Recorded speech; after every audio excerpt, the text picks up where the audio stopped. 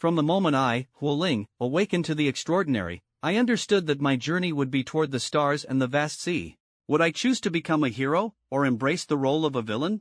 I fought null raiders within the confines of fortresses and plunged into the 9 hells to consort with devils.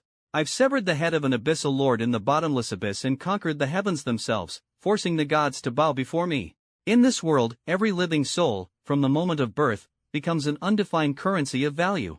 The gods crave my devotion and worship, while royals, nobles, and academic powers vie for my allegiance. Demons and devils, on the other hand, seek to toy with my soul. Yet amidst this vast interplay of power and belief, I began to find my own path. And as I glanced back, I realized I had already set foot atop the summit. Demons and devils continued their relentless manipulation of my soul, the currency of varying worth endlessly exchanged in their hands, as though it would only cease at the end of the world.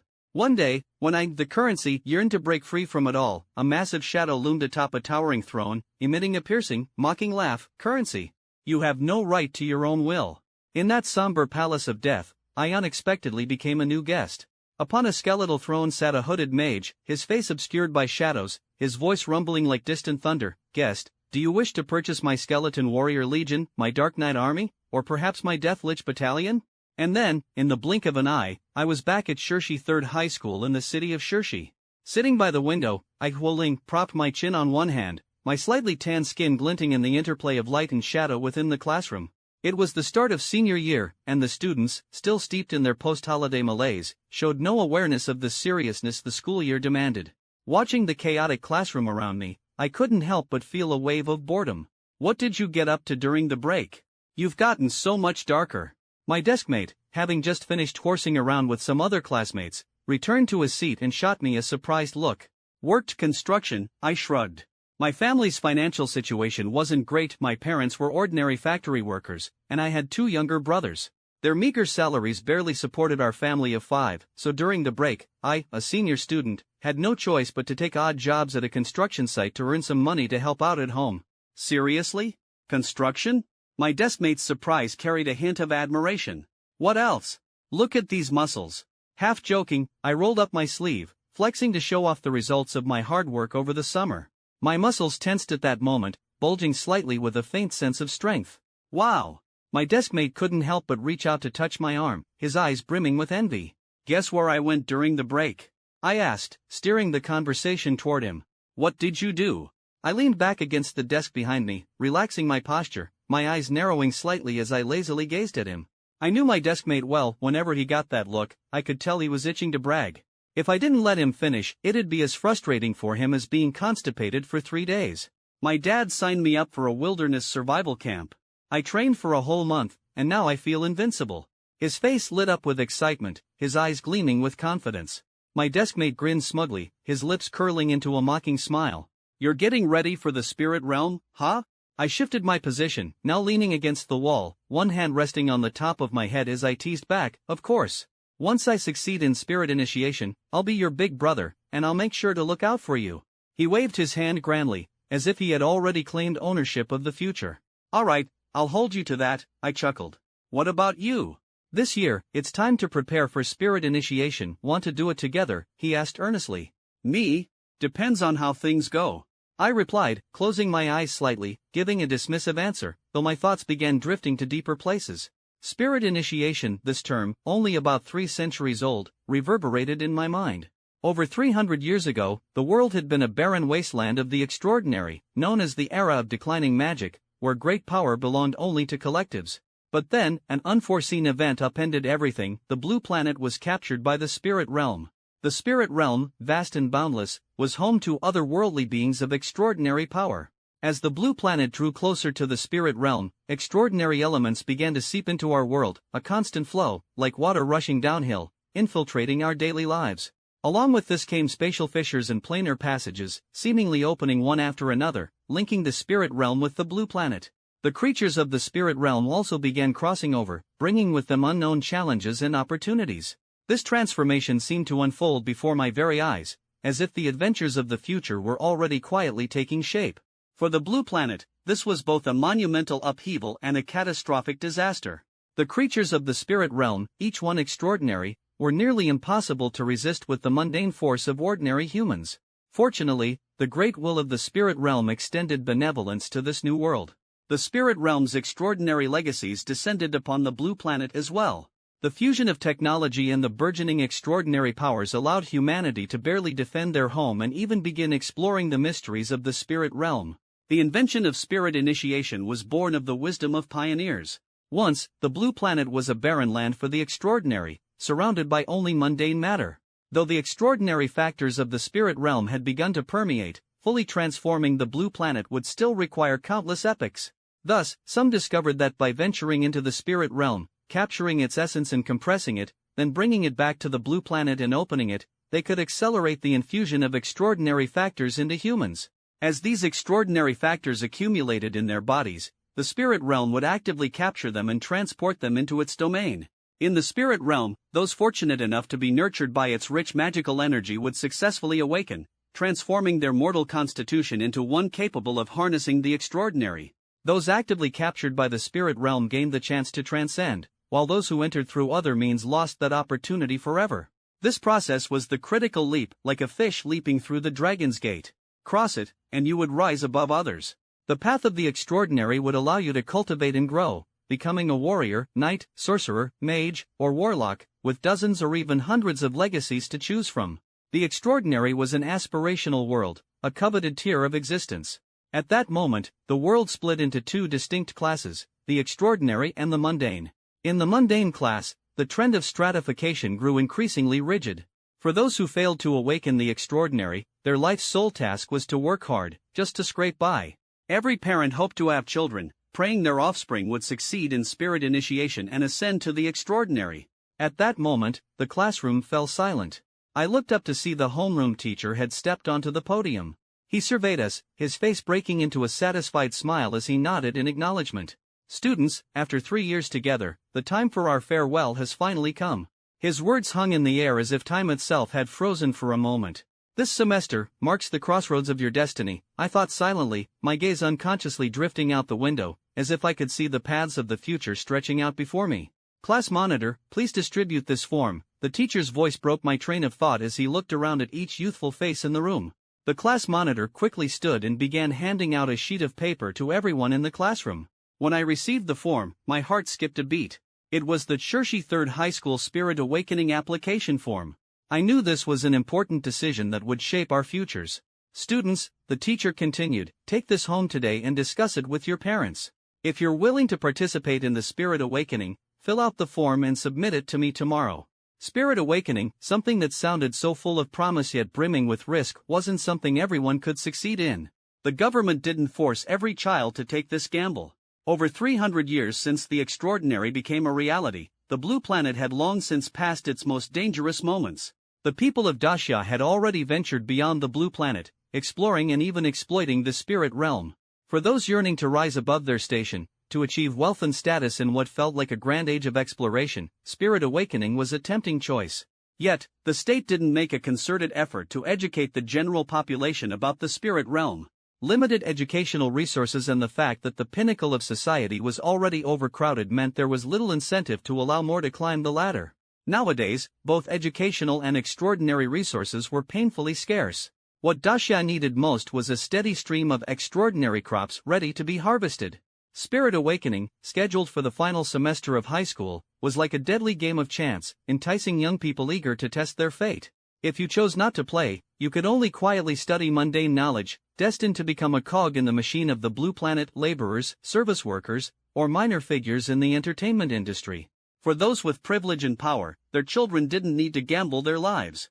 They enjoyed better education, superior resources, and advanced equipment, even boasting significantly higher Spirit Awakening success rates. Fate, it seemed, was determined from the moment of birth. So, should I take this gamble? Clutching the application form tightly in my hand, I made up my mind. Even if it cost me my life, I had to seize this one opportunity. Otherwise, my future would be no different from my parents' lives. "All right, everyone, you've worked hard cleaning the classroom today. Class is dismissed, go home early." The teacher's voice pulled me back to reality, and with the chime of the school bell from the tallest building, the signal for dismissal finally rang out. The classroom erupted like a tidal wave as students rushed out, scattering in all directions. I was no exception, quickly packing my bag and leaping out of my seat to head for the school gate. Even though the semester had started, I still had to work my part-time job. At a nearby restaurant, I worked as a server. The job was exhausting, but it helped ease my family's financial burden. At the restaurant, the workload for servers was heavy, especially for part-timers. Serving dishes, cleaning tables, and even washing dishes at times, it was all part of the job. Some might complain, washing dishes is too dirty and tiring, I won't do it. But refusing meant losing the job, so I could only grit my teeth and press on. From 6 in the evening until 11 at night, I worked tirelessly, earning 20 yuan a day. This is referencing the economy of the early 2000s. It wasn't much, but part-time opportunities were hard to come by after school started. At least the restaurant provided a free meal, something I was deeply grateful for. I rushed into the restaurant and changed into my uniform, beginning another night of hard work. Late that night, after the restaurant finally quieted down, I packed up some of the better leftovers, neat dishes to bring home. Meat was a rarity in our household due to my parents' meager wages. The leftovers, once cleaned and stir-fried, could be a treat for my younger brothers, a small way to supplement their nutrition. When I got home, it was already past 11. My parents hadn't gone to bed yet. They were sitting in our cramped living room, their faces weary but resolute in my eyes. Hearing the sounds of my mother bustling in the kitchen, I pushed open the door. She immediately stood up, gently brushing the dust off my clothes, even though there wasn't much to begin with. She took the packed food from my hands and turned back to the kitchen to clean and prepare it. "Did the teacher hand out the application forms today?" my father, Huoliren, asked as he turned around, motioning for me to sit. "Yes, Dad. Here it is." I pulled the form from my bag, already filled out, needing only their signatures before submission. My father took the paper, his eyes scanning the dense text carefully. He was silent for a moment before lighting a cigarette and taking a deep drag. "Have you made up your mind?" he asked, his voice tinged with unease. This was a zero-tier spell with actual offensive capabilities. It seemed quite practical.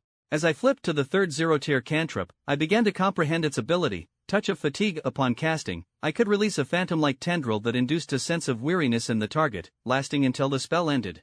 A spell with such a negative effect might prove invaluable in critical moments. Eager to explore more, I attempted to turn the pages further. However, I soon realized that the pages no longer moved as easily. It dawned on me that my current strength likely limited me to studying the meditation technique and the 3 zero-tier cantrips. More advanced spells were probably inaccessible until I had begun meditating and accumulated sufficient power. Accepting this, I abandoned the idea of flipping further and returned to the first page, focusing my attention on the meditation technique *Breath of Darkness*. The more I studied, the more astonished I became. This meditation technique was gold tier. I couldn't believe my luck.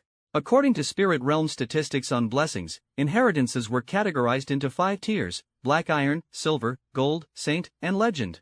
Most people, lacking Spirit Realm blessings, could only learn basic inheritances, whether it was a warrior's breathing technique or a spellcaster's meditation method, which were typically Black Iron or Silver tier. While those methods could still be cultivated to high levels, their efficiency was far lower. Gold tier inheritances, on the other hand, were as rare as phoenix feathers. As for Saint and Legend tiers, common folk like me didn't even have the privilege of hearing their names, let alone dreaming of them. I took a deep, steadying breath, staring at the grimoire in awe. Breath of Darkness. My earlier complaints felt ridiculous now. So what if it was dark element? If anything, I, Huoling, was now a staunch advocate of dark attributes. Other attributes? Forget it. They'd only make me cough and stall my progress. Gold tier? Absolutely irresistible. I resolved to memorize every word of the meditation technique. Aside from carefully studying the original text, I paid close attention to Alex's notes and tips at the end. These annotations would undoubtedly help me grasp the essentials of meditation with greater ease. After half a day of intense study, I finally mustered the courage to attempt my first meditation. Recalling the steps of the technique in my mind, I found a comfortable position, sat down firmly, and closed my eyes. As time passed, I gradually lost awareness of my surroundings. Over half an hour later, I opened my eyes and was astonished. Could it be? Was I a natural talent? I had successfully entered the beginner stage of Breath of Darkness during my very first meditation attempt. Feeling the faint traces of magic coursing through my body, a smile crept across my face. Eager to see how I had changed, I summoned the attribute panel, my heart brimming with anticipation. If this meditation had enhanced me even slightly, it would be an incredible sense of accomplishment. Name *Huoling. Race *Human. Rank *0 tier apprentice. Strength *1.3. Constitution asterisk 1.1. Agility asterisk 1.1. Spirit power asterisk 2.1. Magic asterisk 1.7. Seeing these numbers, my determination to train grew even stronger. Skills asterisk breath of darkness, beginner. Potential points asterisk 0. I noticed new changes on the panel. My rank had been updated to 0-tier apprentice, marking my official entry into the extraordinary realm. A new attribute, magic, had also appeared. Though the value was still low, I could feel its steady growth within me. After all, I had only just begun meditating. Additionally, the skills section now included breath of darkness, beginner, a testament to my efforts in mastering the meditation technique. This feedback from the attribute panel bolstered my enthusiasm for further training.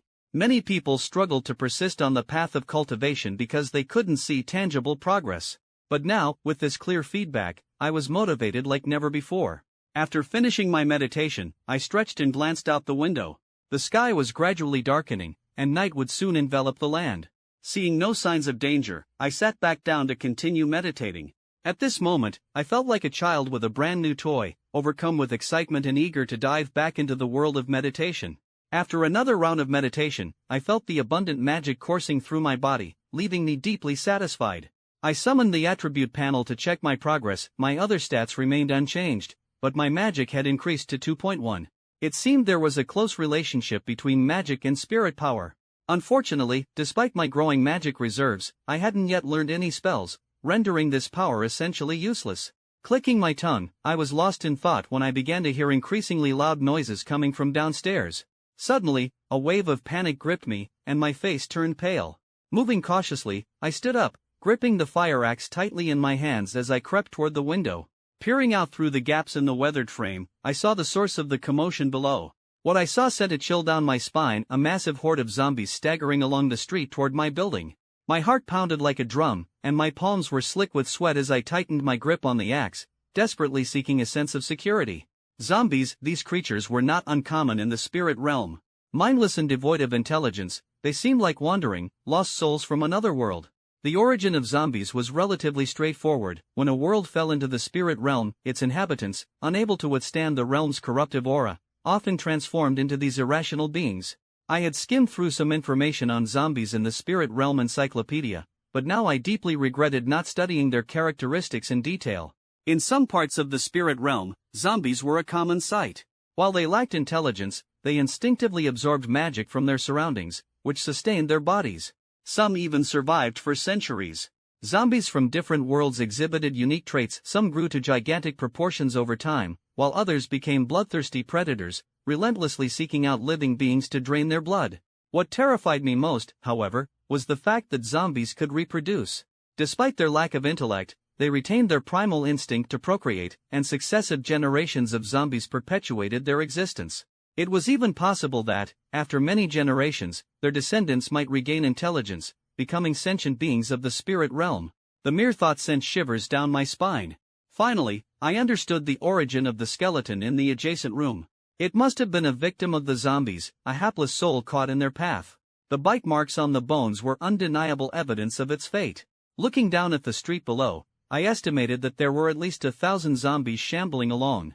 They moved clumsily down the road, seemingly unaware of any specific target. While zombies lacked intelligence, their hearing and sense of smell were extraordinarily acute, capable of picking up distant sounds. Tragically, they were also almost universally blind. Although they weren't harmed by sunlight, they were highly sensitive to brightness and preferred to rest in dark corners during the day. Now that night had fallen, the zombies had emerged in droves, wandering aimlessly in groups, moving toward various destinations. At the moment, I was on the 4th floor. As long as I remained silent, I should be safe for now. Below, thousands of zombies shuffled and gathered, their disjointed movements spreading out over several hundred meters. My eyes darted nervously between them, my heart pounding in my chest. I knew that even the slightest noise could spell disaster, or worse, if one of them somehow managed to climb up here. Thankfully, I had been meditating earlier, staying completely silent. It wasn't until I finished meditating that the guttural groans of the zombies reached my ears. It was a chilling reminder of how close I was to danger. Had I made even the slightest sound during my meditation, the situation would have been vastly different. These zombies, while slow and clumsy in their current state, could become terrifyingly fast when hunting prey. According to what I'd read, their speed during a hunt could rival that of a healthy adult sprinting at full speed. Among their numbers were often stronger variants, individuals who had absorbed enough magic over time to become physically powerful. Records indicated that the longer a zombie existed, the stronger it became. Some even accumulated enough magic within their bodies to advance in rank, their physical strength growing to monstrous levels. There was a story in the Spirit Realm Encyclopedia about a mage who ventured deep into the spirit realm and encountered a massive horde of zombies. Among them were individuals of black iron and silver ranks, and even a few at the gold rank. Fortunately, despite their strength, zombies still behaved like wild beasts, driven by instinct rather than strategy. If they had been capable of reasoning, that mage's escape would have been far less certain. After what felt like an eternity, the horde finally began to move away, allowing me to breathe a small sigh of relief. My nerves had been stretched to their limit, leaving me utterly exhausted. As the tension eased, I slumped back against my backpack, silently vowing to remain as quiet as possible. At this moment, I didn't dare to meditate again. During meditation, I was completely defenseless and oblivious to my surroundings, a vulnerability I couldn't afford in my current situation. Sleep was out of the question as well. I leaned against the window, bathed in the faint glow of moonlight, my mind racing. Summoning Alex's grimoire once more, I decided to focus on the 3 zero-tier spells it contained: Dim Fog, Bone Fong, and Touch of Fatigue. Of these, my top priority was learning Bone Fong, the only spell with offensive capabilities. In the perilous spirit realm, having the means to defend myself was essential for survival. The runes for Bone Fong were relatively few, but memorizing them was no easy task. Without a mentor to guide me, I had only the grimoire to rely on, making the process of learning a spell even more challenging. According to the grimoire, it typically took an apprentice 1 to 2 weeks to grasp the basics of a spell, just enough to cast it, albeit with a high risk of failure. Mastery required prolonged practice, and only through repetition could one reduce the time needed to cast a spell. Fortunately, failing to cast a spell wouldn't result in backlash, or I'd likely perish before I ever got the chance to use magic in combat. Learning magic was a lifelong endeavor, requiring immense dedication and time. For a novice like me, even the simplest spells took around 3 seconds to cast. While this might seem manageable in a calm setting, those 3 seconds could mean life or death in a battle. Experienced spellcasters could compress their casting time to under a second, casting spells almost instantaneously. Their advantage in combat was immense. As for me, I was still in the apprentice stage, the weakest point in a mage's journey. Most zero-tier spells had little to no lethality. Even offensive spells were weak, slow to cast, and prone to failure.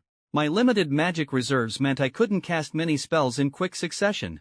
This was the only stage where warriors had a significant advantage over mages. Unlike spellcasters, warriors possessed combat capabilities from the very beginning. With their honed bodies and combat techniques, they could fight effectively even if their energy reserves were depleted. For now, however, I had chosen my path. I would embrace the challenges of being a fledgling mage and strive to overcome them. Bone Fong was my starting point, a small step on a long and arduous journey. Of course, the strength of a spellcaster isn't solely reflected in combat. Their capabilities extend far beyond that. While apprentice-level spellcasters have a limited repertoire of offensive spells, even a few basic ones, once mastered, can easily take down several warriors. Zero-tier spells, for instance, encompass a wide variety of applications: disguise, protection, offense, path clearing, and decoding, making them incredibly versatile. On the other hand, we apprentice-level warriors are mostly limited to slashing monsters or enemies with brute force. As both spellcasters and warriors advance to black iron or silver rank, spellcasters gain access to a broader array of spells, capable of solving problems both in life and battle. They can also learn more destructive offensive spells and even healing magic. In contrast, black iron and silver warriors continue to focus on just one thing: hitting harder. By the time spellcasters reach the gold or saint rank, their magic can fulfill nearly every need, whether in combat or everyday life. Their powerful spells can annihilate enemies, summon mighty creatures, resurrect the dead, teleport across vast distances, traverse multiple planes, or even create personal spaces for rest and refuge. Meanwhile, gold and saint rank warriors? They're still just hitting harder, albeit more ferociously. As for legendary spellcasters, they are truly awe-inspiring beings. With a mere flick of their fingers, they can move mountains, fill seas, create entire plains, destroy worlds, or pluck stars from the sky. In their hands, space itself is as fragile as paper, allowing them to traverse freely across infinite realms. Even the deepest, most unfathomable abysses are no obstacle to them. Legendary warriors, on the other hand, rely on their legendary physiques and strength to hit harder. This is the fundamental difference between spellcasters and warriors. Spellcasters are often revered as grandmasters or lords because, compared to other professions, they truly stand as towering, godlike figures of power. As the night deepened, drowsiness began to take hold. The sounds of zombies shuffling outside had long since faded, and the surroundings were enveloped in a heavy silence. Fighting to keep my eyes open, I, Huoling, finally decided to allow myself a brief rest. I had experienced the dangers of the night firsthand, but as for the risks lurking in this abandoned city during the day, I couldn't be sure. This was the perfect time to conserve my energy. If something dangerous appeared during the day, my exhausted body wouldn't be able to handle it. Thankfully, I didn't snore when I slept, otherwise, if the noise attracted zombies, it'd be game over. This thought lingered in my mind as I drifted off. I wasn't sure how long I slept, but the soft light of dawn crept through the window, warming my face. Slowly, I opened my eyes to greet the second day in the spirit realm. Feeling the gentle warmth of the sunlight, I stood up and stretched. After a simple meal to satisfy my hunger, I reopened the grimoire and resumed studying spells. Of course, learning magic wasn't something that could be accomplished overnight. There were no shortcuts. For the entire morning, I focused on memorizing runes, repeatedly visualizing the intricate patterns in my mind. This was my primary task for now. At some point, I took a brief break, climbing to an upper floor to handle some biological necessities. Afterward, I carefully buried the waste under a pile of debris to avoid leaving any scent that might attract unwanted attention. As I remained engrossed in the grimoire, diligently studying its contents, a series of sounds reached my ears. My focus wavered as I raised my head. What now? What new strange occurrence was this city brewing during the daytime? Cautiously, I peeked out from my hiding spot, narrowing my eyes as I looked toward the source of the noise. After a few moments of observation, I spotted several greenish figures at the far end of the street. I froze, my mind racing to process what I was seeing. Goblins. These creatures, common in the spirit realm, were entirely green-skinned and stood between 1.2 to 1.4 meters tall. Goblins were omnivorous, communal beings with intelligence roughly equivalent to that of a 7 or 8-year-old child. They typically existed in small tribal groups, their temperament both ferocious and cowardly. Their courage fluctuated depending on the number of companions around them. The more of them there were, the bolder they became. Interestingly, as goblin tribes expanded, they often began to produce more intelligent individuals. Some tribes even developed into goblin kingdoms, led by cunning goblins capable of mastering martial arts, and in rare cases, even magic. Though such occurrences were uncommon, they were enough to warrant caution. I quickly concealed myself in the shadows, carefully observing this group of goblins. There were 6 of them in total, all completely naked except for the leader, who wore a crude necklace woven from grass strands and adorned with disheveled bird feathers. Clearly, this one was their leader. Their weapons were primitive, nearly 2-meter-long stone spears, with jagged tips crudely shaped from sharpened stones. The shafts were unevenly wrapped with grass rope. My chest tightened at the sight.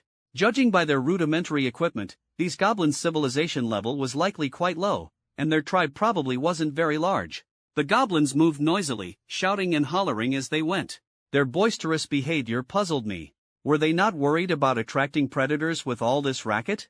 They waved their spears, banged on walls, and even laughed loudly in their incomprehensible goblin tongue. The bizarre scene sent a chill down my spine. As I pondered their actions, a sudden whoosh sound jolted me. The goblins began splitting into pairs, each heading toward different buildings.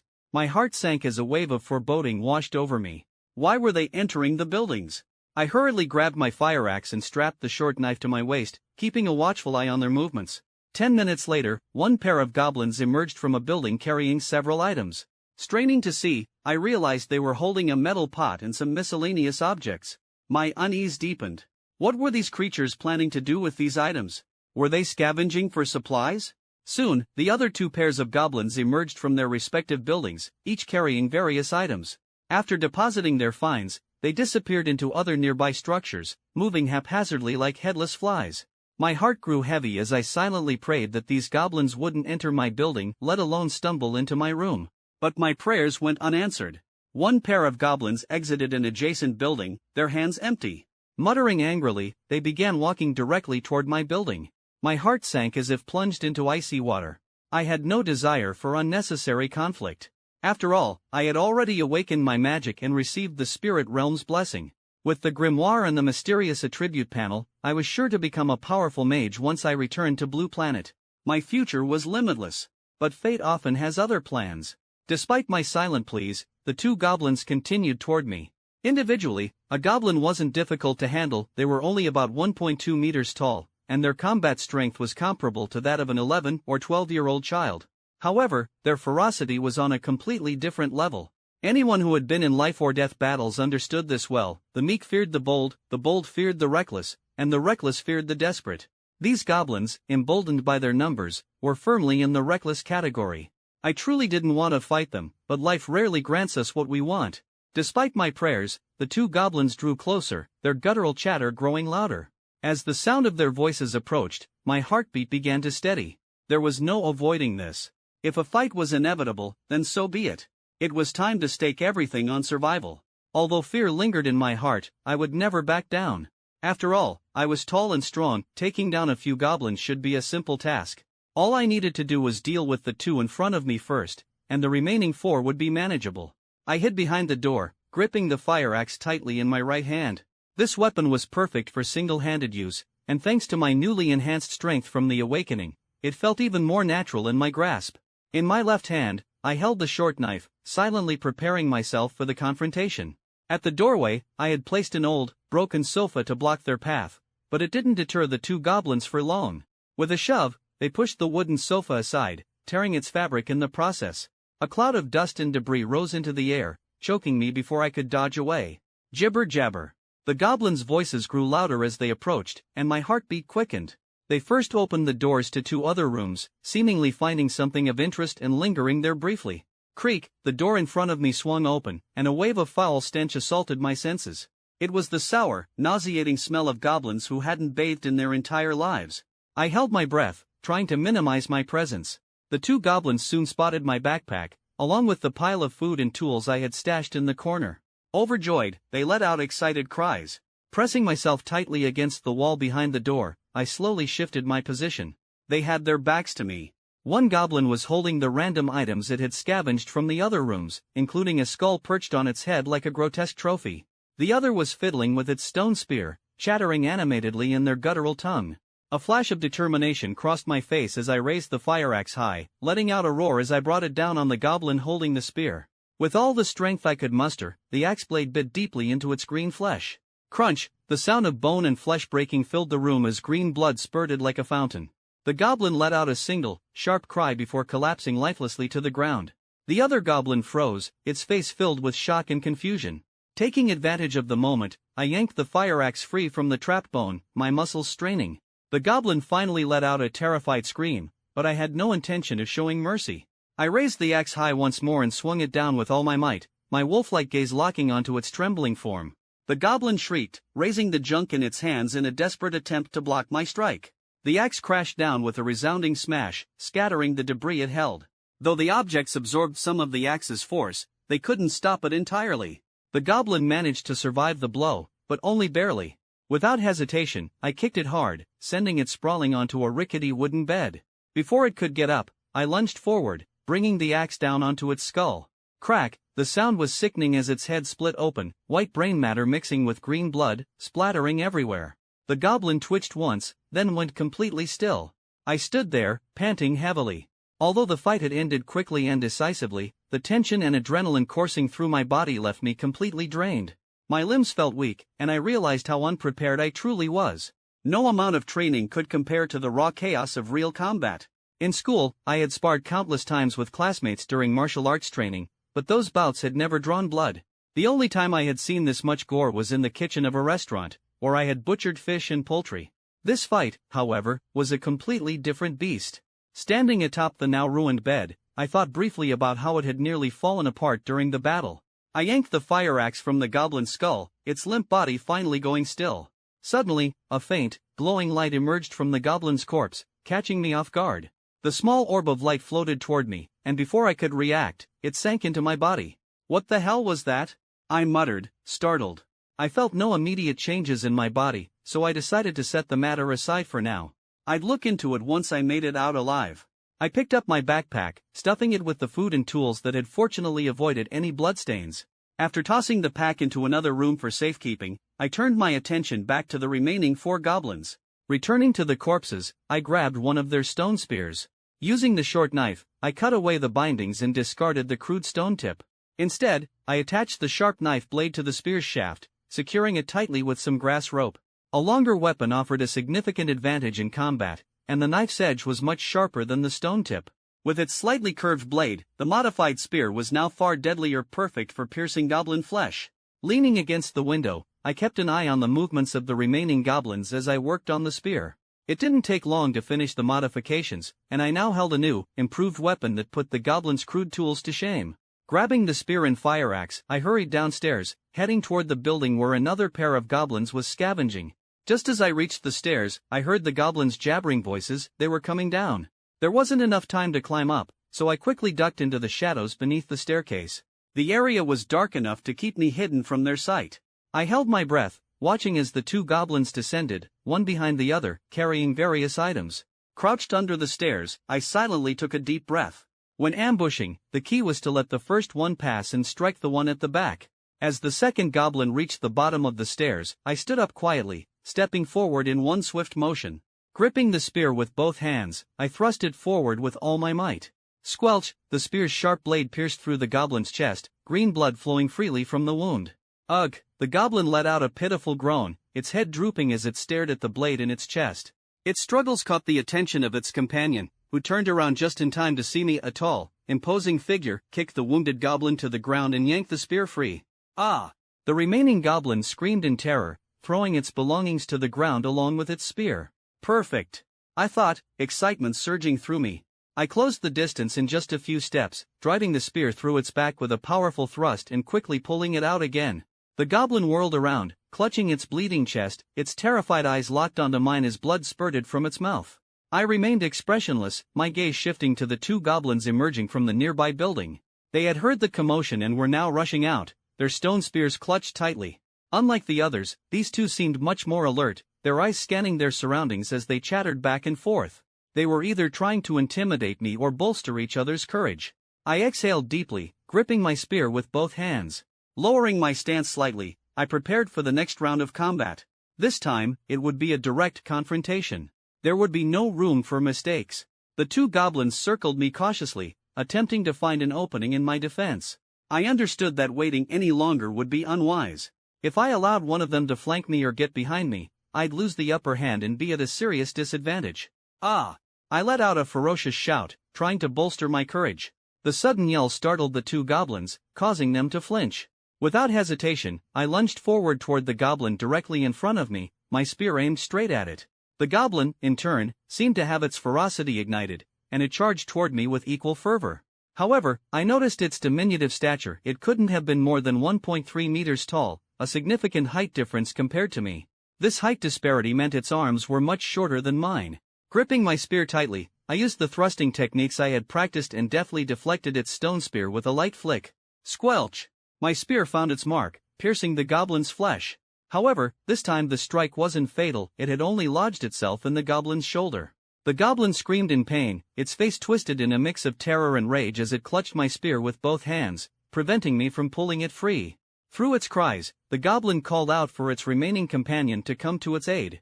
My heart raced, I couldn't afford to hesitate any longer. I tried to yank the spear free with all my strength, but it wouldn't budge. Frustration surged through me, and I made a snap decision to release the weapon. Letting go of the spear, I quickly reached for the fire axe strapped to my waist. Grah! The goblin's face alternated between confusion and fear, clearly unsure of what I would do next. With every ounce of strength I had, I swung the axe down. The blade cleaved through its neck with a sickening crack, severing half of its throat. The goblin's head lolled to the side as its life ended abruptly, its body collapsing to the ground. At that moment, a faint glow emerged from the goblin's corpse, just like before, and shot straight into my body. The other goblin, who had been preparing to assist its companion, froze in place upon seeing the scene. Its courage evaporated in an instant. Goblins were, by nature, bold when in groups but turned into cowards when their numbers dwindled. It dropped its spear and bolted, running as fast as its short legs could carry it.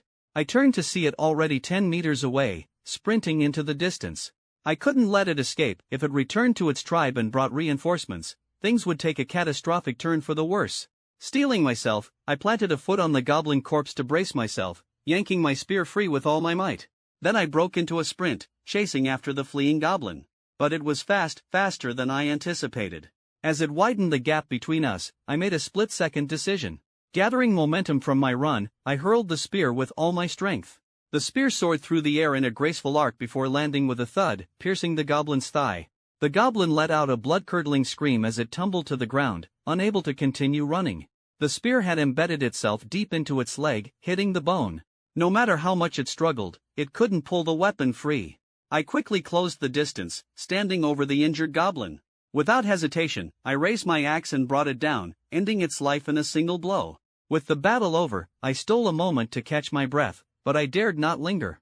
The 6 goblin corpses scattered around the area were already saturating the air with the stench of blood, and I had no idea what other creatures might be drawn to the scene. Furthermore, I couldn't be sure if there were additional goblins nearby. The fight had drained me of most of my energy. If more goblins showed up, I'd be in serious trouble. After taking a few deep breaths, I discarded my blood-soaked outerwear, leaving only my stab-resistant clothing. Shouldering my backpack, I gathered all my belongings and began moving along the road. For the next half an hour, I walked cautiously, keeping an eye on my surroundings until I finally found a building that seemed relatively safe. Slipping inside, I conducted a quick sweep to ensure there was no immediate danger. Satisfied, I chose a somewhat cleaner room to rest in. Clearing away the dust and rubble from a corner of the room, I lay down on my backpack, utterly exhausted. Reflecting on the battle that had just taken place, a chill ran down my spine. I was fortunate to have eliminated most of the goblins through ambush tactics. If all 6 had attacked me at once, I might not have survived. As I replayed the fight in my mind, I couldn't help but recall the faint glowing orbs that had emerged from the 2 goblins I had killed. What were those things? I checked my body thoroughly but found nothing unusual. Curious, I summoned the attribute panel. Sure enough, there had been a change. Name *Huoling. Race *Human. Rank *Tier 0 Apprentice. Strength *1.3. Constitution *1.1. Agility *1.1. Spirit *2.1. Mana *21/21. Skill Dark Breath Meditation Method. Potential points *2. Previously, my potential points had always been at 0. Now, I suddenly had 2 points. Could this be a reward for killing those 2 goblins? But why hadn't I gained any points from the other 4 goblins? This inconsistency puzzled me. I tried allocating the potential points to my strength or other attributes, but it didn't seem to work. What exactly were these points for, and how could they be used? Unable to figure it out, I decided to set the matter aside for now. By this point, the exhaustion from the fight and my journey had left me starving. I pulled out a pack of compressed biscuits and started eating. To avoid becoming too sluggish after eating, I only consumed a small portion. After all, I couldn't be sure if I was entirely out of danger yet. This was no time to let my guard down. After a short rest, I positioned myself by the window to keep watch for any signs of activity outside. At the same time, I summoned my grimoire and resumed studying the spellbone tooth. Suddenly, the attribute panel reappeared, its screen flashing with a new prompt. Would you like to use potential points to accelerate learning? What? Potential points could be used to speed up spell mastery? I was stunned, my mind racing. After a brief moment of hesitation, I selected yes. In an instant, the panel disappeared, fading back into its hidden state. I didn't waste any time and immediately focused on the spell.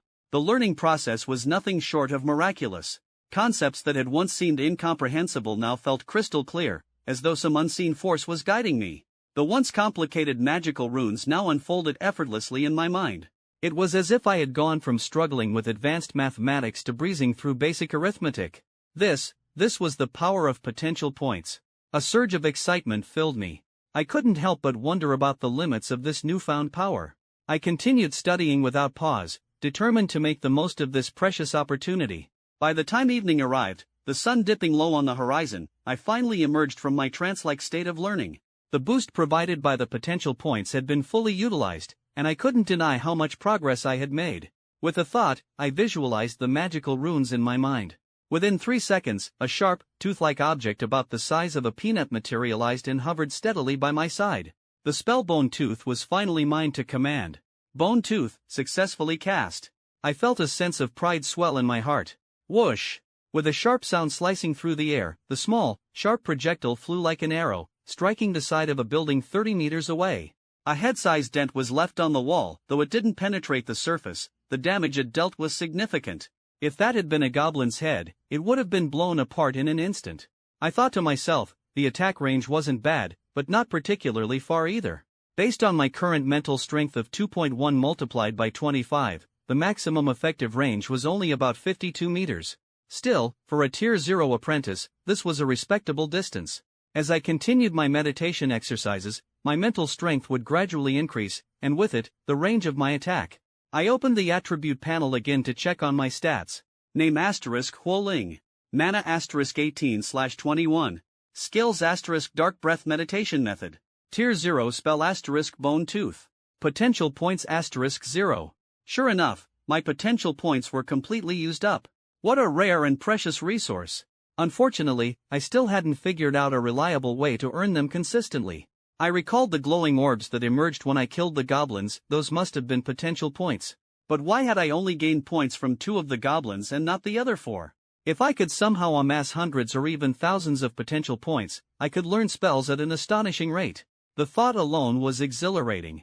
Looking at the mana consumption, I noted that each cast of Bone Tooth used 3 points of mana. With my current total of 21 mana, I could cast the spell a maximum of 7 times in my current state.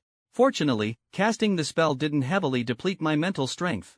With a mental strength of 2.1, I could sustain its usage for quite some time. Still, this was a significant improvement. I finally had a means of ranged attack. If I'd had this ability during my earlier battle with the goblins, I wouldn't have needed to engage them up close. I could have eliminated them one by one from a safe distance. I activated my mental strength to scan the surrounding 50 meters, sweeping over the dilapidated buildings nearby. Finding no immediate threats, I breathed a sigh of relief. This enhanced mental strength was the result of mastering my first Tier 0 spell.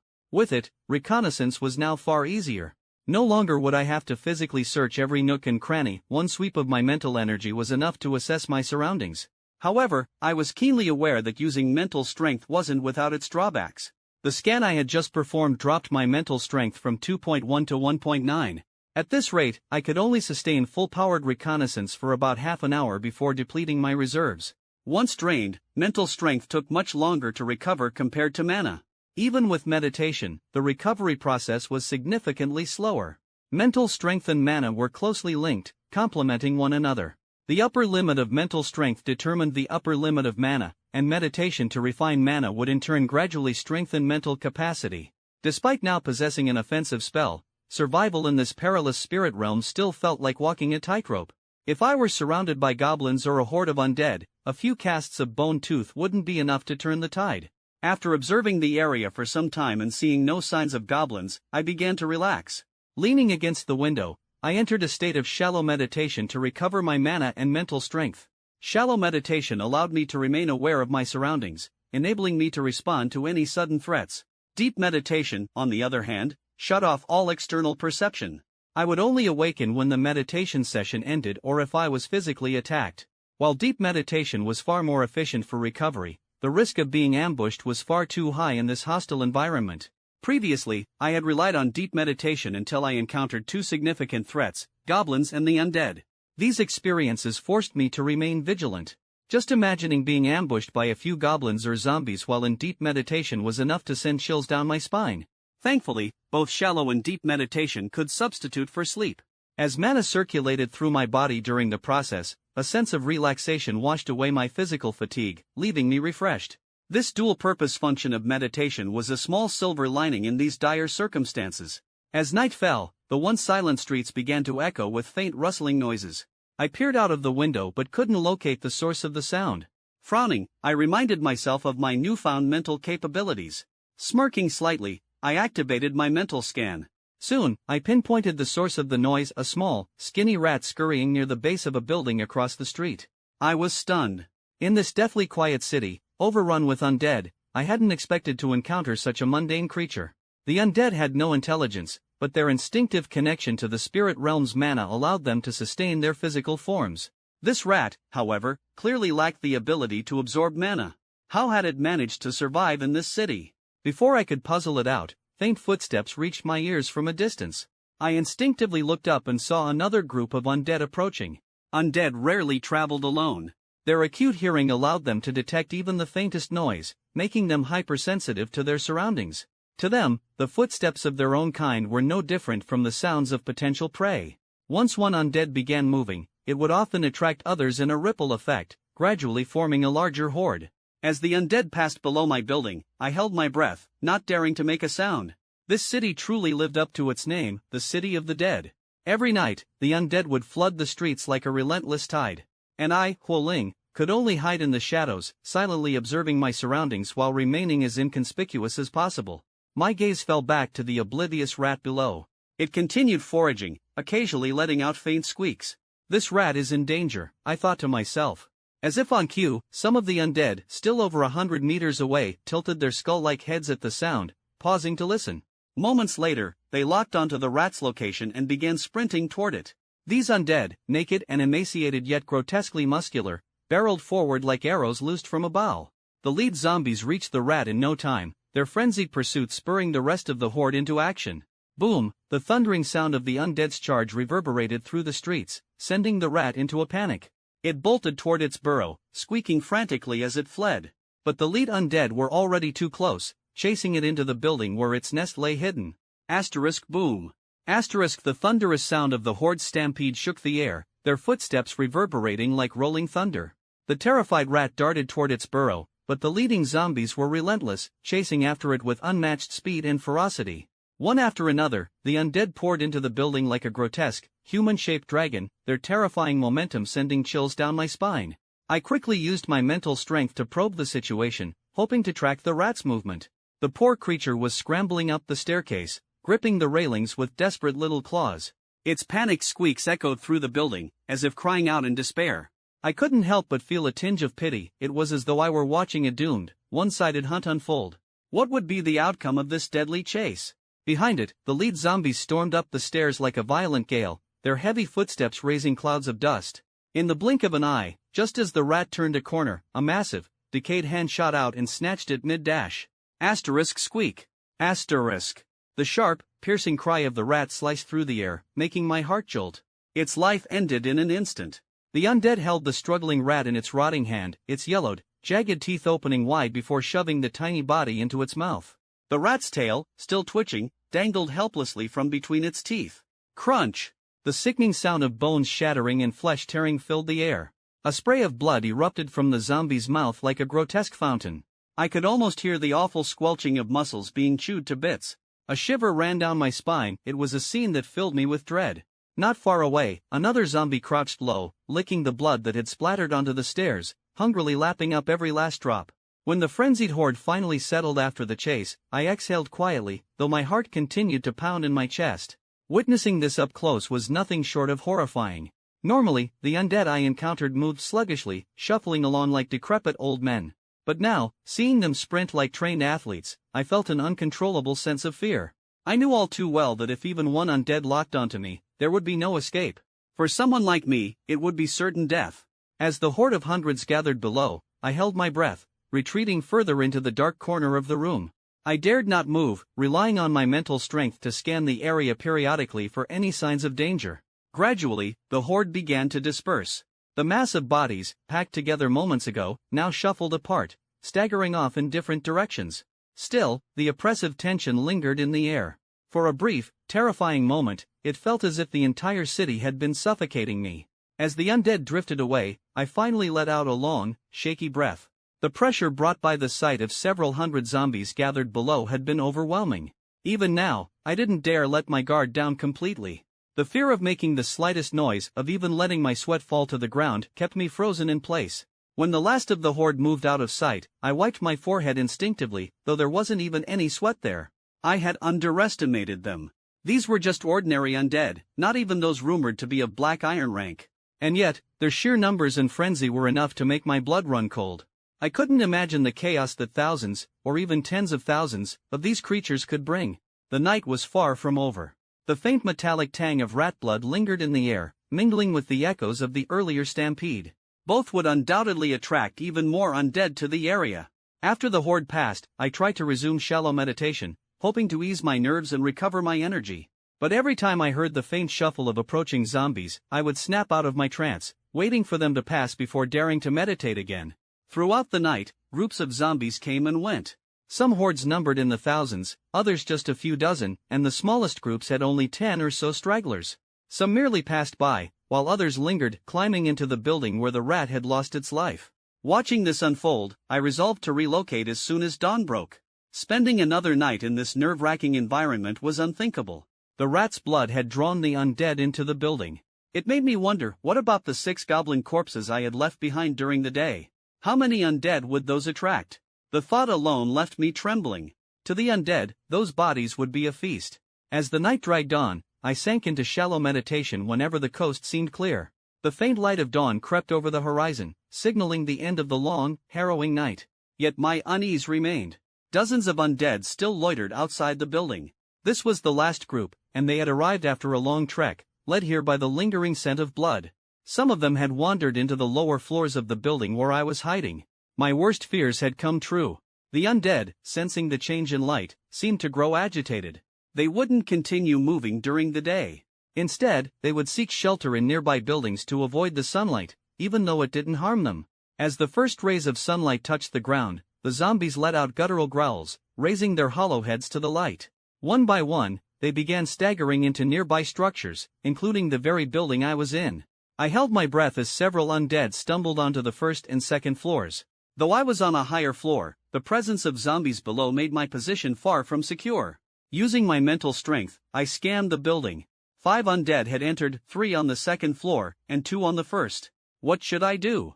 Should I stay here and wait for nightfall, hoping the undead would leave on their own? The thought crossed my mind, but I quickly dismissed it. There were too many variables. Staying put could easily turn into a death sentence. I briefly considered using a rope to climb down from the 4th floor. Thankfully, I had some rope in my backpack, a gift from a classmate. But after assessing the room, I realized there wasn't anything sturdy enough to anchor the rope. The windowsills were fragile and rusted, incapable of supporting my weight. Frustrated, I exhaled softly. It seemed the only option was to fight my way out. I sat down slowly, closing my eyes to conserve energy. Periodically, I scanned the zombies below, monitoring their movements. As the sunlight grew stronger, the undead retreated further into the shadows, huddling in the darker corners of the building. I considered sneaking past them, moving silently through the stairwell. Perhaps they wouldn't notice me. But my heart sank when I spotted one zombie perched on the landing between the first and second floors, right on the path I needed to take. I waited for an hour, but the zombie didn't budge. I knew I couldn't wait any longer. Waiting would only lead to more uncertainties. Carefully, I slung my backpack over my shoulders, gripping the makeshift spear I had crafted from a dagger and the fire axe I had scavenged. I tiptoed out of the room. After all, I wasn't completely defenseless anymore. I had magic at my disposal. Unfortunately, my bone tooth spell could only attack in a straight line and couldn't curve around obstacles. Otherwise, I could have already blown that zombie's head off without getting any closer. Through my mental scan, I observed that the undead during the daytime remained in a semi-dormant state, conserving energy by minimizing bodily functions. They only moved when sunlight reached their bodies, forcing them to shuffle into darker corners. I crept down the stairs silently. Upon reaching the 3rd floor, I peeked through a gap in the stairwell and spotted the zombie lingering in the corridor. The building's design had windows on either side of the stairwell, originally meant to let in natural light. Now, however, those same windows confined the zombie, as sunlight poured in from above and below, pinning it in a corner. Otherwise, it would have retreated into one of the rooms already. Seeing the zombie, I knew I wasn't going to get any closer. I quickly visualized the spell's runes in my mind. 3 seconds passed in an instant, and a sharp bone tooth materialized, floating beside me. Asterisk whoosh. Asterisk. The spell shot through the air, producing a faint sound. The zombie, though its eyes remained shut, seemed to sense the noise as its ears twitched slightly. However, before it could react, the bone tooth struck its head with precision. Asterisk bang. Asterisk. The zombie's skull exploded with a loud crack. Thick, viscous blood and brain matter splattered everywhere, and the stench of death quickly filled the air. I immediately held my breath, staying completely motionless as I expanded my mental scan to its fullest range, keeping a close watch on the remaining zombies in the building. They had clearly heard the noise, and the spreading stench had likely reached them as well. But they remained motionless, their eyes still shut. Relief surged through me. This confirmed that during the day, with sunlight present, the undead were far less dangerous. Just as I exhaled quietly in relief, a faint glimmer of light emerged from the zombie I had just killed. The glow floated toward me and merged into my body. Wait, what was that? A thought struck me, could it be that killing zombies also granted potential points? My heart raced as I quickly opened my attribute panel. Name Huoling. Mana 18/21. Skills Dark Breath Meditation Method. Tier 0 Spell Bone Tooth. Potential points 0.5. Sure enough, my potential points had increased by 0.5. I couldn't suppress my excitement, potential points were incredibly precious. Although each zombie only provided 0.5 points, which was less than what goblins yielded, could it be due to the zombies' lack of intelligence? The thought ignited a spark of enthusiasm within me. Should I eliminate the other zombies in the building as well? These grotesque, violent creatures now seemed oddly appealing, each one represented potential points practically beckoning to me. But on second thought, I curbed my greed. I was still in a perilous situation. Risking my life for a few potential points wasn't worth it. Survival was my top priority, there would be more opportunities in the future. After all, I was still far too weak. Resolving to move on, I carefully made my way down the stairs, ensuring I made no noise. Stepping over the corpse of the zombie I had just killed, I avoided the pools of blood on the floor as much as possible. Once I reached the building's exit, I adjusted my backpack and prepared to head in a direction away from the undead horde. The original path I had taken yesterday was now blocked by groups of zombies. I assumed those zombies were now hiding in the shadows of nearby buildings, and if I ventured too close, I would surely find myself surrounded. Cautiously, I retraced my steps from the previous day, intending to find another safe place to rest. Yet, in the spirit realm, surprises were inevitable. I had barely taken a few steps when I heard a faint noise. Dropping to one knee, I pressed my ear to the ground, straining to listen. My face turned pale immediately. The sound was unmistakable, it was the same language I had heard the goblins speak yesterday. Could it be? Were the goblins tracking me down for revenge? That didn't make sense. An entire night had passed, with countless undead roaming through this area. How could they have possibly followed my trail? There was no time to dwell on the question. I abandoned any attempts to muffle my footsteps and broke into a run. After all, this area was filled with zombies that wouldn't venture out during the day, making it relatively safe. I sprinted nearly 100 meters before glancing back. In the distance, a group of green figures emerged at the edge of the street. My heart sank. I couldn't keep running. Instead, I activated my mental scan, searching for a building without any undead. Finally, I found an opening, a gap in a ground floor window. Without hesitation, I climbed through the window, then cautiously made my way to the fourth floor. Hiding in a corner of the room, I positioned myself by the window, watching the goblins' movements from a safe distance. This group was far larger than the one I encountered yesterday, there were more than 20 of them. They were boisterous and unruly, shouting in their guttural language and even roughhousing with one another. Why were there so many of them? Their weapons were similar to those carried by the goblins I fought yesterday, but I also noticed several wearing necklaces adorned with feathers and strange plants. My unease deepened. This many goblins? There was no way I could handle them, not with my current strength as a novice apprentice mage. With my bone tooth spell, which required 3 seconds to cast each time, I could only take down 7 goblins at most, even if they stood still and made no effort to fight back. Moreover, if 3 goblins attacked me simultaneously, I wouldn't even survive a single round. All I could do now was remain hidden and hope these rowdy goblins wouldn't discover me. From my vantage point, I watched the goblins as they moved through the street, occasionally banging on walls and making loud noises. Every now and then, 1 or 2 goblins would venture into a building, only to come back out shortly after. What are they doing? In a place as dangerous as this, shouldn't they be trying to stay as quiet as possible? Why were these goblins acting so brazenly? Eventually, the group approached the building I had hidden in last night, the one still housing dozens of undead. My curiosity was piqued. What would happen when the goblins encountered the undead? Peeking cautiously through the window, I watched as the goblins formed a long line. 2 of them entered the building. My heart rate spiked, I knew there were still several zombies lurking inside. Moments later, the 2 goblins ran back out, shouting excitedly in their guttural language. Their tone was filled with glee, though I had no idea what they were saying. Why were they so excited? The other goblins quickly joined in their cheers, raising their spears and rushing into the building. From this distance, my mental scan couldn't reach far enough to determine what was happening inside. All I could do was wait and watch. 10 minutes later, the goblins finally emerged. I noticed that some of the goblins' spears were stained with blood as they cheerfully emerged from the building.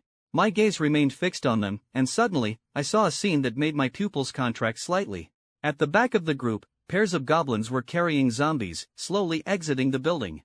These zombies were completely dead, their bodies riddled with clear spear wounds. Black blood dripped from their injuries onto the ground. The zombies' hands and feet were tied to spears, like captured prey being carried out.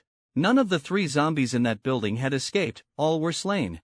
But it didn't end there. The goblins continued sweeping through nearby buildings, hunting down more zombies. After killing them, they bound the corpses to their spears like livestock, hauling them out one by one. Using my mental detection, I carefully tracked their movements and didn't miss a single moment. As I observed, the goblins discovered a group of zombies in another building. They began shouting excitedly, summoning their companions. Moments later, 7 or 8 goblins charged in. When they found the zombies, malicious grins spread across their faces. In stark contrast, the zombies, though they heard the commotion, didn't open their eyes or move a muscle. One goblin, sneering, raised its spear and thrust it directly into a zombie's chest. The sharp stone tip penetrated the zombie's body effortlessly. Only then did the zombie react, its eyes snapping open as it let out a low growl, flailing its arms wildly. But it was far too late. With its chest pierced, it could no longer approach the goblin. Another goblin followed up with a second spear thrust, completely ending its life. Even as the first zombie was killed, with the smell of blood and the sound of its death filling the air, the other zombie in the room remained motionless. Its ears and nose twitched slightly, as if it heard the noise and smelled the blood, but its body stayed frozen, as though encased in ice. Before long, the second zombie met the same fate as its companion, effortlessly slaughtered by the goblins and carried out of the building, bound to a spear.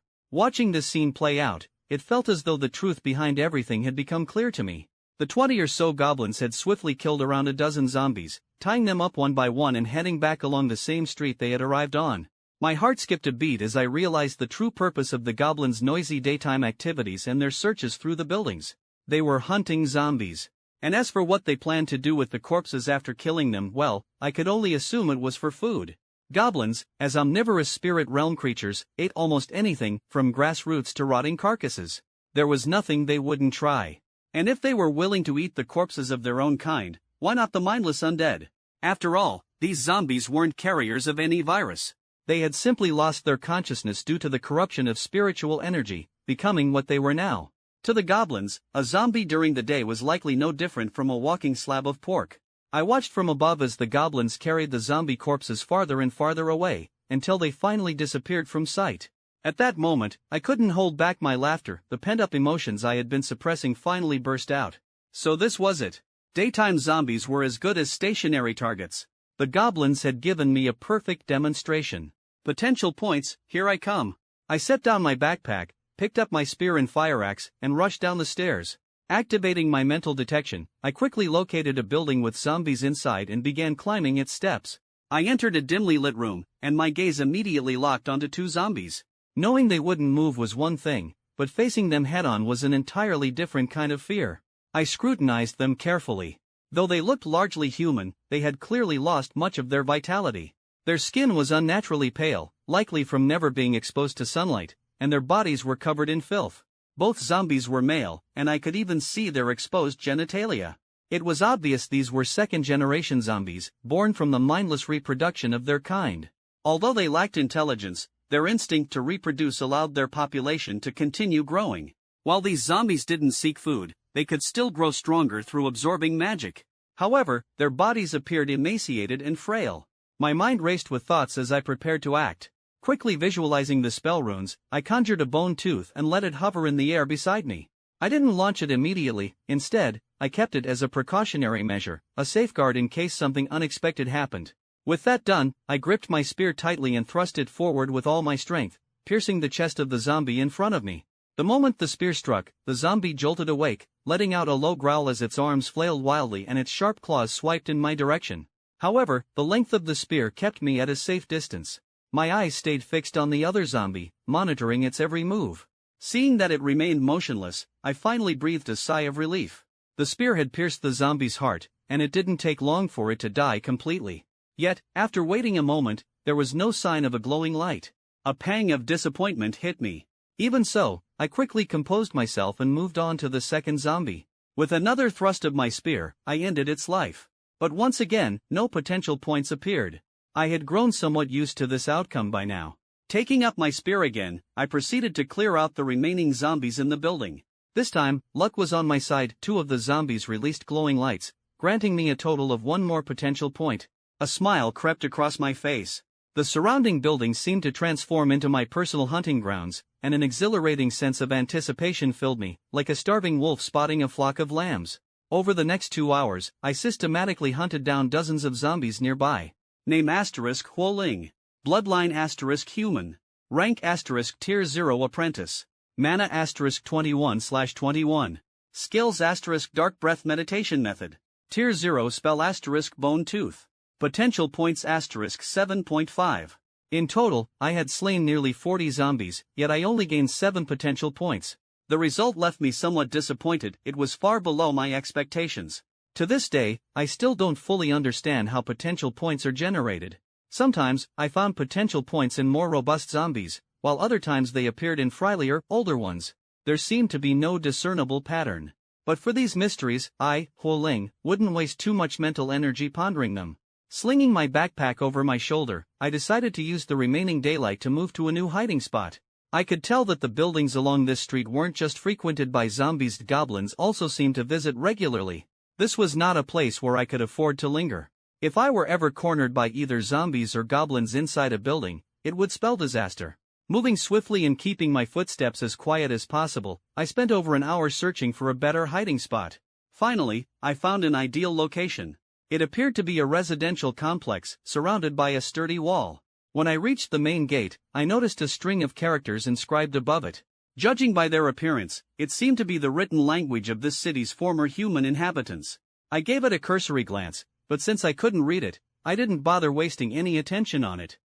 If I wanted to understand the languages of the spirit realm's creatures, aside from studying them, the simplest method would be to use the Black Iron level spell Comprehend Languages. After casting the spell, I would be able to understand the speech of spirit realm creatures for as long as the spell lasted. Conveniently, this spell could also be crafted into scrolls for use by non-mage practitioners. A truly practical tool. The residential complex I had chosen looked decent. The walls were intact, the area was spacious, and the sunlight was abundant. Sunlight was crucial, it could naturally repel most zombies. Without zombies, goblin hunting parties were less likely to be attracted to the area. Thus, this place would be relatively safer to hide in. The complex consisted of 7 tall buildings, each over 20 stories high. Despite being weathered by time, they still loomed imposingly. The ceramic tiles on the walls had mostly fallen off, and the lower levels were overgrown with climbing plants. These plants would likely accelerate the building's decay, but for now, I only hoped to find some temporary peace under the sunlight. I selected the building with the best lighting, set down my backpack, and began scouting the entire complex. Spending about half an hour, I used my mental scan to probe all 7 buildings. Honestly, mental scanning made things so much easier. I didn't have to check each floor or open doors one by one. Though the complex appeared empty, there were still about a dozen scattered zombies. I systematically took them down, earning myself 2 potential points. Not bad. Returning to the open plaza in the middle of the complex, I basked in the warmth of the sunlight as I began to think carefully. The zombies in the buildings clearly weren't the original residents of this place. They must have wandered here at night from other areas, only to get stuck and remain. For such a massive residential area, not even a single rat had been spotted.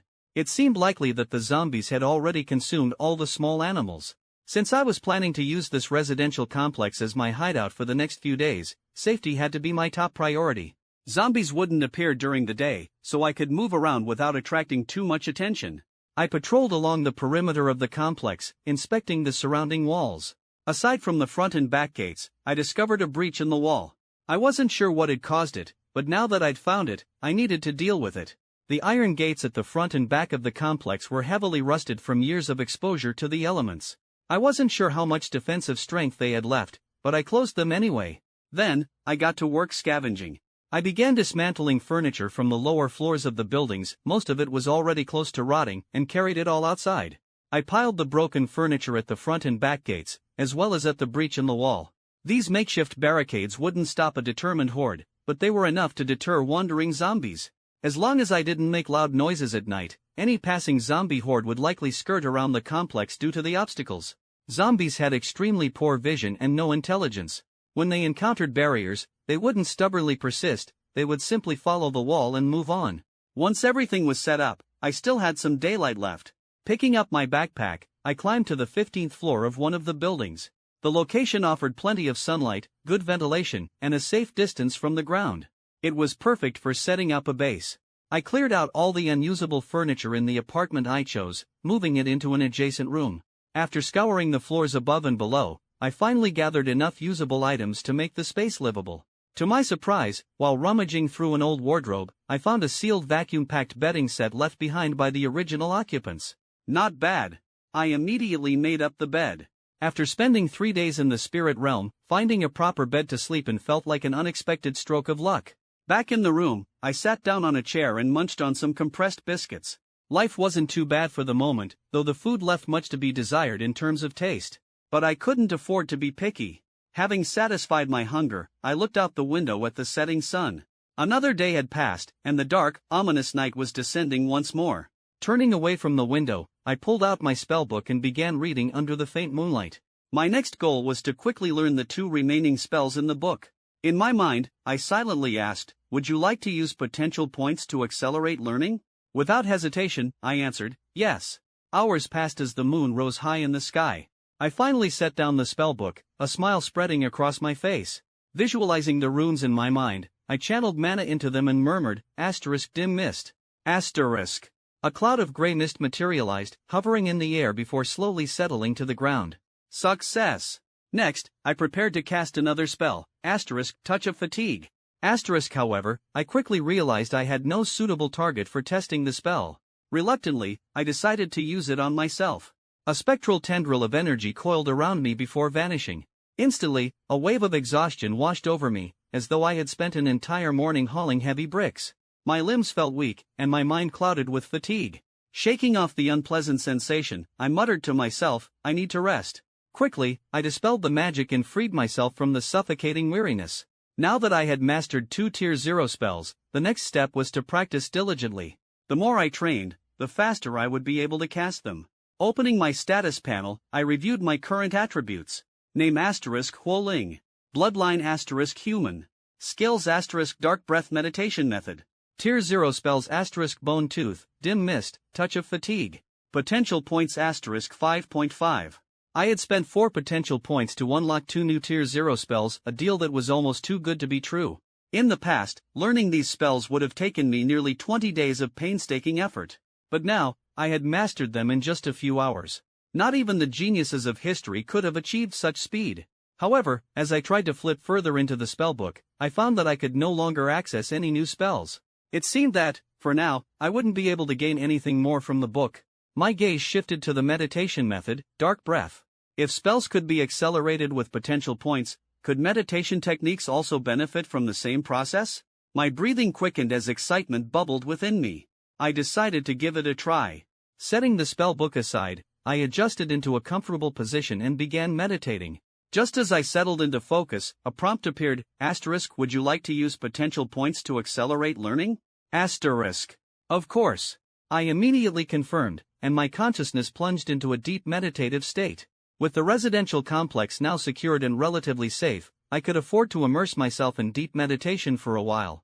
Eagerly, I waited to see just how much potential points could accelerate my progress in mastering meditation techniques. Let's see your limits, potential points. When I finally emerged from deep meditation, I felt an unprecedented clarity and relief. This time, with the help of potential points, the process was unbelievably smooth. The mana that had always been elusive now felt like a docile lamb, effortlessly drawn to my mental grasp and flowing steadily into my body. Unfortunately, potential points were still in short supply. Even so, the difference in progress compared to my usual meditation sessions was staggering. Clearing my mind, I took a deep breath and summoned my attribute panel, eagerly checking the results of this round of meditation. Name *Huoling. Mental Power *2.6/2.6. Mana *26/26. Skills *Dark Breath Meditation Method. Tier 0 spells *Bone Tooth, Dim Mist, Touch of Fatigue. Potential points *0. Seeing the updated panel, a glimmer of hope ignited in my heart. Although my potential points had been completely depleted, the results were undeniably worth it. My mental power had increased by 0.5, and my mana had risen by a full 5 points.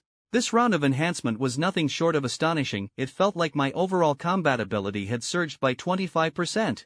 Staring at my stats, I couldn't help but break into a grin, a silent laugh of satisfaction escaping me. Compared to the painstakingly slow progress from regular meditation, this was like a miracle. Calculating the time, this meditation session had taken only 2 hours, yet the results were extraordinary. By comparison, the entire previous night of meditation hadn't increased my mana or mental power at all. The disparity was simply shocking. Of course, the previous meditation wasn't entirely useless, it had likely contributed incrementally, though too insignificantly to reflect on the attribute panel. A greedy flame began to burn within me. Should I go out and hunt more zombies tomorrow? After all, daytime zombies posed little to no threat, it was as easy as slaughtering chickens. My mind raced with plans on how to accumulate more potential points. Deep into the night, unwilling to waste any time, I entered a light meditative state once again. Even if it only restored a sliver of mana, it was worth it. After all, meditation could effectively replace sleep. But just as I was settling into my trance, a thunderous roar suddenly echoed from the distance, snapping me out of my meditation in an instant. The abrupt interruption sent a backlash through my body, leaving me in immense pain. My heart pounded violently, as though a drum were being struck inside my chest. Yet the deafening roar filled me with an even greater fear. Ignoring the discomfort, I rushed to the window to investigate the source of the noise. The night sky was pitch black, illuminated only faintly by the moonlight. Squinting through the gloom, I finally caught sight of the creature responsible for the roar, a dragon, soaring through the heavens. Terror gripped me immediately. A dragon, the terrifying apex predator of the spirit realm. These creatures were immensely powerful, with most fully matured dragons capable of reaching the saint level in combat strength. Even the weaker dragon subspecies could boast gold-level power. I watched in awe as the dragon circled and roared in the sky, its figure a combination of raw might and elegance. Its muscular frame, armored scales, and razor-sharp claws were terrifying enough, but what made dragons truly fearsome was their innate ability to cast spells. This ability wasn't something they needed to learn, it was a natural inheritance etched into their bloodline. As they grew, magic became an intrinsic part of their being, as effortless for them as breathing. A creature whose entire body is a treasure, I muttered to myself, noting the faint red glow emanating from its scales. Dragon scales could be used to forge exceptional armor. Their hides were the perfect material for crafting mage robes or high-quality scroll bases. And dragon blood, considered one of the finest magical inks, was ideal for inscribing advanced scrolls.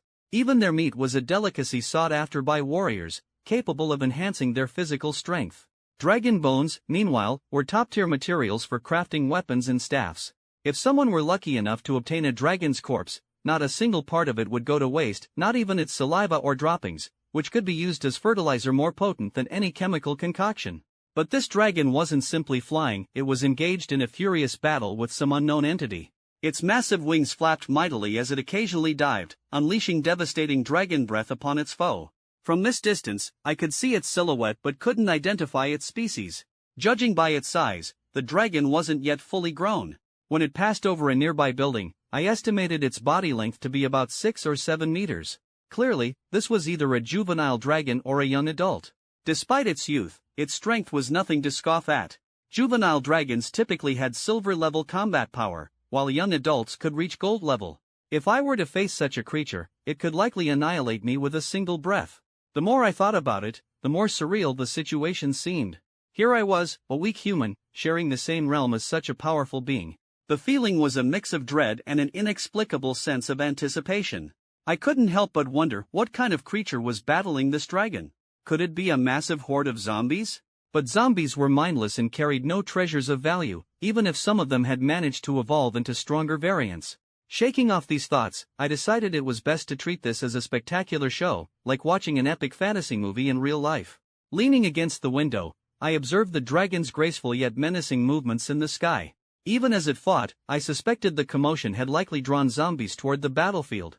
The sound of the dragon's roars could carry for 10, maybe even 20 kilometers, and zombies were highly sensitive to noise. I imagined countless zombies shambling toward the fight, and the thought made me pity the dragon's opponent. If it really was zombies that the dragon was battling, then there wouldn't be much of a problem. But if its opponent was something else, things could get messy. The dragon could simply take flight and leave at any moment, but the creature it was fighting seemed to be earthbound. Once the zombies swarmed the battlefield, even a powerful foe would struggle to hold its ground. Though zombies were weak individually, their sheer numbers could overwhelm almost anything. After some time, the dragon appeared to exhaust its breath weapon. Circling in frustration, it let out another thunderous roar before flying away. From my vantage point, I could still see faint flickers of firelight at the battlefield, though the intervening buildings obscured much of the scene. The grand battle played out in my mind like a vivid replay, but my thoughts turned back to myself. My meditation had been interrupted, and I needed rest to recover. Returning to bed, I prepared to sleep soundly. But just as I closed my eyes and began to drift off, faint rustling footsteps echoed from the night outside. Damn it! I bolted upright and rushed to the window. A large horde of zombies was slowly making its way past the residential complex. Thankfully, during the day, I had blocked the gates and the breach in the wall. The zombies encountered these obstacles and didn't attempt to climb over. Instead, they shuffled along the perimeter, heading toward the battlefield where the dragon had fought. I knew full well that if the complex emitted any sound or scent of blood, even the walls wouldn't keep the zombies out. For now, they seemed drawn to the distant battlefield, likely by the noise of the fight or the scent of blood. Whatever treasures or opportunities might exist at the battlefield, they weren't my concern. No matter how tempting, I wasn't foolish enough to venture out into the night. In this terrifying city, stepping out at night is essentially offering oneself as zombie feed. Even without seeing them, I could imagine hordes of zombies shambling from as far as 10 or 20 kilometers away, slowly converging on the battlefield. After witnessing the dragon's battle that night, I abandoned any plans to go out hunting zombies. The truth is, I'm still far too weak. Whether it's day or night, this forsaken city surely holds more dangers than just zombies and goblins. For a dragon, a creature so rare, to appear here, it wouldn't be surprising if other spirit realm entities lurked in this city as well. Hunting zombies for potential points simply isn't worth risking my life. I know my future is bright. As long as I stay cautious and, yes, a bit cowardly, I can steadily climb to greater heights. More importantly, I must be the master of potential points, not their slave. While they accelerate my cultivation, I can't become overly reliant on them. Otherwise, how would I be any different from a slave to potential points? Time swiftly passed, and soon it was the 7th day. According to what I'd heard about the awakening process, students transported to the spirit realm typically remain there for 3 to 7 days. I silently recited this in my mind, preparing myself for whatever challenges might come next. If nothing unexpected occurred, today would be the day I, Huoling, returned to Blue Star. The energy in the Blue Star beacon within my mind had been gradually accumulating, and by now, it should be close to full. Based on my estimates, in just about an hour, the beacon's energy would be fully charged, and I'd finally be able to go home. Since that night when I saw the dragon, my mood had been subdued. Facing such powerful and terrifying creatures, I, a mere apprentice mage who had only just mastered 3 Tier 0 cantrips, was utterly insignificant. My meager strength wasn't something to boast about, and so I spent the following days holed up in the high-rise building, playing it safe. My daily routine consisted of eating, drinking, and meditating cross-legged on the bed. Although monotonous, I knew that perseverance would eventually pay off. And indeed, my efforts bore some fruit. My status panel now displayed the following.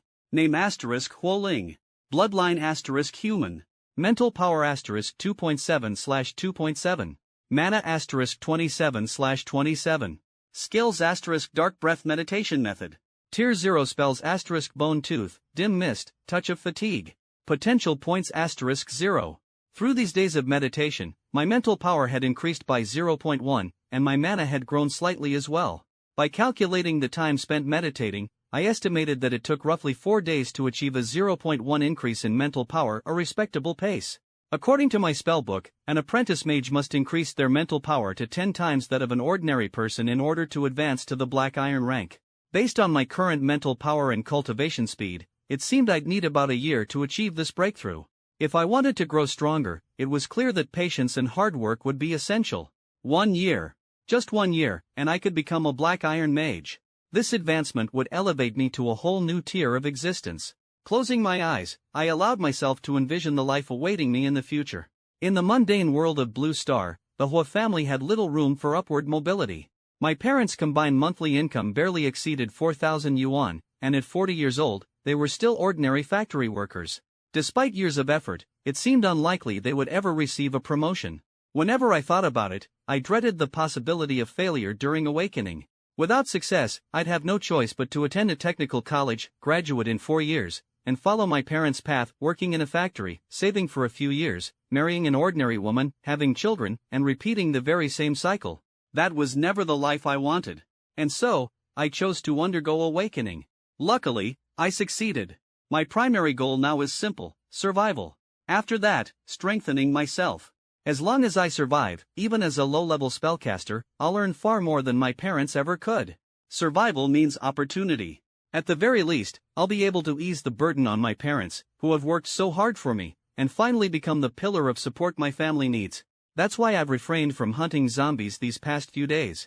There's no longer any need to gamble with my life. By meditating and training steadily, I can reach the peak of the apprentice rank within a year, thanks to my talent. Why would I take unnecessary risks? Feeling the energy of the blue star beacon in my mind finally reach completion, I stood up, packed all my belongings, and walked to the window. For the last time, I gazed out at the abandoned city, the empty streets, the weathered walls, the overgrown vegetation. Silently, I whispered to myself, I will be back. Taking a deep breath, I resolved myself and summoned the blue star beacon from my mind. Holding the beacon in my hands, which resembled an hourglass, I grasped both ends and gently applied force. Snap! As the beacon shattered, I instinctively took 2 steps back. Before me, an oval-shaped portal emerged from the fragments of the beacon, radiating a warm and inviting energy. The other side is Blue Star. I adjusted my gear, my heart filled with anticipation, and boldly stepped through the portal. A blinding flash of light enveloped me, and as I turned to look back, I saw the spirit realm's portal shrinking in my vision until it vanished completely. At the awakening base in Shirshi City, Blue Star, the scene was one of organized chaos. Since the 3rd day of awakening, students had been returning from the spirit realm one after another.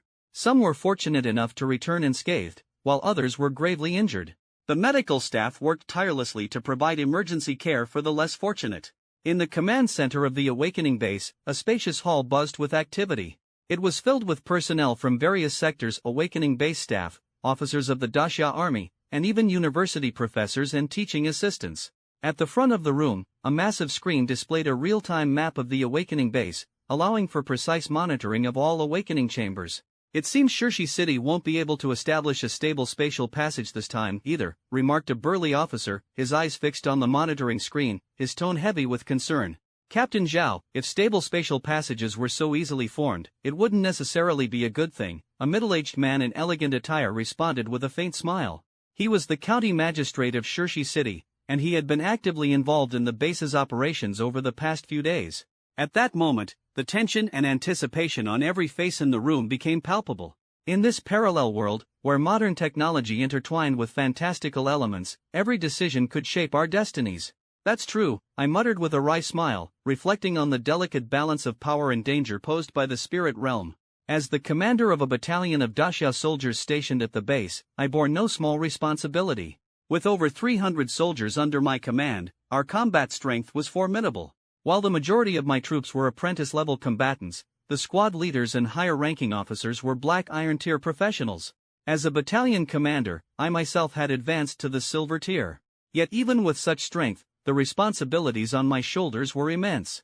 On Blue Star, every stable spatial passage to the spirit realm was both a treasure trove of opportunity and a source of potential peril. Each time students were transported to the spirit realm, their destinations could vary wildly. Some locations were relatively safe, while others were the stuff of nightmares. Thinking about this, I couldn't help but frown. Some students might even have been transported directly into the territory of hostile native tribes. Even if they managed to survive and return to Blue Star, leaving behind a stable spatial passage, the station troops often wouldn't dare to recklessly maintain it. After all, the native species of the spirit realm could use such passages to invade Blue Star at any time. Slaughter and blood sacrifices have become methods for many spirit realm creatures to gain power. They offer sacrifices to their respective deities, seeking divine protection and blessings. Ever since the spirit realm's incursion into Blue Star over 300 years ago, such occurrences have become all too common. Especially in those early years, the invasions from the spirit realm surged like tidal waves. Their extraordinary strength rendered our technological weapons nearly useless. In the end, we were forced to deploy nuclear weapons, those ultimate tools of destruction, utterly annihilating the areas surrounding the spatial passages. However, this approach, while effective in the short term, ultimately resulted in mutual destruction for both Blue Star and the Daxia Federation. Even so, the ingenuity of Blue Star's people should never be underestimated. Our forebears developed a special mana potion that significantly alleviated this dire situation. Within the Daxia military, ordinary soldiers are all apprentice-rank professionals, a status achieved through a profound and deliberate process. Most soldiers either lack the courage to participate in the awakening ritual or have failed during the process. After enlisting, they are given specialized potions and subsequently sent to spirit realm bases. Under the potion's effects, they gain extraordinary physical constitutions. However, this shortcut comes with a limit. They remain at the apprentice rank for the rest of their lives, confined to a narrow ceiling of potential. This is also why, despite the existence of established spirit realm bases, students like myself are still sent to risk our lives in the awakening ritual, where we are randomly teleported into the spirit realm. The reason lies in the nature of these stable spatial passages. They are, in fact, remnants left behind by students who participated in the awakening ritual. Those who enter the spirit realm through such passages cannot awaken extraordinary constitutions on their own, but with the help of potions, even those who fail to awaken can reach apprentice-level physical capabilities. This has undoubtedly elevated the overall strength of Blue Star and the Dasha Federation. After all, even apprentice-level professionals are several times stronger than ordinary people. As more and more Blue Star inhabitants have gained access to extraordinary knowledge, and as apprentice-level professionals fill the ranks of soldiers, alongside an increasing number of Black Iron and Silver-ranked officers, Blue Star has finally developed the capacity to contend with the spirit realm's natives. The tide has begun to turn, with Blue Star's people gradually stepping beyond their planet to establish bases within the spirit realm. These spirit realm bases have brought countless benefits. For one, Blue Star's mana density is extremely low, making cultivation there inefficient. As a result, many choose to enter the spirit realm, training diligently within the bases. Additionally, these bases serve as forward outposts, enabling people to venture deeper into the spirit realm to hunt and gather valuable magical resources. Near the bases, plantations have even been developed to grow various magical materials. I understand the significance of students leaving stable spatial passages behind during the awakening ritual. If the destination on the other side is safe, then all is well. However, if it leads to dangerous territories inhabited by hostile races, the soldiers stationed at the base must prepare to endure the first wave of attacks. If the opposing force proves too formidable, the only option may be to destroy the passage altogether, no matter the cost. Just then, the piercing light of the spatial rift abruptly vanished, and the awakening chamber around me gradually became clear and familiar once more. My heart swelled with joy as I took in this place, both strange and familiar. Unable to contain my excitement any longer, I eagerly surveyed my surroundings. Before long, the sound of hurried footsteps echoed from beyond the heavy iron door. Looking up, I saw two pairs of eyes peering at me through the small observation slot in the door. Awakening Chamber 1078 is stable. The student appears to be in good condition. No injuries detected. No stable spatial passage identified, a soldier outside reported into his radio with a serious tone. Understood. Escort them to the examination room, came the crisp and decisive order from the other end of the line. Yes, sir, the soldier replied. I, Huoling, sat quietly in the room, listening to the conversation outside. This was all part of the standard procedure. After all, who could say what dangers might have been brought back from the spirit realm? There was even the possibility that the person who returned wasn't the original student at all. Click! With a metallic clang, the heavy iron door creaked open, and sunlight spilled into the dim awakening chamber. The warm glow starkly contrasted with the dark, oppressive interior. Two figures entered to escort me. One wore work overalls, clearly a staff member at the facility, while the other donned a military uniform, indicating they were part of the station Dasha Army Forces. Please hand over your weapons for safekeeping, the soldier instructed, his gaze fixed on me. One hand rested firmly on the gun at his waist, as though prepared for any sudden moves on my part. Understood. I complied obediently, handing over my spear and firefighter's axe. At my apprentice rank, these weapons weren't particularly formidable. Even my Tier 0 spell, Bone Tooth, had attack power comparable to a sniper bullet, though its range fell far short of one. The soldier accepted the spear I had crafted myself, his eyes briefly scanning the dried bloodstains on its surface. A flicker of appreciation crossed his expression, as if the weapon bore witness to the challenges I had faced and overcome. It seemed he understood that I had encountered enemies in the spirit realm and had managed to fight back successfully. Follow us, student. We'll take you to the examination room, the staff member said, leading the way, while the soldier followed closely behind, keeping a wary eye on me. I followed them through the corridor, its silence broken only by the sound of our footsteps. The other awakening chambers along the hallway were dark and empty, their stillness amplifying the eerie atmosphere. Every 50 meters or so, a tall watchtower stood sentinel. Glancing up, I noticed two soldiers stationed on each tower, their watchful eyes scanning the area. Atop the towers, heavy machine guns gleamed menacingly, their powerful firepower exuding an oppressive aura. Lowering my gaze, I continued walking obediently behind the staff member. Before long, we arrived at a brightly lit examination room located beneath the command center. The environment here was much cleaner and more welcoming. Fluorescent lights bathed the room in a crisp glow, while the cool air conditioning and the faint scent of air freshener brought a refreshing sense of clarity to my mind. Student, please proceed to examination room 7. Good luck. I hope you achieve promising results from your awakening, the staff member said, clenching his fist in a gesture of encouragement. Thank you, I replied softly. This examination room was where it would be determined whether students who participated in the awakening ritual had successfully gained extraordinary constitutions. While some survived their awakening, this didn't necessarily mean they had successfully awakened. In the spirit realm, some people might mistake minor physical changes, like headaches or fevers, as signs of success when, in reality, they hadn't truly awakened at all. I stepped into the examination room and saw a young man sitting across from me. He wore glasses and had a focused, serious expression. You're here. Come, have a seat, he greeted me warmly, gesturing toward the chair in front of him. Hello, teacher. I responded politely. Everyone present in this facility was either a professor, teacher, or teaching assistant from various universities, so addressing them this way wasn't inappropriate. The young man in front of me didn't seem much older than I was, and judging by his demeanor and strength, likely hadn't reached the level of a professor. My guess was that he was either a teacher or an assistant. All right, let's begin the examination, he instructed with a calm tone. Got it. I extended my arm confidently, feeling a hint of pride. After several days in the spirit realm, I was convinced that I had successfully awakened. I had even learned a few spells. Who could possibly say I hadn't succeeded? The examiner took out a syringe, motioning for me to expose my arm. He then drew a small vial of blood from me. I felt a slight twinge of nervousness but masked it well. He placed the vial into a machine that emitted a faint magical aura. Clearly, it had been enchanted for this purpose. After a short while, the machine produced a paper report, which the examiner retrieved while wearing a smile. Congratulations, student, your extraordinary constitution has successfully awakened. Thank you, teacher. Though I had anticipated this result, I couldn't help but smile. The excitement surged within me, blooming fully in that moment. Once my emotions settled, the examiner continued, based on the results, your constitution leans more toward that of a spellcaster. Now, let's proceed to test your aptitude for casting spells. All right, teacher, I replied, feeling no particular concern. The examiner then brought out a crystal ball roughly the size of a human head. Place both hands on the crystal ball and focus your mind.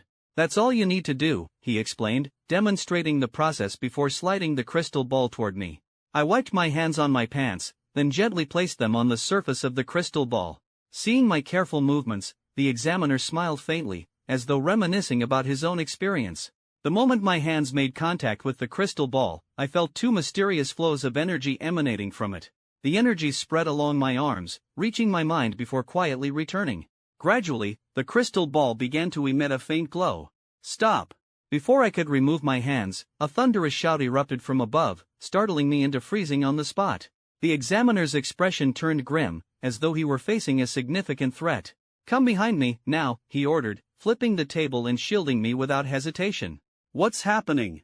I was filled with confusion as an ominous tension thickened the air. Suddenly, muffled sounds came from the neighboring room, followed by a faint cry of pain. Who? A low, eerie wail echoed in my ears, and then I saw something that made my heart race.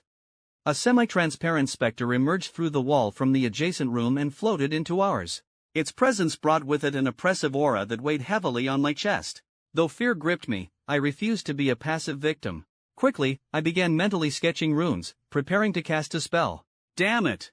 A wraith, the examiner cursed under his breath. His glasses slid down his nose as several arcane missiles began to coalesce around him. Before either of us could unleash an attack, a beam of light shot down from above, striking the wraith squarely. SSSSS. Arg! The wraith let out a faint, agonizing scream before shattering like a pane of glass. Its fragmented form dissipated into the air. Seeing this, I hurriedly cancelled the unfinished bone tooth spell I had been preparing. Where the wraith had disintegrated, a small glowing point of light suddenly appeared. It lingered for only a moment before shooting straight into my body. I was taken aback. Was that a potential point? If so, its visibility in such a public setting made me anxious. Would others notice? To my surprise, it seemed as though no one else could see the light. Even the examiner standing right next to me showed no sign of being aware of it.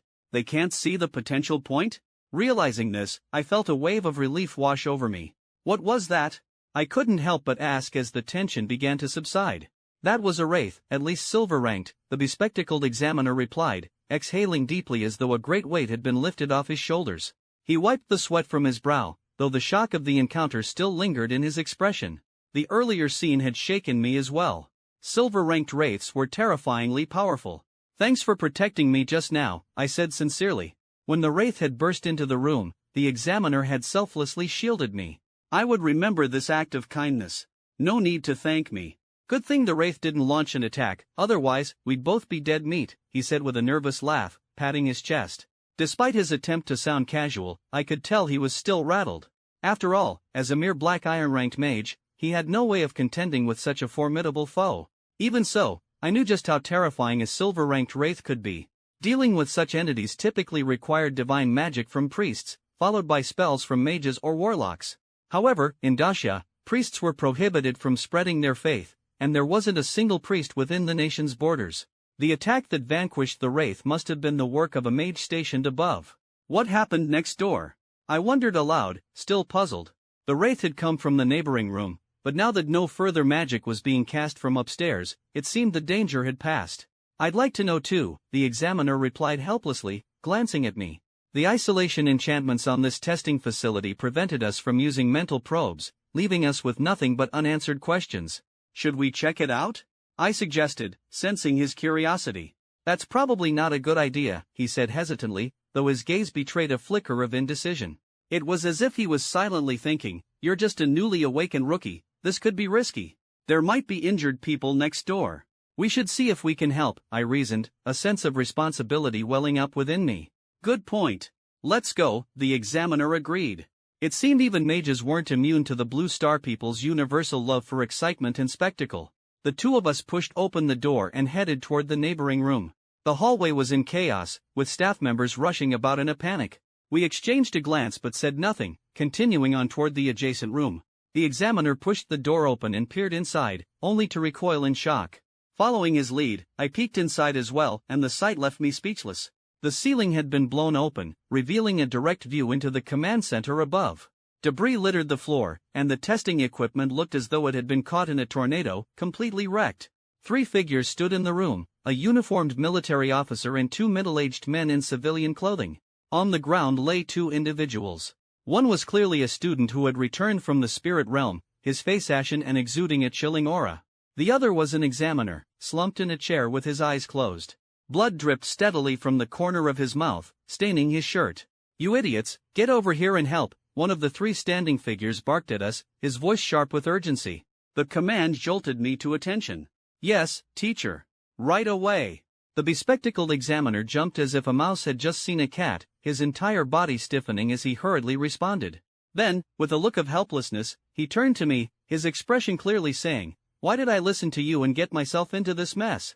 I noticed that the middle-aged man in the room might be his mentor, as the examiner's demeanor betrayed a mix of fear and respect. Facing his distressed expression, I could only scratch the back of my head awkwardly and respond with an apologetic smile. The bespectacled examiner hurried into the room and knelt beside the fallen student. After a brief examination, his tone turned grave. This is serious. Teacher, this student is already dead, he stated flatly. Standing at the doorway, I couldn't help but feel a chill run through me. Though I didn't know the fallen student personally, the thought of a vibrant life being snuffed out like this filled me with a sense of sorrow. However, my attention quickly shifted as I saw the examiner checking on the collapsed tester. Thankfully, that individual was still alive. I've stabilized his soul. Take him to the medical ward now. I'll deal with you later, the middle-aged man barked coldly, his voice sharp and commanding. Understood, teacher. The bespectacled examiner lowered his head like a frightened quail, hastily casting a levitation spell to lift the injured man into the air. As he reached the doorway, he seemed to remember something and spoke bitterly, "Teacher, I still have a student's test report to complete." The middle-aged man, who had already floated halfway back through the gaping hole to the command center, seemed to snap at those words. He leaped back down, visibly infuriated. Idiot! How could I have such a useless student? Get to the medical ward immediately, I'll finish the report. As he reached the doorway, the professor delivered a sharp slap to the back of the examiner's head, sending him stumbling out of the room. Then, as though flipping a switch, The professor's face softened into a calm smile as he turned to me. I stood frozen against the wall, not daring to move. Your spellcaster aptitude test isn't complete yet, is it? He asked, his tone suddenly much more approachable. That's correct, Professor, I quickly replied, nodding. Come along, let's finish the test, he said, motioning for me to follow him back into the testing room. Asterisk, he didn't correct me when I called him Professor. So he really is one, asterisk, I thought to myself, a mixture of awe and nervousness swirling in my chest. The professor, Professor Lee, I now knew, returned to the desk, seating himself before gesturing for me to sit as well. My surname is Lee. Sit down, young student, he said, his tone firm but not unkind. Yes, Professor Lee, I responded obediently, though I couldn't quell the slight tension in my heart. Professor Lee's lips curved ever so slightly, as though pleased with my respect. At his instruction, I placed my hands back on the crystal ball. As the two streams of energy began circulating within it once more, the orb emitted a soft glow.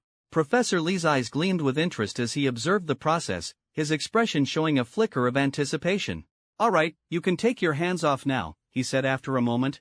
I exhaled in relief but felt my nerves building again in anticipation of the results. Professor Lee took the crystal ball and placed it on a nearby machine. After a short while, the machine produced a paper report, which he retrieved and began studying intently. Occasionally, he glanced up at me, his scrutinizing gaze making me feel slightly uneasy. Student Hua, congratulations. Your aptitude as a spellcaster is quite remarkable, level 2, he finally announced, setting the report down with a satisfied smile. Really? I exclaimed, excitement washing over me like a tidal wave. Though I had suspected my aptitude was decent, I hadn't expected it to be this good. Spellcaster aptitude was ranked from level 5, the lowest, to level 1, the highest. The higher the level, the greater the advantages in training and advancement. This was truly an unexpected piece of great news. Of course it's true, Professor Lee said with a nod, his smile growing. And your aptitude isn't just ordinary for level 2, it's quite exceptional. You're just shy of reaching the threshold for level 1. His words warmed my heart, as his praise didn't feel superficial or perfunctory. Thank you, Professor, I said, nodding in acknowledgement. Though I was inwardly thrilled, I tried my best to maintain a composed demeanor. But then, Professor Lee suddenly asked, what's your spirit realm blessing? The question caught me off guard. Ha? I blurted, feigning confusion. My mind raced as I recalled news articles and books I had read before. Spirit realm blessings were bestowed by the will of the spirit realm itself. They couldn't be freely given or stolen, nor could they be easily spoken of unless fully understood. Even the person who received the blessing was often bound by the spirit realm's will, unable to articulate its nature.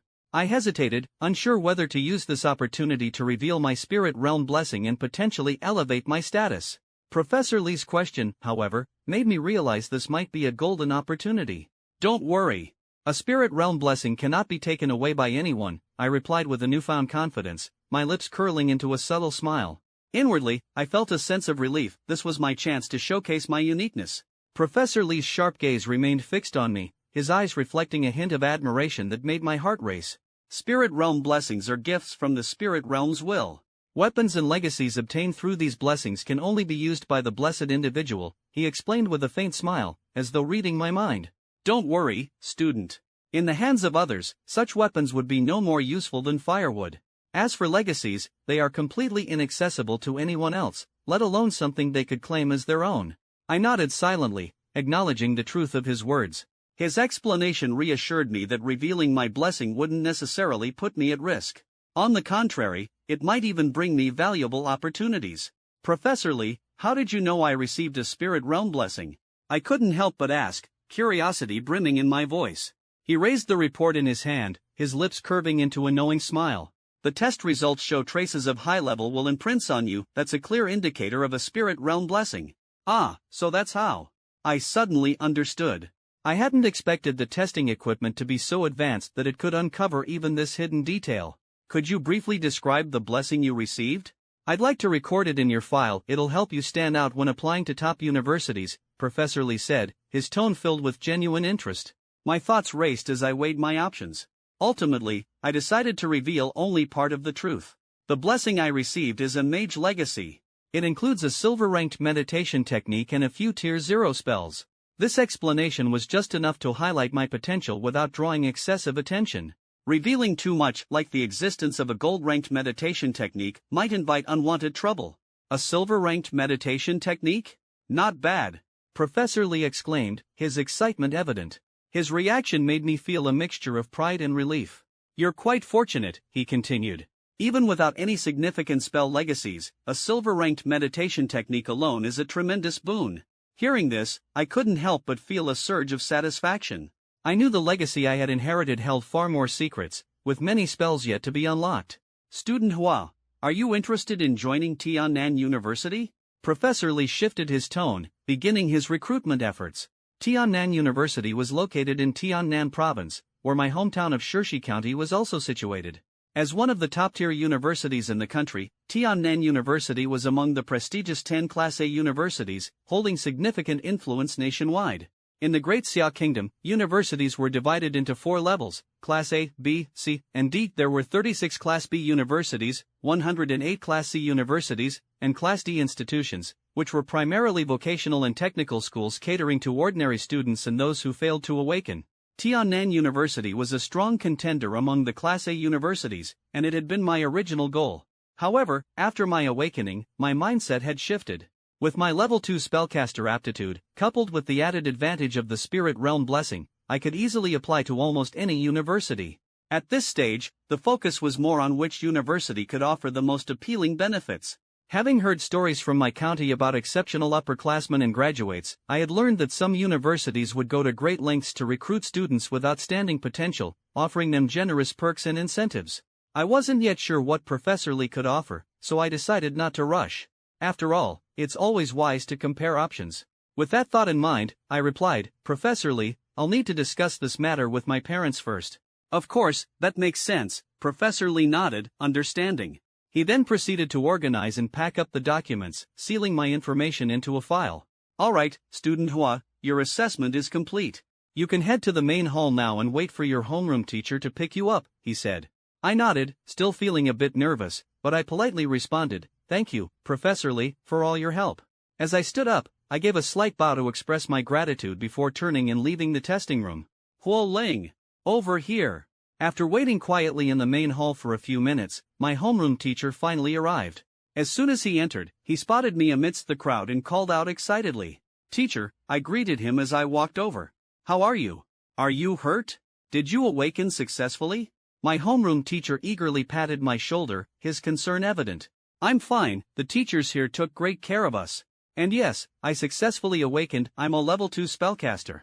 I couldn't help but smile warmly, the joy in my heart spilling into my voice. Not bad, not bad. I knew you could do it, kid. My homeroom teacher beamed, patting my shoulder even harder, his tone brimming with pride. Though he was an ordinary person, my achievement clearly brought him immense satisfaction. After all, a student like me was a great opportunity for him to gain recognition and potential promotions. As we began walking toward the dormitory, I couldn't help but ask out of curiosity, Teacher, do you know what happened in the testing room next to mine? My homeroom teacher gave me a quick glance, then lowered his voice. Don't spread this around.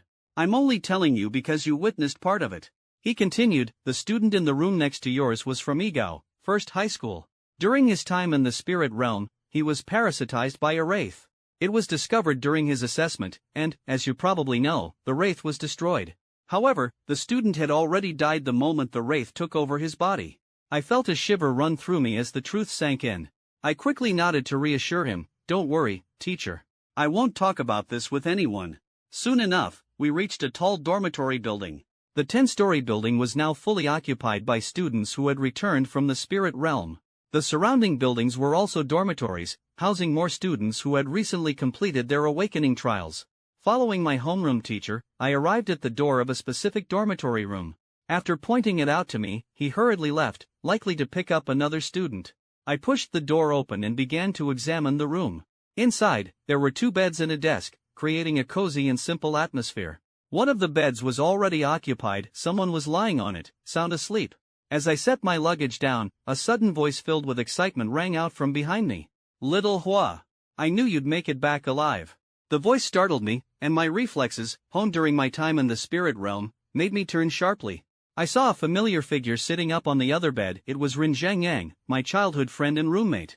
Of course. You think something like that could stop me? I replied with a grin, turning to sit on the edge of my bed. So, how did it go? Did you awaken? Ren Zhengyang wasted no time, rushing over to sit beside me and throwing an arm around my shoulder. I nodded lightly. Seeing my confirmation, Ren Zhengyang's grip on my shoulder tightened slightly. Good job, man. Looks like the dynamic duo from Third High really is destined for greatness. So, what's your aptitude level? I'm a level 3 combatant. Looks like I'll have to keep looking out for you, he said, his face full of pride as he awaited my response. Ha, well, I'm just a little better than you, level 2 spellcaster. I teased with a playful smirk, my eyes gleaming with a hint of challenge. Ren Zhengyang froze for a moment, his hands dropping to his sides. Then, out of nowhere, he grabbed my shoulders and began shaking me excitedly. Alright. I told you to survive, not to come back and completely outshine me. Level 2 spellcaster. This is worse than being defeated in a duel, he exclaimed, though his laughter betrayed his amusement. Ha ha ha. Ren Zhengyang's exaggerated reaction made me laugh along with him. He let go of my shoulders, his overly dramatic expression making it hard to keep a straight face. Fine, from now on, you can be the big bro, I'll let you have the honor of taking care of me. I joked, feeling secretly pleased. Huo Ling, let me hug your thigh real quick. Ren Zhengyang suddenly dropped to his knees, clutching my leg like a shameless puppy. Wait. Even if I can't be your big brother anymore, my sister is still a treasure, he said, suddenly adopting a mysterious tone as if he just thought of something brilliant. My sister is as beautiful as a goddess. How about this? I'll take one for the team and introduce her to you. That way, I can be your brother-in-law in the future, he suggested, his tone full of pride. Get lost. I've met your sister before, I said, laughing as I gently pushed him away. We had been childhood friends, playing together since elementary school. I'd met his sister plenty of times, and let's just say, she didn't match his exaggerated description. She was far from the goddess he claimed she was. The banter between us helped ease the tension left over from the spirit realm experience. But after a while, a question popped into my mind. Do you know how Wu Yixuan's awakening went? Wu Yixuan was one of our classmates, a girl known for her beauty and her privileged background. Both her parents were professionals, so I couldn't help but wonder how she had fared in her awakening trial. My family, though well-off, couldn't compare to hers. Her parents often looked down on others, and many classmates had suffered under their condescending attitudes. What was her result? I couldn't help but ask. She didn't succeed in her awakening. Ren Zhengyang, my roommate, replied gleefully. Hearing this, I couldn't suppress a slight sense of smugness. She always acted so high and mighty, like she was above the rest of us. And now, she came back from the spirit realm in just 3 days, failed to awaken, and lost all that arrogance. The two of us stayed in the dormitory for another 3 days. By now, it had been 10 days since the awakening trials began. According to the regulations, the normal duration of time spent in the spirit realm ranged from 3 to 7 days. If someone didn't return within that time frame, it was highly likely they wouldn't come back at all. Amid this heavy atmosphere, our homeroom teacher gathered us and led us to a classroom. As I stepped inside, I noticed my classmates. Compared to the confidence and enthusiasm they had before the awakening trials, they now seemed subdued. Some still wore smiles, indicating they had successfully awakened, but I couldn't ignore the lingering pain in my heart. After waiting in the classroom for a while without seeing anyone else enter, I counted the number of students present, only 31. That meant at least 13 of our classmates had perished or gone missing during their awakening trials. I exhaled deeply, my heart weighed down by sorrow. Our homeroom teacher walked up to the podium and clapped his hands to draw our attention. First, let us observe a moment of silence for the classmates who didn't return, he said, his voice heavy with grief. Human life is precious, and losing 13 vibrant young lives in just a few days was heartbreaking.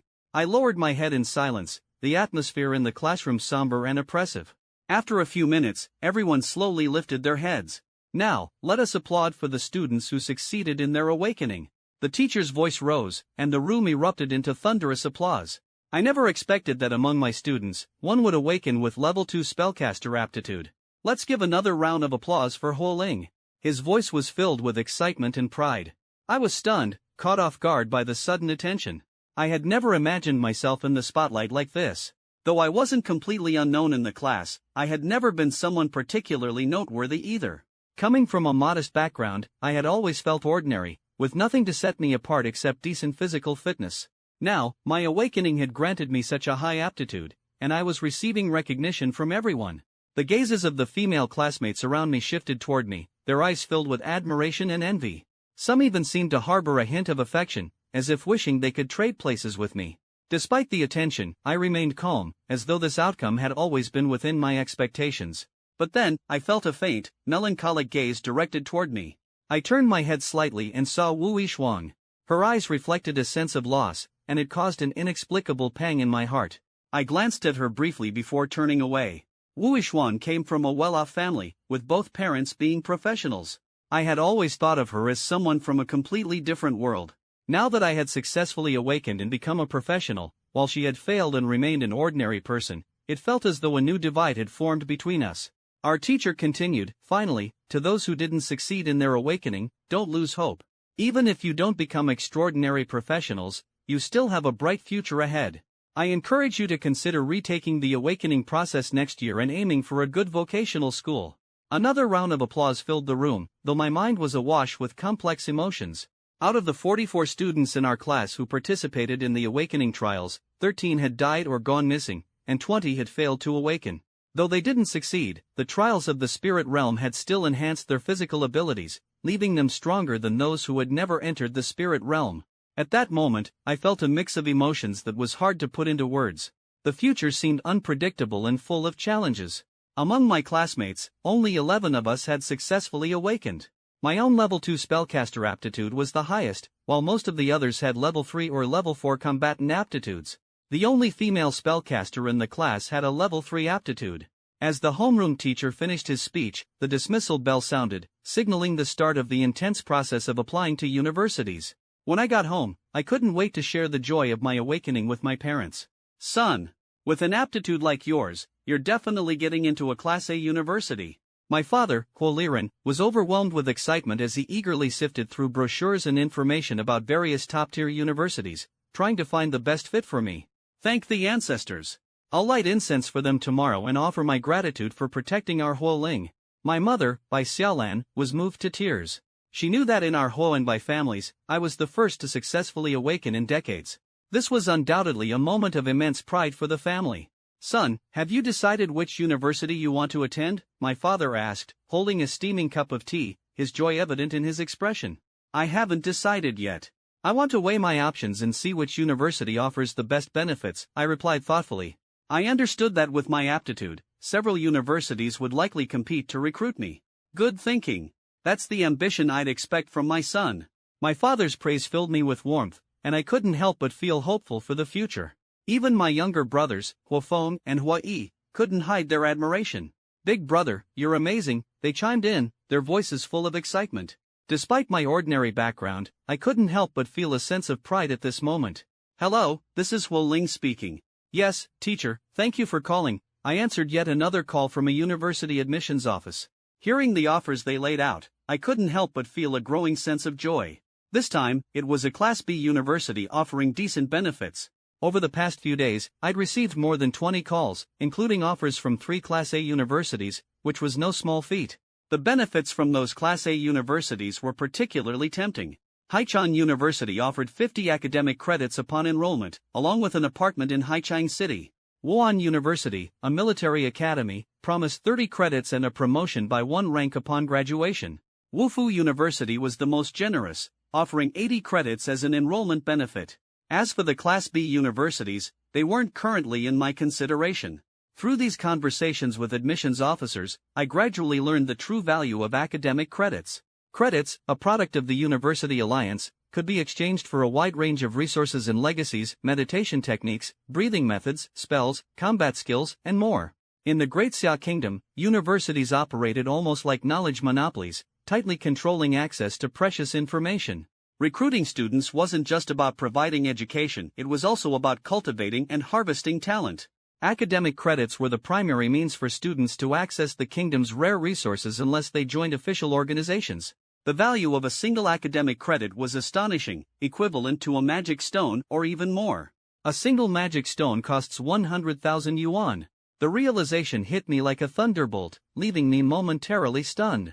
The benefits these universities were offering were worth millions. I couldn't believe it. My parents had worked tirelessly for over 20 years, yet their total savings didn't even surpass 100,000 yuan. I, Huoling, just an ordinary student who had barely started my journey into the extraordinary, was now being offered such incredible rewards for simply applying to a university. Haichang University's offer of a residential apartment was likely worth over 2 million yuan. Wuhan University's promise of rank advancement upon graduation was highly appealing for anyone considering a military career. And Wufu University's 80 credits were valued at around 8 million yuan, an almost unimaginable sum.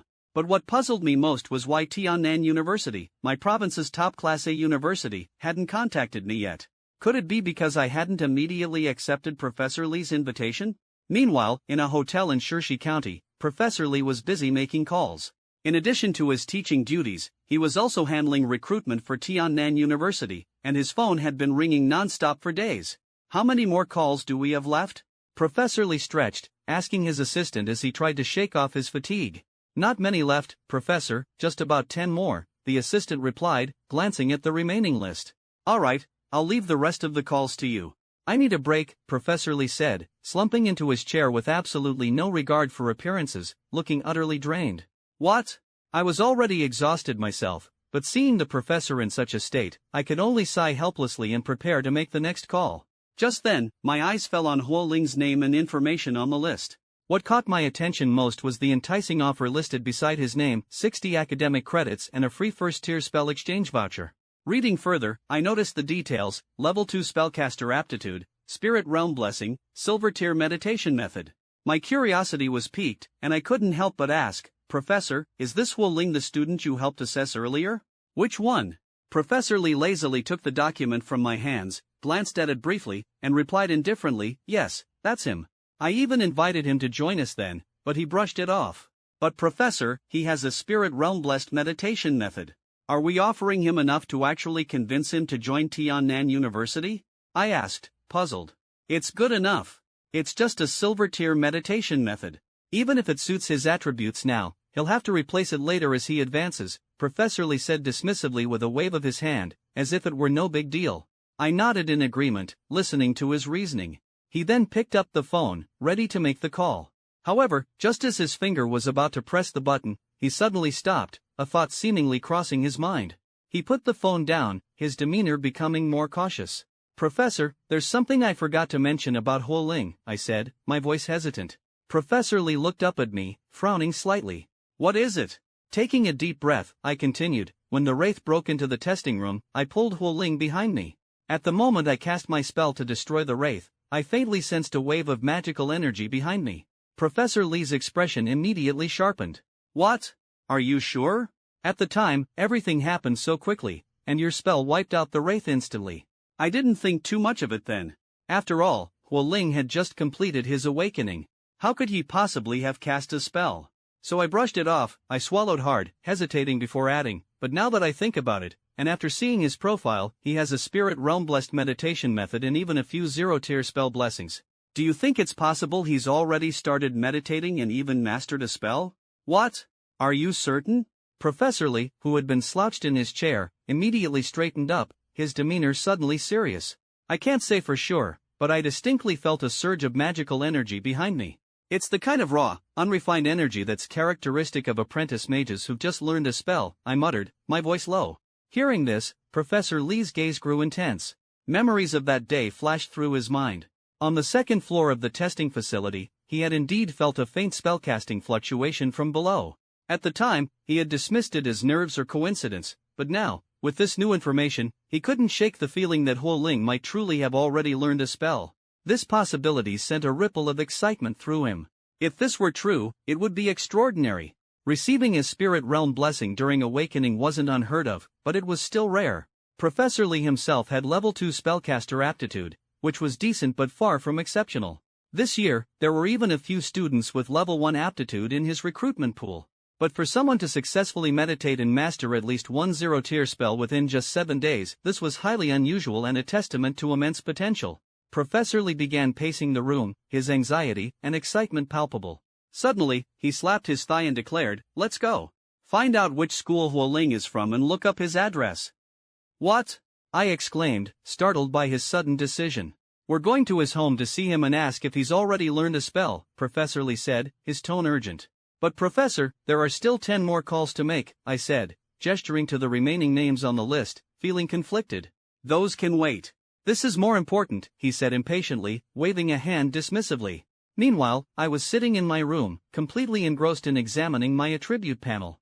Ever since the Wraith had been defeated in the testing room, a faint glow had enveloped me, leaving behind a noticeable change. Name *Huoling. Mental power *2. Mana *27/27. Skills *Dark Breath Meditation Method.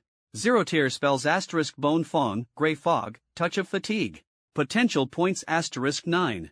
I had gained 10 potential points from the Silver tier Wraith, a significant boost. Reflecting on my time at the testing facility, I realized I hadn't had a proper chance to meditate until the past 2 days. However, when I finally began meditating, I encountered a frustrating problem. The spiritual energy on Blue Star was incredibly thin, making the meditation process agonizingly slow and ineffective.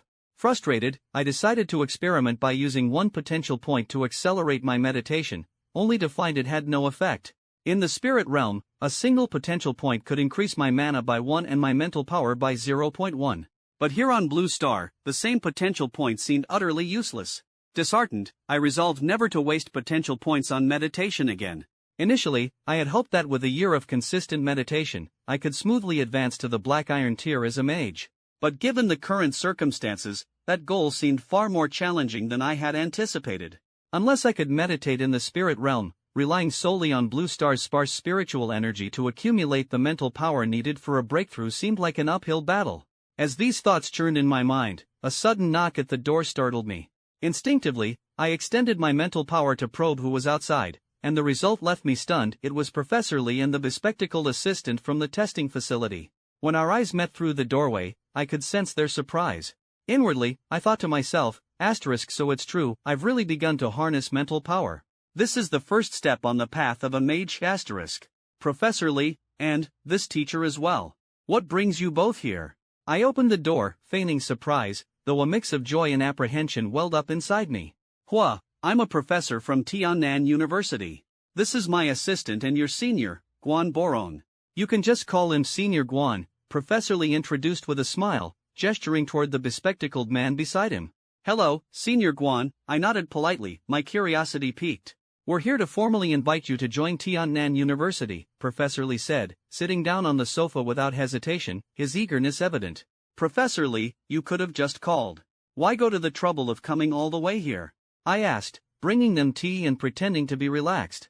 We had to come in person to show how much we value you, Professor Lee said, his smile sincere yet determined. Professor Lee, you flatter me. I don't deserve such attention, I replied, my tone modest but my focus sharp. You do deserve it. Let me ask you this, have you already succeeded in meditating with the Spirit Realm Blessed method and mastered a spell? Professor Lee put down his teacup and fixed me with a piercing gaze. My heart skipped a beat at his directness. Despite my shock, I didn't want to overthink it.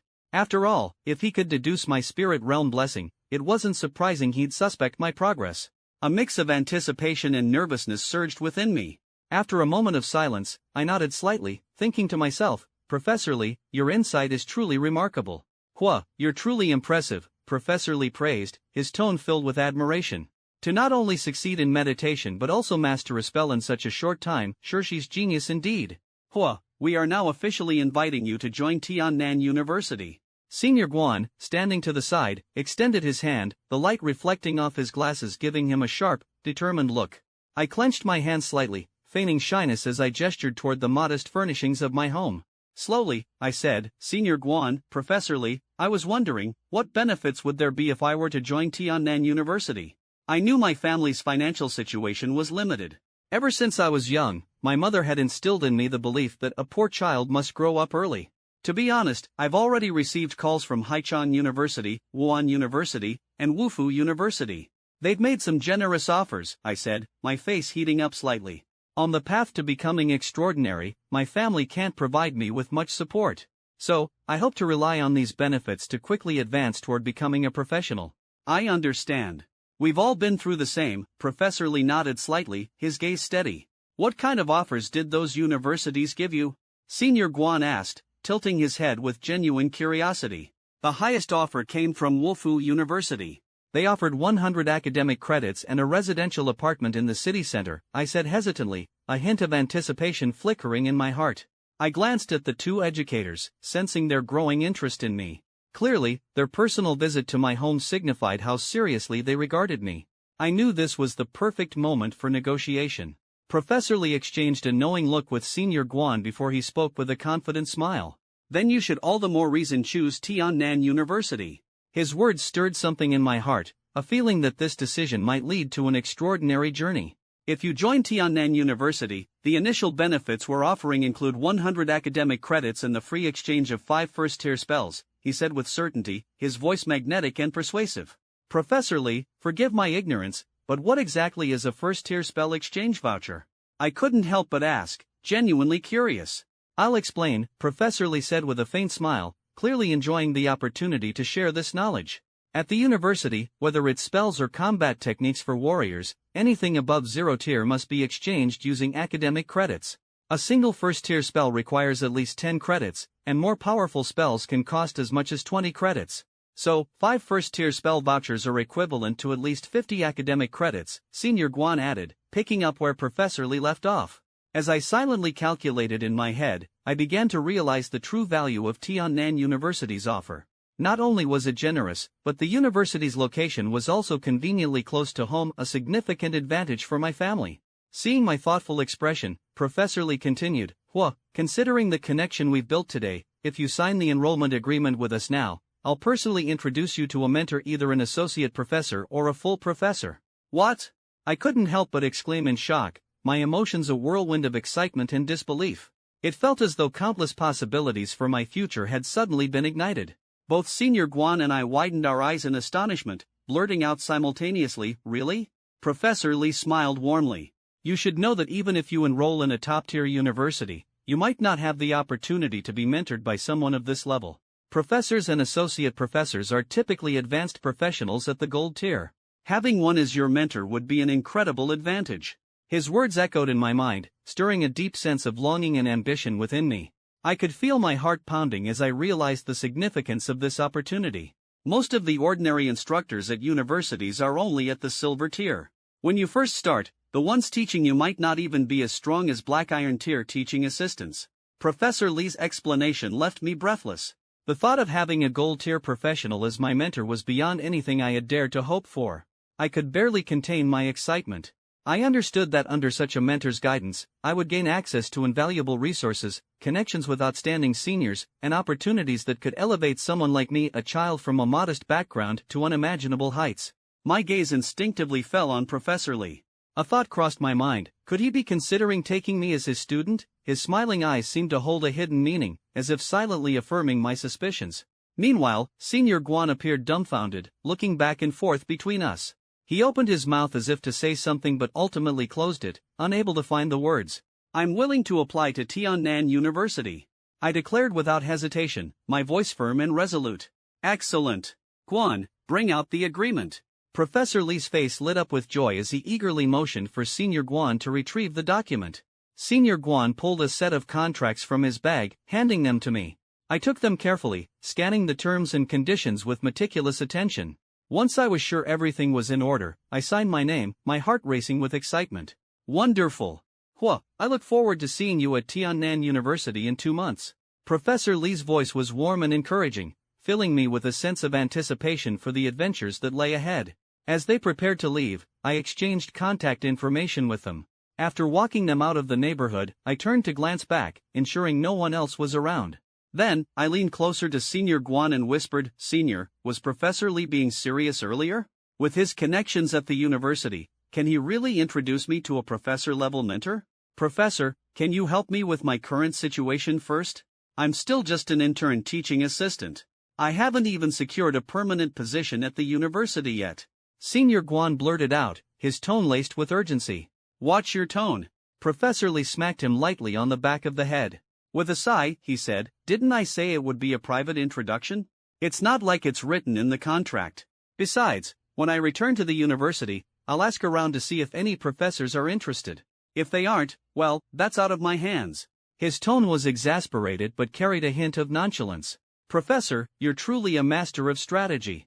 But what if what causes a fuss later?" Senior Guan rubbed the back of his head, raising his thumb in admiration while also voicing some concern. "What's there to be afraid of? I'm still a seasoned mage. If it comes down to it, I'll mentor him myself," Professor Lee said with a calm confidence, his hands clasped behind his back, exuding an air of authority. Professor, please don't joke about that. Hua keeps calling you professor, but you're not really a professor yet. Senior Guan couldn't help but laugh, though there was an undercurrent of genuine respect for Professor Li's maneuvering abilities. You're just silver tier. Guan teased with a chuckle, clearly enjoying the moment.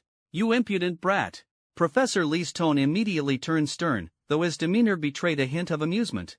However, the air of authority Professor Li had just built crumbled instantly as a resounding smack landed on the back of Guan Borong's head from not far away. Professor Li continued his complaints. I've already reached the bottleneck of the silver tier. It won't be long before I break through. When that happens, I'll directly take him as my student. That wouldn't be breaking my promise at all. Oh, come on, Professor. You said the same thing when I first became your student. It's been years, and you're still stuck at silver tier. Who knows when you'll actually break through to gold? Guan Borong's casual tone and practiced banter made me suppress a laugh. Watch your mouth. I said watch your mouth. Professor Li pointed at him, his voice tinged with irritation. Ah, Professor, I was wrong. Don't hit me again. Guan Borong yelped in mock fear, his exaggerated cries clearly not meant to be taken seriously. Watching this playful scene, I couldn't help but think of my own family. My gaze fell to the contract in my hand, and I reminded myself of its immense value. This document was worth a fortune. By converting the academic credits Tiannan University had offered me into money, they were equivalent to nearly 15 million yuan. Just like that, I'd earned a small fortune before even starting my studies. The sheer disparity between the extraordinary and the ordinary loomed large in my mind once again, a chasm difficult to bridge.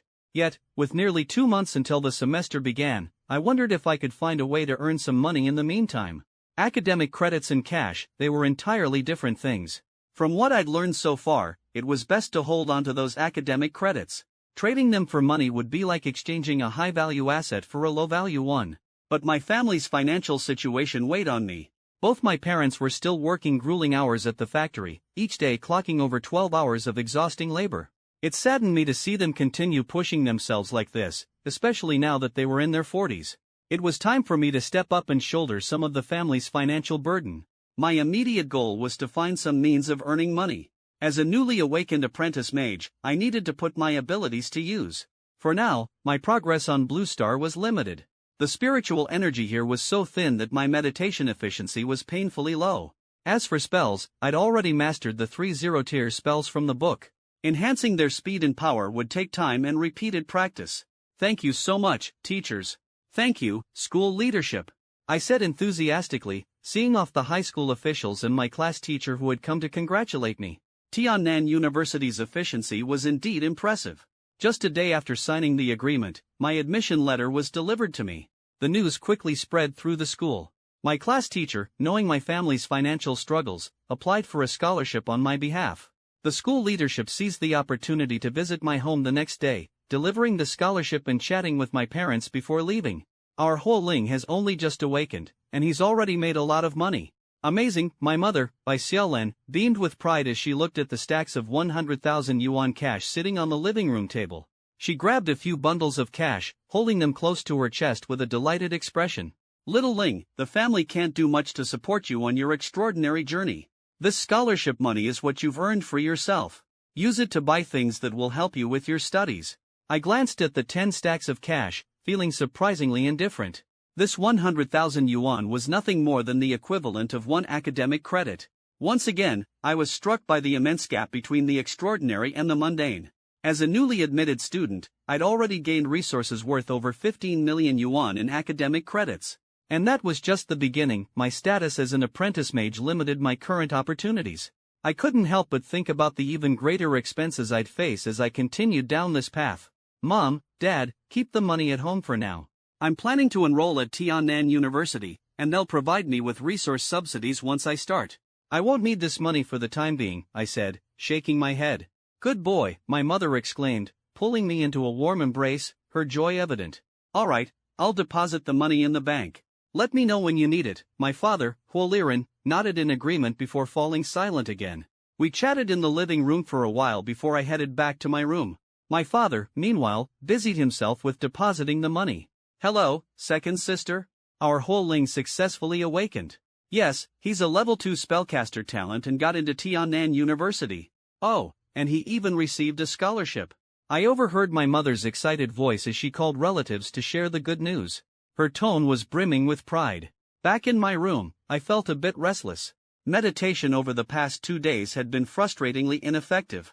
After experiencing the high efficiency of meditating in the spirit realm, returning to Blue Star's slow pace was hard to bear. I decided to send a message to Guan Borong. Senior Guan, I'm meditating here on Blue Star, but the speed is just too slow. Is there any way to improve it? I typed out my question. It took about 10 minutes before he finally replied. You're right. The spiritual energy on Blue Star is indeed insufficient. It slows down not only the progress of spellcasters' meditation but also reduces the effectiveness of warriors' breathing techniques. He continued, there are ways to address this, though. At Tiannan University, for example, there's a small spatial portal that connects to the spirit realm. The university has built a training base at the portal's entrance. Training there is much more efficient than anywhere else on Blue Star. His words sparked a glimmer of hope in me. What else? I asked eagerly. If you could actually pass through the portal to the spirit realm, training would be even more effective. However, you'll probably have to wait until you're at the university to access these options, he explained. While his response was encouraging, his next message tempered my excitement. Of course, there's another method, using magic stones for training. Their effects are even better than meditating in the spirit realm, but they're incredibly expensive. I couldn't help but chuckle bitterly. Magic stones are way out of my budget. One stone costs 100,000 yuan, equivalent to my entire high school scholarship, and they're not even easy to find. Most people wouldn't sell them. Don't worry, you're not alone. I can't afford them either, he replied with a laugh, as if expecting my reaction. Besides these mainstream solutions, there's one last option, using your personal spirit realm beacon to teleport to the spirit realm for training, he added, his words carrying a hint of intrigue. After all, everyone who successfully awakens has their own spirit realm beacon.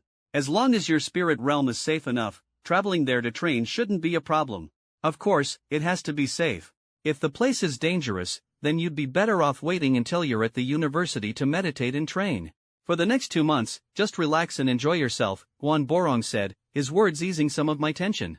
A sense of anticipation for the future began to form in my mind. By the way, is your spirit realm safe? Guan Borong asked. Safe? Images of the zombie horde sprinting below, the terrifying scene of thousands of undead passing through, and the massive dragon circling in the night sky instantly flashed through my mind. Safe? Could I really call that safe? But then, I thought about the small, secure hideout I had painstakingly built over the past few days. Safe. It's relatively safe, I typed back. If it's truly safe, you can try teleporting to the spirit realm to train, Guan Borong continued. The top students at the university all do this. As long as the spirit realm on the other side is secure, they'll go there to train. His tone carried a sense of urgency. This not only saves a significant amount of resources, but it also allows you to get a head start. Keep in mind, at the university, every step matters. If you're one step ahead, you'll stay ahead. If you fall behind, you'll find yourself lagging further and further. As I stared at the glowing screen, I realized something important. Tiannan University, as a top-tier institution, only admitted the most talented individuals. My second-tier aptitude might make me just an average student there. If I wanted to stand out and succeed, I would need to put in far more effort than others. There would undoubtedly be many children of extraordinary professionals at the university, whose families would provide them with abundant resources. Their training speed would far surpass mine, especially if I stayed here on Blue Star, making slow and minimal progress. I thought about these 2 months of vacation. The gap between wealthy students and someone like me from a modest background would likely grow even larger. Senior, if I were to train in the spirit realm, do you have any advice? I asked. Think carefully about this. If your spirit realm is truly safe, the most important thing when training there is to be cautious, he replied, his words leaving me momentarily confused. Cautious? I murmured to myself. Exactly. As a newly awakened apprentice mage, anything could pose a danger to you. When you go to the spirit realm, find a safe spot to meditate and train, and return immediately after. Don't try to do anything else. You don't have any real offensive capabilities yet, so avoid getting into unnecessary trouble, he explained. I mentally noted his advice, understanding the reasoning behind it. By the way, does your spirit realm blessing include any offensive spells? Guan Borong suddenly asked, as if struck by a thought. A hint of urgency crept into his tone. I do have an offensive spell *Bonfang*, I answered honestly, not expecting the response to make his expression grow even more complicated. Have you mastered it? Guan Borong's voice carried a restrained intensity. Yes, I've already managed to cast it successfully, I replied, feeling a small surge of pride. Damn it, I hate geniuses. On the other side, Guan Borong seemed to be stomping his feet in mock frustration, unable to accept my nonchalant attitude. Not bad. With an offensive spell under your belt, you'll be much safer in the spirit realm. But still, don't let your guard down, he cautioned. Got it, senior. I'll prepare and look for a chance to visit the spirit realm, I typed back. Don't rush. If you're serious about heading to the spirit realm, there's actually an opportunity to earn some extra money. Interested? Guan Borong's tone turned excited. Senior, please tell me more, I said, intrigued. There's a long-term mission issued by both the university and the government. It involves taking awakening orbs into the spirit realm, absorbing magical energy, and bringing them back, he explained, his voice calm but persuasive. For every 12 awakening orbs, you can exchange them for 1 magic stone. What do you think? Interested? He added, and I couldn't help but feel tempted by the lucrative offer. I asked curiously, I'm interested, but why do the university and government need so many awakening orbs? Guan Borong's tone grew playful. That's something you might not know. Awakening orbs are just what we students call them. Officially, they're known as mana absorption compressors.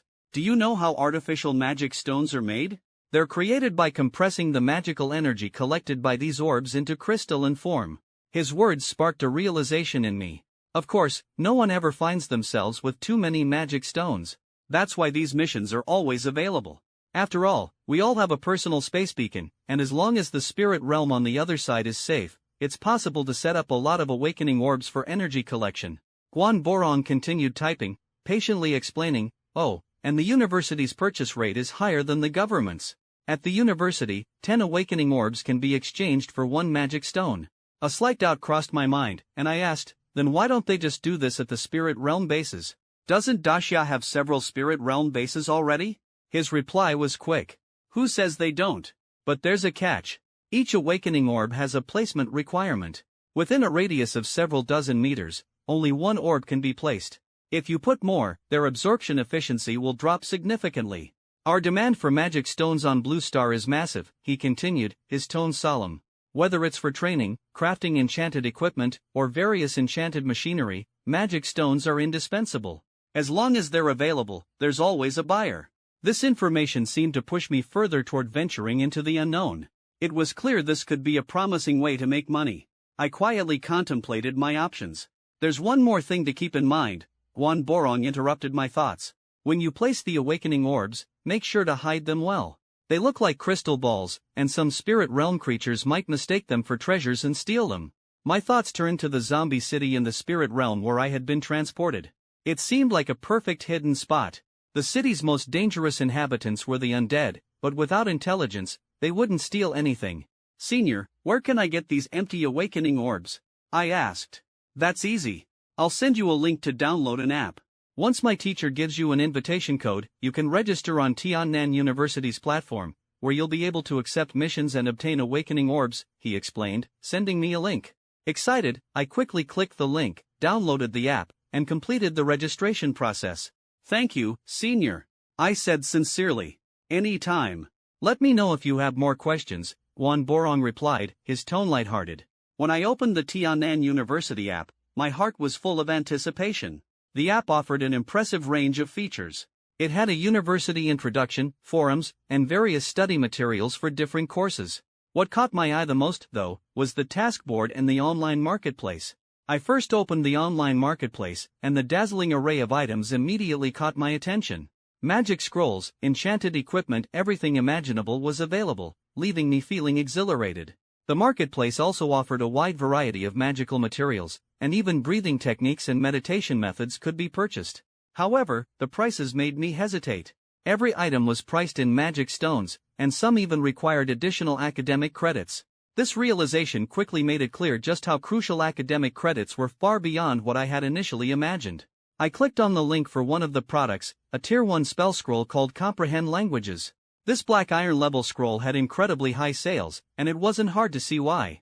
The languages of spirit realm creatures were vast and numerous. Beyond the universal common language, there were Draconic, Elvish, Infernal, and Celestial tongues, as well as Goblin, Orcish, Murloc, Dwarvish, Giant, and countless others from smaller races. It was dizzying to even think about. Just like how every province in Dacia had its own dialect in addition to the common tongue, the languages of the spirit realm races were equally complex, with countless variations and derivatives. Even someone with a natural gift for languages would find it impossible to learn them all. It was simply overwhelming. This was why the mages of the spirit realm had developed the comprehend languages spell. With its effects, I could temporarily understand the speech of any sentient creature, though magical beasts were an exception. Moreover, while under the spell's influence, my ability to learn these languages would increase several-fold. With enough practice, I could quickly master the mainstream languages. What surprised me even more was that this spell scroll wasn't limited to mages. Any profession could use it, provided it wasn't a high-level or spiritually intensive directed spell scroll. Truly, spell scrolls were an essential tool for survival and exploration. I glanced at the price tag for comprehend languages in the marketplace, 10 magic stones. The cost was outrageous. I quickly compared it to other spell scrolls. A Tier 1 Fireball scroll was only 3 magic stones, a Tier 1 Summon Otherworldly Creature scroll cost 5 magic stones, and a Tier 1 Cure Light Wounds scroll was priced at 8 magic stones. Spell scrolls were clearly a lucrative business. I couldn't help but marvel at the wealth of the mages who created these scrolls. It was no wonder that mages were considered the richest among all professions. Unlike warriors, who mostly relied on their physical strength and combat skills to make a living, mages had a variety of income sources. I pondered silently. Mages could not only craft spell scrolls, but also enchant weapons and gear. And let's not forget their ability to brew magical potions. Even in combat, their capabilities far exceeded those of warriors. And if all else failed, mages could turn to farming. They could cultivate magical materials, and their spells would ensure faster and better growth. In short, the ways mages could make money were endless. However, their expenses weren't small either. To master these crafts, whether creating scrolls, enchanting items, or brewing potions, they required extensive experimentation, which was incredibly costly. I continued browsing the marketplace, my excitement growing with every strange and rare item I encountered. One listing even offered a vial of dragon's blood, specifically from an adult red dragon. But when I saw the string of zeros in the price, I quickly decided against it. Yeah, no thanks, I thought, closing the link without hesitation. Refocusing on my priorities, I opened the task board. The homepage prominently displayed exactly what I was looking for: urgent. Charging mana absorption devices needed. The bold letters caught my eye, and I clicked to learn more. The task description explained that this was a long-term mission with no time limit and no maximum submission cap. For every 10 awakening orbs turned in, participants could exchange them for 1 magic stone. Additionally, a bonus academic credit was awarded for every 100 orbs submitted. Reading this, I couldn't help but smile. 10 awakening orbs could earn me the equivalent of 100,000 yuan. What a lucrative opportunity! I didn't hesitate and immediately accepted the task. Thanks to the help of Professor Li and Guan Boron, I was able to access missions just like any new student at Tiannan University, even though I hadn't officially started yet. The task description mentioned that new students could apply for 50 awakening orbs without needing to pay a deposit. 50 orbs sounded like a good start, but my greed got the better of me, and I clicked the plus button to request more. Ding! A notification popped up on the screen. Any additional orbs beyond the free 50 required a deposit. Curious, I checked the details, but the cost immediately made me reconsider. 50 orbs were already generous enough. Deposit rate was steep, 10,000 yuan per orb. Doing the math, I realized that taking 50 orbs into the spirit realm was like carrying 500,000 yuan worth of goods on my back. And since I was using my student ID to obtain these orbs, any loss would come out of my pocket. After filling out the application, I sat at home, quietly waiting for the awakening orbs to arrive. While I waited, Professor Li called me. Huoling, I heard from Guan Boron that you're preparing to head to the spirit realm for meditation and that you've also accepted a mana collection task? Yes, Professor Li, I answered honestly. The spirit realm on the other side of my beacon is relatively safe. Meditation on Blue Star is far too inefficient, so I thought I'd train there and take on some tasks to make the most of my time. Blue Star's low mana density does make it unsuitable for training. If your spirit realm beacon is truly in a safe location, then it's a reasonable choice, Professor Li said thoughtfully. After a brief pause, he added, alright, I'll send you 2 practical zero-tier spells to learn. They'll help improve your self-defense capabilities. Remember, don't act recklessly in the spirit realm. Staying alive is the most important thing. His warning rang clearly in my ears. Understood, thank you, Professor. I replied gratefully, touched by his concern. No need to thank me. These zero-tier spells will be available in the library once the semester starts anyway. I'm just giving you a head start. I'll send them over shortly, so be sure to check your phone," he said. "Once you've mastered these spells, let me know. I'll send you more," he added. I agreed, already looking forward to the challenges ahead. "Good. Take care," Professor Lee said before hanging up. Moments later, my phone pinged with a notification. The spell materials had arrived. The spells were Lesser Defensive Armor and Lesser Surveillance Eye. One was for defense, and the other for reconnaissance, exactly what I needed. I couldn't help but feel grateful for Professor Lee's thoughtfulness. The delivery of the awakening orbs was surprisingly fast. By the third day, all 50 had arrived at my home.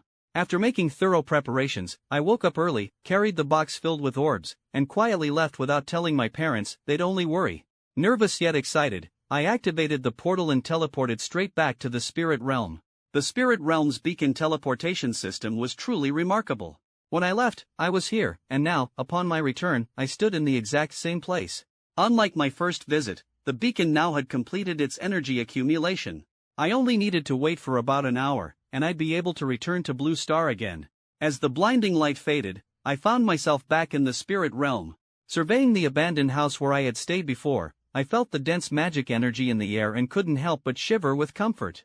The difference between the spirit realm and Blue Star was like the difference between living at low altitude and high altitude. On Blue Star, the mana was thin, making absorption a laborious task. The spirit realm, by contrast, was like low altitude, mana was abundant, and the ease of breathing it in was intoxicating. I rested for a while, not rushing to leave or start placing the awakening orbs. Instead, I decided to wait until the beacon had fully recharged. After all, once the beacon was ready, I'd have a guaranteed escape route. No matter what danger I encountered, I could return to Blue Star within seconds. This was my ultimate safety net. During this waiting period, I didn't remain idle. Yesterday, after receiving the 2 spells from Professor Lee, I had already familiarized myself with their basics. Now, seated on the edge of the bed, I prepared to fully master these spirit realm spells.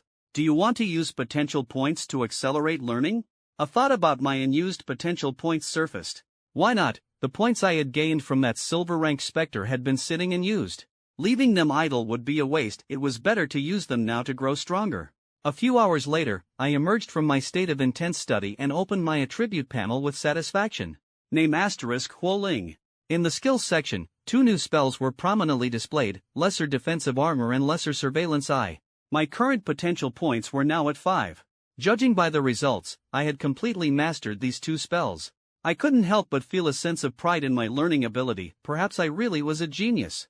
Testing the effects of these spells once more, I couldn't help but mentally commend Professor Lee for his foresight, especially in recommending Lesser Defensive Armor. The spell's effect was to create a protective armor around the caster's chest, abdomen, and head.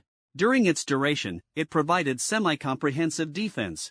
By continuously channeling mana, I could extend the spell's duration or restore its protective strength after it was damaged. Casting time *8 seconds. Mana cost *5 points. Duration *15 minutes. Extension cost *2 mana points per 10 minutes.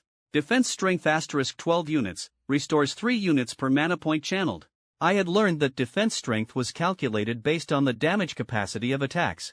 For instance, apprentice-level spells typically had an attack strength between 5 and 10 units. My Bonfang spell, a 0-tier spell, had an attack strength of 7 units. In other words, Lesser Defensive Armor could withstand a single Bonfang attack without breaking.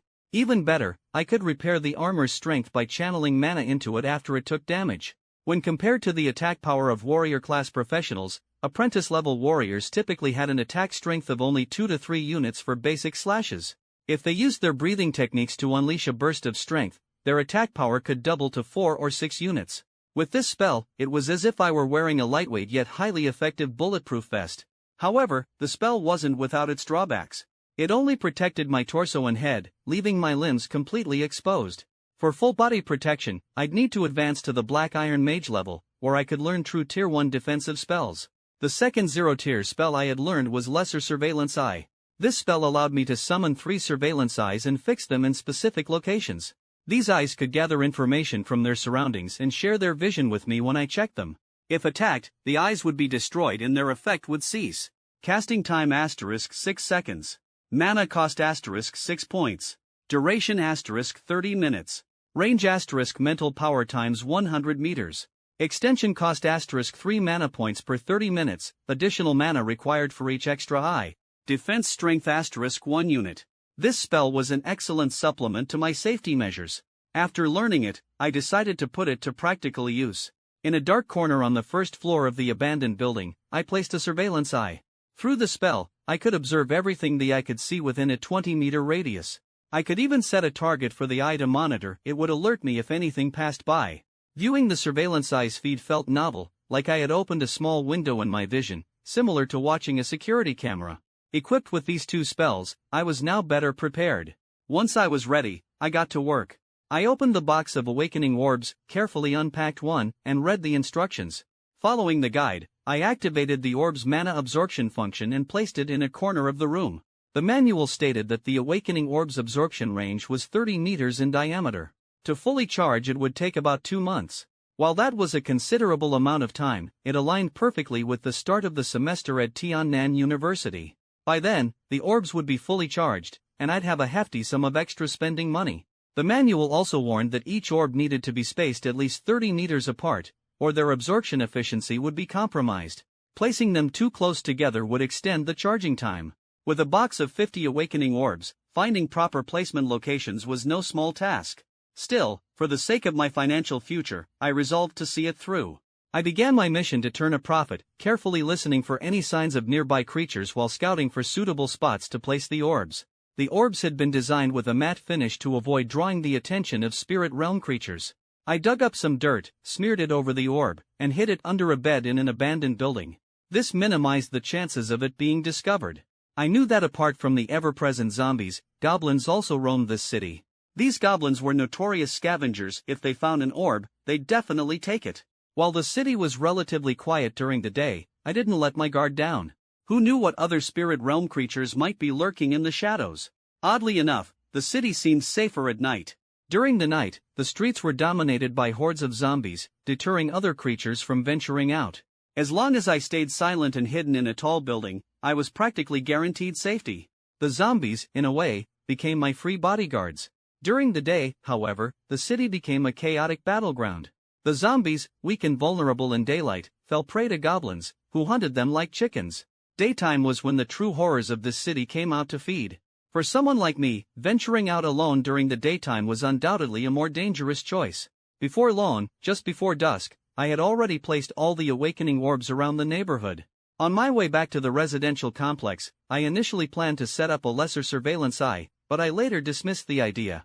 The distance was too great, over 270 meters, well beyond the range I could receive visuals from the surveillance eye. Within a radius of just over 200 meters, observing from the 15th floor vantage point would offer a much better view. Why waste mana unnecessarily? I hurried back to my small hideout on the 15th floor before nightfall. From there, I simply had to wait for the zombie bodyguards to emerge. In the meantime, I even returned home briefly to have dinner and informed my parents that I'd be meditating in seclusion for the next few days, asking them not to disturb me. With that, I activated the portal and returned to the spirit realm. When I stepped back into the spirit realm, the sky was already pitch black, and the city had reverted to its eerie silence. Feeling the dense mana in the air, I sat on the bed and began my first formal meditation session in days. Do you want to use potential points to accelerate learning? Yes, I answered decisively. As I entered a deep state of meditation, mana flowed into my body, captured and absorbed by my mental power. Outside, the cold night wind whistled through the shattered windows, while inside, the mana circulated within me, steadily strengthening my abilities moment by moment. By dawn, sunlight spilled onto my face, pulling me out of my deep meditation. I exhaled a long breath, feeling a sense of relief and accomplishment. Without hesitation, I summoned my attribute panel to check the results of the night's effort. Name ** Huoling. My stats had visibly improved. Strength, 1.4, Constitution, 1.2, Agility, 1.1, Mental Power, 3.2/3.2, with my mana fully replenished at 30 seconds. As for skills, I had mastered the Dark Breath meditation method in several zero-tier spells like Bone Fong, Gloom Mist, Touch of Fatigue, Lesser Defensive Armor, and Lesser Surveillance Eye. Although I had used up all my potential points, leaving me somewhat reluctant, I knew the investment had been worthwhile. My mental power and mana had both increased, reaching their current peak of 3.2 and 32, respectively. As I felt the surging mana within me, I couldn't help but smile with satisfaction. Even more excitingly, my strength and constitution had each increased by 0.1 as well. It seemed that the nourishment of mana was gradually enhancing my physical qualities. Contrary to common belief, a mage's body wasn't necessarily frail. In fact, some mages surpassed even top-tier warriors in physical prowess. I once heard of a legendary mage, who, despite specializing only in flash strike, was able to physically brawl with a legendary demon from the abyss due to his exceptional physical strength and enhancement spells. Such power, was it not worth striving for? A new hope ignited within me. As the sun rose once again, I, Huoling, was ready to take on today's mission. Zombies were inactive during the day, and since they were one of my main sources of potential points, I couldn't afford to return empty-handed. Armed with my prepared weapon, I stepped out of my hideout once more. This time, I had purchased a spear online, which, combined with my current spells, made hunting zombies during the day entirely feasible. Walking along the abandoned streets, I took in the sight of overgrown plants and broken bricks scattered everywhere. The plants had grown so vigorously that they had cracked the once solid pavement, leaving the roads uneven and treacherous. Every now and then, I activated my mental power to probe the nearby buildings, searching for any signs of zombies. In this city of the dead, zombies were plentiful, and it wasn't long before I spotted my first target. Inside a building that appeared to be a shopping mall, I detected a significant zombie presence. Cautiously, I entered through the shattered main doors. The scene inside made my heart skip a beat. There were far too many zombies. In the first-floor lobby alone, dozens of them were standing aimlessly. Looking up, I saw even more on the upper floors. The mall's structure remained relatively intact, and with the power long cut off, darkness engulfed the interior. Naturally, this made it an ideal refuge for zombies seeking to avoid sunlight. The 5- or 6-story building was packed with zombies, so densely that even the escalators were crowded with them. Judging by the numbers, there had to be at least 1,000 zombies inside. I swallowed nervously and decided to quietly retreat. This place was far too dark, and although the zombies were currently dormant, I couldn't shake the unease. If I were to kill a few of them and suddenly provoke the rest, I'd be in grave danger. As the saying goes, a wise man avoids unnecessary risks. Besides, there were plenty of zombies outside waiting to be hunted. Soon, I found a residential building bathed in sunlight. The light illuminated the entire space, driving the zombies into the shadowed rooms, where they seemed to be trapped by the sun's presence. This environment was ideal for hunting, safe and predictable. Even if something unexpected happened, the sunlight would provide a natural barrier, giving me ample time to escape. The 17- or 18-story building housed over 100 zombies, just enough for today's hunting goal. After all, killing even one zombie without magic took 2 to 3 minutes. Starting from the ground floor, I began clearing the building level by level. Thwack! The spear pierced a zombie's chest, and dark, viscous blood oozed from the wound. The sudden attack jolted the zombie awake, and it flailed its arms wildly, but the spear kept it at bay. At the same time, I mentally sketched a rune and cast Bone Fong. The spell instantly killed 2 other zombies in the room.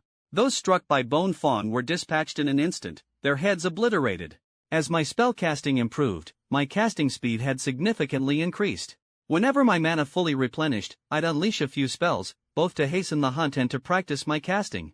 In the spirit realm, my mana regeneration was greatly enhanced, closely tied to the strength of my body. This feeling of rapid recovery made me feel invincible. As a mage, mastering mana control was absolutely critical. If I exhausted all my mana, it would take 6 hours for my body to naturally recover it.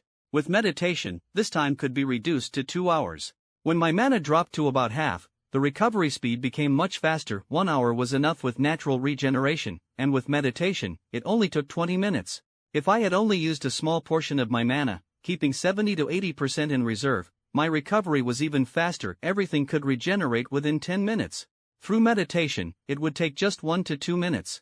Thus, learning how to manage mana consumption during battle was vital. Most mages maintained their mana above 75%, taking every opportunity to rest and recover to avoid running out of energy. After all, if a mage's mana was completely depleted, they'd lose their combat capabilities for at least half a day, a dangerous situation that could easily lead to their death. Today, in this prolonged battle, Huoling spent over 3 hours clearing the zombies from the entire building. The air reeked of blood, and the rooms were littered with corpses. Rivers of black blood flowed across the floors. This place couldn't be my shelter for long. If the stench of blood attracted predators from the spirit realm, the consequences would be catastrophic. On the ground floor, I cast lesser defensive armor on myself before cautiously stepping outside, ensuring I left no trace behind. When I finally returned to my hideout, I let out a sigh of relief. Today's hunt had been successful. I had slain 70 to 80 zombies, earning me 17 points of mana and 5 potential points. Knowing when to stop was crucial. I understood that potential points needed to be converted into combat power as soon as possible. While I could theoretically hunt more zombies and accumulate more points, without meditative practice, those points wouldn't translate into tangible strength. So, I returned to Blue Star. Despite my caution during the hunt, my clothes were stained with blood. After teleporting back, I took the opportunity to clean up, cook a meal, and wash my clothes. By evening, I re-entered the spirit realm. Once the sky was completely dark, I began my meditation for the night. Darkness was my best camouflage, and the zombies were my second best bodyguards. The potential points I earned today would not go to waste. For the next 2 days, I refrained from going out to hunt again, instead immersing myself in meditation until I had completely consumed all of my potential points. Opening my attribute panel, I checked my current stats. Name *Huoling. Mental power May 5th. Mana 50/50ths.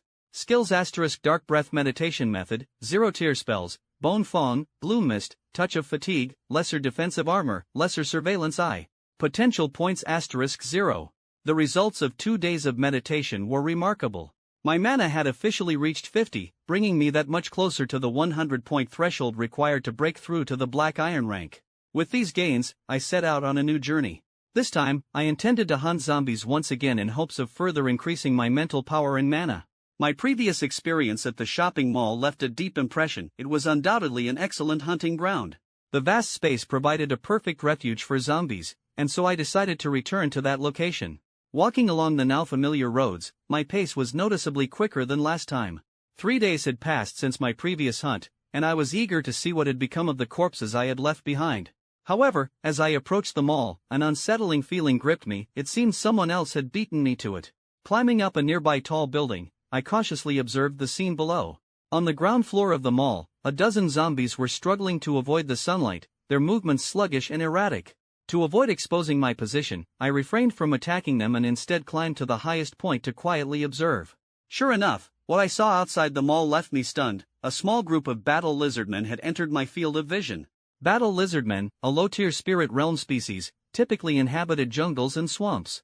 Standing between 1.5 and 1.8 meters tall, they were covered in tough, scaly armor, resembling upright, oversized lizards.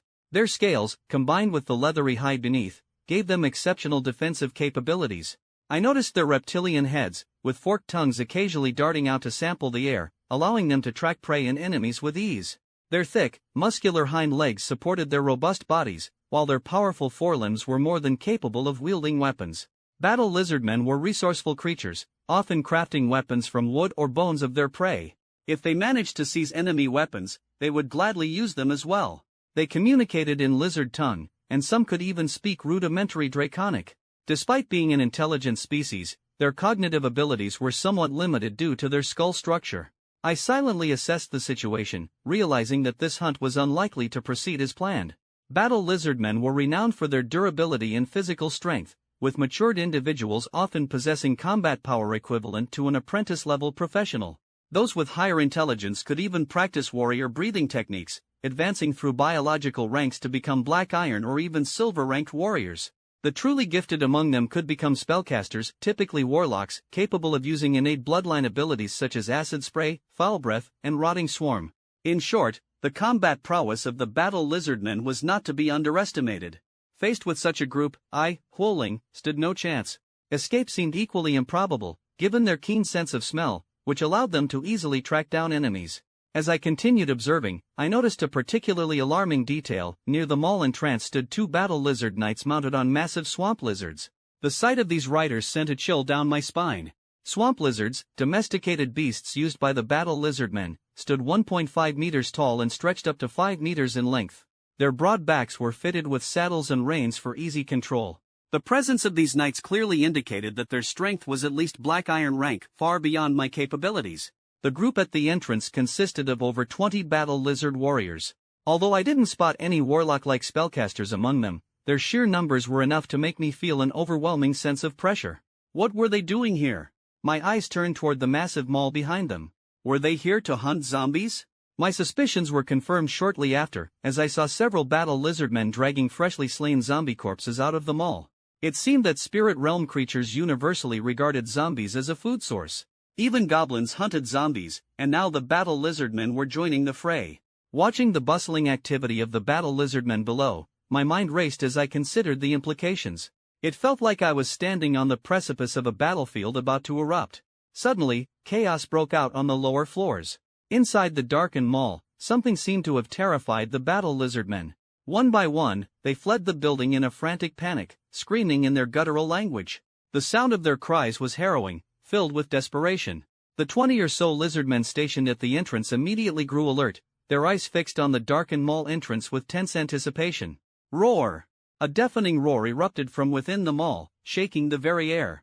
My eyes widened as I saw a battle lizardman come hurtling out of the entrance like a cannonball, crashing into the wall opposite with a sickening thud. The impact was so violent that his body crumpled like a ragdoll. My heart sank as a hulking figure emerged from the shadows of the mall. It was a zombie. But this was no ordinary zombie. Its guttural roar echoed in defiance, as if venting its pent-up rage. In response to its call, the dormant zombies within the mall began to stir, roused by the scent of blood. One after another, they let out feral growls, their collective cries forming a chilling cacophony. Under the lead of this powerful zombie, the horde surged forward like a tidal wave, rushing out of the mall and charging straight at the battle lizardmen. The battle lizardmen were not ones to back down. They brandished their weapons and charged into the fray, meeting the zombie horde head-on. Their tough scales and armor provided effective protection against the zombies' claws and teeth, seemingly giving them an upper hand. The air quickly became thick with the stench of blood as the two sides clashed in a brutal battle. I held my breath, watching intently as the chaos unfolded below. Ordinary zombies, with their limited strength, stood little chance against the seasoned battle lizard warriors. Each lizardman possessed combat abilities comparable to apprentice-level professionals. However, among the horde were older, more powerful zombies whose strength could not be underestimated. What made the situation even more dire was the zombies' lack of intelligence. They knew no fear. Their relentless, mindless assault rapidly increased the lizardmen's casualties. From my vantage point, I watched as one of the lizard knights, mounted on his massive swamp lizard, roared with fury. He raised his weapon high, his battle aura surging forth like a raging torrent. "Let's give these zombies a lesson they won't forget," he bellowed, urging his mount into the fray. His weapon gleamed as he charged toward the horde, clearly targeting the powerful zombie leading the attack. The plan was obvious: to kill this formidable zombie. If they could bring it down, the rest of the horde would likely retreat back into the shadows of the mall. I remained hidden, my heart pounding as I braced myself for the carnage that was about to unfold. The heavy footfalls of the swamp lizard beneath me echoed with an intimidating rhythm, each step emanating raw power and fury. I could feel the beast's rage coursing through its massive frame. It opened its gaping maw and, with a single bite, clamped down on a zombie, shaking its head violently to tear the creature into 3 gory pieces that scattered in all directions. A chill ran down my spine. Such overwhelming strength left no room for doubt about the swamp lizard's lethality. Its thick, armored scales granted it near-impervious protection as it bulldozed through the zombies blocking its path, sending them flying. Meanwhile, I, perched on the lizard's back, swung my long-handled battle axe with all my might, cleaving through the swarm of zombies around me. Each strike forced them back, but the tide felt endless. Then, the zombie king seemed to catch wind of our movements. Its guttural roar reverberated across the battlefield as it turned its sights directly on us. My heart clenched as the towering figure charged forward, its presence exuding an oppressive aura that made my grip on my weapon tighten instinctively. In a split second, the creature lunged toward me and my mount. I gritted my teeth, channeling my combat aura into the blade of my axe as I struck down with full force. To my horror, the axe blade merely left a faint white scratch on the creature's leathery hide, as if I were trying to split a boulder with a kitchen knife. Stunned by the ineffectiveness of my attack, I barely had time to react as the zombie king's sharp claws lashed out, gripping my shoulder like a vice. Its massive jaws opened wide, descending toward me with terrifying speed. My armor, which I had once trusted to shield me from harm, proved utterly useless. It crumpled beneath the zombie king's crushing bite as if it were made of paper. Pain exploded through my body as blood poured from my wounds, and I could feel the zombie king's teeth sinking into my flesh. A wave of despair washed over me as I realized how outmatched I was. My screams of agony pierced the battlefield as I called out desperately for help. My comrade, a fellow battle lizard knight, refused to abandon me. He spurred his mount forward, his body aglow with surging combat aura as he swung his battle axe with ferocious determination. The weapon struck the zombie king's back, finally leaving a shallow wound. However, this only enraged the creature further. With an ear-splitting roar, it flung me aside like a discarded toy. Dazed and gasping for breath, I watched in horror as my comrade faced the zombie king alone. He swung his weapon with all his might, but it was clear that his efforts were futile. The swamp lizard beneath him roared in defiance, its rage and fear mingling as it lunged at the zombie king, jaws snapping ferociously. For a moment, I felt a flicker of hope. But the zombie king retaliated with terrifying precision, its claws raking across the swamp lizard's snout and tearing deep into its flesh. The beast let out a heart-wrenching cry as blood sprayed from the wound, and in one swift motion, the zombie king ripped the lizard's lower jaw apart. The agony sent the creature into a frenzy, thrashing wildly and throwing me off its back. I hit the ground hard, pain shooting through my limbs. Scrambling to my feet, I drew the sword at my waist and managed to cut down a nearby zombie that had lunged at me. But before I could catch my breath, the zombie king was upon me again. I poured the last remnants of my combat aura into a desperate swing, aiming for the creature's neck. Yet, it dodged with unnerving ease and pounced on me, its claws shredding through the remnants of my armor. My scales and armor fragments scattered across the ground as the zombie king bore down on me, its monstrous maw dripping with the blood of my fallen comrades. I watched in helpless terror as the creature feasted on my companion, tearing flesh from bone with savage glee. The remaining battle lizardmen, overwhelmed by the sight, broke ranks and fled in panic, abandoning the wounded to their fate. Our formation crumbled in an instant. Those who ran fast enough managed to escape, but the slower ones were overtaken and devoured by the relentless horde of zombies. The carnage was complete. I stared down at the battlefield, my heart pounding as I tried to make sense of what I had just witnessed. Zombies, once thought to be creatures of darkness, had launched a full-scale assault in broad daylight. Their newfound fearlessness shattered everything I thought I knew about them. As the fighting subsided, the zombies began to feast on the fallen battle lizardmen. Squabbles broke out among them as they fought over the choicest pieces of flesh, their primal instincts on full display. But just as quickly as the chaos had erupted, it began to die down. When the feast was over, many of the zombies, now satiated, retreated back into the shadows of the mall. Their behavior confirmed a theory forming in my mind: while zombies instinctively feared sunlight, they could overcome this aversion under the command of a powerful leader like the Zombie King. Once the king's influence waned, their innate fear of the sun would resurface, driving them back into hiding. Relieved but shaken, I took a moment to steady myself. Witnessing the Zombie King's sheer power and the Horde's coordinated attack had left me rattled. Even the Black Iron-ranked battle lizard knights, with their formidable mounts, had been no match for it. I could only speculate that the Zombie King had reached the strength of a silver rank or higher. What frightened me even more was the raw physical power of the zombies. Despite lacking combat techniques or aura, they had overwhelmed trained warriors with brute force alone. The thought sent a shiver down my spine, and my legs felt weak beneath me. My desire to continue hunting had evaporated entirely. Still, I forced myself to remain calm. The zombies had returned to their usual state, posing no threat as long as I didn't provoke them. Looking down at the battlefield, I noticed the scattered bodies of the fallen battle lizardmen. I decided against leaving immediately, choosing instead to find a safe vantage point and observe. Perhaps some of the surviving lizardmen would return to recover their dead. Time passed slowly, and I nearly drifted off when movement in the distance caught my eye. Sure enough, a small group of battle lizardmen cautiously approached the battlefield. My hunch had been correct. These lizardmen, understanding the zombies' behavior, carefully surveyed the mall entrance to ensure it was clear before venturing onto the blood-soaked ground. They brought reinforcements with them and began gathering the bodies of their fallen comrades. To my surprise, their primary focus seemed to be the corpses of the zombies rather than their own kin. It made sense. Their mission had been to hunt zombies, and the loss of their fellow warriors likely weighed less heavily than the failure to secure prey. From my vantage point, I watched as the lizardmen worked methodically, loading the zombie corpses and some of their dead onto sledges. Then, they began their retreat, dragging their grim cargo behind them. I decided to follow them from a distance, keeping my mental power extended to scan for potential dangers. Though they were far ahead, I was confident I wouldn't lose their trail. The bloodstains and drag marks left by the bodies made their path easy to track. Still, the lizardmen were cautious. Several of them stayed behind to erase the blood trails, likely to prevent nocturnal zombies from following the scent back to their settlement. Even so, the marks left on the rough terrain gave me enough clues to follow. And so, I trailed them silently, eager to uncover the secrets of this new species I had encountered in the city. I followed the tracks left behind by the battle lizardmen, carefully and methodically tracing their path. After some time, I finally discovered the location of their settlement. However, I dared not get too close. From a safe distance, I observed the general direction of their tribe and promptly decided to retreat. With my current strength, I stood no chance against an entire tribe of battle lizardmen. Knowing their location was enough, I simply needed to avoid this area in the future. The morning sun once again bathed the land in its warm glow as I awoke from my meditation. My recent relentless practice had yielded significant results, and I found myself on the verge of reaching the peak of the apprentice rank. However, the leap to the black iron rank would still require more time and preparation. Opening my attribute panel, I reviewed my progress carefully. Name *Huoling. Mental power *9.9/9.9. Mana *99/99.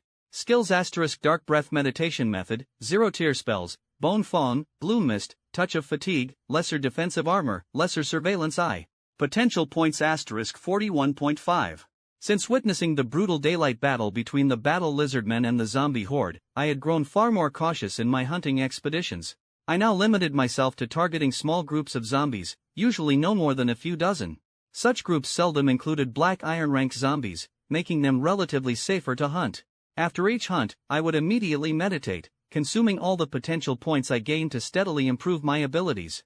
I had briefly considered asking Teacher Lee for guidance to learn more 0 tier spells, but I hesitated. Seeking favors too often could strain relationships, and the spells I currently had were sufficient for my needs, at least for now. Ever since my mental power and mana reached their respective limits of 9.9 and 99, I had been treading cautiously, refraining from further meditation. I was wary of accidentally breaking through to the black iron rank prematurely. The process of ascending from apprentice to black iron required the integration of specific magical materials, or, in some cases, the powerful organs of certain creatures, into one's body. These materials would then be gradually assimilated to enhance the practitioner's strength. This process wasn't exclusive to the black iron rank. Even higher ranks, such as silver or beyond, often involved similar secret methods embedded within advanced meditation techniques. My dark breath meditation method was no exception. Once my mental power had reached 9, I had unlocked a unique secret technique within it called the Seed of the Bone Graveyard. I had long desired to practice this technique, but the required materials were far from easy to obtain. As such, my plans to break through to the black iron rank had been temporarily shelved. The core materials for the technique included a lesser dimensional stone, a nether flower, and water from the river Styx. In addition, there were over a dozen supplementary materials, including bones, graveyard soil, fragments of tombstones, coffin wood, and decayed flesh. Fortunately, the supplementary materials were not rare magical resources but rather a collection of macabre items. I remember one night when I ventured outside Shirshi city to a burial ground, managing to gather all the supplemental materials in a single outing. It was a tense and nerve-wracking experience. I was constantly on edge, fearing discovery by a gravekeeper or worse, but overall, the process went smoothly. As for the core materials, they were all listed in Tiannan University's marketplace, but they could only be purchased with academic credits. There was no other way. I would have to wait until the semester began to acquire them. Luckily, the start of the school term was only a few days away. In the meantime, I had been diligently hunting zombies in the surrounding area, accumulating potential points for my eventual breakthrough. I hoped to gain an edge over my peers once classes began. Finally, the day arrived. I was to set off for Tiannan University. With a mix of anticipation and nervousness, I embarked on the journey. Tiannan University was located in Tiannan Province's capital city, and to get there, I first needed to travel by bus from Shirshi County to Dongha City, where I would transfer to a train bound for the provincial capital. In this world of Blue Star, despite the gradual emergence of extraordinary powers within the Xia Empire, most ordinary people still had little to no access to the mystical realm. Over the centuries since the founding of the Xia Empire, the development of supernatural societies had progressed rapidly, while the advancement of mundane technology seemed to stagnate, as if halted by an invisible barrier. The ruling elite, consisting primarily of extraordinary professionals, focused their attention on their own interests and pursuits. For them, acquiring more powerful enchanted equipment was key to consolidating power and dominance. Naturally, the bureaucracy's attention to the needs of ordinary citizens waned. Over the past century, mundane technology had seen little progress, while the supernatural domain flourished. I purchased my ticket for the train to the provincial capital. As a reserve professional who had successfully awakened, I was afforded slightly better treatment than ordinary citizens. For the first time, I no longer had to endure the cramped and crowded conditions of the lower-class train cars. Sitting in a comfortable seat, I realized this was my first time leaving Dongha City. Despite my experiences in the spirit realm and my journey as an apprentice mage, the sight of the rapidly shifting landscapes outside the train window filled me with a sense of wonder. This was my first time riding a train, and the novelty of it all left me captivated. After more than 4 hours, the train finally pulled into the bustling station. I disembarked with my luggage, my thoughts swirling. The stark divisions of class were evident everywhere, but they were especially pronounced within the Xia Empire. The first passengers to leave the train were the true professionals, riding in luxurious carriages decorated with opulence that underscored their status as the upper echelon of society. They were the rulers of this world, while I was still at the starting line, filled with dreams of what lay ahead. When the professionals had all departed, it was finally the turn of us apprentices. Among us were not only students but also retired soldiers who, despite their efforts, would likely remain stuck at this rank for the rest of their lives. Exiting the station, I spotted a table in the reception hall adorned with a conspicuous sign that read, Tiannan University. "Hello, senior. I'm a new student this year," I said eagerly, presenting my admission letter with a smile that I hoped conveyed both excitement and respect. "Welcome, junior. Follow me," the senior replied, standing up and leading me to a nearby lounge. "Please wait here for a moment. We'll head to the university together at 5 o'clock, he said with a friendly smile. "Got it, senior," I replied, finding a seat in the lounge. I scanned my surroundings and noticed 7 or 8 others already waiting. Judging by their youthful faces, they were also new students this year. "Hey, where are you from?" a boy next to me asked, striking up a conversation with an easygoing grin. "Dongha," I replied, taking note of his demeanor. His gaze was sharp, and his interest in me seemed deliberate. "Nice to meet you. I'm Su-hao, from Baishur," he said, extending a hand in greeting with an enthusiastic smile. Baishur city wasn't too far from Dongha, so we quickly found common ground. "Huoling," I replied, shaking his hand. Deep down, I felt a growing sense of anticipation for the adventures ahead. "So, are you a spellcaster or a combat professional?" Su-hao asked directly, his curiosity evident in his tone. "Spellcaster," I answered with a hint of pride. In this world filled with the extraordinary, status dynamics were deeply ingrained among professionals. Among spellcasters, mages held the highest prestige, followed by druids, bards, and warlocks.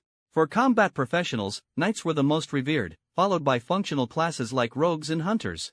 Ordinary warriors, however, were at the very bottom of the hierarchy. Their sheer numbers made them the most common, and thus the least valued. The journey ahead would undoubtedly be filled with challenges and opportunities. But for now, I allowed myself a moment of quiet excitement, ready to step into the unknown world that awaited me at Tiannan University. Su-hao and I continued our casual chat, and I soon learned that his family was quite well off. His father was a silver-ranked knight, a formidable combatant, and Su-hao had naturally applied to the Knight Academy. As for me, my goal was clear. I was headed straight for the Mage Academy. "Have you heard the news?" Su-hao suddenly lowered his voice, his tone taking on a conspiratorial edge. "Heard what?" I asked, intrigued. His eyes glimmered with excitement as he leaned closer. "Some of the new students this year have already broken through to the Black Iron rank." "What?" I exclaimed, stunned, my thoughts immediately thrown into turmoil. How is that possible? It's only been 2 months since the awakening rituals. How could someone already reach the Black Iron rank? I asked, bewildered. "You don't get it, do you?" Su-hao smirked knowingly, clearly relishing the role of informant. "It's not just 1 or 2 people, either. There are quite a few who've already reached Black Iron. Think about it. Some people are naturally gifted, and their families provide them with meditation or breathing techniques tailored to their constitution. It's no surprise they can advance quickly," he explained, his voice brimming with certainty. "And that's not all. There are potions that can dramatically accelerate cultivation progress. If you drink those as an apprentice, your training speed will skyrocket," he added, his eyes wide with significance. He paused for a moment, then continued, "Besides, most ordinary people only begin their awakening rituals at the end of the school term. But some students started earlier, some as early as the beginning of the semester, and there are even a few who began their awakening at just 11 or 12 years old." "Wait, at that age? How do they even survive in the spirit realm? What if they encounter danger?" I asked, my mind full of questions. Su-hao chuckled darkly. "That's where money comes in. Wealthy families equip their kids with entire sets of enchanted gear, along with basic scrolls that even ordinary people can use. Unless they're dropped into a life or death situation, their survival rate is way higher than ours." He leaned back in his chair, grinning as he added, "Oh, and there's this super expensive potion that you can drink after entering the spirit realm. It significantly boosts your chances of a successful awakening." I couldn't help but click my tongue in amazement. The more I thought about it, the more it made sense. Kids born to high-ranking professionals started the race far ahead of the rest of us.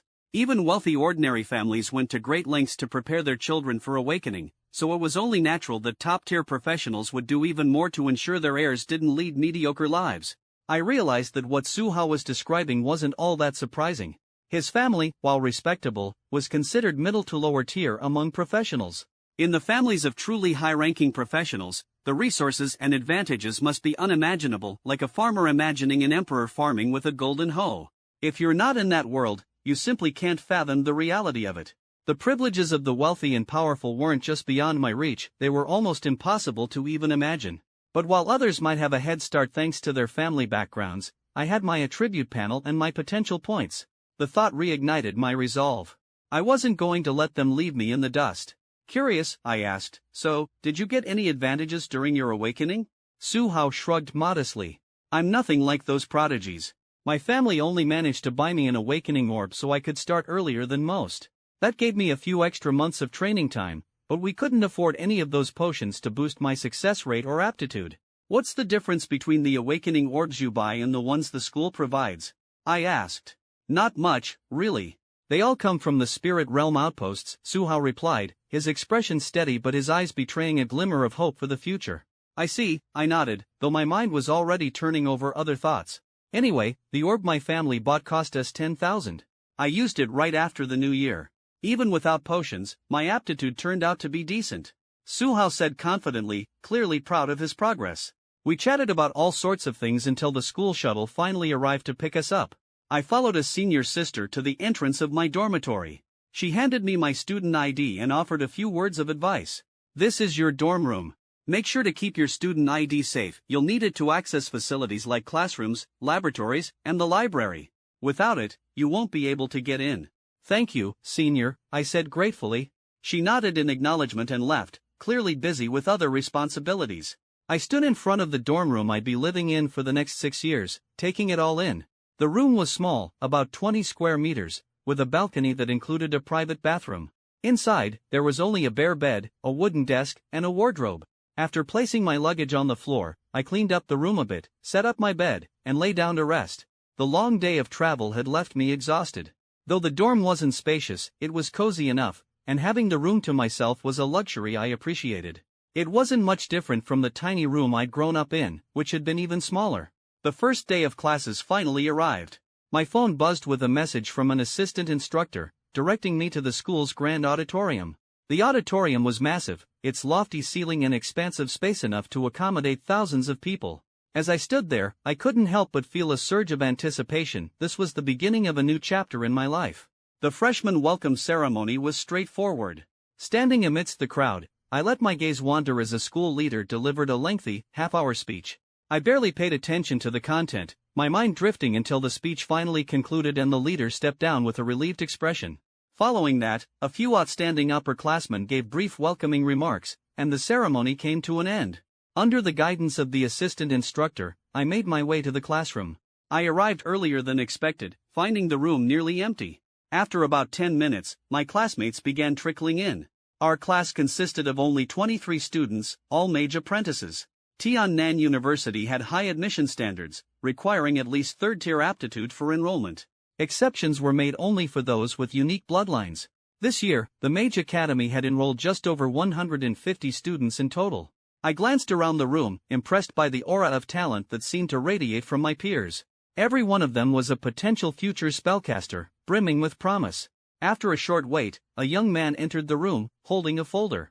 He scanned the room with a warm smile and introduced himself. I'm Xia Yang, your instructor and advisor. You can also consider me your senior. I'll be overseeing your studies in daily life from now on. Xia Yang opened the folder, his eyes flicking over the pages before looking up. Who here is Tantai Shuang? He asked. The atmosphere in the classroom grew heavy in an instant. At that moment, a young girl slowly stood up.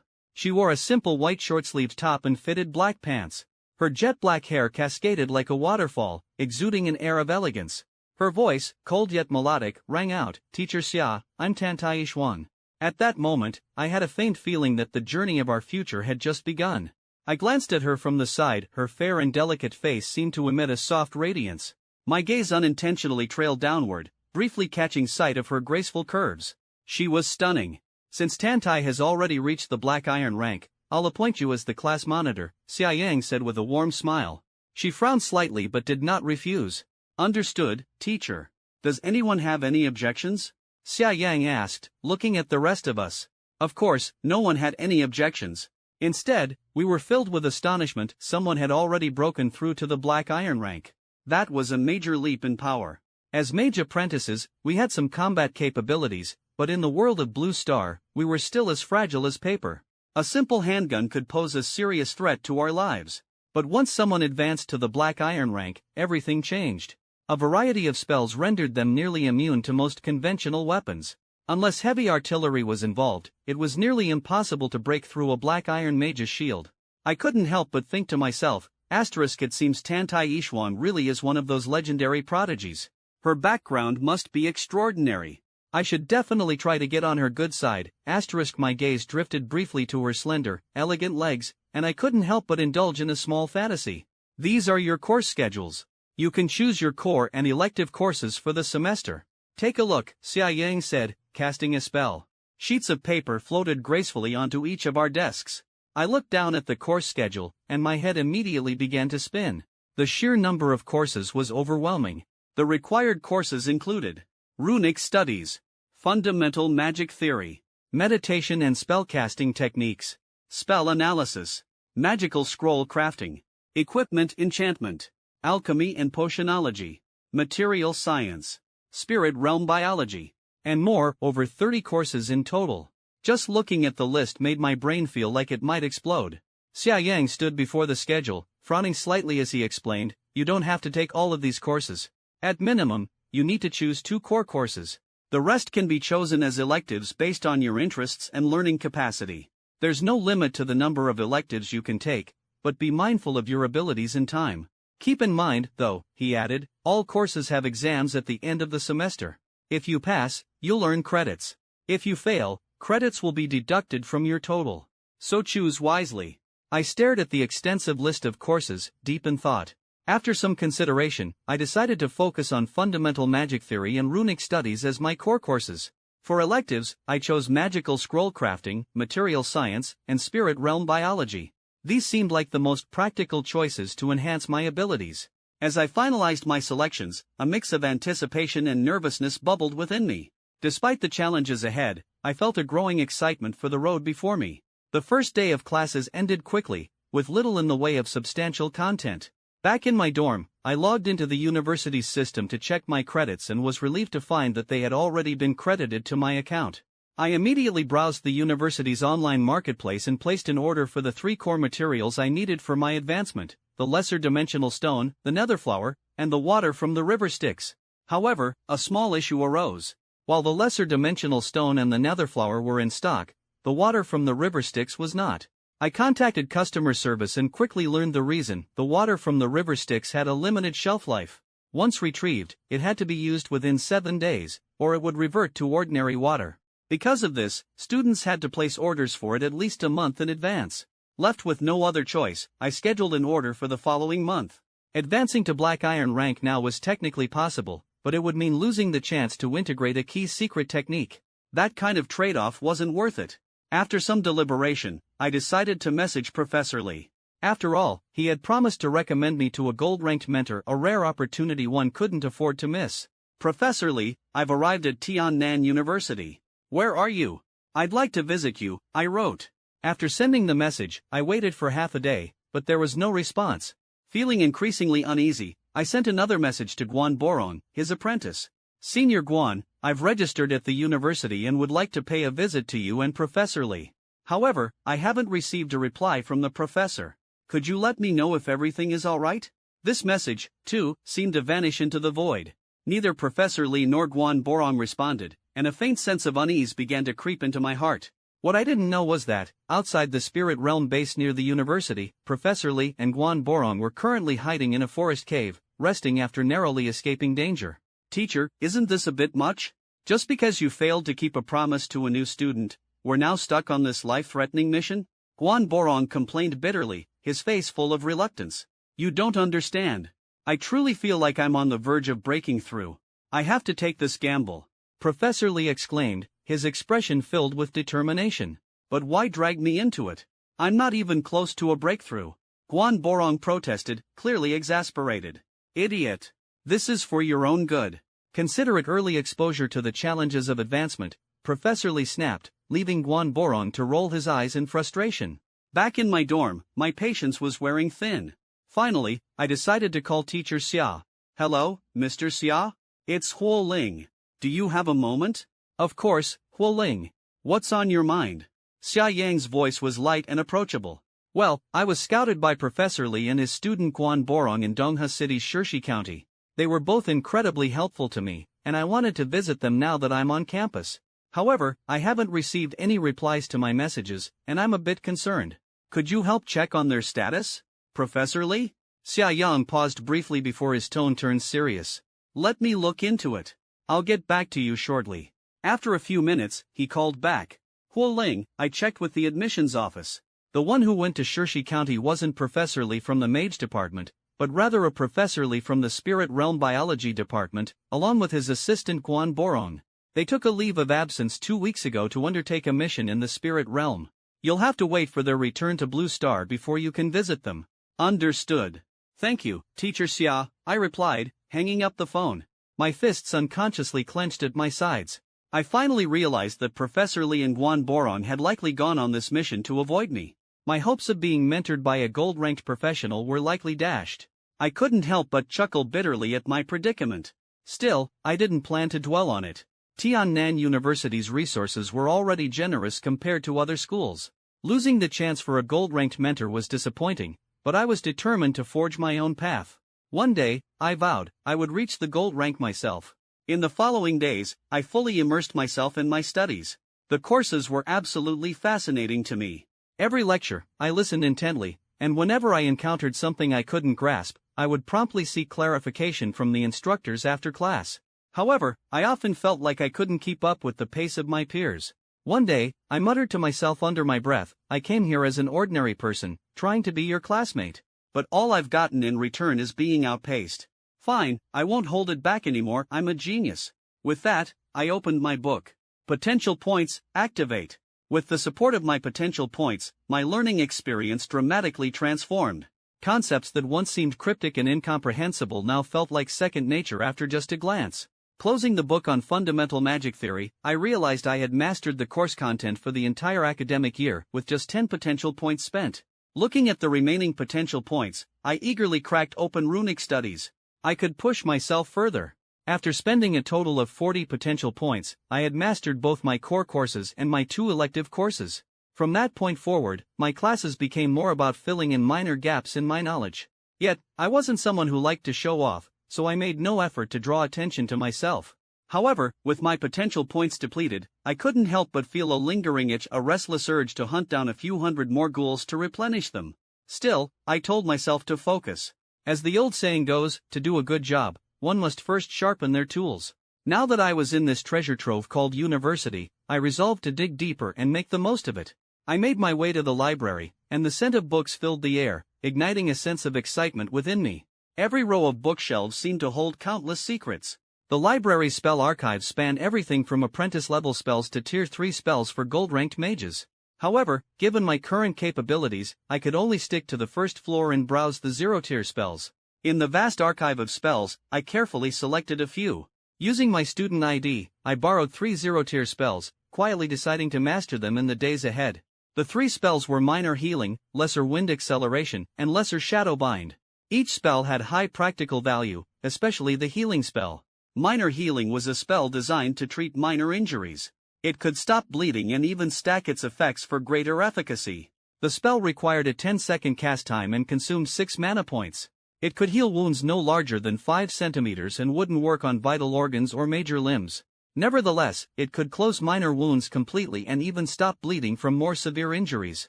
The key feature was its stackability. 3 casts of Minor Healing could approximate the effect of 1 cast of a light wound healing spell.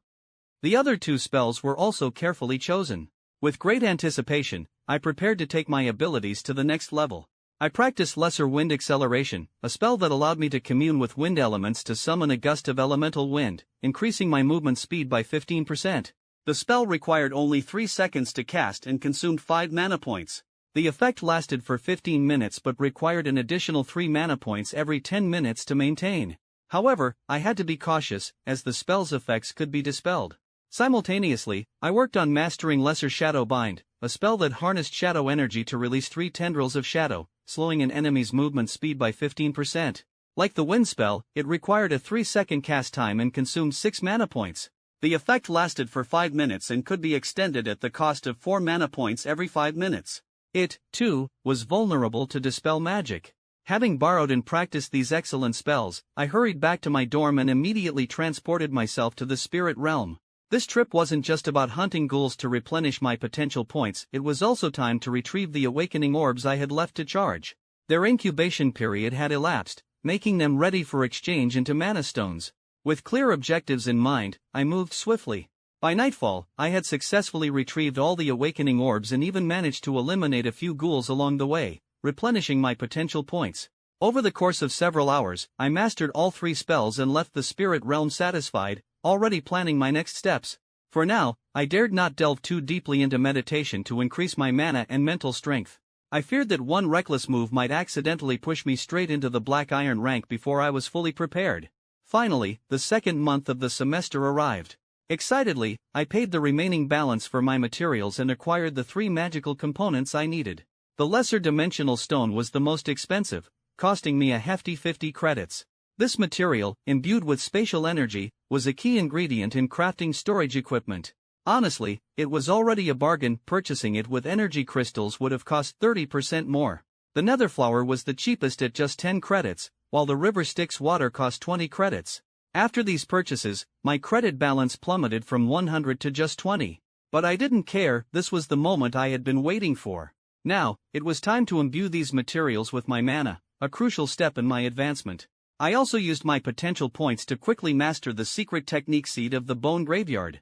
With everything in place, I began my final meditation as an apprentice mage. It felt as though I were stacking the last piece of a puzzle. A sense of completeness washed over me as my mana surged and my spiritual energy intensified, shattering the thin barrier that had held me back. A soft pop echoed within my mind, a sound no one else could hear. For the first time, I could sense the mana space within my consciousness. It was done. I had finally ascended to the Black Iron rank. Without hesitation, I activated the secret technique, Seed of the Bone Graveyard. This spell had to be cast at the precise moment when my mana space was unstable, right as I transitioned from apprentice to Black Iron mage. The materials I had imbued with mana began to disintegrate under the influence of the spell, merging together to form a seed. Guided by my mana, the seed entered my mana space. As it touched the Black Iron mana within me, it began to grow. A vine sprouted from the seed, coiling and expanding within my mana space. Watching this unfold, I understood the spell's effects. The vine not only stabilized my mana space and provided protection but also helped expand the mysterious space within. And this was just the surface of its capabilities. Its true power lay in its ability to use the dimensional stone to carve out a small subspace within my mana space, a bone graveyard. When I realized this, I was utterly astonished. As a mere Black Iron mage, I had gained access to a personal pocket dimension. Through my spiritual sense, I examined the space. It wasn't large, about 5 square meters in area and 3 meters in height. The ground was made of dark brown soil, resembling upturned graves. A crooked tombstone stood at the front, completing the eerie scene. The bone graveyard spell allowed me to create a negative energy space, a sanctuary for storing skeletal summons. By channeling mana, I could further expand the space. The upkeep cost was 10 mana points per day, with the current dimensions being 5 by 3 meters. I couldn't suppress the grin spreading across my face. This spell would revolutionize my combat strategy.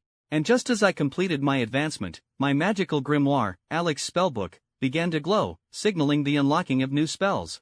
Eagerly, I summoned the book and scanned the newly available spells, reading every word with excitement.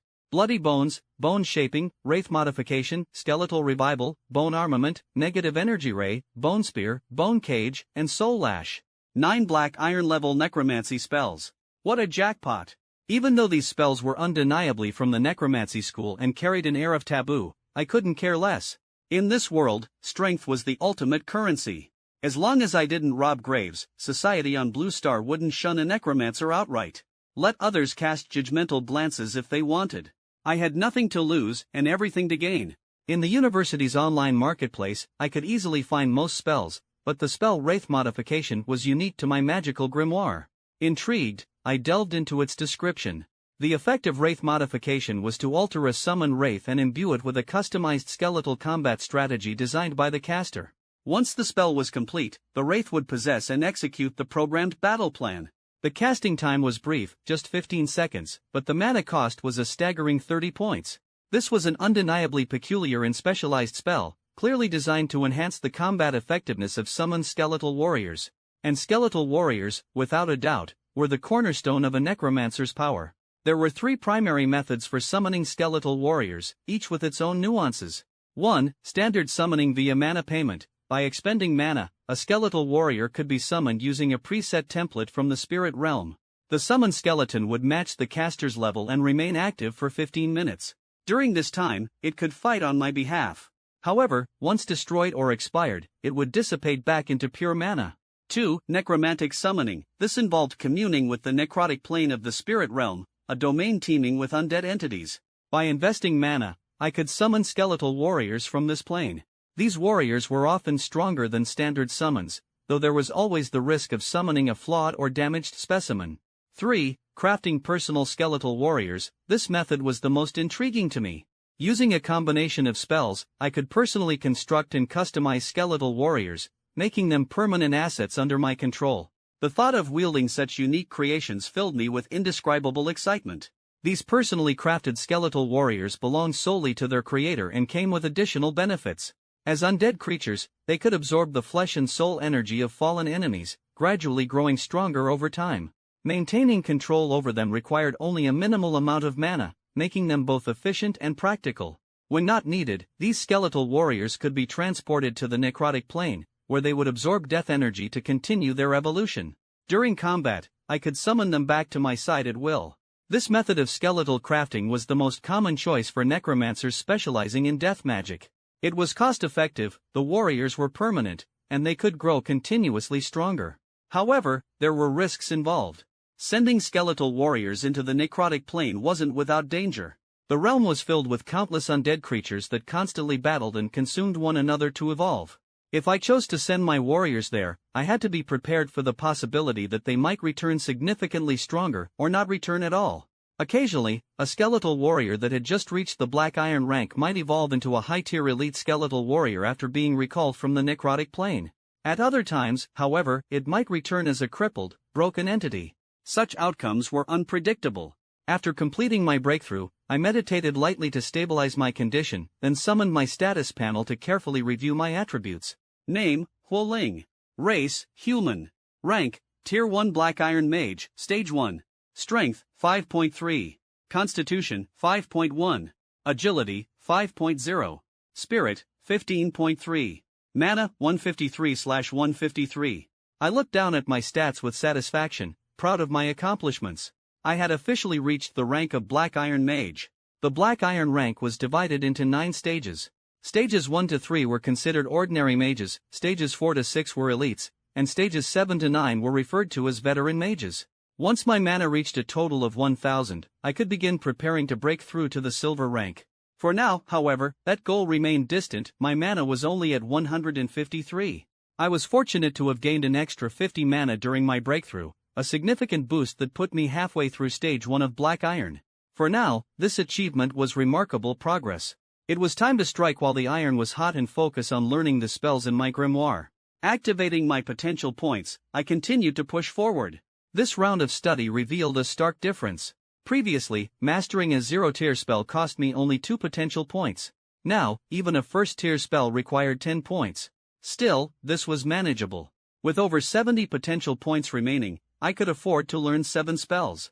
After careful consideration, I decided to learn 5 spells from my grimoire. Standing in the damp, shadowy crypt, the air thick with the scent of decay, I gripped my staff tightly and took a deep breath, silently chanting an incantation.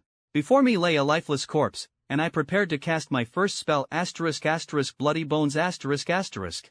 This spell allowed the bones of a corpse to absorb nearby flesh and blood, infusing them with vitality. It required only 5 seconds to cast but consumed 15 mana points. The effect lasted for 5 to 10 minutes. I knew that this was just the beginning of many challenges to come. Next came bone shaping. Channeling my mana into the target's bones, I felt them grow and shrink under my control, reshaping into the ideal form of a skeletal warrior. The casting time was similarly 5 seconds, with mana consumption ranging from 10 to 20 points. The possibilities this spell offered filled me with boundless excitement. But the spell I anticipated the most was Wraith Modification.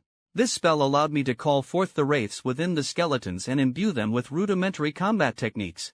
Like the others, it had a 5-second casting time and consumed 15 mana points. The stakes were high, ensuring the stability of the wraiths was critical to maintaining my combat strength and, ultimately, my survival. Following this, I focused on Skeletal Revival. This spell marked a significant turning point. With my power unleashed, the deceased bones before me began to stir, resurrected as black iron tears summoned creatures, skeletal warriors. Each casting of this spell brought with it the profound interplay of life and death, a sensation that sent shivers down my spine.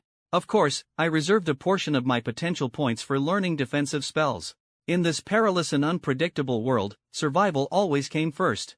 The final spell I studied was Bone Armament. Once cast, this spell enabled a skeletal warrior to absorb the flesh and bones of its enemies, as well as the energy of wraiths, gradually crafting its own armor and weapons. The thought of my skeletal warriors evolving in real time stirred an unusual sense of anticipation within me.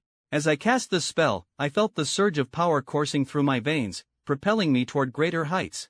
While my strength had increased significantly, I knew I hadn't yet reached my true potential. The skeletal warriors were not yet complete, and though I was eager to see them in action, I understood that the time wasn't right. Patience, I reminded myself, was key. After my recent breakthrough, I was buzzing with excitement and plans for what lay ahead.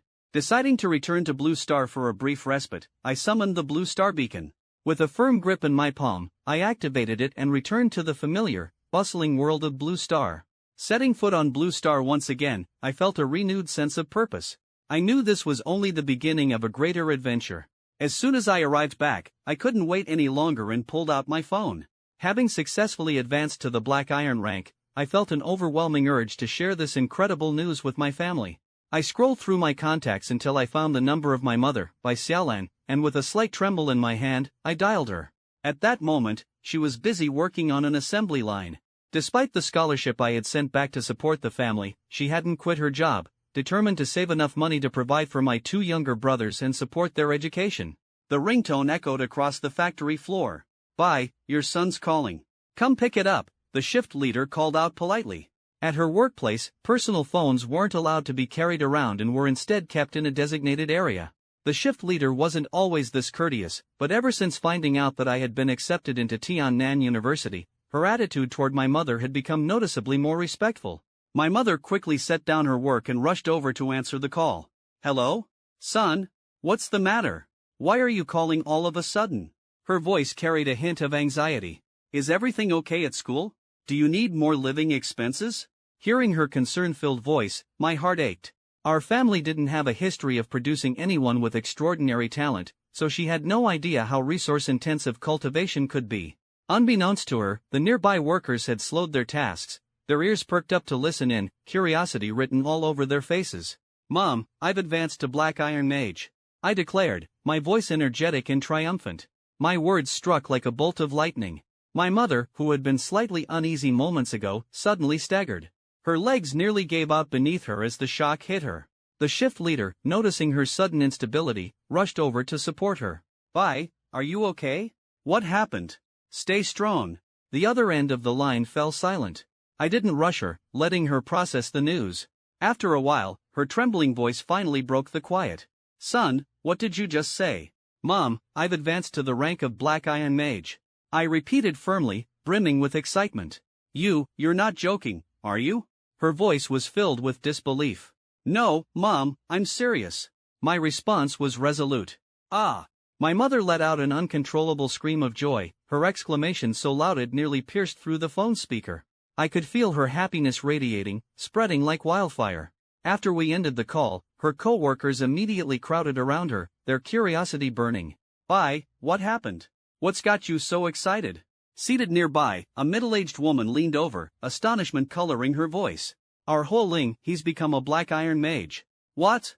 I could almost picture their wide-eyed expressions, the disbelief etched across their faces.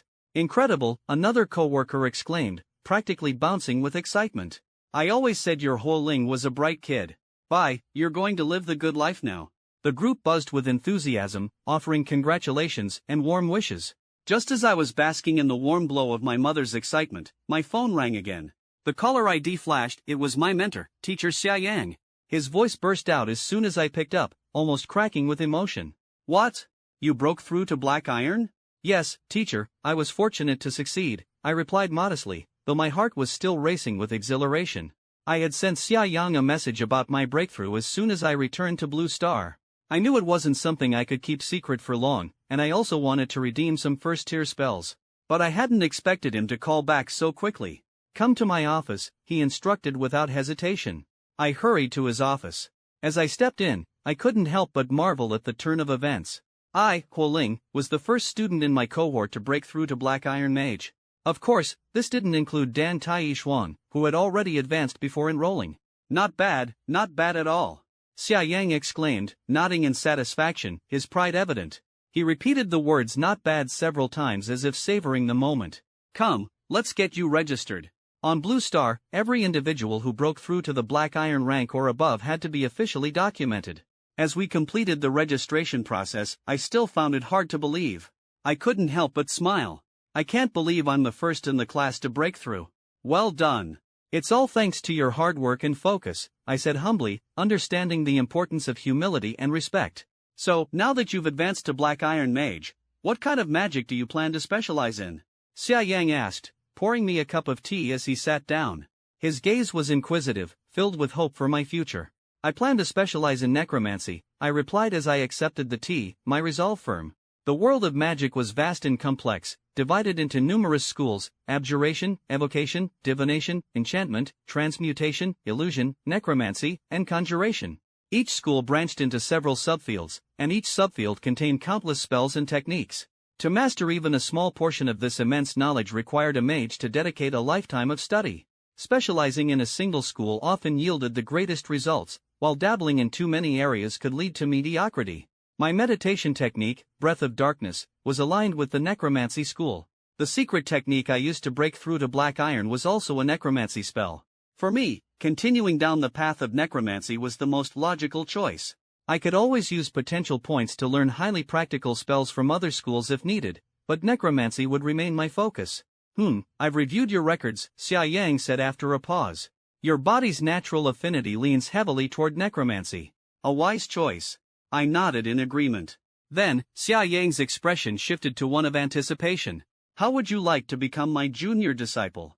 Junior disciple? Teacher, what do you mean? I asked, confused by his sudden suggestion. My mentor is Professor Huan, a gold-tier mage who specializes in necromancy, Xia Yang explained with a faint smile. Originally, I was supposed to study necromancy under him. However, when my bloodline awakened, it became clear that evocation spells were a better fit for my talents. To avoid wasting my potential, he guided me to specialize in evocation instead. His eyes gleamed with passion. But you have great potential, and you're determined to excel in necromancy. My mentor has been searching for a talented student to pass his knowledge to.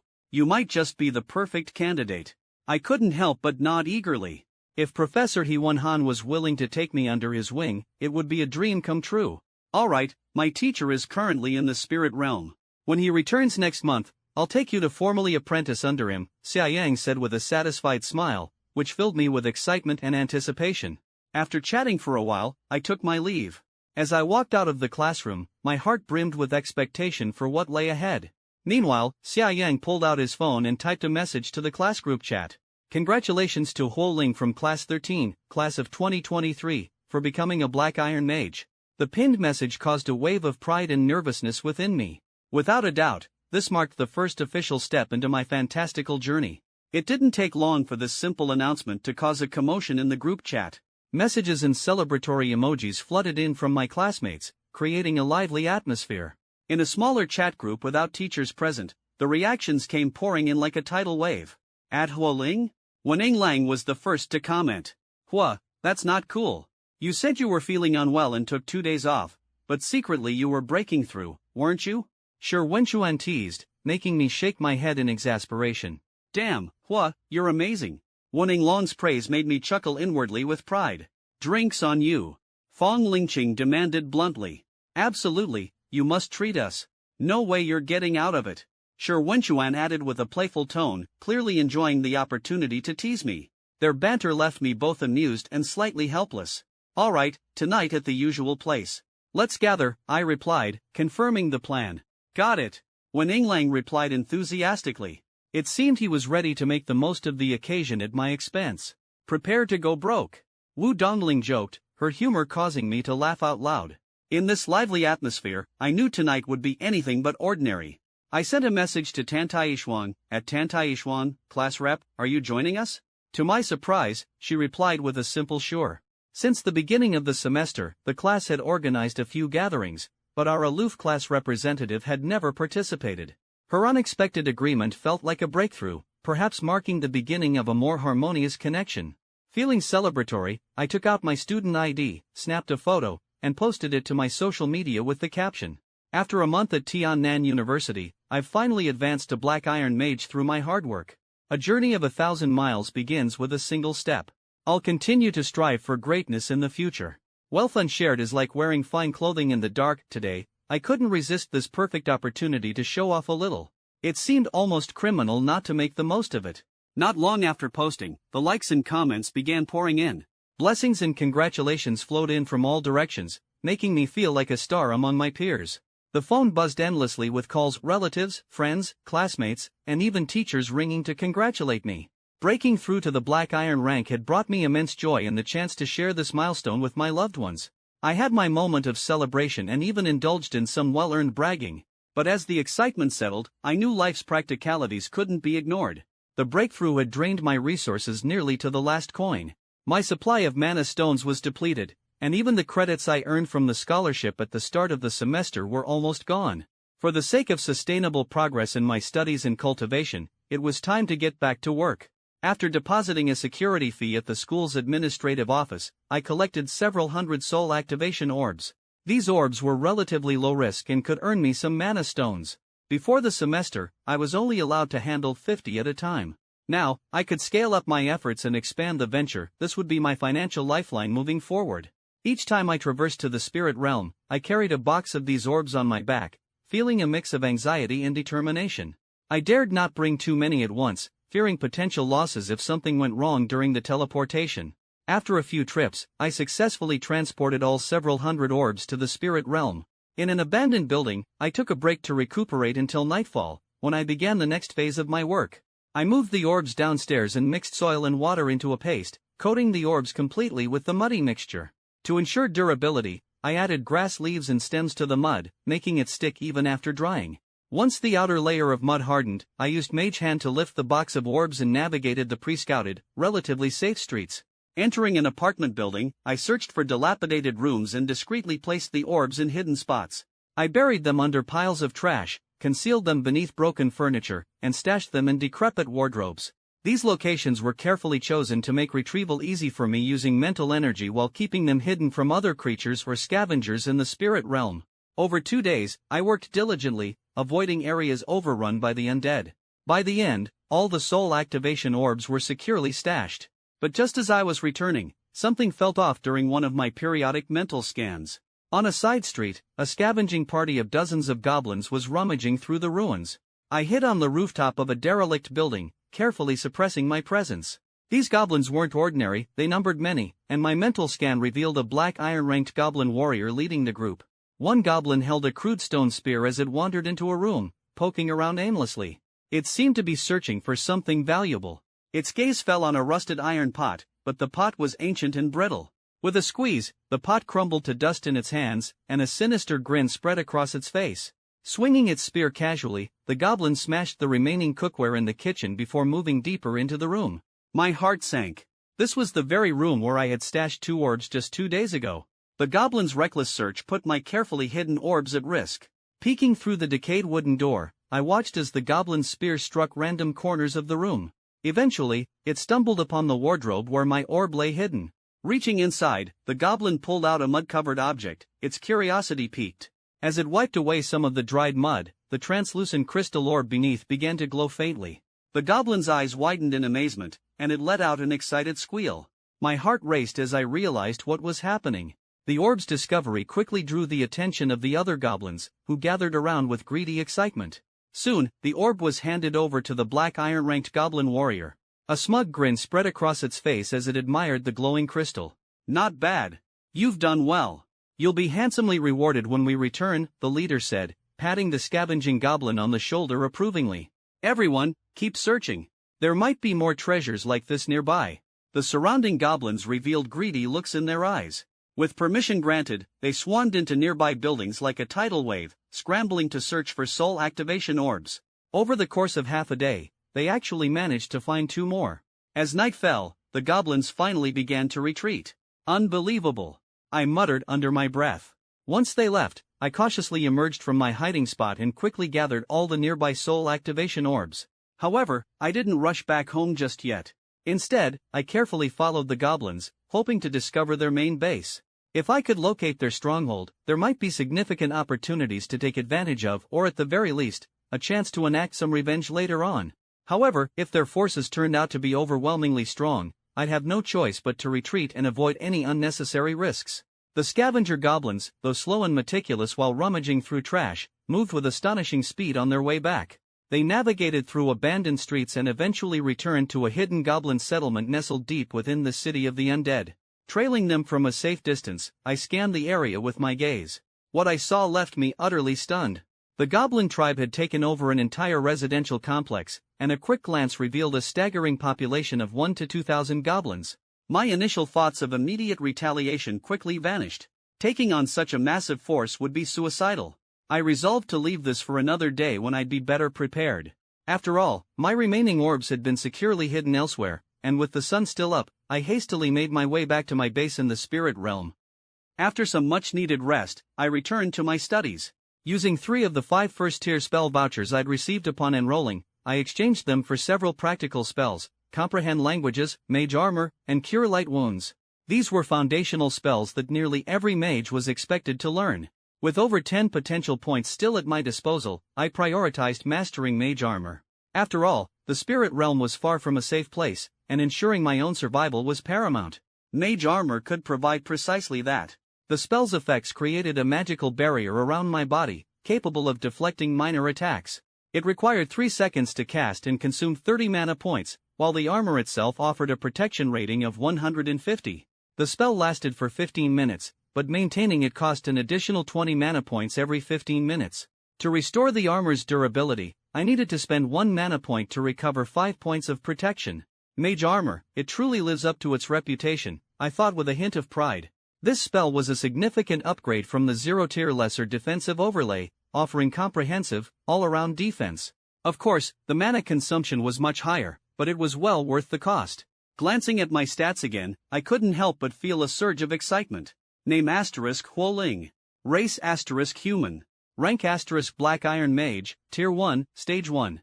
Skills *Extensive and growing. My repertoire included Dark Breath Meditation, 0-tier spells like Bone Spikes, and first-tier spells such as Bloody Bones, Bone Reshaping, Soul Refinement, Bone Revival, Bone Armament, Bone Spear, and Mage Armor. I even had access to the secret spell seed of the Bone Graveyard, along with 3.5 potential points to spare. My strength had undeniably increased by leaps and bounds. With mastery over these 7 first-tier spells, my 0-tier spells had also undergone significant enhancements. Casting times had been reduced to under 1 second, and their effects had been noticeably improved. Reflecting on Bone Spikes, I couldn't help but smile. Its upgraded effects were remarkable. The spell could now summon 1 to 3 bone spikes that hovered briefly before launching at their target. Casting time *1 second. Mana cost *2 per spike. Range *30x mental power. Spell strength *11 to 15. 0-tier spells, though simple, contained immense potential. This time, I was finally experiencing their full power. The enhancements had transformed bone spikes into a more formidable weapon. Previously, I could only summon a single spike. Now, by adjusting the mana input, I could unleash up to 3 spikes simultaneously. Each spike packed more power and traveled farther, effectively turning bone spikes into a rapid-fire magical weapon. With my preparations complete, all that remained was to put my newfound strength to the test. Stepping through the portal, I once again entered the spirit realm. This time, my goal was clear: to create a reliable ally, a skeleton warrior. Of the 7 first-tier spells I'd mastered, 5 were dedicated to the creation of such a servant. I couldn't afford to let those spells go to waste. Descending from the upper floors of my base, I made my way toward my usual hunting grounds for undead. Using my mental energy, I carefully scanned the area for any signs of movement. Soon, my senses picked up the presence of a group of undead lurking in a nearby building, about 10 of them. Gotcha! I muttered, climbing the stairs to their location. As my thoughts focused, the symbols of magic within my mana space began to align. In less than a second, 3 bone spikes materialized and hovered by my side. Whoosh, whoosh, whoosh. The spikes cut through the air with a faint whistle, heralding the start of the battle. Thud. Asterisk thud. Thud, asterisk. With precise strikes, 3 zombies were instantly taken down, their heads exploding in showers of blood and gore. At that moment, a faint point of light emerged from one of the fallen zombies and darted toward me, as though drawn by an invisible force. Without hesitation, I turned my attention to the largest and most robust zombie in the group. Focusing my will, I cast Bloody Bones. A gray energy surged into the zombie's body, triggering a grotesque transformation. Its flesh seemed to cave in on itself, as though countless tiny black holes were consuming it from within. Over the course of several minutes, the zombie's form deteriorated, leaving behind a humanoid skeleton etched with crimson patterns. I didn't stop there. Channeling more mana, I cast Bone Reshaping. The skeleton's structure was far from perfect, likely due to its life experiences or battles. The spell allowed me to fine-tune its skeletal framework. Under the influence of my magic, its crooked spine straightened, and any damaged bones repaired themselves by absorbing the surrounding remains. The skeleton's form grew sturdier and more refined. Next, I unleashed Soul Refinement. A shadowy remnant of the zombie's former self emerged from the skeleton, a fragment of its soul. Carefully, I infused it with stabilizing runes and combat techniques drawn from my spellbook, strengthening and refining the soul. Once the process was complete, I gently guided the soul back into the skeleton. In the spirit realm, I had learned that all living beings share a common essence, the soul. My study of the spirit realm had revealed that the soul is divided into 2 components, spirituality and essence. When a creature dies, its spirituality departs from the body. If the being had worshipped gods in life or entered into a pact with demons, its spirituality and essence would fall under the control of those powerful entities. However, if it had no faith and no contracts, the spirituality would return to the river of souls, where it would sink into its vortex, absorbing soul energy until one day it reincarnates or remains trapped within the river for eternity. As for the essence, it's a different matter. This part does not leave the body upon death. It records the memories of the creature's lifetime. Without faith or sinister contracts, the essence remains within the deceased's body, gradually dispersing over time and eventually returning to the natural world. My spell, Soul Refinement, is specifically designed to target the essence left behind in the corpse. At this moment, a wave of nervous anticipation swept over me. All of this was still an experiment, and the next step in the process was absolutely critical. Bone Revival ***. The instant I cast the spell, I summoned a wisp of spirituality from the river of souls within the plane of the undead and allowed it to descend into the skeleton before me. Pop! With a soft sound, a flicker of undead flame ignited within the skull of the skeleton. My heartbeat quickened as I eagerly awaited the results. The skeleton finally stirred to life, becoming a new undead being, a skeletal member of the undead race. Soul energy flowed from the flames, coursing through its entire body. Then, under my watchful gaze, the skeleton slowly stood upright. It moved its individual bones, its jaw clacking open and shut as if trying to recount its former life story. When the soul flame within the skeleton sensed my presence, the creature dropped to one knee, the friction of its bones producing a series of sharp, rattling sounds. I could see its skull bow low, and from the flickering green soul flame came a clear message. Master, thank you for granting me new life. I shall fight for you until my soul fire is extinguished. I hadn't expected my first attempt to be such a success. Staring at the skeleton before me, its green soul flame flickering in its skull, I couldn't help but feel a surge of pride. Rise, I commanded softly, channeling a trace of mental energy to issue the order. The skeleton obediently stood.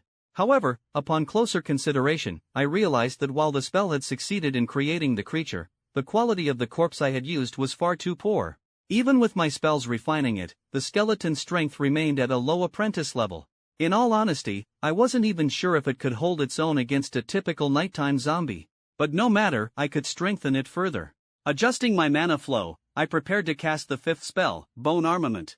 Once the spell was complete, I placed my hand on the skeleton's skull and silently chanted the spell's runes, infusing its soul flame with power.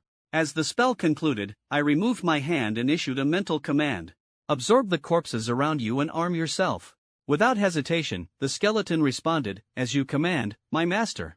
Its jaw moved silently, and a chilling aura emanated from its hollow eye sockets. It walked over to another corpse and placed its dry, bony hand on the zombie's skull. As soul energy surged, I could sense the essence within the zombie being extracted by the skeleton before me. This is the innate talent of undead beings, I mused. They could absorb the essence from corpses to strengthen their soul flames. The skeleton's soul flame flickered wildly, as if in celebration, as it drew in the essence. But that wasn't all. I noticed that the blood, flesh, and bone essence of the corpse were also being gradually consumed. After about 10 minutes of absorption, the skeleton had completely drained the corpse, leaving behind only a small pile of ash-white bone powder. Once the process was complete, the skeleton stood visibly stronger, and it had even condensed a crude bone blade from the absorbed bone essence. I stepped forward, gently grasping the blade to test its hardness. At this point, the weapon's durability was mediocre, no better than ordinary bone. But this was just the beginning. The skeleton could continue to absorb corpses and further enhance itself. I gave the skeleton another command. Continue absorbing the remaining corpses to strengthen yourself. If there are no more bodies, hunt down the other zombies in this building. With that, I left the building and headed toward another one nearby. The skeleton's absorption process was painfully slow, taking over 10 minutes for a single corpse. I couldn't afford to wait that long. I needed to speed things up by creating more skeletons to accelerate the process. Soon, a second skeleton appeared before me, and I couldn't suppress a satisfied smile. I issued the same command for absorption and evolution. Just then, I caught sight of a small point of light darting toward me from the adjacent building. My heart leapt with joy. It seemed that the skeleton's kills could also reward me with potential points. This was an unexpected but delightful discovery. By the end of the morning, I had successfully created 5 skeletal warriors. These fledgling undead creatures continued to kill zombies, absorbing their essence and bone material to grow stronger. My plan was progressing steadily. By nightfall, I returned to my base with the 5 skeletal warriors in tow. Their appearances had undergone significant changes since their initial creation. They were no longer bare-bone skeletons.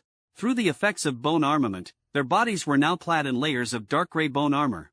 The absorbed bone essence had also forged weapons and reinforced their armor, granting them decent defensive capabilities.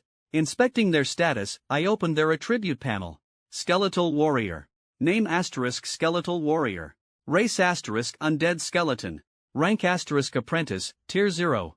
Strength * 9.5. Constitution * 7. Agility * 6. Soul Energy * 9. Skills * Basic Skeletal Warrior Combat Techniques. These stats revealed that their strength now rivaled that of peak apprentice-level combatants. However, their constitution and agility remained subpar. This was to be expected. Skeletal warriors were designed as disposable foot soldiers. They had already reached the pinnacle of the apprentice rank. Advancing further would require breaking through to the Black Iron tier. In contrast, the apprentice combatants at the academy were far stronger. Typically, to ascend to the Black Iron tier, one needed to achieve at least 10 points in either strength, constitution, or agility. Some especially talented and ambitious individuals even suppressed their breakthrough until all 3 attributes reached 10, ensuring a more solid foundation for advancement. For my skeletal warriors, however, breaking through to the Black Iron tier wouldn't be easy. I estimated that they would need to consume the essence of at least 400 to 500 zombies to reach that milestone. This arduous task would certainly take time.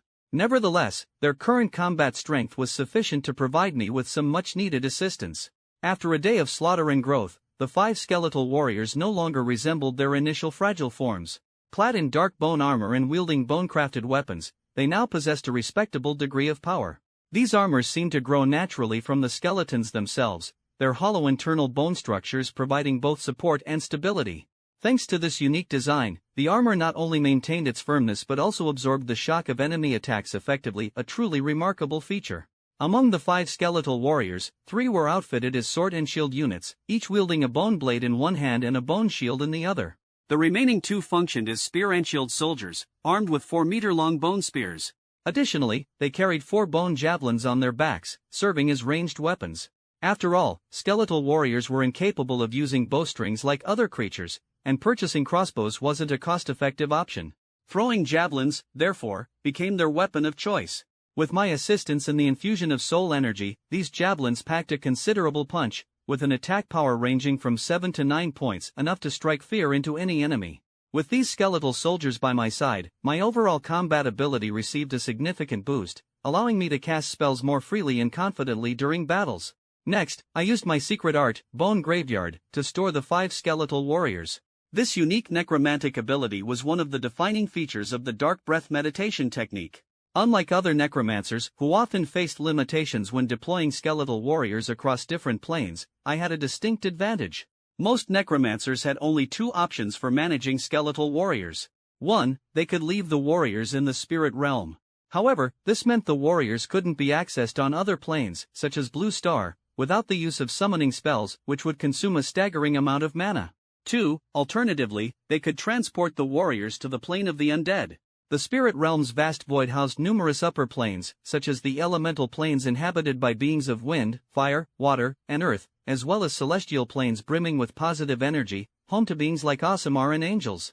The plane of the undead, on the other hand, was a lower plane teeming with deathly energy, with tributaries of the river of souls flowing through it. By sending skeletal warriors to the plane of the undead, they could be summoned to Blue Star or other locations with far less mana expenditure, thanks to the plane's role as a convenient intermediary. Compared to directly summoning skeletons via spells, crafting my own skeletal warriors from scratch was far more efficient. Once created, these skeletal warriors were completely under my control and unaffected by time limitations during combat. However, the plane of the undead was fraught with dangers. My skeletal warriors might suffer severe injuries or even be devoured by other undead creatures, losing their soul fire in the process. Sending them to the plane of the undead was thus a double-edged sword, with both advantages and risks. Fortunately, my Bone Graveyard secret art was different. It retained the benefits of the plane of the undead while eliminating its drawbacks. At present, this spell allowed me to store up to 5 skeletal warriors.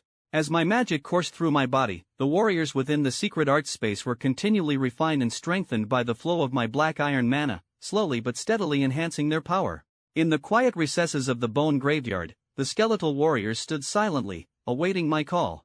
Whenever I needed them for battle, I could summon them with a mere whisper, without expending any additional mana. This greatly improved my endurance in prolonged engagements, filling me with satisfaction. The only downside to the secret art was its limited capacity. Expanding the space required a steady infusion of mana over time. However, this was a small price to pay for such a valuable ability.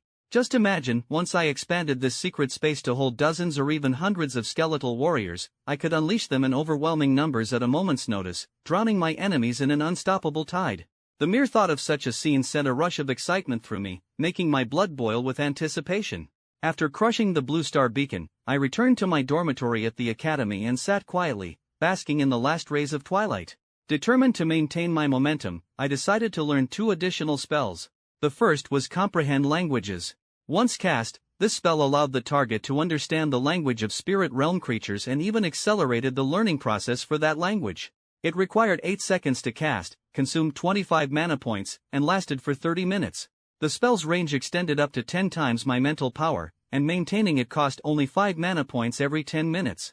The second spell was Cure Light Wounds. By channeling the energy of nature, this spell healed minor injuries and effectively stopped bleeding. The casting time was a mere 5 seconds, simple yet highly effective. Eager to practice, I recognized these spells as indispensable tools for my fantastical adventures. Spell cost *20 mana points. Casting range *20x mental power. Cure Light Wounds was widely regarded among mages as an exceptionally practical spell, vastly superior to Cure Minor Wounds in its effectiveness.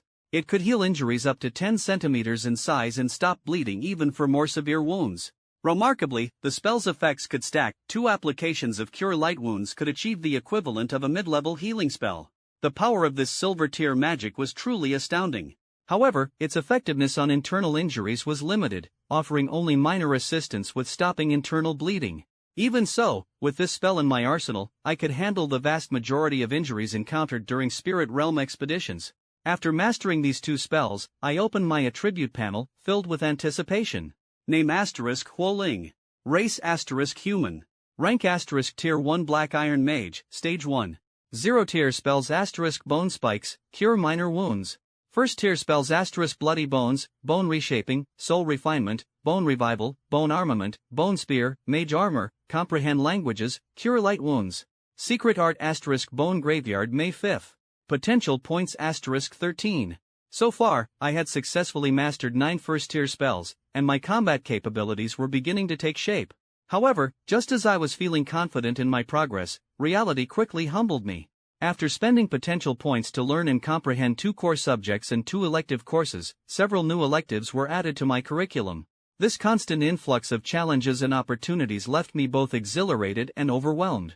Today's class was Enchanting and Maintenance of Magical Equipment. The course was highly popular, attracting not only new students but also many senior students. The large lecture hall was packed with at least several hundred attendees, creating a lively atmosphere. I spotted Tantai Xuan, the class representative, among the crowd. After greeting her, I found a seat near the back. On the podium, the instructor was passionately explaining the intricacies of crafting and identifying enchanted equipment, his voice clear and resonant. My eyes involuntarily drifted toward Tantai Xuan, seated in the front row. Her appearance was striking, adorned with elegant earrings, intricate hairpins, a shimmering necklace, and wristwear of bracelets and bangles. The sheer opulence of her accessories left me astonished. Enchanted equipment was typically crafted by mages. First, the base item would be forged using magical materials, and then mages would apply enchantments using special components or solutions. These enchantments were often auxiliary spells, such as basic mana recovery, mage armor, eagle eye, or ring of resistance. Other enchantments could directly enhance attributes, like increasing strength or mental power. For combatants, highly sought-after enchantments included sharpness, durability, agility, armor piercing, and lifesteal, all of which were undeniably alluring. Some enchanted equipment goes a step further, incorporating offensive spells such as Scorching Ray, Summon Celestial, Kinetic Cone, Frost Ray, and even the powerful Fireball spell. These types of enchanted items hold exceptional value, as they can be reused repeatedly. Once a spell is cast, the item can either absorb spiritual energy to restore its charges or have mana directly infused into it to speed up the recharge process. This reusability makes such enchanted equipment at least 20 to 30 times more expensive than single-use spell scrolls. As I silently reflected on this, I couldn't help but be struck by the disparity between myself and Tantai Xuan. Her every accessory radiated brilliance, a constant reminder of the vast gulf separating an ordinary student like me from someone of her stature. However, even ordinary enchanted equipment has its limitations. Black Iron tier practitioners can only use enchanted equipment of the same tier. Nevertheless, these items provide an astonishing boost to one's capabilities. At present, I have just over 150 mana points. This is sufficient for casting 0-tier spells, allowing me to unleash nearly 100 of them in a single session, factoring in mana regeneration. However, when it comes to first-tier spells, the number drops significantly. I can barely manage 10 at most. And in battle, I obviously can't afford to deplete my mana entirely. Once I'm out of mana, I'd be left without any means of offense or defense, reducing my combat effectiveness to that of an apprentice-level fighter. Looking at Tantai Xuan seated in the front row, I couldn't help but feel envious. Her hairpins, necklace, bracelets, rings, earrings, and even the small satchel she carried undoubtedly contained several treasures, likely including a magic wand. These pieces of enchanted equipment must allow her to cast at least a dozen spells, covering everything from passive defenses to active attacks, as well as escape mechanisms. She lacked nothing. My mind drifted as I half-listened to the instructor's lecture on the podium while speculating about the enchantments on Tantai Xuan's gear. At that moment, I faintly sensed a pair of eyes watching me from behind. I quickly turned my head, wondering who was staring so intently. To my surprise, it was none other than Huo Ling, seated a few rows back. His gaze seemed fixated on my equipment, his expression one of fascination.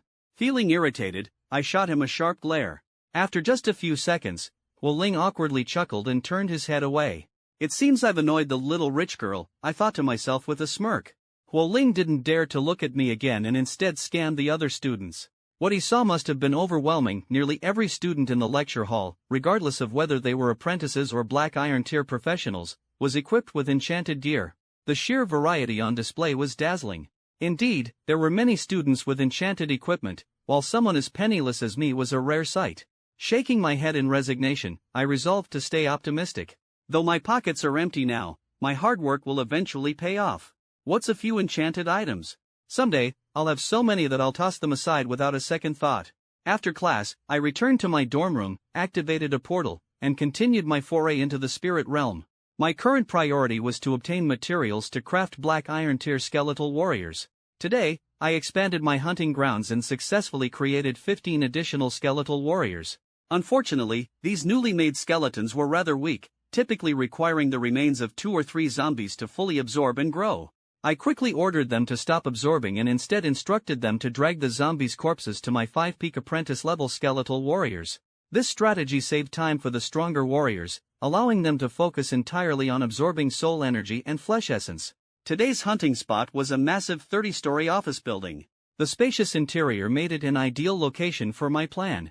I stationed the 5 skeletal warriors on the ground floor, where they began their absorption process. My brows furrowed as I felt the connection to one of my skeletal warriors suddenly sever. It appeared to have been destroyed by a zombie. Curiosity and a sharp sense of alertness surged through me. I quickly pinpointed its last known location, an 8th floor room. Under my mental command, the remaining skeletal warriors began moving toward the room. Through their senses, I extended my spiritual perception to investigate the area. The room's layout was familiar, resembling a large corporate office. The once neatly arranged desks and chairs were now scattered in chaos, piled haphazardly against the walls. The room was eerily quiet, the kind of stillness that made the air feel heavy. 6 zombies stood motionless inside, as if awaiting some unseen command. My gaze dropped to the floor, where the shattered remains of a skeletal warrior lay scattered. Its bones were in fragments, with even the once sturdy skull now bearing a gaping hole. The fatal blow had clearly been delivered to the soul fire beneath its skull, a skeletal warrior's sole weakness. While damage to other parts of its body could be repaired through the absorption of essence, the extinguishing of its soul fire marked the end of its existence. Using my mental energy, I quickly identified the culprit. Lurking in the shadows was a formidable zombie, its presence exuding menace. Its flesh was taut and muscular, its leathery skin resembling aged cowhide. A faint white mark was visible on its chest, a detail that hinted at its strength. As I pieced together the events, it became clear that the skeletal warrior had attempted to attack this group of zombies, likely underestimating their strength. Its efforts had been futile, unable to break through the zombies' defenses, it was swiftly torn apart. Realizing the situation, I ordered the remaining skeletal warriors to retreat, leaving only one behind to test the adversary. A sense of tension gripped me as I issued the command. The lone skeletal warrior raised its bone spear and thrust it forcefully at the zombie's chest. While the attack was precise, it lacked the necessary power to penetrate the zombie's hide. Enraged, the zombie roared and retaliated. My skeletal warrior lunged forward, its jaws clamping onto the zombie's armor-like hide, while its claws scratched furiously. The zombie's strength prevailed, it tore through the skeletal warrior's chest armor in moments. I watched the unfolding battle with bated breath. Soon, the skeletal warrior was reduced to scattered fragments, its skull continuing to snap open and shut until the zombie delivered a final, crushing blow. The soul fire extinguished, and all that remained was silence. Relieved yet intrigued, I assessed the situation. This zombie was formidable but still fell short of the power of the zombie king I had encountered in the mall. For now, I had time to plan my next move. Judging by its performance, this zombie was likely at the Black Iron Tier. Though it wasn't a zombie king, its strength was precisely what I needed. With my skeletal warriors steadily absorbing soul energy and flesh essence, I knew that reaching the Black Iron Tier would take significant time. However, this zombie presented the perfect opportunity, a prime material for crafting a Black Iron Tier skeletal warrior. I cautiously climbed to the 8th floor, my eyes locking onto the Black Iron Tier zombie in the distance. A faint smile crept across my lips. "Zombie, you'll help me advance my craft," I murmured. As I traced the runes, mana surged to my fingertips, and a bone lance about the length of my forearm materialized, hovering in the air before me. With a sharp whistle, the bone lance shot forward, propelled by immense kinetic energy, striking the zombie dead on. The zombie's tough, leathery skin was no match for my spell. The bone lance pierced through its skull effortlessly, its head exploding in a clean, decisive strike. Without wasting time, I conjured several more bone teeth, swiftly dispatching the remaining zombies in the room. Finally, I could begin crafting this Black Iron Tier skeletal warrior. Although the zombie was slain, its body still exuded immense latent power. Zombies truly are exceptional materials. As I cast my spells, the bones began absorbing the essence from the blood and flesh. Feeling the density and strength of this skeleton, I knew immediately this Black Iron Tier skeletal warrior was going to be a success. Exhausting a significant amount of mana, I layered several spells onto the corpse. After a series of precise manipulations, I finally completed the creation of a formidable Black Iron Tier skeletal warrior. Skeletal Warrior. Name * Skeletal Warrior. Lineage * Undead Bone Clan. Rank * Tier 1 Black Iron Warrior, Phase 1. Strength * 13.7. Constitution * 10. Agility * 9. Soul Energy * 15. Skills * Basic Skeletal Warrior Combat Techniques. I examined the attributes of this newly crafted skeletal warrior and nodded in satisfaction. Its stats were decent, considering it had just been created. I led it downstairs, where it began absorbing the corpses of other zombies dragged over by my other skeletal warriors. Compared to apprentice-tier skeletal warriors, this Black Iron-tier skeletal warrior absorbed essence at a much faster rate. It would undoubtedly become my trump card. A skeletal warrior can theoretically grow up to 2 phases higher than its creator. This meant that as long as this skeletal warrior continued to absorb soul energy and essence, it could potentially reach Black Iron Phase 3. While a skeletal warrior's overall stats might not rival those of a battle-class professional of the same tier, the resources required to nurture a professional far exceeded those needed to craft a skeletal warrior. From a mage's perspective, a skeletal warrior that obeys my every command is far more reliable than any battle-class teammate. With the successful creation of this Black Iron tier skeletal warrior, I felt a surge of excitement and ambition. I was eager to find more powerful zombies to further hone my craft. However, most zombies remain dormant during the day. Since they lack the ability to cultivate combat energy, their strength relies solely on their physical bodies, making it harder to distinguish them from ordinary zombies. Eventually, I had no choice but to abandon my search. After all, even a powerful Black Iron tier zombie appears indistinguishable from regular ones until it begins to attack. As the sun set, I returned to my small base after a full day of work. At present, I had 1 Black Iron tier skeletal warrior, 5 peak apprentice tier skeletal warriors, and 20 low apprentice tier skeletal warriors under my command. I stationed the low tier warriors around the residential area, forming a perimeter to alert me to any disturbances. As for the 6 stronger skeletal warriors, they stood guard at the entrance, acting as my personal sentinels. Night fell, and I resumed my spell studies. My spellbook contained a few more spells I had yet to master: Negative Energy Ray, Bone Cage, and Soul Lash. Once I learned these spells, my offensive repertoire would see a significant boost. I began with Negative Energy Ray. This spell channels negative energy to fire a ray at a target, dealing magical damage while sapping their morale. The spell takes 3 seconds to cast, consumes 15 mana points, and has a range of 25 times my mental power. Its spell intensity reaches 50 degrees. Next, I turned to Bone Cage, a control spell. Upon casting, it forms a cage of bone around the target. With additional mana, the cage can be repaired and its duration extended. If the cage is shattered, the control effect ends. Casting the spell takes 4 seconds, requires 20 mana points, and has a range of 10 times my mental power. Lastly, Soul Lash.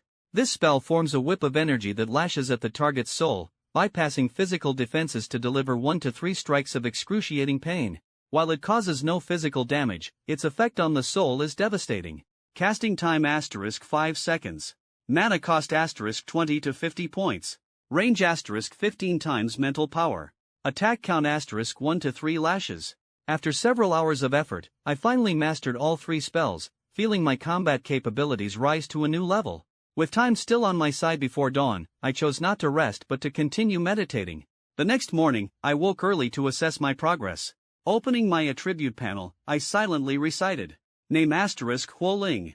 Mental power * 16.3/16.3. Mana * 163/163. Seeing these numbers, I felt a wave of satisfaction and excitement for the challenges and adventures to come. Skills * Dark Breath Meditation Technique.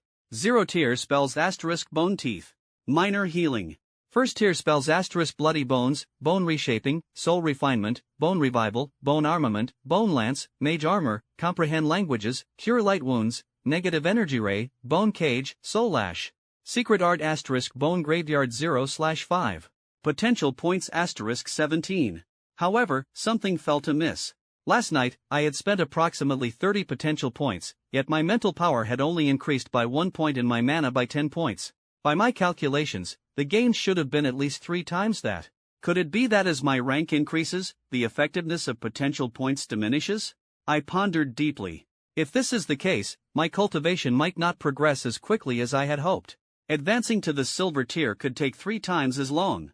Still, I chose not to dwell on it. After all, having potential points to aid my learning is already a rare blessing.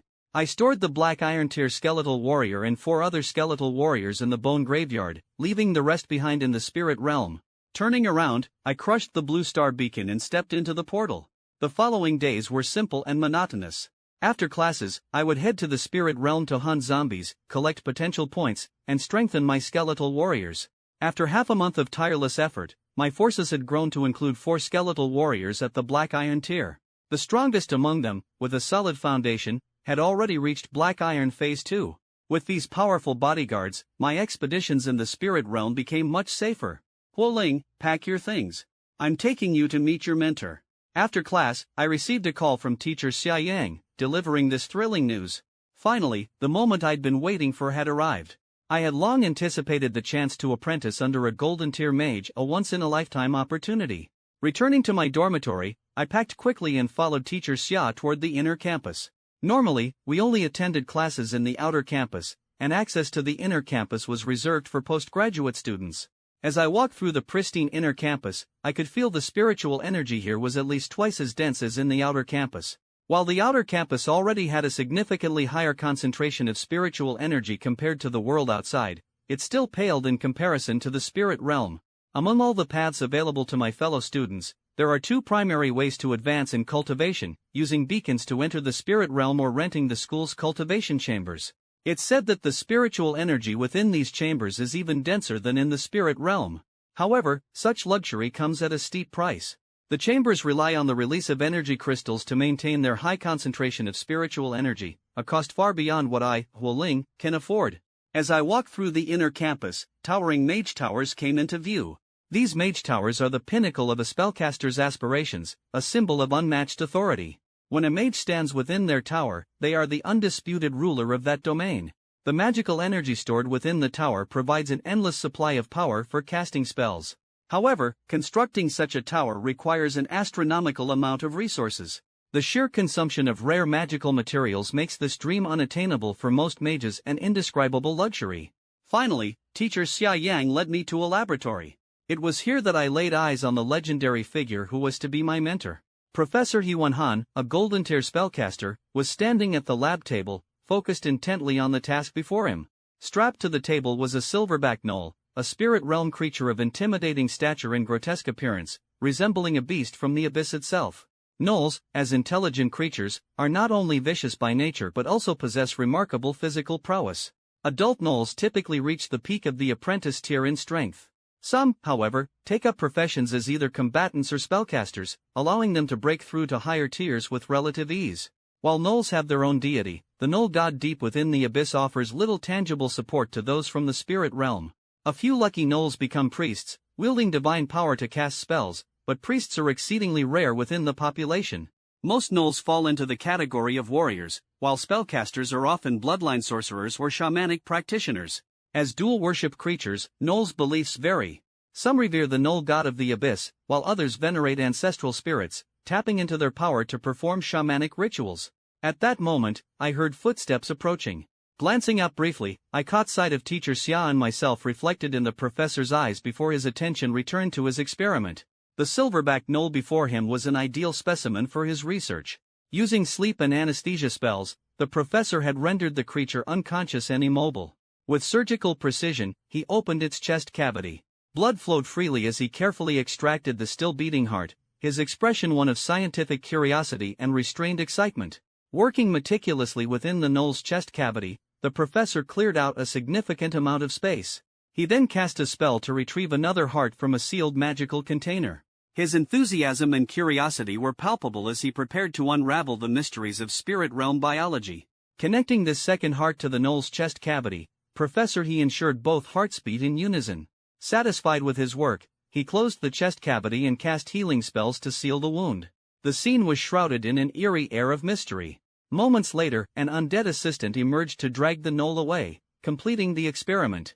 The professor wiped the blood from his hands, turning to glance at Xia Yang and me, who had been waiting quietly for over half an hour. "Ah, Xia, you're here," he greeted casually. "And this must be the student you mentioned, Huoling?" he asked, his voice calm but commanding. "Yes, Professor," Xia Yang responded respectfully. The professor gestured for us to follow him out of the laboratory and into a reception room. There, he and teacher Xia engaged in conversation for a while. Xia Yang brought up several difficulties he had encountered in his cultivation.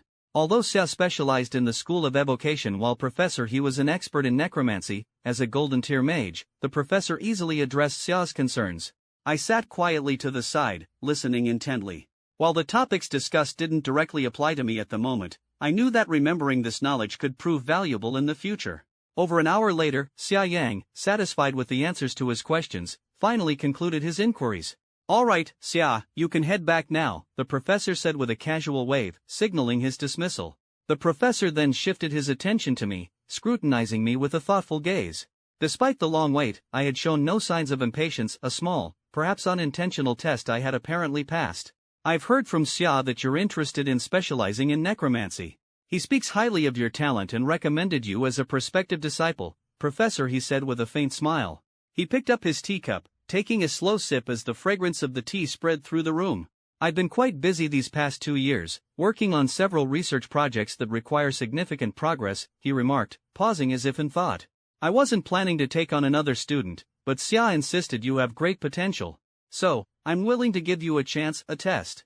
Professor, please tell me the details of the test. I will do my utmost to complete it." I responded with unwavering determination, a surge of anticipation rising within me. In my heart, I couldn't help but feel grateful to teacher Xia Yang. He truly was a kind mentor, completely different from the arrogant Professor Li, who once dismissed me. Meanwhile, in the spirit realm, Professor Li sneezed several times, likely from my unspoken complaints about him. Thankfully, no spirit realm creatures were alerted by the sound. "Professor," he continued, "I've reviewed your background. Second-class aptitude, with a spirit realm inheritance blessing, and you advanced to Black Iron just over a month ago. Not bad at all." His voice was calm, but his words filled me with a sense of accomplishment. "Since I specialize in necromancy, you must understand that this path is rooted in practicality. If you wish to become my disciple, you can't just be someone who buries their head in books," he said, his tone firm. His words sent a wave of tension through me. I understood the implications. "Considering you've only recently advanced, I'll make the test relatively straightforward," he added, a hint of kindness flashing in his eyes, as though he was giving me a fair opportunity. "I want you to independently create a Black Iron tier skeletal warrior within 2 months. If you succeed, I will officially take you as my disciple," he declared, his words striking me like a heavy hammer. "However," he added, "if you fail to complete the task within 2 months, don't be discouraged. It won't mean you lack talent, it's simply that I'm too busy. In that case, I'll introduce you to another professor. With your aptitude, they would be more than willing to take you on as a student." The professor's thoughtful consideration was clear. The test he proposed wasn't easy, but it was fair, a real opportunity. Normally, mastering a first-tier spell requires half a month. If I were to approach this test step by step, I'd have little time left to hunt spirit realm creatures and craft the skeletal warrior. But this didn't mean it was impossible. If I could accelerate my spell learning process, I might still find enough time to complete the task. Clearly, the professor wasn't giving me this test just to brush me off. It was a genuine challenge to gauge my capability. "Well then, do you accept this test, Professor?" he asked, lifting his teacup and looking at me with a calm but expectant gaze. "Of course, Professor. I accept the test," I replied firmly, nodding with determination. "Do you have any other requirements aside from this test?" I asked cautiously, wanting to ensure that I understood everything clearly. "No, as long as you can independently create a skeletal warrior within 2 months, I will take you as my disciple, Professor," he said with a smile, and I could feel his genuine expectation. "Well, Professor, I've already completed this test. Please take a look," I said after a brief pause. With a flick of my hand and a spell, I summoned a skeletal warrior from the bone graveyard. As faint magical light flickered from the summoning circle on the ground, a skeletal warrior clad in gray-black bone armor emerged. Standing 2 meters tall, it wielded a spear in one hand and a shield in the other, kneeling before me with reverence. Its hollow voice echoed, "My master, PFFFFF." Professor He, who had just taken a sip of tea, sprayed it out in shock, unable to contain his reaction. This thing, is this the skeletal warrior you made this month?" He stared in disbelief at the skeletal warrior kneeling beside me. This particular skeletal warrior was the strongest under my command, crafted from the remains of a Black Iron tier ghoul. Through continuous refinement, its strength had already reached Black Iron Phase 2. Seeing the professor's astonished expression, I couldn't help but feel a sense of pride. A faint glow emanated from the ring on my finger as I summoned a document detailing the warrior's attributes. I handed it to him, my heart still tingling with excitement as I watched his reaction. "You're telling me you only advanced to Black Iron last month?" he asked, his tone incredulous as he carefully examined the document. His gaze then shifted to me, his eyes filled with a mixture of awe and disbelief. "Yes, Professor," I replied confidently, nodding with determination. For a moment, Professor he seemed stunned, his expression frozen as though processing the reality before him. Then, a wide grin spread across his face as he muttered to himself, "Did I just stumble upon a true gem?" Moments later, he summoned a heavily armored Dark Knight, who entered the room carrying a corpse. Pointing at the body on the floor, "Professor," he said, "all right, then. Show me. Craft a skeletal warrior here and now." "Understood, Professor," I replied, my tone calm and composed, as if I had anticipated this challenge. I turned my attention to the corpse, a Black Iron Tier Gnoll warrior. Its muscular frame and dense fur hinted at its formidable strength and life. A gaping wound in its chest told the story of its sudden death, likely caused by a spell that had pierced its heart. Without hesitation, I began to cast the 4 essential spells required for crafting a skeletal warrior. My movements were steady and deliberate, and before long, the gnoll's body transformed. The skeleton stood upright, barehanded but brimming with soul fire. It knelt before me, its voice echoing with loyalty, "My master." Even as he remained seated, Professor he couldn't conceal his excitement. His lips curved into a smile as he clapped his hands in approval. "Excellent! Excellent! Huoling, your talent is truly well suited for the path of necromancy," he exclaimed, his voice filled with genuine praise. Unable to suppress my own excitement, I stood tall and declared, "Professor, I am ready to become your student." "Very well, Huoling. You have passed my test, Professor," he said, his tone suddenly serious, exuding an air of authority that was impossible to refuse. "Now tell me, are you willing to formally become my disciple?" Without hesitation, I knelt slightly and responded, "I greet you as my teacher." After all, this was the entire purpose of my visit today, and I wasn't about to falter now. Changing my address to reflect my respect and commitment was the most appropriate course of action. Satisfied, Professor he nodded, his tone softening. "Good. You may put away this skeletal warrior. I wasn't prepared for a formal ceremony today, so I don't have a proper gift for you. But rest assured, I'll make it up to you soon." "Thank you, teacher," I said sincerely, my heart brimming with gratitude. To be accepted as his disciple felt like an incredible stroke of luck. However, his next words left me feeling slightly uneasy. "That said, I am indeed very busy lately. Here's what we'll do, I'll set aside 1 day each week for you. During that time, you can bring all your questions, and I'll address them in one go." "Understood, teacher. In fact, I already have quite a few questions I'd like to ask," I said eagerly, unable to hide my enthusiasm. Although potential points had helped me grasp several spells, the rapid learning process left me feeling somewhat incomplete. Mastery required more than just knowing the basics, refining the nuances of casting was something I had to explore on my own. Through potential points, I had learned the standard casting procedures for various spells. However, if I wanted to cast them faster, use less mana, or achieve greater effects, I needed to delve into these spells further. As my repertoire of spells grew, so too did the challenges and questions I encountered. And so, in the reception room, Professor he and I engaged in an in-depth discussion that lasted several hours. He patiently answered each of my questions, providing insight and guidance until late into the night. By the end, all my doubts had been resolved, and I could sense how seamlessly I could now integrate my newfound knowledge. Professor he seemed quite pleased with my performance, praising both my intelligence and my passion for learning.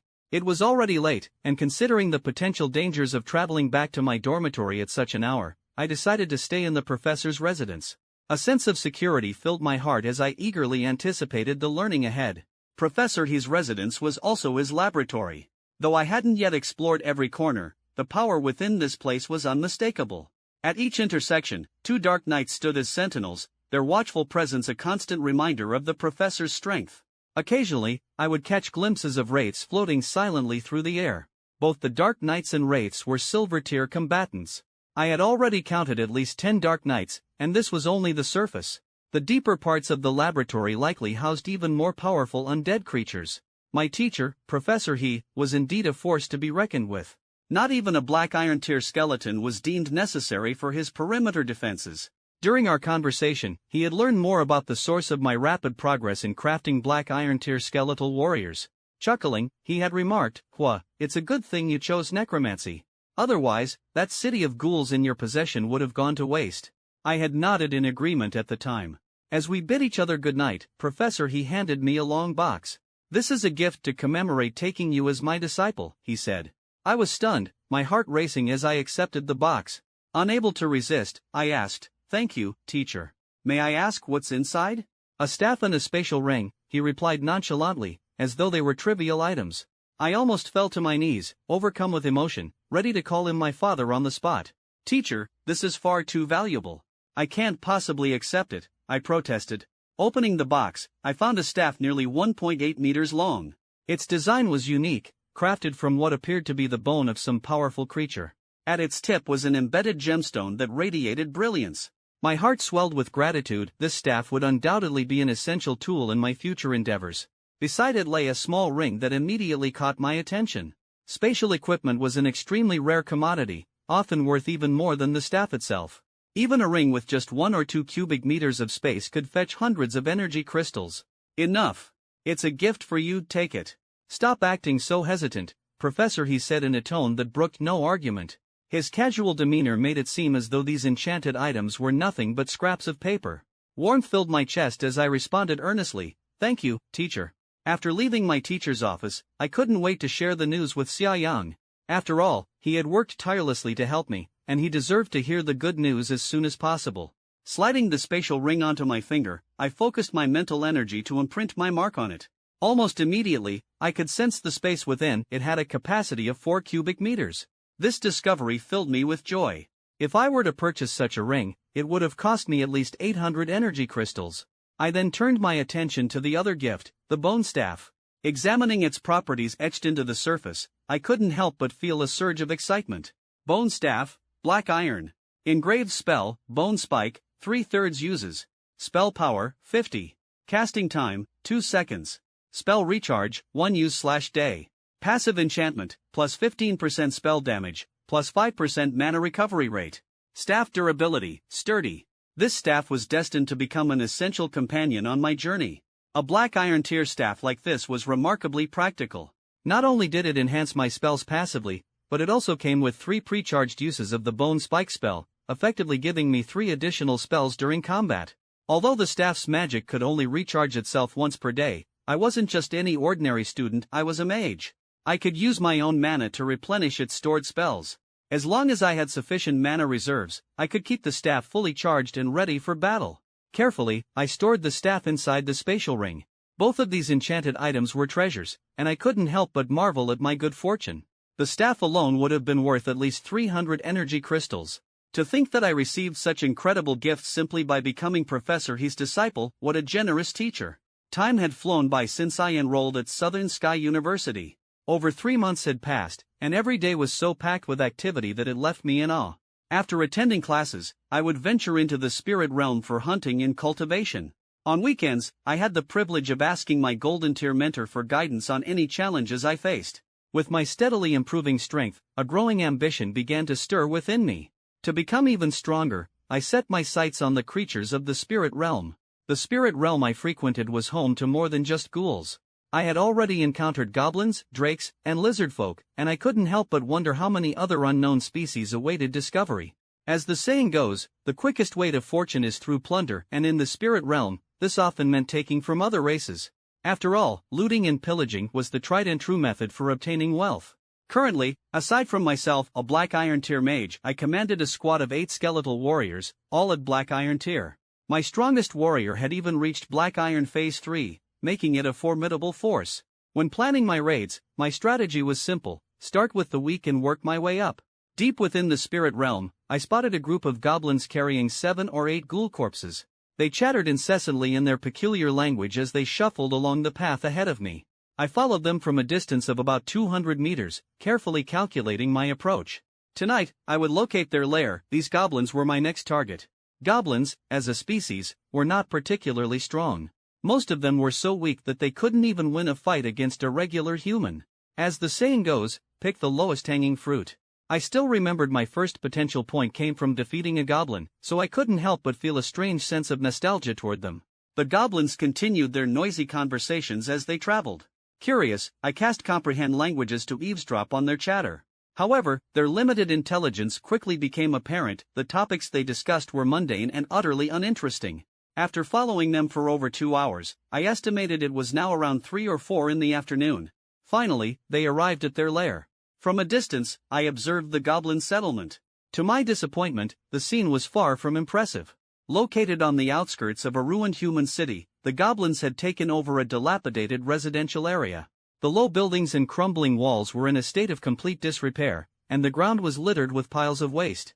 The stench was unbearable, and it was hard to imagine how these creatures survived in such squalor. Still, there were some signs of organization. The central area of the lair appeared relatively clean, likely reserved for the goblins' leaders or higher-ranking members. I waited patiently, scanning the scene, when my attention was drawn to a new figure entering the area. A hobgoblin. Unlike the smaller goblins, hobgoblins were taller, stronger, and more intimidating. The creature's muscular frame and thick fur made it easy to identify. Hobgoblins were a militaristic race, standing between 1.6 to 1.8 meters tall. They were renowned for their combat prowess and discipline, often using their superior organization to defeat stronger opponents. Many rulers of evil realms recruited hobgoblins as officers for their armies, as they were not only skilled fighters but also capable leaders. A fully trained adult hobgoblin could easily reach the high ranks of the apprentice tier. I observed quietly, my heart stirring with both excitement and anticipation. Tonight's adventure was just beginning. Hobgoblins played multiple roles in battle, serving as warriors, knights, or even rogues. While they were significantly stronger than their goblin kin, they lacked spellcasters among their ranks. Ironically, it was the weaker goblins who occasionally produced lucky individuals with magical talent. As I continued my reconnaissance, I counted numerous hobgoblin warriors within the camp. Clad in leather armor and armed with weapons, they trained relentlessly under the scorching sun. By now, I had a rough estimate of the camp's strength. The goblin population numbered between 1,200 and 1,500. While most goblins were as weak as ordinary humans, a few showed promise, having trained in martial techniques to reach the apprentice level. The hobgoblins, however, were a different story.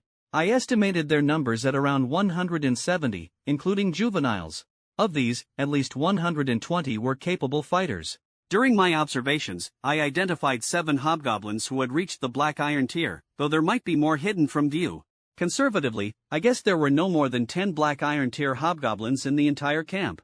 Interestingly, I also spotted a pen housing a dozen direwolves.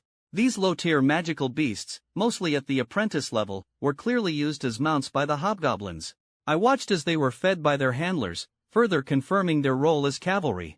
This goblin settlement was not without its challenges, but it wasn't insurmountable. With my squad of 8 black iron skeletal warriors and my own abilities as a black iron mage, I was confident that well-executed ambushes could cripple the camp with minimal risk.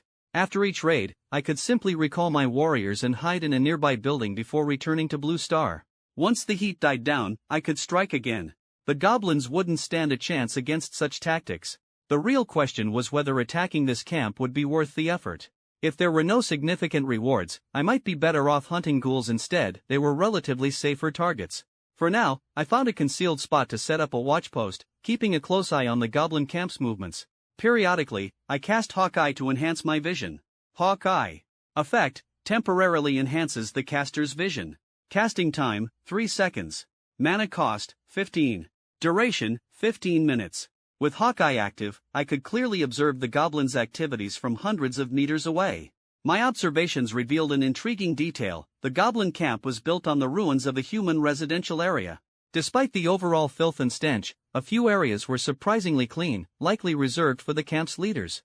The first location, of course, was the building where the hobgoblins resided, the second was the beast pen, home to a few direwolves, and the third was another building, its purpose less clear. These areas, compared to the rest of the settlement, were noticeably cleaner. After some thought, I deduced the reason: the regular goblins wouldn't dare approach these places. The hobgoblins looked down on them, and provoking those vicious creatures would only result in verbal or physical abuse. As for the direwolves, any goblin unlucky enough to be eaten by them would find no one willing to seek justice on their behalf. But what about the third location? What made it so terrifying that even the goblins wouldn't go near it? The answer revealed itself the next day.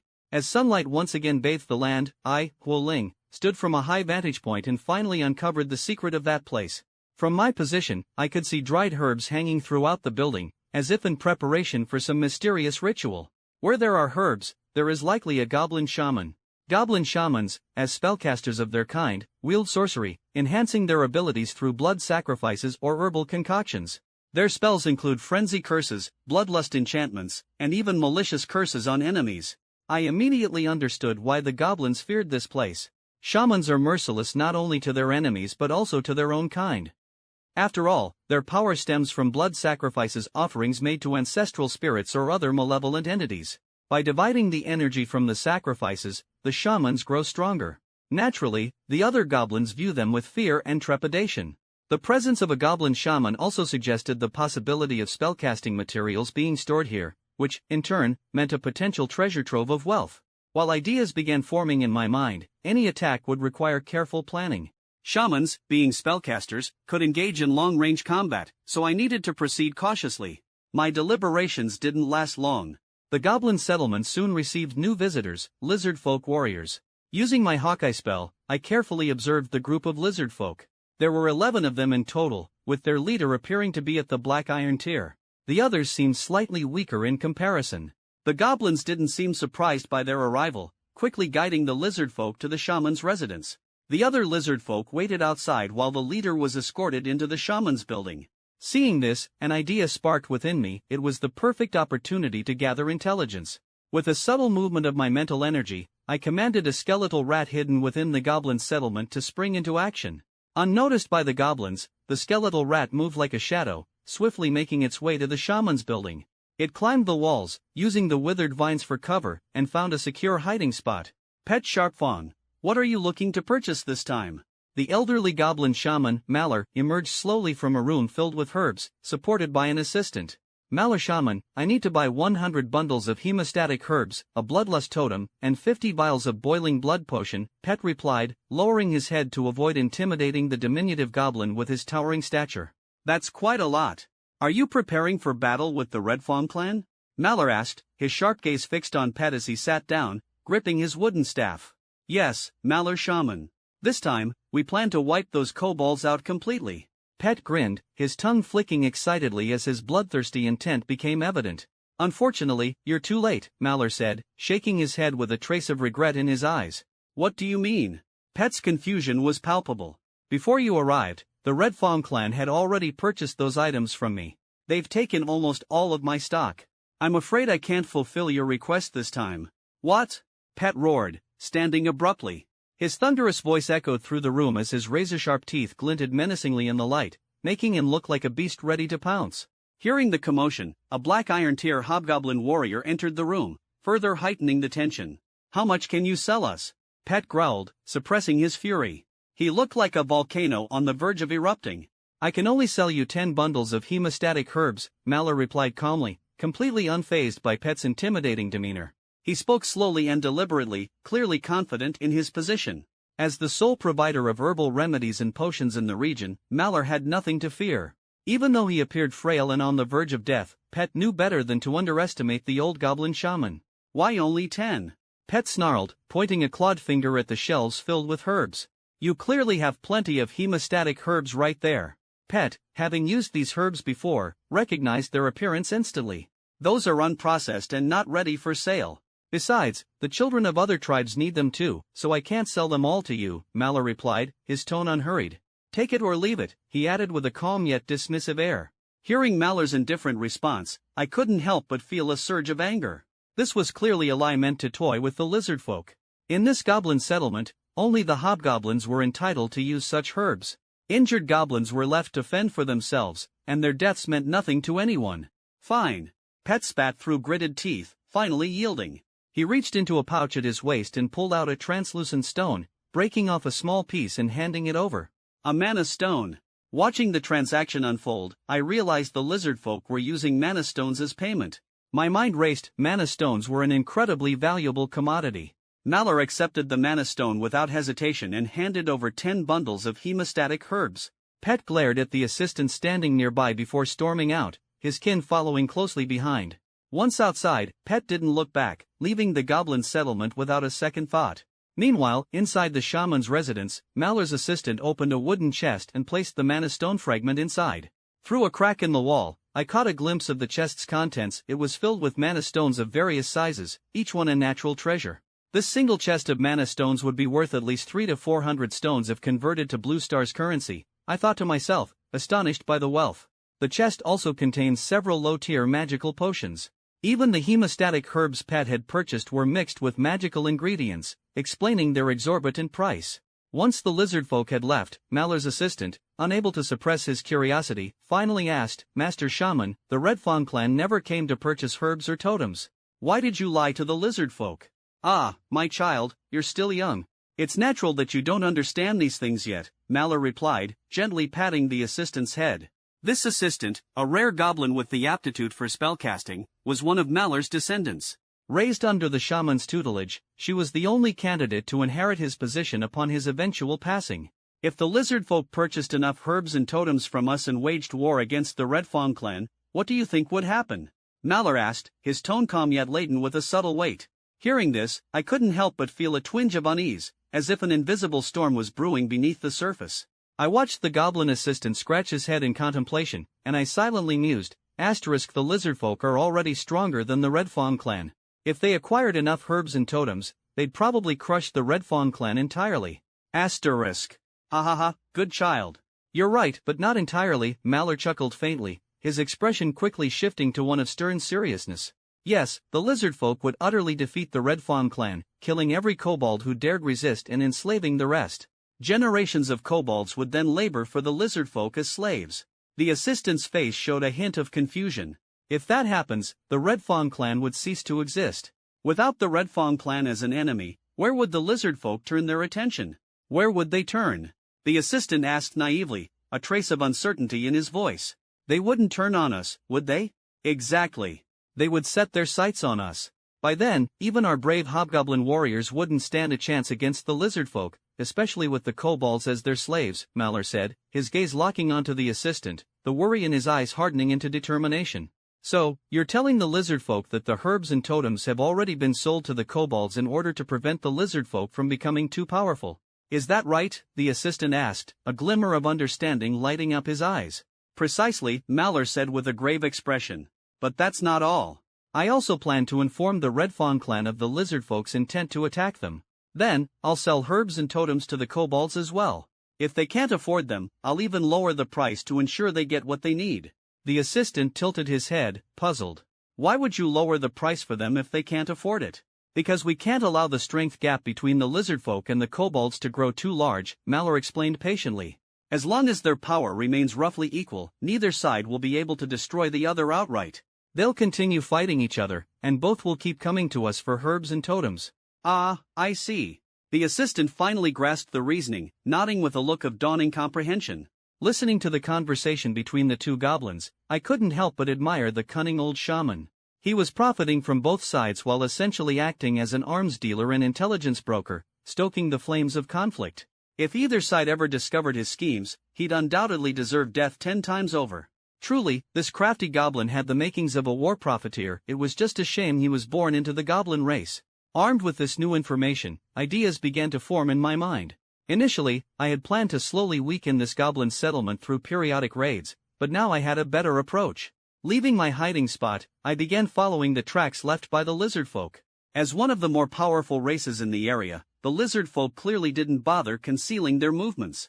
As dusk settled, I finally arrived at their camp. Though I didn't venture closer, I knew this wasn't the time to initiate contact, especially since I had nothing of value on hand to offer. The lizard folk's camp resembled a zoo amid the ruins of the city, with large pits filled with rainwater scattered throughout, an environment perfectly suited to their liking.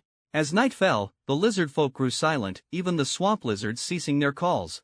Observing this, I marveled at how well these spirit realm creatures had adapted to their harsh world. By day, they roamed freely, but by night, they yielded to the undead, relinquishing the city to the mindless ghouls. Deciding not to linger in the spirit realm, I left and began preparing for my next move, finding a way to win over these simple-minded lizard folk.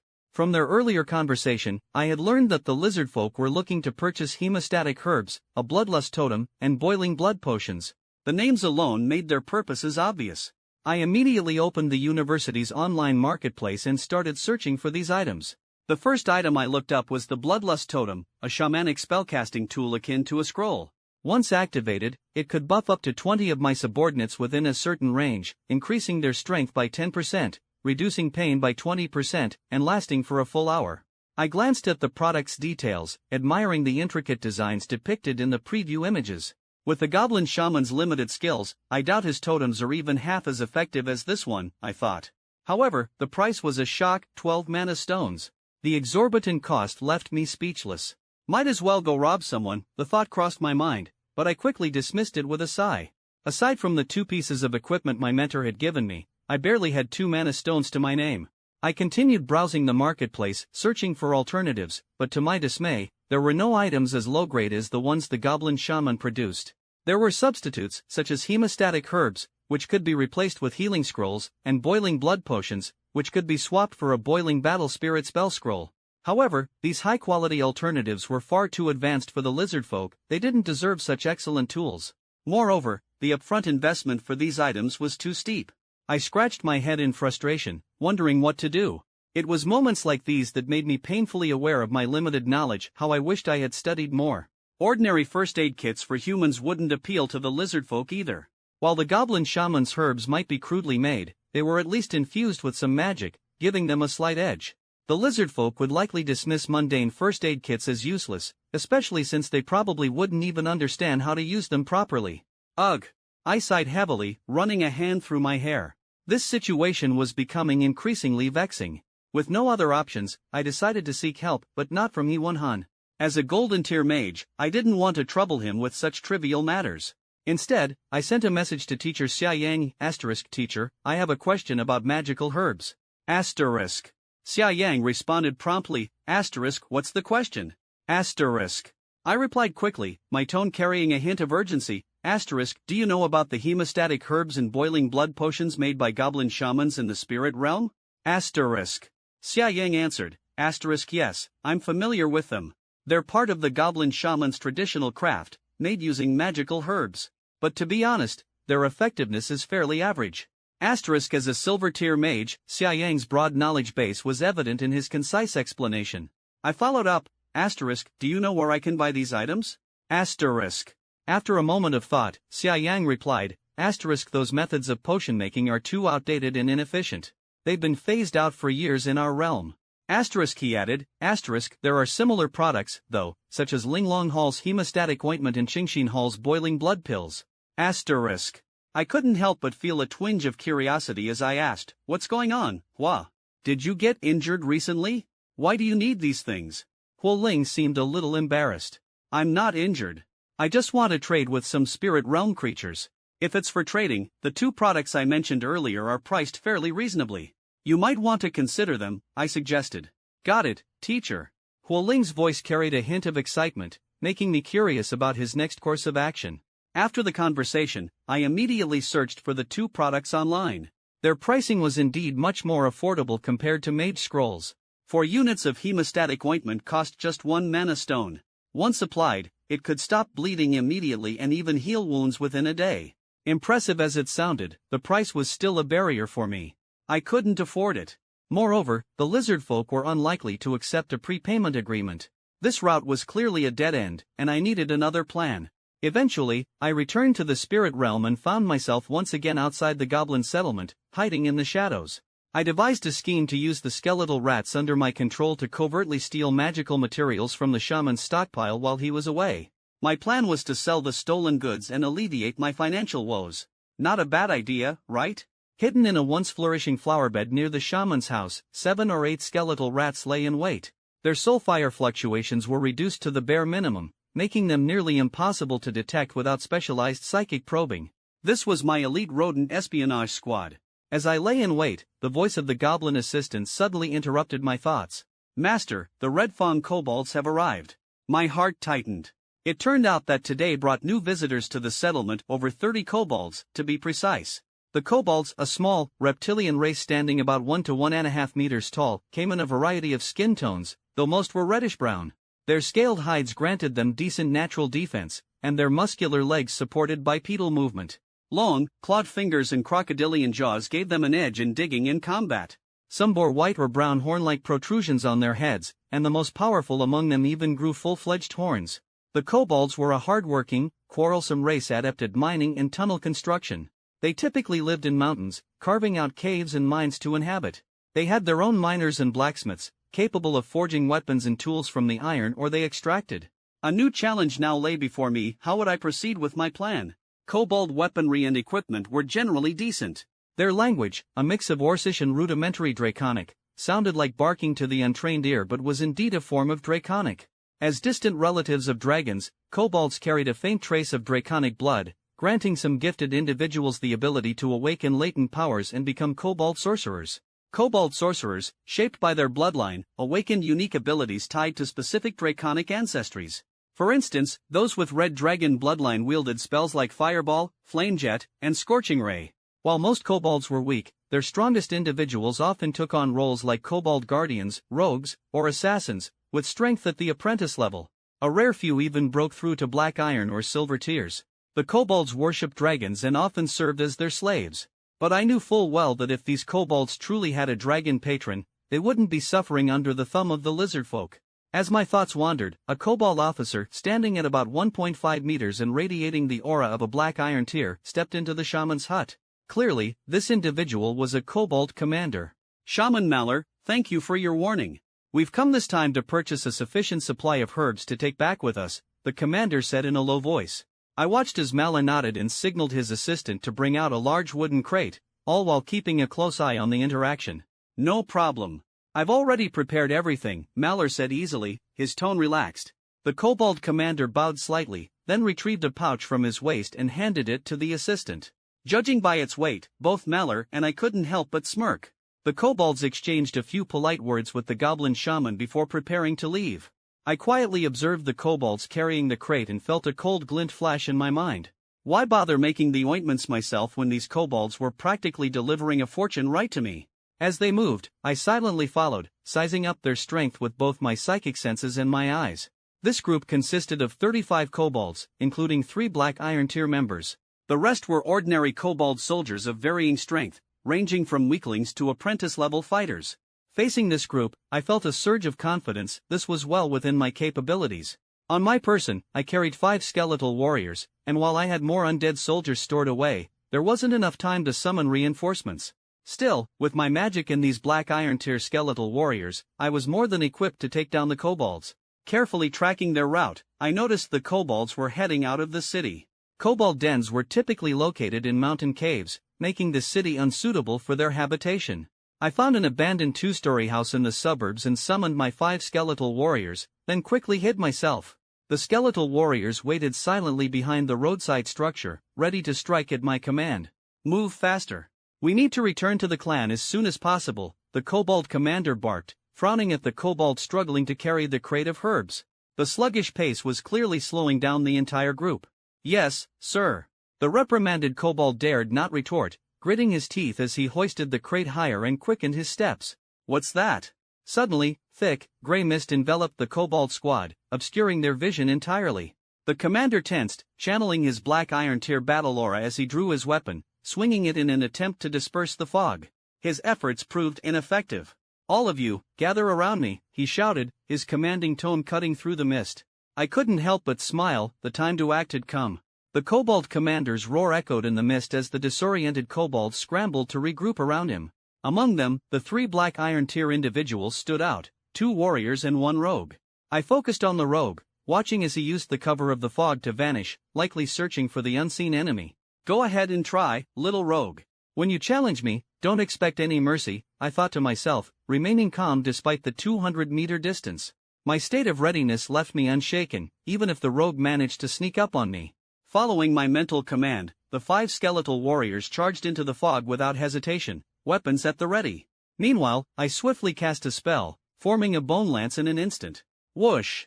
The bone lance streaked through the air with a piercing whistle, striking directly at the kobold commander. His strength was undeniable, with battle aura honed to the level of a Black Iron elite several tiers above mine. Sensing imminent danger, he roared, channeling his full aura and raising his shield to intercept the attack. Boom! The bone lance collided violently with the aura-infused shield, producing a deafening explosion. Despite the shield being heavily reinforced, the bone lance shattered it into pieces. Though the commander managed to block the attack, I gave him no chance to catch his breath.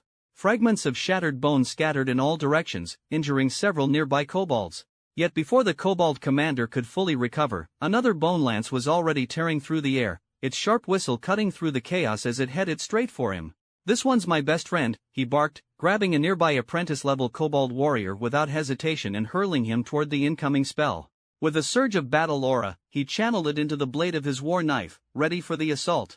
But the bone lance easily pierced through the unfortunate kobold's body, snuffing out his life, and continued on its deadly trajectory toward the commander. The aura around him pulsed violently as his roar echoed through the mist. His battle aura flickered as he swung his blade, slashing directly at the incoming attack. Boom! The bone lance shattered upon impact with the commander's infused blade, the resulting explosion ringing through the air. Despite the commander's efforts, his shield and aura were barely holding up. For me, however, there was no frustration. Those two spells were merely abilities granted by my staff, requiring negligible mana to cast. The commander's war knife pointed directly at my hiding spot, signaling for the rogue to engage. No problem, I was ready to keep casting spells. Swish, swish, swish. A volley of bone shards whistled through the air at my command, each one carrying lethal precision. They found their marks among the kobold soldiers, striking with the efficiency of a reaper's scythe. With each dull thud and cry of pain, I realized how even zero-tier spells could unleash devastating power in my hands. Of course, some of the stronger kobold warriors managed to withstand my attacks, but it hardly mattered to me. One shard wasn't enough? Then I'd simply send another, there was no need to worry. Meanwhile, my skeletal warriors had already charged into the kobold ranks. Trapped within the murky fog, the kobolds could barely see their attackers, turning the battle into a one-sided slaughter. The skeletal warriors, their blades gleaming, cut down the kobolds with ease. More importantly, they skillfully avoided the black iron tier kobolds, refusing to engage them directly. Attack now! The commander's enraged roar echoed through the fog. I smirked to myself, watching as the skeletal warriors coordinated flawlessly, harassing the kobold troops and further sowing chaos. Despite the commander's strength several levels above mine, the tide of battle was turning against him. His anger was powerless in the face of such overwhelming suppression. On my side, while the strongest skeletal warrior I had summoned was Black Iron Tier 3, the others were merely Tier 2. Yet their seamless teamwork was enough to shift the balance of power in my favor. The kobolds, haunted by the relentless barrage of zero-tier spells, were left with no options but desperation. The rogue, following the commander's orders, had been stalking me for some time. Even as I maintained my focus on the battlefield, I remained vigilant, continuously casting simple spells to deter his approach. He hadn't yet found an opportunity to strike. Move faster. The commander's urgent shout rang out, and the rogue gritted his teeth, slipping closer toward me. His dagger, coated with a dark toxin, gleamed faintly in the dim haze. A single cut would spell certain death for me. At that moment, I felt a sudden chill at my back. My instincts screamed of danger. The rogue had finally made his move, channeling all his battle aura into a single, lethal strike. Bang! The rogue's dagger collided with my precast mage shield, sending ripples of energy through the barrier. I exhaled in relief, a cruel smile creeping onto my face. Though I hadn't turned to face him, I could sense his vile aura clearly now. His first strike had been his most powerful, shattering nearly half of my shield's integrity. But as he frantically stabbed again and again, each strike took less and less from the barrier. He had missed his chance. Once a kobold rogue's stealth was broken, their fate was sealed. I knew that as long as my shield wasn't broken in a single blow, I could continuously channel mana to restore its strength. As his attacks grew weaker, my next spell was already taking shape in the void of my mind. Bone Prison! Under the guidance of my psychic energy, the spell materialized instantly. Bone-like structures emerged from thin air, forming a cage that trapped the rogue within. His eyes filled with panic as he slashed desperately at the prison bars with his dagger. But I wasn't about to give him a chance to escape. My next spell was already prepared. Negative Energy Ray. I shouted the incantation, and a thin beam of dark energy shot from my staff, weaving through the gaps of the bone prison to strike the rogue directly. His terrified expression froze as the ray pierced his forehead, passing cleanly through his skull. A faint glow of light drifted from his body, floating toward me. I recognized it as his soul, now drawn into my own being. A quick glance revealed that this Black Iron Tier kobold had granted me 5 potential points, a reward that filled me with glee. However, while my skirmish with the rogue had ended, the main battlefield remained a chaotic melee. The kobold commander's voice rang out amidst the fog, rallying his troops for a counterattack. Hold the line. Victory will be ours. His words carried a desperate energy, though the kobold's morale was hanging by a thread. Just as the kobolds prepared to regroup and fight back, another spell erupted in the fog. The sudden shift in the battle's flow made the commander's eyes widen in alarm. "No," he roared, his voice a mixture of rage and fear. He knew all too well what it meant for the mage to continue casting unhindered. And deep down, he likely realized that the rogue he had sent after me had failed. But he hesitated, unsure whether the rogue was dead or had simply fled. As the ordinary kobold soldiers fell one by one, the skeletal warriors pressed on with relentless efficiency. Though their bones were battered and scarred by countless blows, their combat prowess remained unaffected. I, too, was feeling the toll of the battle. Shallow wounds from earlier spells and attacks bled steadily, leaving me weaker by the moment. Even so, I summoned the last reserves of my strength, determined to see this fight through. The kobold commander, his face pale with despair, let out a final roar. With his battle aura blazing, he charged toward my skeletal warriors, aiming to take as many of them down as he could before his end came. But fate was not on his side. A spell struck him mid-charge, its energy seeping into his body and sapping his strength. Zero-tier spell, Touch of Fatigue. The spell's effects hit him like a wave of exhaustion, compelling him to collapse and rest eternally. I mustered all the strength left in my body, delivering a desperate, final strike. Bang! My weapon slammed against the skeletal warrior's bone shield, the deafening sound reverberating through the air. However, what followed was a swift and brutal counterattack. Several skeletal warriors closed in, their bone spears stabbing toward me in unison. The sharp tips pierced through my armor and scales, sending waves of searing pain through my body. I felt my insides tearing apart as my vision began to blur. Another spear struck my leg, the excruciating pain causing my knees to buckle as I collapsed onto the ground. At that exact moment, a warblade descended mercilessly, severing the head of the kobold commander and ending his life once and for all. Only after the battlefield had fully quieted did I step forward, my mana reserves still at half capacity. I waved my hand to dispel the lingering gray fog, my gaze falling on the prize I had fought for, a large chest brimming with magical herbs, along with the bloodthirsty totem. The battle had begun and ended so swiftly that I dared not linger at the site for too long. Commanding the skeletal warriors, I ordered them to lift the chest. Immediately afterward, I revived several skeletons from the kobold corpses on the ground, instructing them to carry the 3 black iron tier bodies as well. These hastily summoned skeletons were crude constructs, lacking the durability and combat prowess of my prepared undead. However, they were more than adequate for menial labor. I found a safe location and had the skeletons place the chest and the bodies down. They remained on guard below while I began my recovery. Sitting down, I entered a meditative state, eager to restore my mana to full capacity. Once replenished, I cast spells to reanimate 2 of the kobold bodies into skeletal warriors. However, due to their smaller stature, even after skeletal enhancement, their bone density left much to be desired. They would need to absorb additional flesh and bone essence to reach their full potential. As for the strongest kobold warrior, who had reached the level of a black iron elite, I opted to preserve the body for now rather than reviving it immediately. Using necromancy on such a corpse would require a significant amount of mana and effort to unleash its full potential. It was better to wait until I was prepared to handle its power. Next, I examined the loot on the corpses. The kobolds carried little of value, save for 3 black iron-grade weapons that were of decent quality, though lacking any enchantments. This wasn't surprising, as crafting enchanted equipment required both intelligence and the skill of a mage, attributes the kobolds clearly lacked. Even so, I managed to collect several scattered mana stones, totaling over 10 units, a modest but welcome haul. Opening the chest of herbs, I found it packed with hemostatic herbs and boiling blood herbs. I nodded in satisfaction. After securing the area and setting up a temporary hideout, I decided to establish the spot as my base for the time being. Then, I used a teleportation spell to return to Earth. Back on Earth, I immediately handed the hemostatic and boiling blood herbs to Xia Yang for inspection. "Teacher, these are hemostatic and boiling blood herbs crafted by a goblin shaman from the spirit realm. Please take a look and see if they might be useful," I said expectantly. Xia Yang examined the herbs carefully, only to shake his head in disappointment. "These shaman-crafted herbs are of very low quality. The preparation process has destroyed most of their medicinal properties. Extracting what's left would be more trouble than it's worth." I sighed in frustration. I had hoped this batch of herbs would bring me some profit. Bidding farewell to my teacher, I began to contemplate my next course of action. Since these herbs were of little use on Earth, my best option was to trade them with the lizard folk. With the kobold herb procurement team now eliminated, the kobolds were in no position to contend with the lizard folk. However, allowing the lizard folk to enslave or eradicate the kobolds outright would not align with my goals.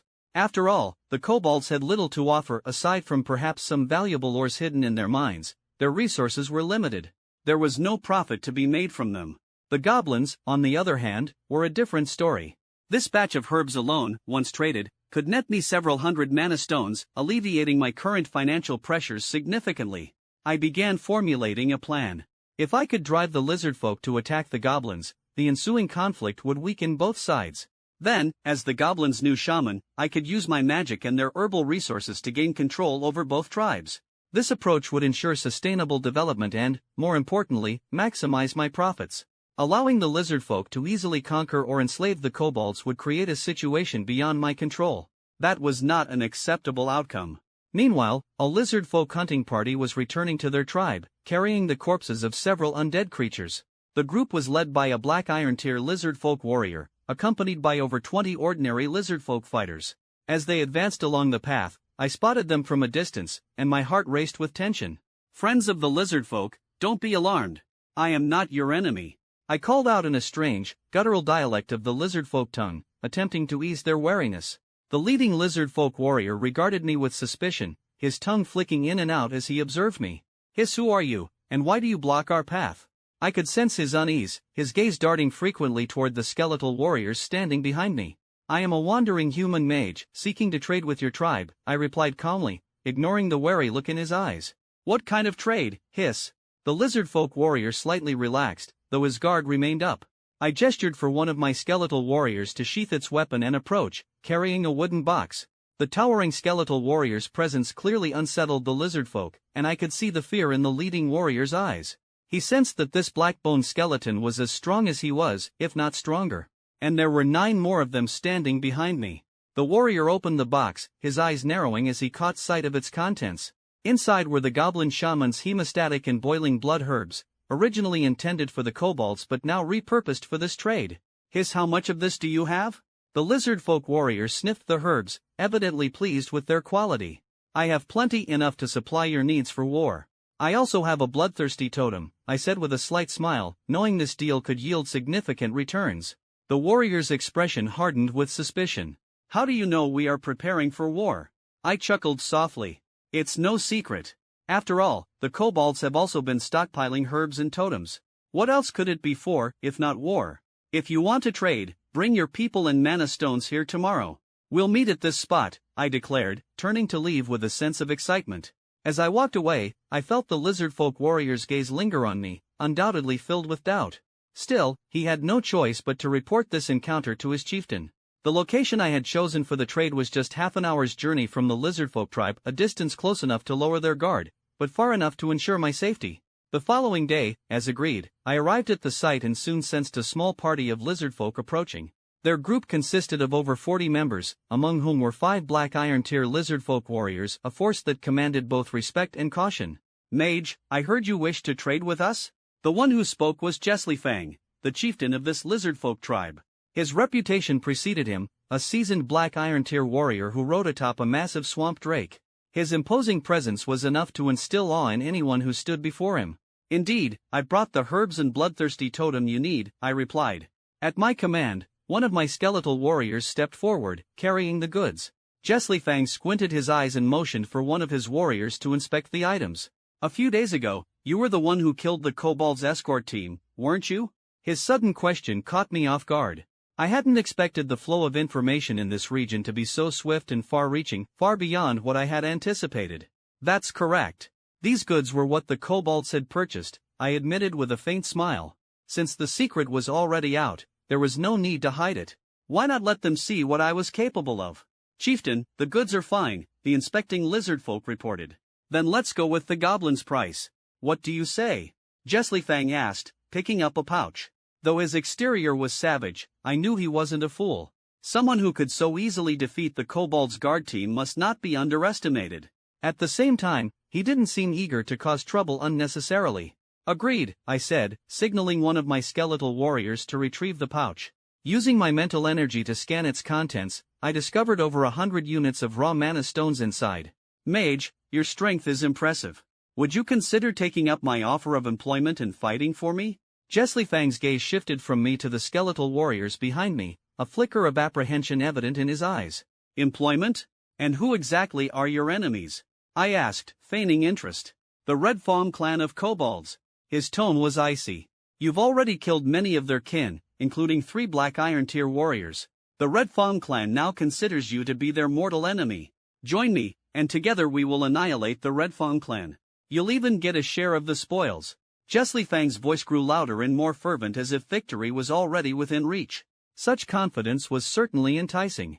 To be fair, his confidence wasn't unfounded. This lizard folk tribe was no small force. They had around 200 adult warriors, all of whom were apprentice-tier combatants.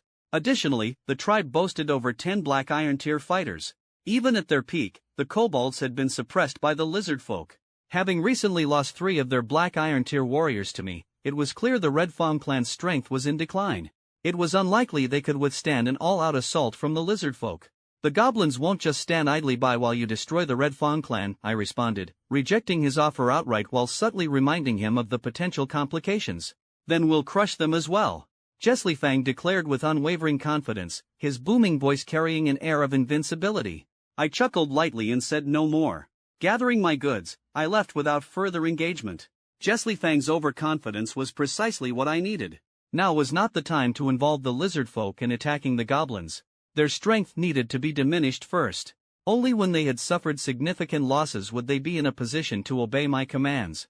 The lizard folk's overconfidence had blinded them to the preparations being made by the goblins. Deep within their territory, the goblin warriors were already equipping themselves with weapons and armor. Their intent was clear, to either aid the kobolds in defense or launch a surprise attack on the lizard folk's stronghold. I had done my part by warning Jesli Fang, but I needed the lizard folk to suffer some setbacks before they could be brought to heel. I weighed the pouch containing the 100 mana stones, feeling its satisfying heft. My previously empty coffers could finally breathe again. But I understood that money sitting idle wouldn't grow. It had to be spent strategically to ensure my strength continued to improve. This was a principle I grasped clearly. I began browsing the online marketplace connected to the academy, scouring for useful items. The first thing that caught my eye was a set of Tier 1 mana recovery potions. Each vial could restore 200 mana points within a minute. These were an absolute necessity, combat constantly drained mana, and having these potions on hand would significantly bolster my ability to sustain prolonged battles. Without hesitation, I purchased 10 vials to keep in reserve. These are consumables, but they'll greatly enhance my endurance in battle, I muttered to myself as I continued browsing. Next, I selected 5 Tier 1 Fireball spell scrolls. The description was simple. Upon activation, the scroll would release a fireball that exploded on impact, dealing both blast and burn damage. The scrolls required no mana to use, had a range of 20 times the caster's mental power, and delivered a spell intensity of 65 units. Each scroll cost only 5 energy crystals, making them an excellent investment. Fireball, a must-have spell for adventures, battles, and even less savory activities, I joked to myself, appreciating the versatility of the scrolls. Then my attention shifted to Tier 1 Mage Shield scrolls, priced at 15 energy crystals each. Though I could already cast Mage Shield myself, battle scenarios were unpredictable. If my shield were to break and I didn't have time to recast it, things could quickly spiral out of control. Purchasing 2 scrolls as backup was a small price to pay for an extra layer of security. Over the next few days, I frequently traveled between the lizardfolk and goblin territories, all while directing my skeletal warriors to continue hunting undead creatures to strengthen themselves. With consistent effort, my progress became evident. Name Horace Lin. Mental power 19.4. Mana 194/194. I reviewed my updated stats, feeling a surge of excitement. Tier 1 spells shimmered in my mind like distant stars, their names evoking a sense of boundless potential: Bone Bloodlust, Skeletal Shaping, Soul Reconstruction. Each one filled me with anticipation. Most intriguing of all was the Bone Graveyard ability, whose current capacity was only 0/7. I silently vowed to inject more mana into it, expanding its ability to house additional summoned skeletons. Over time, I channeled mana into the Bone Graveyard, increasing my skeletal army by 2 more units. Meanwhile, the 3 major factions, the lizardfolk, kobolds, and goblins, were all actively preparing for war. I continued to plot in the shadows, my forces growing steadily. At present, my summoned army included 10 Black Iron Tier skeletal warriors and over 50 Apprentice Tier skeletal soldiers. Although the Apprentice Tier skeletons couldn't be summoned to Earth or other realms, they were invaluable as cannon fodder for the battles to come. Finally, after some delay, the lizard folk began mobilizing their forces. I couldn't wait to observe their strength firsthand. What I saw both impressed and unnerved me: over 200 adult warriors, with 17 Black Iron Tier combatants among them. The chieftain, Fang, stood out as the most formidable, his seasoned Black Iron Tier strength equivalent to that of a 7th or 8th stage expert. Among Black Iron Tier warriors, the gap in power was less pronounced than one might think. Their physical attributes were similar enough that it wasn't unheard of for a lower stage fighter to kill a more experienced one.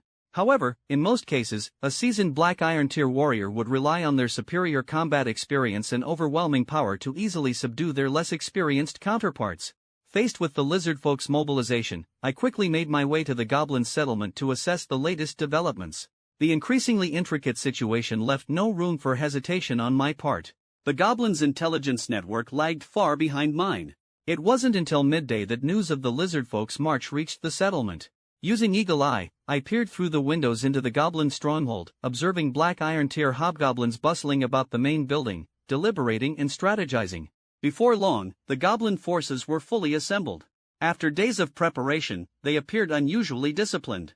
Their ranks included over 100 Apprentice Tier hobgoblin warriors and 8 formidable Black Iron Tier hobgoblin fighters. Beyond these elites, the goblin army also brought along over 400 ordinary goblins. I couldn't help but harbor doubts about the combat effectiveness of these common goblins. Though most were little more than fodder, their sheer numbers could overwhelm opponents, given the right circumstances. Moreover, under the command of the hobgoblin warriors, these ordinary goblins were less likely to flee in panic. They would serve as expendable cannon fodder, sapping the enemy's strength and creating chaos on the battlefield. Within the goblin settlement, I overheard a conversation that caught my attention. A young assistant, his face filled with worry, gazed at the departing goblin troops and asked his mentor, "Master, why are we helping the kobolds? If we attack the lizard folk like this, we'll lose the chance to trade with them in the future." The mentor, Goblin Shaman Marlowe, let out a wheezing breath, his frustration evident as he snapped at the hobgoblins nearby. "This matter is no longer under my control. The goblin settlement doesn't entirely follow my orders. Those brutish hobgoblins have no respect for spellcasters." Although Marlowe was a spellcaster, his strength was limited. In this settlement, power resided primarily with the militaristic hobgoblins. To his dismay, the hobgoblins were unusually united in their decision to attack the lizard folk. Their reasoning was straightforward: the goblins were not yet strong enough to simultaneously absorb both the kobolds and the lizard folk. Even if the hobgoblins fought with all their might, their numbers were insufficient. If the lizard folk succeeded in wiping out the kobolds and enslaving them, the next target of those scaly warriors would undoubtedly be the goblins. Anxiety gnawed me as I thought, if we don't intervene to help the kobolds now, they're certain to fall, and that's an outcome we cannot accept. Marlowe, seated in his chair, shook his head and explained further to his apprentice. "As for the future, once the lizard folk are defeated, they won't dare to completely sever ties with us. They'll still need to trade for survival, so business will continue. Enough of this. Stop worrying about them and bring the herbs over. We need to keep brewing potions. The aftermath of war is when we'll make our fortune." Marlowe's words unsettled me. As I observed the now vulnerable goblin settlement, an idea began to take shape in my mind. My original plan had been to remain on the sidelines, watching as the lizard folk suffered losses from the combined assault of the kobolds and goblins. I had intended to then approach the lizard folk, using them as pawns to attack this goblin settlement. However, seeing how poorly defended the goblin settlement was now, I realized my plan needed to change. The goblin settlement, which had once housed over 1,000 goblins, now had only 200 or 300 left, as most of the ordinary goblins had been drafted by the hobgoblins as cannon fodder. The apprentice-tier hobgoblin soldiers remaining in the settlement likely numbered no more than a few dozen, and there were fewer than 5 Black Iron Tier goblins left to defend the place. After weighing my own forces, I felt a surge of excitement. The time to act was now. Having studied the goblin settlement's layout extensively over the past few days, I had already devised my plan for a raid. I quickly dispatched 5 skeletal warriors and 50 skeletal soldiers for a frontal assault on the goblin settlement, intending to draw their attention. Meanwhile, I led the other 5 skeletal warriors on a flanking mission, aiming for a decisive strike against their leadership. The battle erupted swiftly. Commanding my summoned skeletons was seamless, as they followed my orders without hesitation. However, micromanaging over 50 skeletal units pushed my mental capacity to its limits, forcing me to stick to simple commands like attack and retreat. Anything more complex would have drained me completely. The skeletal soldiers marched in disciplined ranks, storming into the goblin settlement. Any goblin in their path was mercilessly cut down by the relentless undead. Amidst the chaos, a hobgoblin officer's voice rang out, "Don't panic. Everyone, follow me." Clad in iron armor and wielding a battle axe, he stood atop a dirt mound, rallying the goblin soldiers. Under his command, the goblins quickly donned their equipment and formed defensive lines, bolstering their resistance. At the officer's signal, a subordinate barked, "Archers, loose." A volley of arrows whistled through the air, aimed at the advancing skeletons. Yet the arrows, fired from their short bows, were weak and ineffective against the undead. The skeletons, devoid of flesh and fear, advanced unimpeded. "Stop wasting your efforts. These are undead, they're immune to arrows." At that moment, Marlowe appeared on the battlefield, supported by his anxious assistant. His gaze swept over the skeletal soldiers, and I could see the realization dawning in his eyes. Asterisk, there must be a necromancer nearby.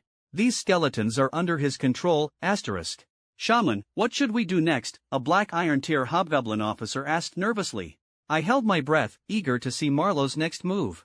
"Give the children the boiling blood herbs. We need to crush these skeletons quickly and locate the necromancer, or he'll keep summoning more." Marlowe's voice was firm and commanding, signaling that the battle was far from over. I watched intently as the hobgoblins scrambled to retrieve the boiling blood herbs. When the herbs were distributed among the ordinary goblins, the transformation was immediate and shocking. Their muscles swelled, their breathing grew heavy, and their eyes turned bloodshot with an almost feral intensity. "Children, follow my command.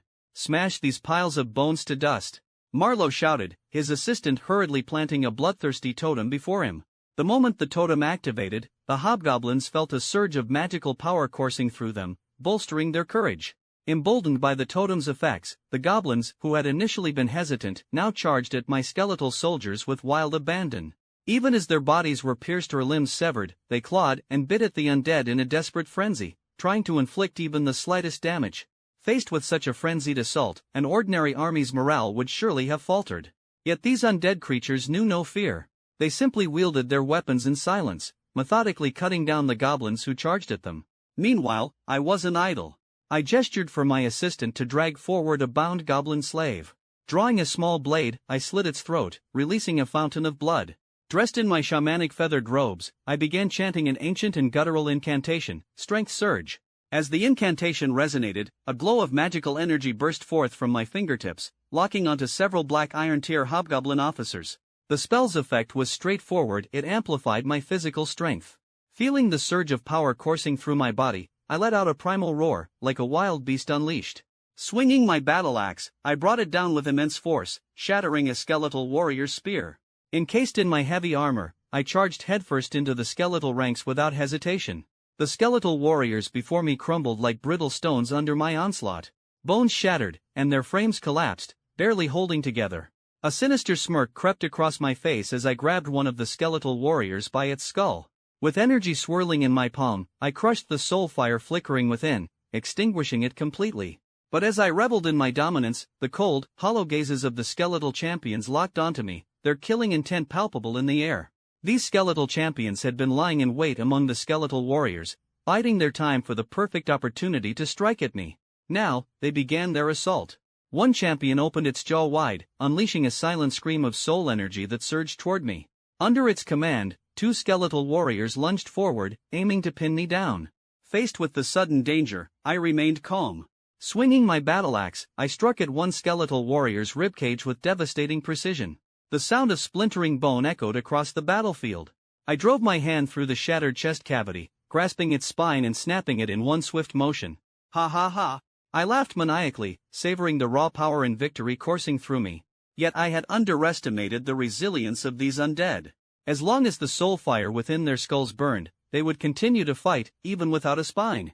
The skeletal warrior, its soul fire flickering erratically, clung to me with its skeletal hands, though its strength was pitiful and I easily broke free. Just as I exhaled in relief, another skeletal warrior lunged at me with relentless speed, locking its bony arms tightly around me. The skeletal champion, having awaited this moment, seized the opportunity. With a swift and precise strike, it swung its blade, sharpened bone, toward me. The blow not only severed the arms of the skeletal warrior clinging to me but also tore through my armor and flesh. A pained howl erupted from me, echoing across the battlefield. Despite my best efforts to break free and retreat to the safety of the camp, the grievous wound left me weakened.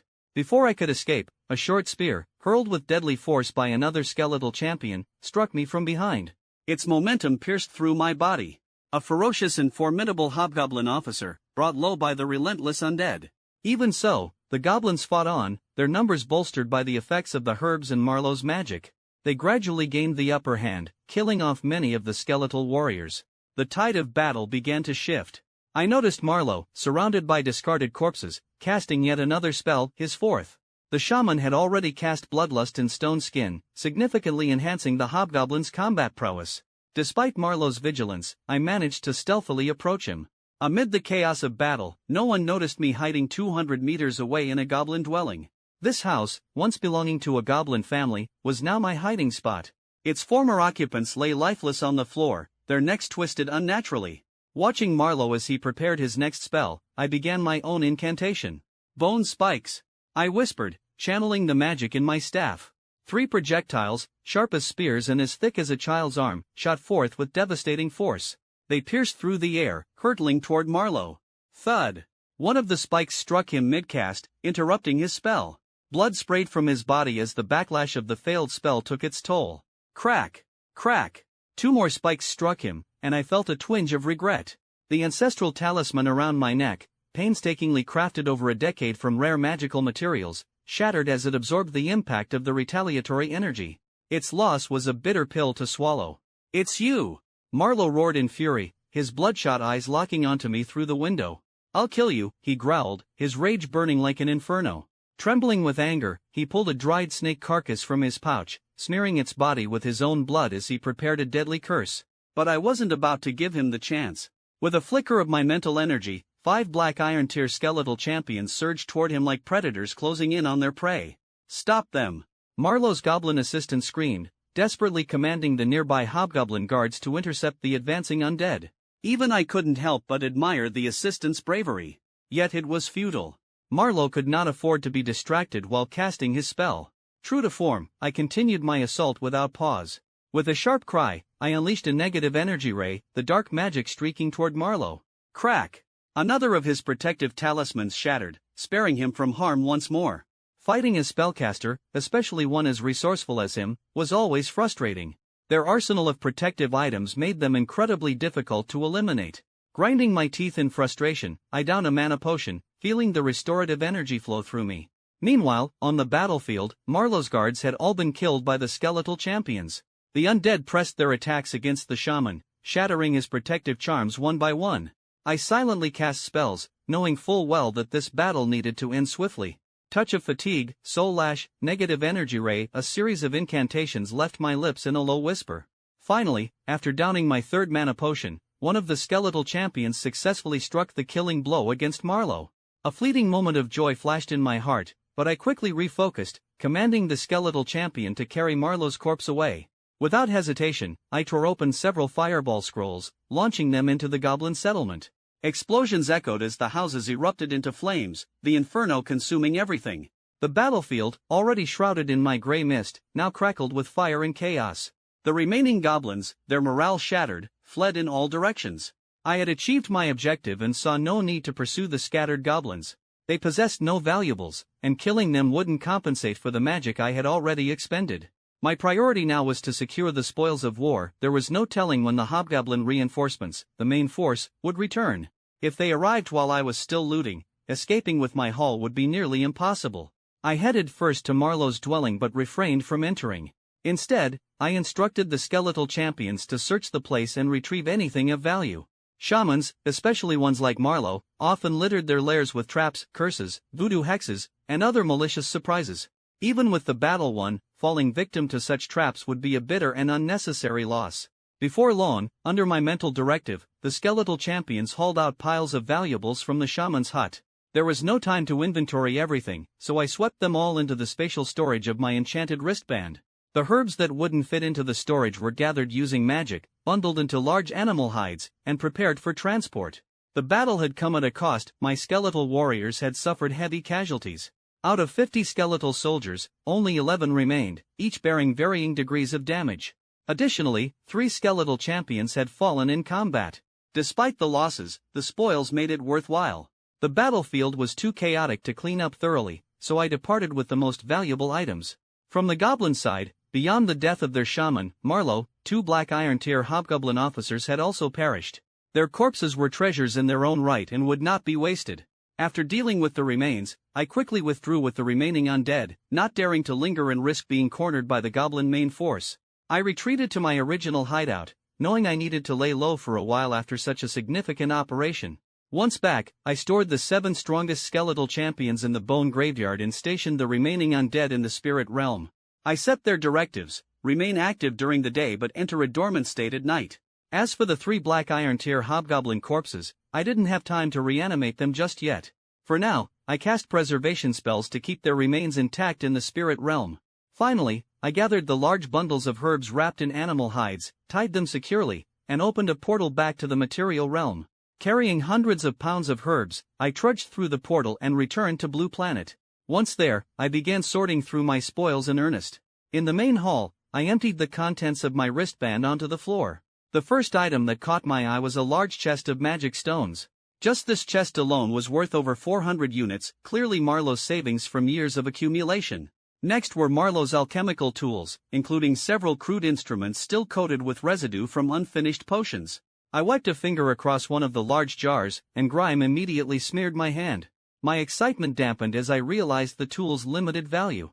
Then there were several completed potions, hemostatic elixirs, boiling blood herbs, and a few unknown concoctions. Their value was uncertain, requiring professional appraisal.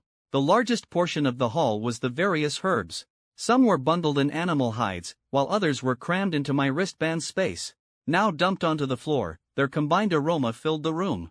Staring at the chaotic pile, I sighed. Among these herbs were likely rare and magical varieties with significant worth, yet I lacked the expertise to distinguish them. After a moment of contemplation, I decided to message my teacher, Xia Yang. "Teacher, I need your advice on something," I typed. After a while, Xia Yang replied, "I'm free. What's the issue?" I explained, "Teacher, I managed to acquire a batch of herbs from the spirit realm. They're a mix of ordinary and magical herbs, all jumbled together. Do you know where I could sell them for a good price?" Xia Yang responded succinctly, "A batch? How much are we talking? Turn on your camera, let me take a look." Soon, a video call request popped up. I answered and greeted my teacher before turning the camera to show the heap of herbs on the floor. Xia Yang raised an eyebrow and commented, "That's quite a lot. But why are they just thrown on the floor like that?" His remark made me chuckle awkwardly. "Alright," Xia Yang said after some thought, "I'll send one of your senior classmates to take a look. She's currently working part-time in the alchemy department at your school. Where are you? I'll have her meet you." "I'm in the dorm, teacher," I quickly replied. Xia Yang nodded and ended the call. "Alright, I'll let you know when she's on her way. Go meet her when she arrives."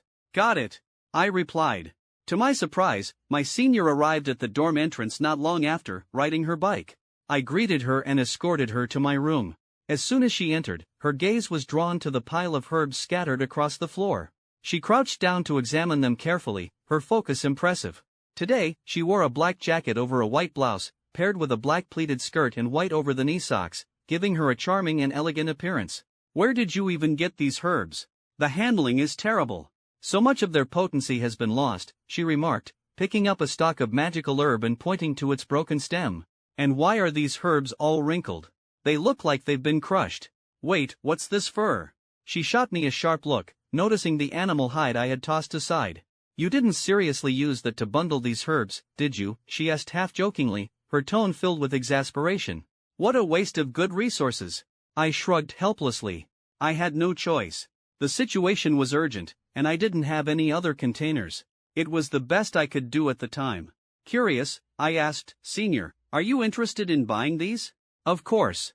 I'm working part-time with the Alchemy Society at our school. We can use all of these," she replied confidently. "Great, then I'll sell them to you. Name your price," I said, clearly pleased with her response. She shook her head. "There's too much here, and it's all mixed together. I can't sort this out alone. Let me call a couple of classmates to help organize it. Once it's sorted, I'll give you a fair price." So, I pulled out my phone and called for reinforcements. Not long after, 2 of my classmates arrived. Inside Huoling's room, the 3 girls got to work, energetically sorting and categorizing the herbs while exchanging playful banter. The scene was both bustling and lively.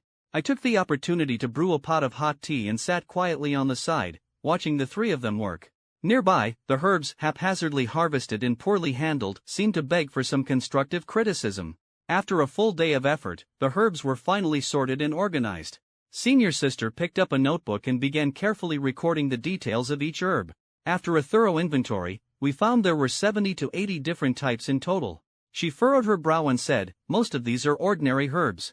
There are 14 types of magical herbs, with the most abundant being snakegrass.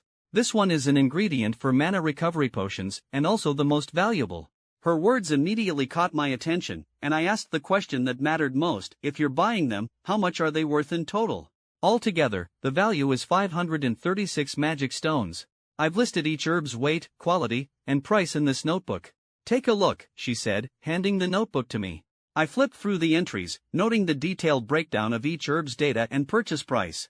I couldn't help but feel satisfied.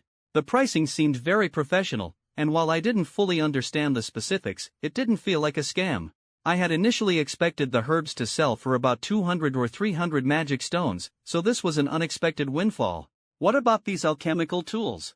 Do you need them? I asked, pointing to the discarded instruments that had once been prized possessions of the goblin shaman Marlowe. Senior sister examined them briefly, pinching her nose as she inspected the tools. Then, with a look of disdain, she tossed them aside like garbage. No way!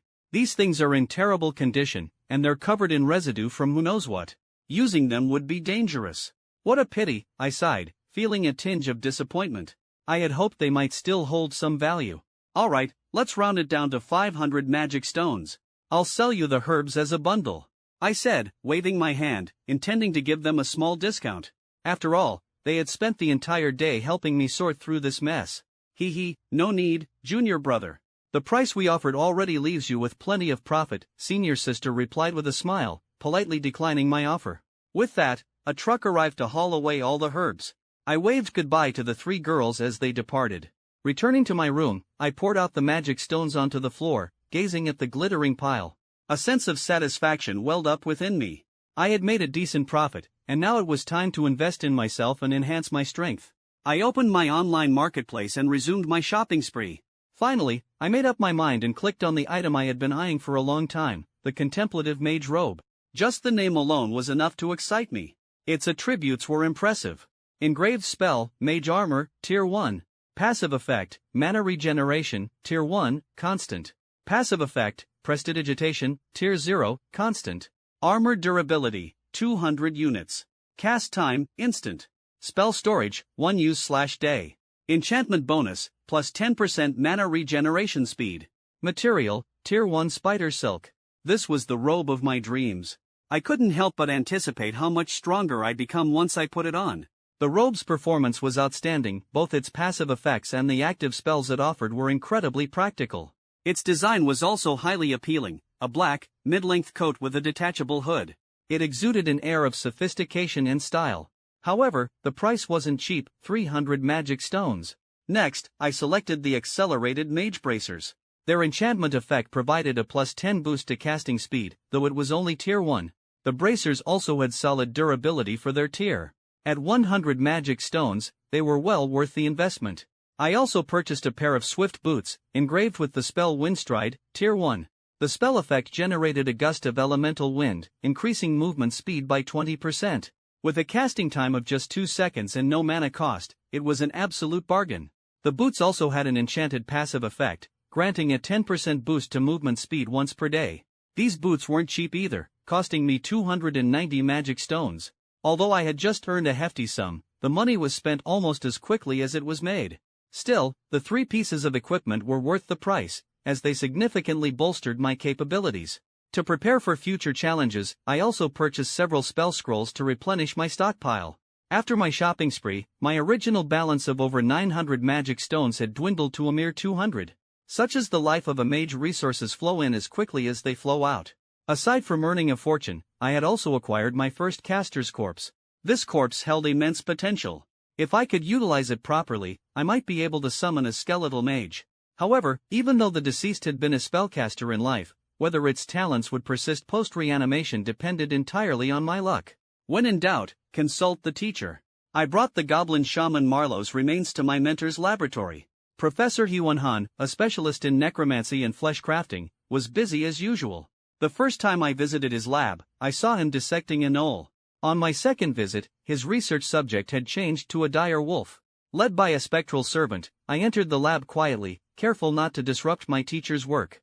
After donning a lab assistant's coat, I stood by, occasionally handing him scalpels or scissors as he worked. All the while, I silently hoped he would approve of my idea. After more than an hour of meticulous effort, the professor finally sutured the dire wolf's chest cavity and cast a restorative spell. As he cleaned away the bloodstains, he turned to me and asked, "Didn't you take leave to conduct some business in the spirit realm? How did it go? Successful?" Recalling the goblin settlement's aftermath, I nodded. "It went well. Teacher, I acquired the corpse of a spellcaster during this operation. I want to turn it into a skeletal mage, but I'm worried about the process failing and wasting the body," I admitted, voicing my concerns in hopes of receiving his guidance. "Oh, a spellcaster's corpse? What tier? Show me," he said, his curiosity piqued. I retrieved Marlowe's skeleton from my wristband. Having processed it myself, the remains were clean and intact, completely stripped of flesh, leaving behind a pristine skeleton. What profession was this goblin in life? Professor, he examined the skeleton closely, a glimmer of approval in his eyes. He nodded at my handling of the remains, noting that their attributes remained well preserved. He was a goblin shaman, roughly black iron tier, and fairly old, I explained, summarizing Marlowe's background.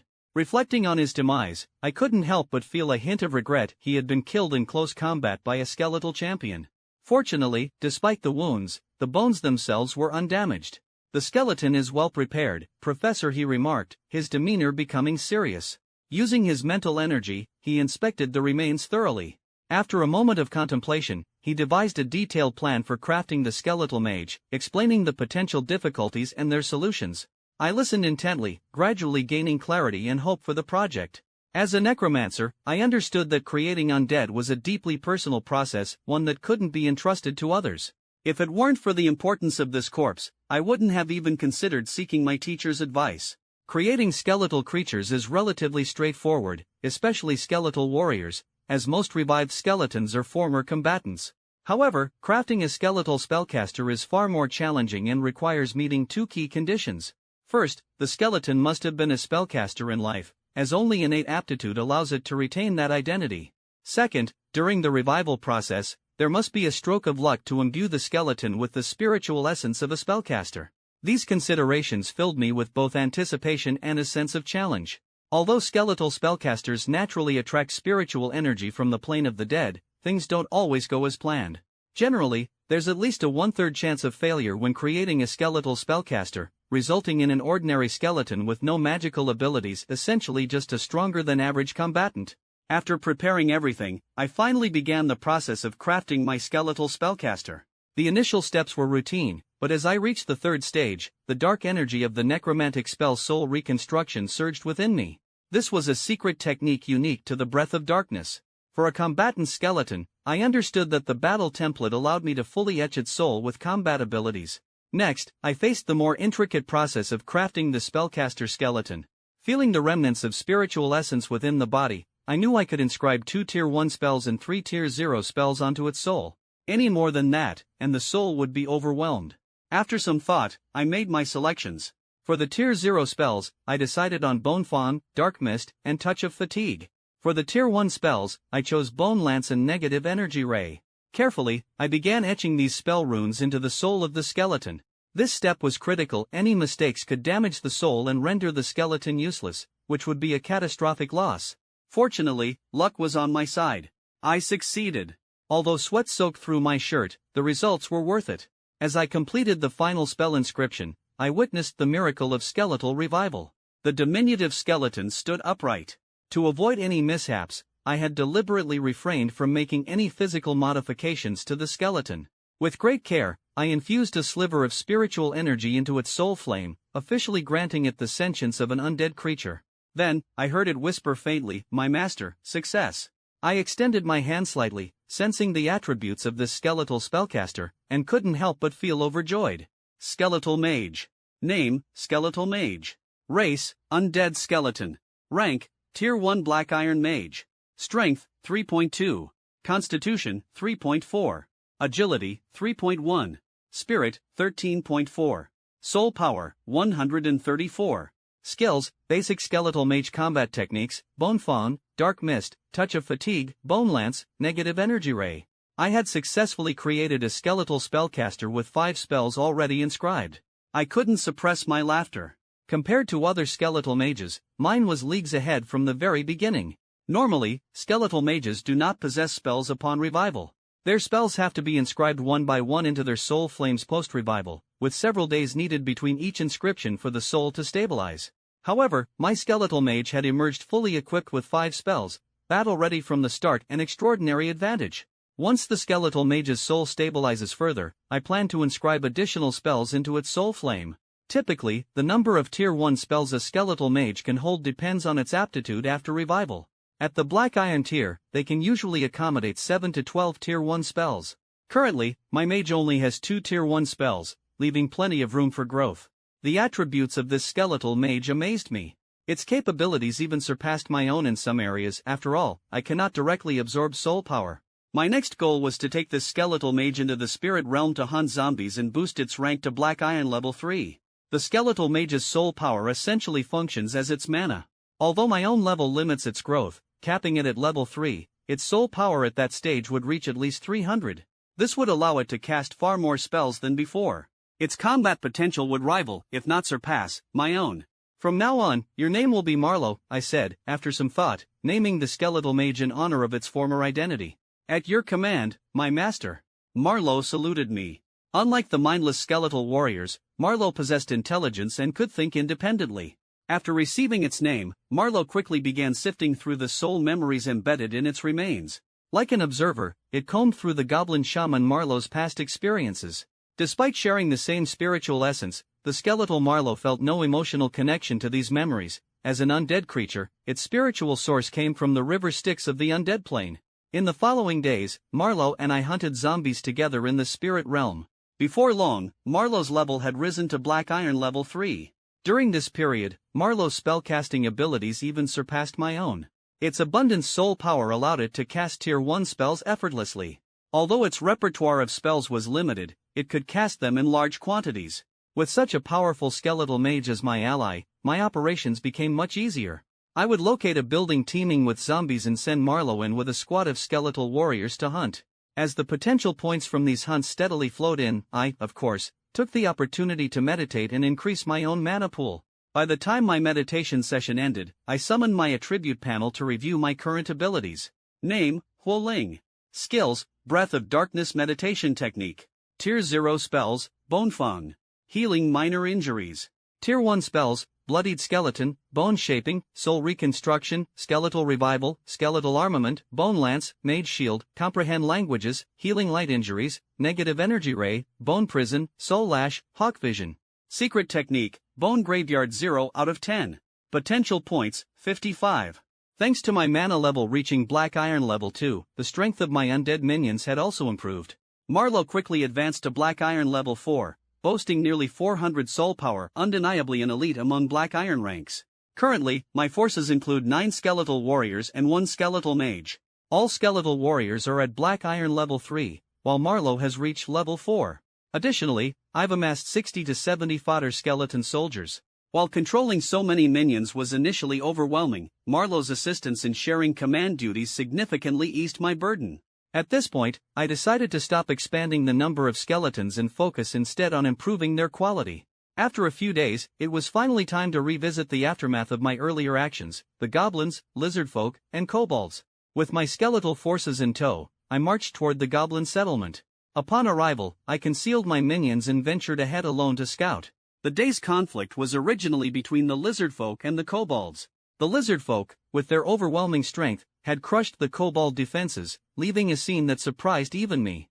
However, just as the lizardfolk were about to savor their hard-earned victory, a massive goblin army emerged from the rear. While ordinary goblins are weak, the large goblin warriors were formidable. Their disciplined formations and teamwork gave them a significant edge over the lizard folk, who preferred solo combat. The unfolding situation caused me to frown, a sense of unease creeping in. From the nearby mines, the kobolds also began pouring out in waves, creating a two-pronged attack. Despite their initial advantage, the lizard folk were soon overwhelmed, their forces suffering a decisive defeat. By the end of the battle, 5 of the 17 black iron lizardfolk warriors had perished, and over 60 of the 200 adult lizardfolk were either killed or wounded. The sight of such devastation weighed heavily on my heart. When the goblin forces returned victorious, they were met with a horrifying reality. Their settlement was engulfed in flames, thick smoke billowing into the sky. They had achieved victory on the battlefield, only to find their home looted and their shaman lost. For the goblin tribe, this was a catastrophic blow. Their reliance on the shaman's potions and totems to maintain dominance over the lizardfolk and kobolds was now shattered. Not only had their tribal strength been diminished, but the resources their shaman had spent years accumulating were gone. At this moment, the balance of power between the factions had reached a delicate and precarious state. On the goblin side, their forces had dwindled to fewer than 12 black iron rank large goblin warriors and fewer than 90 adult large goblin soldiers. While ordinary goblins were weak in combat, their sheer numbers, around 700 to 800, still gave them an advantage in numbers. On the other hand, the lizardfolk still had 12 black iron warriors and approximately 150 adult warriors. As for the kobolds, their strength remained an enigma, but they had retreated into the mine and dared not emerge, their morale shattered. Just as the lizardfolk were about to accept their losses and retreat, they learned that the goblin stronghold had been raided, leaving the goblins severely weakened. This news reignited a burning fury in the hearts of the lizardfolk. Their chieftain, filled with a thirst for vengeance, rallied their remaining warriors and marched once again toward the goblin settlement. He was determined to exact a price from the goblins, even if it meant risking another battle. Previously, the lizardfolk had hesitated to act because of the goblin shaman, a formidable presence whose power the lizardfolk chieftain had witnessed firsthand. But now, with the shaman gone, what threat could a band of green-skinned weaklings pose? As I, Huoling, arrived to scout the situation, I was greeted by the sight of the lizardfolk gathered at the gates of the goblin settlement, their expressions grim, clearly preparing for an assault. I knew instantly that the final confrontation was about to begin. Inside the goblin settlement's meeting hall, the atmosphere was tense. My companions and I shared worried expressions as we discussed the dire situation.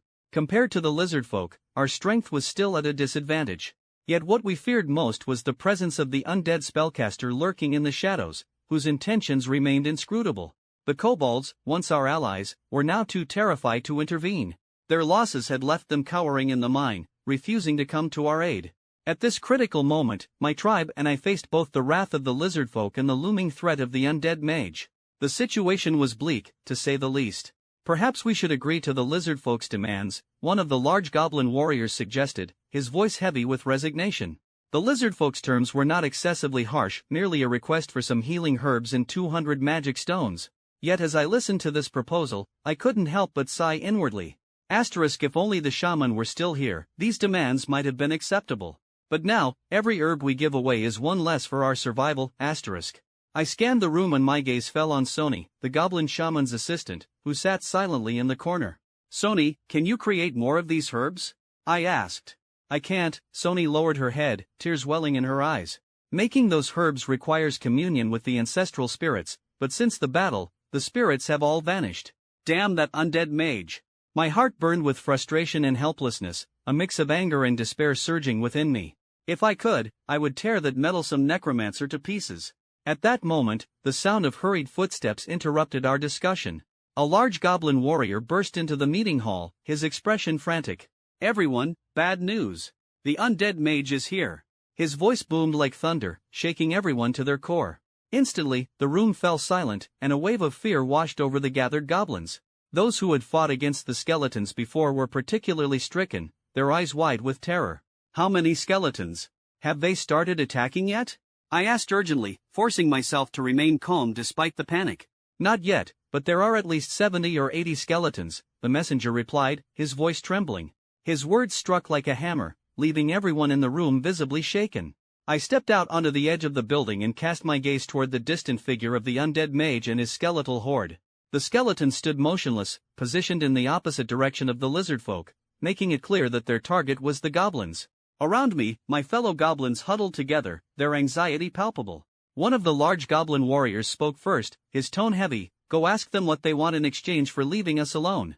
His words hinted at a desperate hope for negotiation. After all, the skeletons hadn't attacked immediately, which might mean there was room for discussion.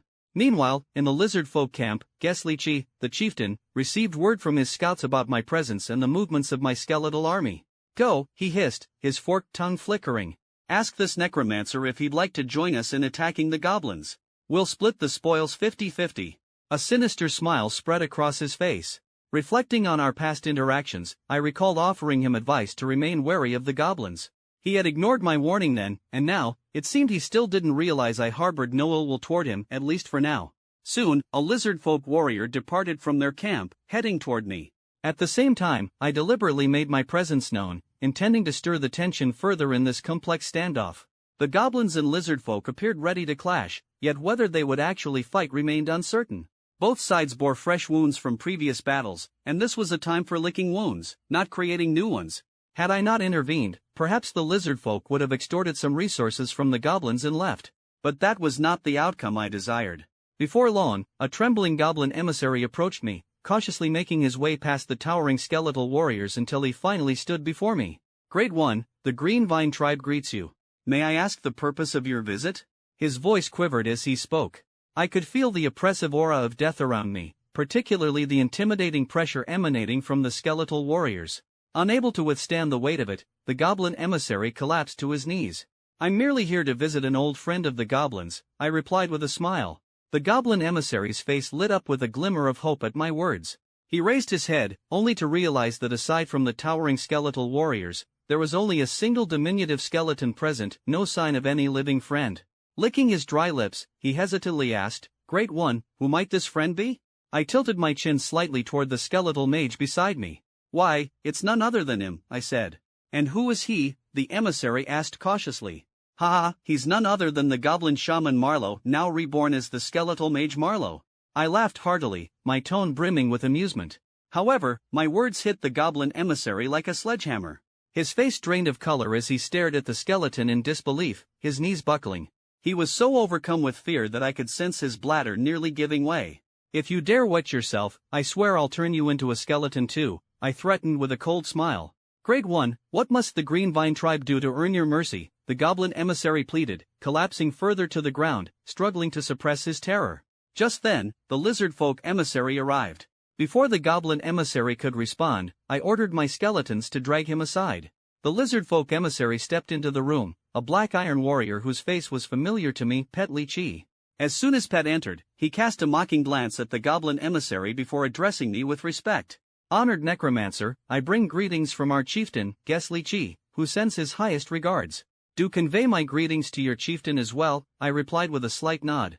My lord, I have come to propose a partnership on behalf of my chieftain. We could join forces to crush this goblin settlement, Pet said with a sinister grin. Though his smile was courteous, to the goblins cowering nearby, it was nothing short of horrifying. And how will the spoils be divided? I asked with a hint of interest, observing Pet Lichi's reaction. 50-50. Pet Lichi grinned, his proposal offering a relatively fair split of the gains. Not bad. I'll consider it, I replied with a nod, though inwardly, I was increasingly uncertain about this arrangement. If you agree, let us know so we can launch the attack together. Pet said, his tone decisive as he turned and left without hesitation, clearly unwilling to linger in the eerie presence of my skeletal warriors. Honestly, I could understand his discomfort. The oppressive atmosphere surrounding the undead was enough to unsettle anyone. Turning back, I addressed the goblin emissary, my tone laced with cold indifference. You heard it too. The lizard folk have invited me to join forces with them, and after we crush your tribe, your people will be part of the spoils. I motioned for my skeletal warriors to drag the goblin emissary forward. My words sent a chill down his spine as terror painted his face. Goblin slaves are assets too. When the time comes, you'll be included, serving as one of my slaves, I added with a cruel smirk. Great One, the Green Vine tribe is willing to offer 300 magic stones. Please, spare us. The emissary collapsed to his knees, his voice trembling with desperation. 300? That's far from enough, I said, shaking my head. I had already calculated that outright conquering them would yield far more than a mere 300 magic stones. 400, he quickly countered, his voice growing more frantic. 450, my skeletal mage Marlowe interjected, his voice calm but deliberate, pushing the emissary further into panic. My lips curled into a cold smile. If you're willing to submit to me, to become my vassals and slaves, then I might consider sparing you. The sharp glint in my teeth flashed as I grinned, exuding an air of confidence and dominance. My ambitions had subtly shifted. What had started as a simple raid had evolved into a plan to conquer the goblin tribe entirely. Initially, I sought to plunder and leave, then entertained the idea of collaborating with the lizard folk to destroy the goblins. Now, my goal was clear. I wanted full control over the Green Vine tribe. As my power grew, so too did my aspirations. What? The goblin emissary raised his head, his expression filled with terror. Grade 1, it's not uncommon for goblins to serve mages, but you're an undead mage. He pointed toward the skeletal mage Marlowe, his face ashen and despairing. For a moment, I was taken aback by his reaction before laughing aloud at the absurdity of it. Don't worry, I said with a confident tone, my amusement evident. You're far more valuable to me alive than dead. I won't turn you into skeletons. If I need more, I'll harvest corpses from the cities filled with walking dead.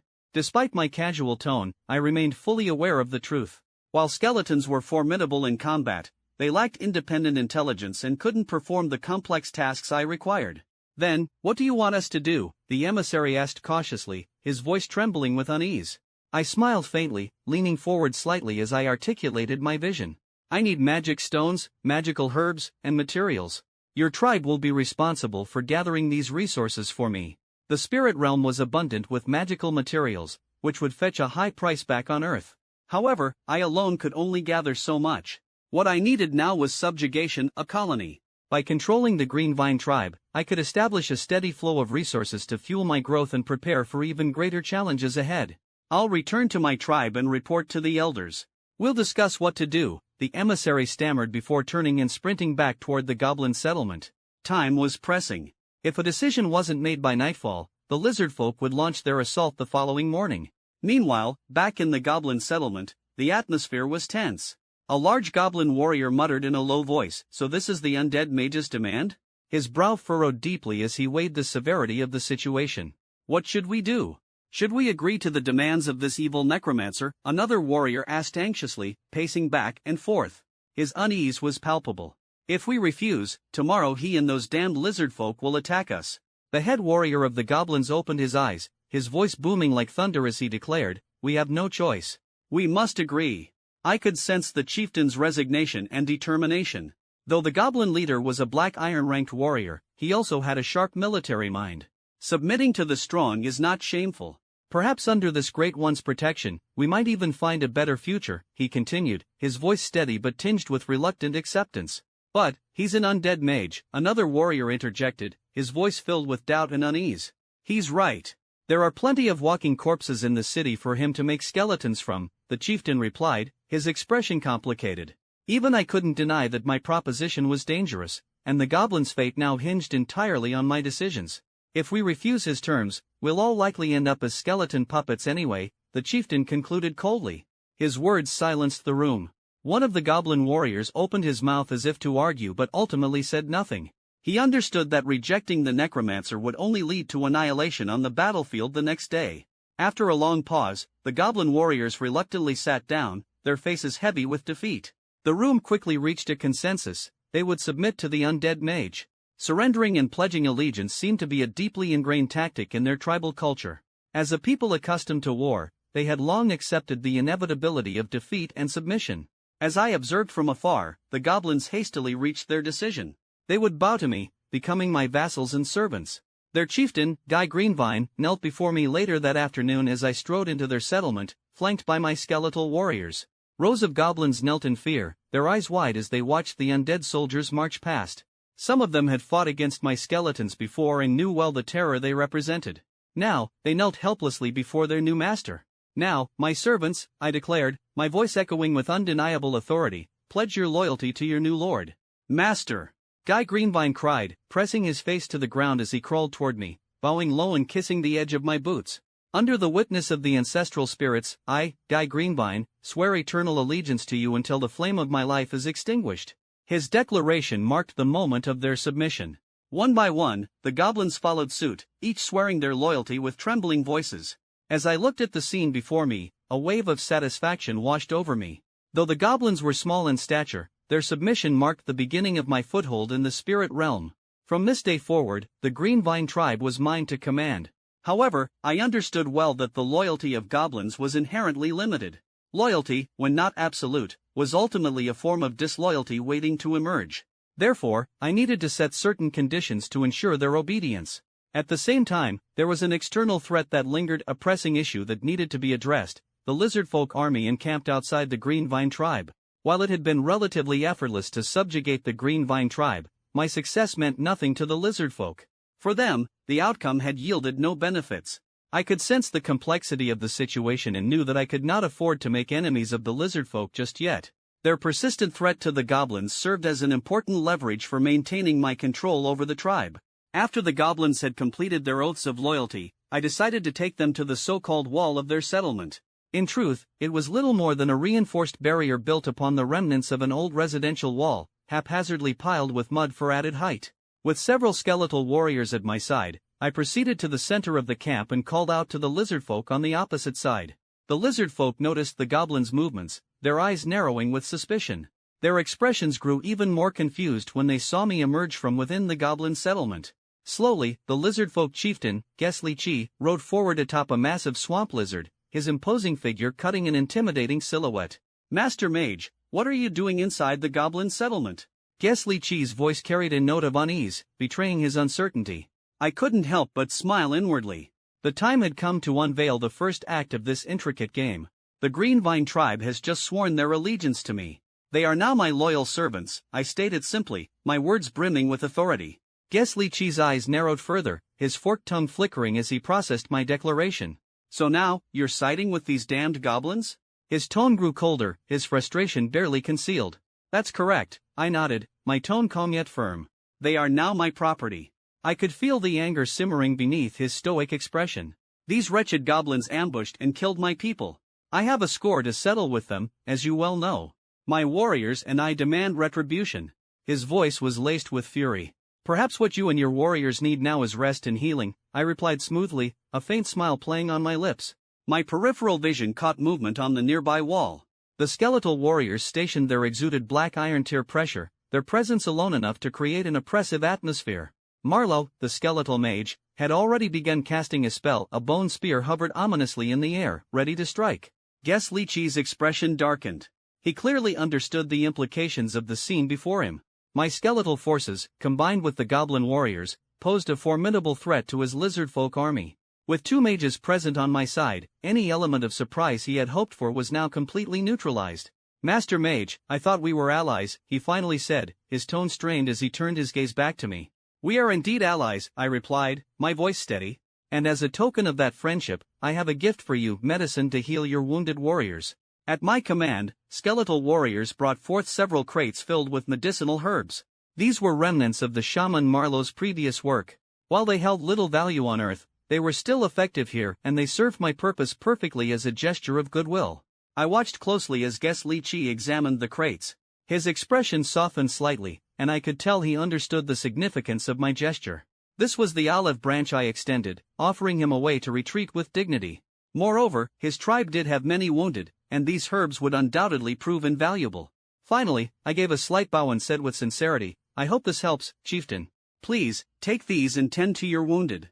"Thank you, Master Mage," Gesli Chi replied after a pause, his demeanor shifting to one of reluctant acceptance. "I will take my warriors back to recover." Shortly after, the lizard folk packed up their camp and quietly withdrew. Returning to the Green Vine tribe's meeting hall, I seated myself in the chieftain's former chair and addressed the goblins. "The guests are gone. Now, Guy, tell me, what resources and assets do I currently own in this tribe?" The other chairs had already been removed from the meeting hall, leaving only the former goblin chieftain, Guy Greenvine, kneeling before me on one knee. Bowing his head, he answered earnestly, "Great Master, the Green Vine tribe currently possesses over 600 magic stones, 2 small plots for cultivating magical herbs, and a modest stockpile of food. In addition, we have 11 black iron-ranked goblin warriors, 86 adult goblin fighters, 36 juveniles, and over 700 ordinary goblins." Hearing this, I nodded slightly, pleased with the report. Every adult goblin fighter was a potential blade to wield in my service, a valuable resource for ensuring my safety and advancing my plans. Clearly, sparing the goblins had been the right move. Killing them would have been wasteful. True power lay in sustainable growth. "Bring me the magic stones." I wished to inspect them, I ordered. After a long day of maneuvering, it was finally time to enjoy the fruits of my victory. Yes, master. Guy responded immediately. Soon, several goblins carried in a chest filled with magic stones. With a simple incantation, I cast the zero-tier spell Mage Hand, causing the stones to levitate before me. Not bad, all natural magic stones. I was more than satisfied. Smiling inwardly, I stored the chest in my dimensional bracelet, ensuring its contents were now securely mine. Around me, the goblin warriors couldn't help but gulp audibly, their eyes fixated on the stones. These were communal resources, property of the tribe. Yet now, they belonged to me. To maintain morale, I retrieved a small portion of the stones from my bracelet and distributed 5 units of magic stones to each of the goblin warriors. A reward for your loyalty, I said with a smile. Thank you, master. Their faces lit up with joy, the reward quickly overshadowing any lingering resentment over the redistribution of resources. As for Guy, however, the former chieftain could only suppress his anguish. Having once been the custodian of these treasures, he had considered them his own. And now, reduced to just 5 magic stones, he was left with nothing but silent despair. All right, back to your tasks. Guy, take me to see the magical herb plots, I commanded, dismissing the goblins with a wave of my hand. Following Guy, I arrived at the tribe's herbal cultivation area. The settlement was small, and it didn't take long to reach the plots. Standing before the 2 patches of land, each barely half an acre, I kept my expression neutral. As expected, I couldn't place too much hope in these goblins. Judging by Guy's earlier report, I had anticipated something more substantial, but the reality was far from impressive. Leaning closer, I examined the herbs growing in the soil. Most of them were basic components for hemostatic potions, useful but hardly valuable. The second plot contained a mix of herbs, including some snakeweed, a key ingredient for mana restoration potions. However, the quantities were far from adequate. Turning to Guy, I asked, who is responsible for managing these plots? Skilled herbalists were rare and invaluable. I needed to identify and nurture such talent. Guy replied, previously, the plots were overseen by Shaman Marlowe and his assistant, with several goblin slaves providing labor in tending to the herbs. He gestured, and 7 or 8 goblins quickly approached, kneeling before me. These are the slaves responsible for tending the herbs. And this one here, Guy said, pointing to a trembling goblin, was Shaman Marlowe's assistant. Oh, so Marlowe's assistant was a female goblin. I examined her closely, and an idea suddenly formed in my mind. Summoning the skeletal mage Marlowe, I instructed, from now on, you will continue managing this area together. Work hard, and if the harvest is plentiful, I will reward you generously. But if there is a poor yield, well, it won't bode well for you. The young goblin girl glanced at her former mentor, now a skeletal mage, and couldn't hold back her tears. I clapped my hands, my tone cold and indifferent. Enough of this crying. Is this any way to behave? Consider this a reunion with your teacher. Do your job well. If there's another issue, I'll make sure you end up just like him. The moment I finished speaking, the goblin assistant's sobbing abruptly stopped. Satisfied, I turned and left with Guy, continuing my patrol around the settlement. As we walked, I grew increasingly dissatisfied with the hygiene situation in the tribe. Without hesitation, I ordered Guy to dig proper waste pits and strictly forbade any goblins from relieving themselves in public areas. Violators would go without food for 2 days. In my mind, this settlement was to become my first foothold in the spirit realm. Its image could not be tarnished by the filth of goblins. Once Guy's tasks were assigned, I decided to leave the skeletal mage Marlowe behind to oversee the tribe. Taking only 2 skeletal warriors with me, I left the rest under Marlowe's command. These undead minions would serve as an effective deterrent, ensuring the goblins' continued loyalty. As for me, I returned to Earth. It was time to strategize on how to maximize and monetize the resources of this goblin settlement. Late into the night, I set my book down and shook my head in frustration. My plans to develop the spirit realm were not progressing as quickly as I had hoped. For now, my options were limited. Typically, others who acquired territory or a base in the spirit realm would immediately establish trade routes, making money through commerce. It was indeed the fastest way to generate income. However, the area surrounding my goblin settlement was devoid of such opportunities.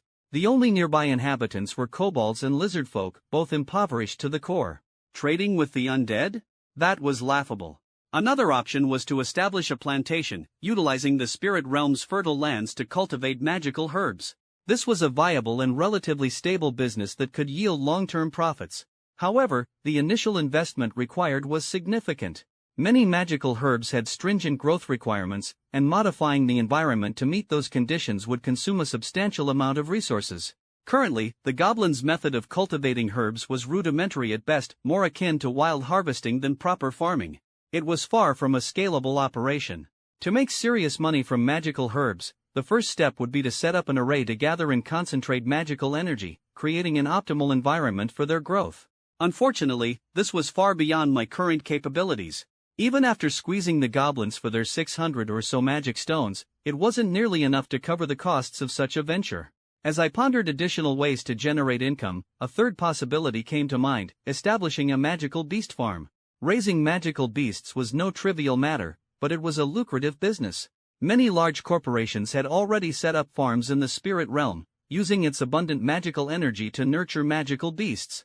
Once matured, these creatures could be harvested for their valuable materials. Their hides and scales were crafted into durable armor, their bones forged into weapons or sold to necromancers, their meat served as delicacies, and their blood used to create magical ink. And if a beast happened to possess a magic crystal, the owner would make an absolute fortune.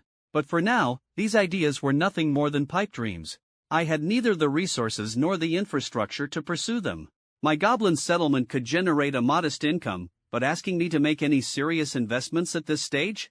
Utterly unrealistic. The next day, back in the spirit realm, I summoned Guy, eager to gather more information. "Tell me," I asked, "how does your tribe acquire magic stones?" "Some of our magic stones come from kobolds who mine them," Guy began, but I interrupted him, my excitement evident. "Kobolds have a magic stone mine?" "No," Guy replied, his answer like a bucket of cold water dousing my enthusiasm. "They mine iron. The magic stones are just incidental byproducts." His clarification extinguished what little hope I had. It wasn't uncommon for iron mines in the spirit realm to yield magic stones as secondary products. After all, the minerals in the spirit realm were infused with magical energy, unlike those on Earth. For example, spirit realm iron contained trace amounts of magic, making weapons crafted from it far superior for warriors and mages, aiding in the channeling of mana or combat energy. Earth's iron lacked such properties. Otherwise, with Earth's industrial capabilities, humanity would have long since armed itself with an army of elite fighters. Even so, Earth's weaponry had seen significant improvements thanks to the spirit realm's resources. "Go on." I gestured wearily, my initial excitement replaced with a desire for more useful information. "Additionally, traders occasionally pass through the area. We trade with them for magic stones," Guy continued. "Traders? What kind of traders?" My curiosity was piqued. "Caravans from the Beastkin Empire. They venture into this wilderness once a year. Most of our magic stones come from trading with them," Guy explained, his voice tinged with nostalgia. "The Beastkin Empire? How far is it from here?" I asked, surprised to hear of such a distant power. "Very far. We are in the Kachi Wastes, and it takes their caravans over 6 months to reach us from the Beastkin Empire," Guy replied. His explanation provided me with a clearer understanding of this world. Through Guy's descriptions, I gained a better grasp of the Kachi Wastes, a vast expanse of wilderness inhabited by countless spirit realm tribes. Goblins, kobolds, orcs, gnolls, halflings, lizardfolk, ogres, trolls, and even half-dragons made their homes here. This diversity made the region perpetually chaotic. The Greenvine tribe's settlement was but a small corner of this vast land. Nearby loomed the terrifying city of the undead, its inhabitants occasionally spilling out to wreak havoc on the local tribes, forcing many to migrate elsewhere. Farther away lay the Beastkin Empire, a dominant power akin to a lion, its gaze fixed on the Kachi Wastes. The empire sought to annex this chaotic land, sending caravans and nobles to scout and claim new territories. With this knowledge, I realized that expanding the Greenvine tribe's territory was currently out of the question. Not far from here, a young red dragon and its slaves resided in the mountains. Any attempt to expand would inevitably provoke the dragon, and I was in no position to confront such a foe. For now, I would focus on strengthening my hold over the tribe and building my wealth. I calculated the potential income from the Greenvine tribe. Magical herbs, for instance, were currently the tribe's main source of revenue. The goblins were growing low-value herbs, but I planned to replace them with the more profitable snakeweed after the next harvest. Snakeweed, harvested every 6 months, could generate at least 50 magic stones per half-acre plot. Additionally, goblins foraging in the wild occasionally brought back valuable herbs, which could add roughly 10 magic stones per month. On top of that, I could purchase low-tier potions on Earth and trade them with the lizardfolk and kobolds, earning another 10 magic stones per month. In total, I estimated an income of 160 magic stones every 6 months. But as I did the math, I couldn't help but scratch my head. This was far too little. Clearly, raiding other spirit realm factions was still the fastest way to wealth. Returning to Earth, I was faced with another issue. I was running low on credits. After purchasing the materials necessary for advancing to Black Iron tier, I was left with only 20 credits. To learn any new Tier 1 spells, I would need credits. The school had given me 5 Tier 1 spell vouchers upon enrollment. After using one for Eagle Eye, I was left with just one. I used it, along with 15 credits, to acquire 2 new spells, Eye of Detection and Lesser Weakening Curse. The spell Eye of Detection had the following effects. Upon casting, it provided the target's basic attributes, including class and rank. I knew this would be a key step toward reaching greater heights. Casting time * 3 seconds. Mana cost * 20 mana points. Casting range * 15x mental power. Limitations * cannot obtain information on targets 1 rank higher than the caster. The other spell, Lesser Weakening Curse, had these effects. Upon casting, it reduced the target's attributes by 20% and slowed their mana and combat energy recovery by 15%. Casting time * 3 seconds. Mana cost * 20 mana points. Casting range * 20x mental power. Limitations * if the target is of a higher rank, the spell's effects are gradually diminished. These 2 spells were incredibly practical, one for gathering intelligence on enemies, the other for debilitating opponents. Unfortunately, while there were still several spells I wanted to acquire, I was held back by my lack of credits. My frustration grew, and I finally decided to seek help from my professor. "Professor, is there any way to obtain spells more efficiently?" I asked. Upon seeing me, the gold-tier professor, Hee-Won-Han, couldn't help but chuckle. "What's this, running out of spells already?" I returned a wry smile. "Yes, Professor. I've used up all my credits." He raised an eyebrow, a glint of approval in his eyes. "It seems the spirit realm's inheritance has truly blessed you. I'd have guessed you'd run out of credits long ago." I couldn't help but marvel at his insight. His understanding was truly exceptional. "Now that you've come to me, let me guess," he teased. "You're hoping I'll teach you a few spells for free, aren't you?" Feeling shameless, I nodded and said, "Well, Professor, it would be greatly appreciated if you could teach me a few spells." He shook his head with a smile. "I could, but if you want any spells from me, they'll still cost you credits." My heart sank. "You're charging your students credits too?" "Of course," he replied, his tone growing more serious. "It's simple logic, knowledge is wealth. Haven't you heard that before?" He continued, his voice carrying a tinge of regret.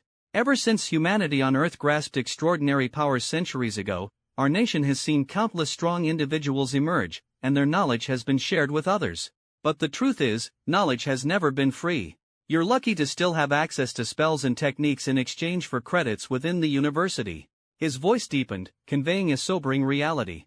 "Once you graduate, the cost of acquiring such knowledge will increase significantly. The entities that hold these legacies, be it universities, corporate conglomerates, or private institutions, demand a steep price.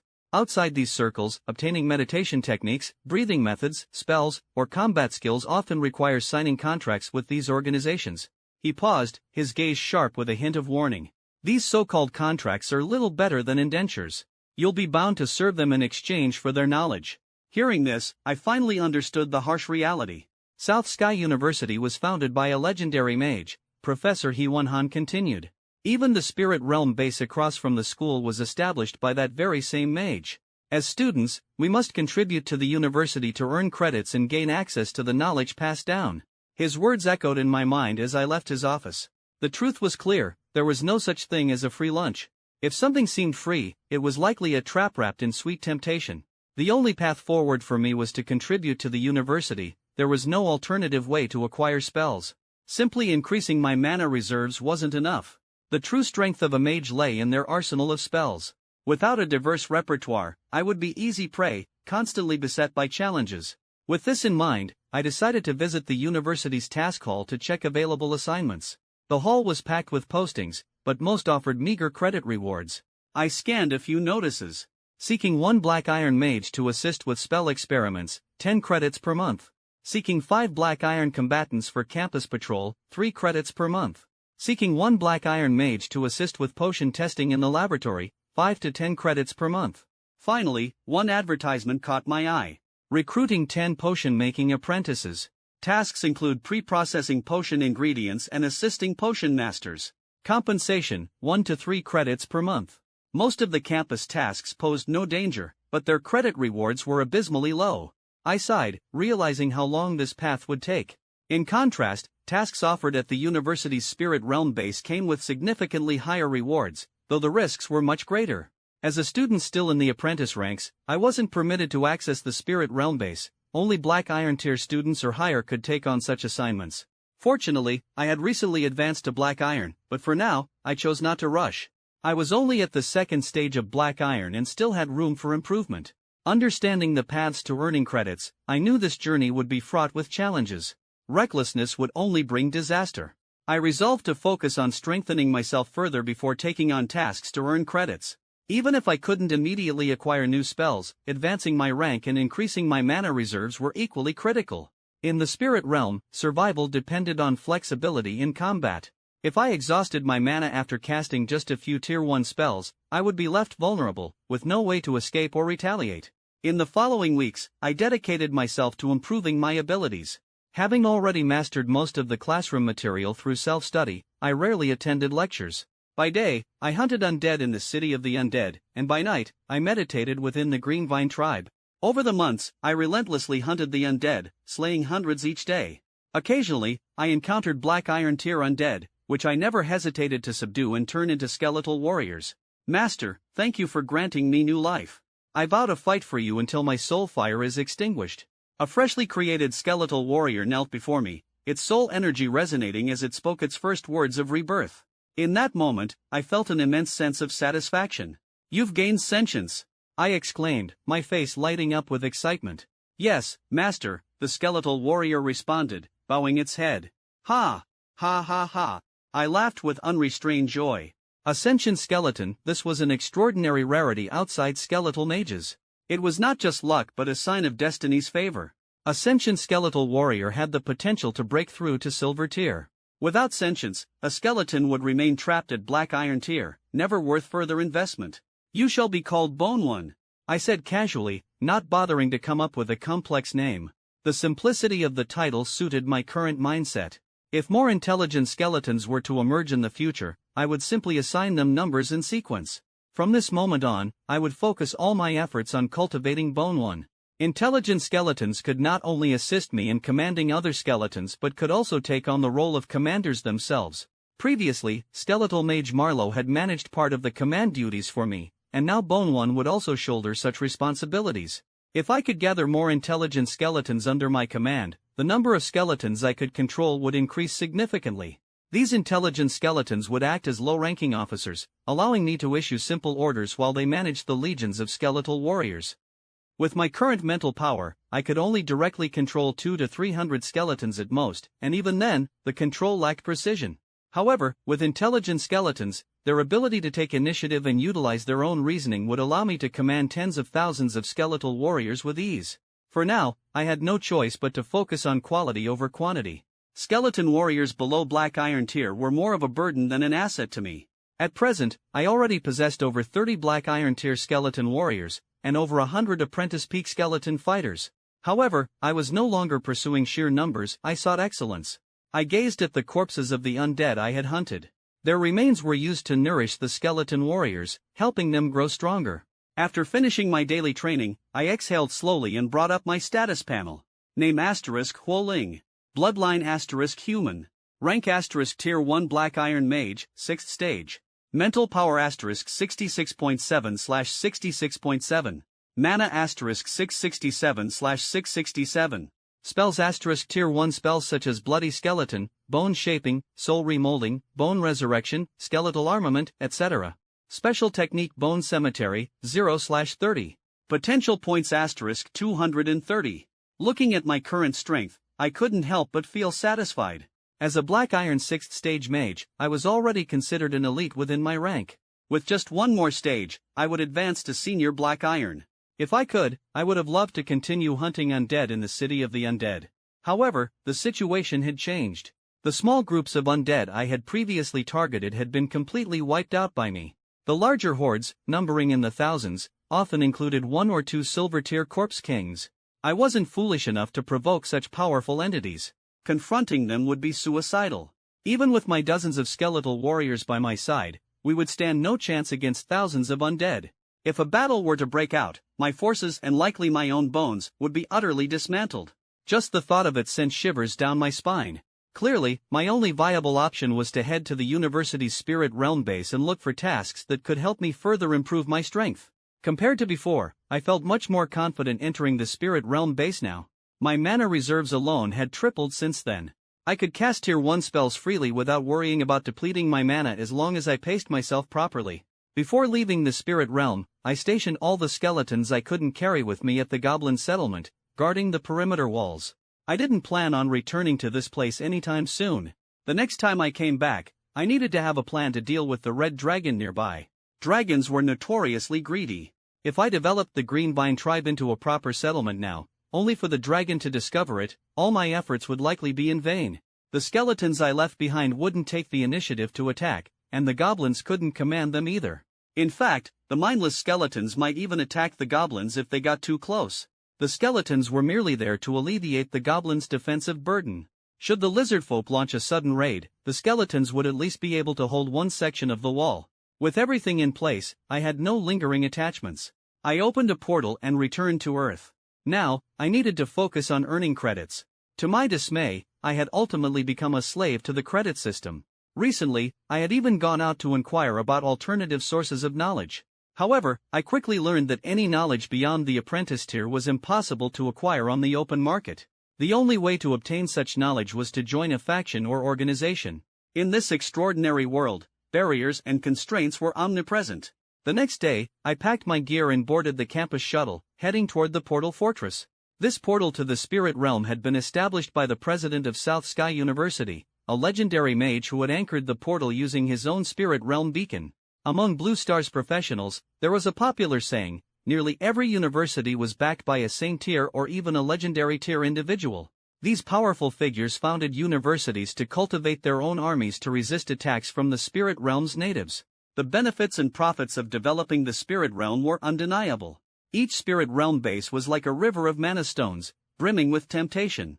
I was currently in South Sky City's University District, home to all the major universities. South Sky University, as the oldest institution, naturally played a pivotal role. When the university was first established, the portal was upgraded to a permanent gateway. From that point on, retaliations from the spirit realm's natives became relentless. To them, my classmates and I were nothing more than invaders stealing their land.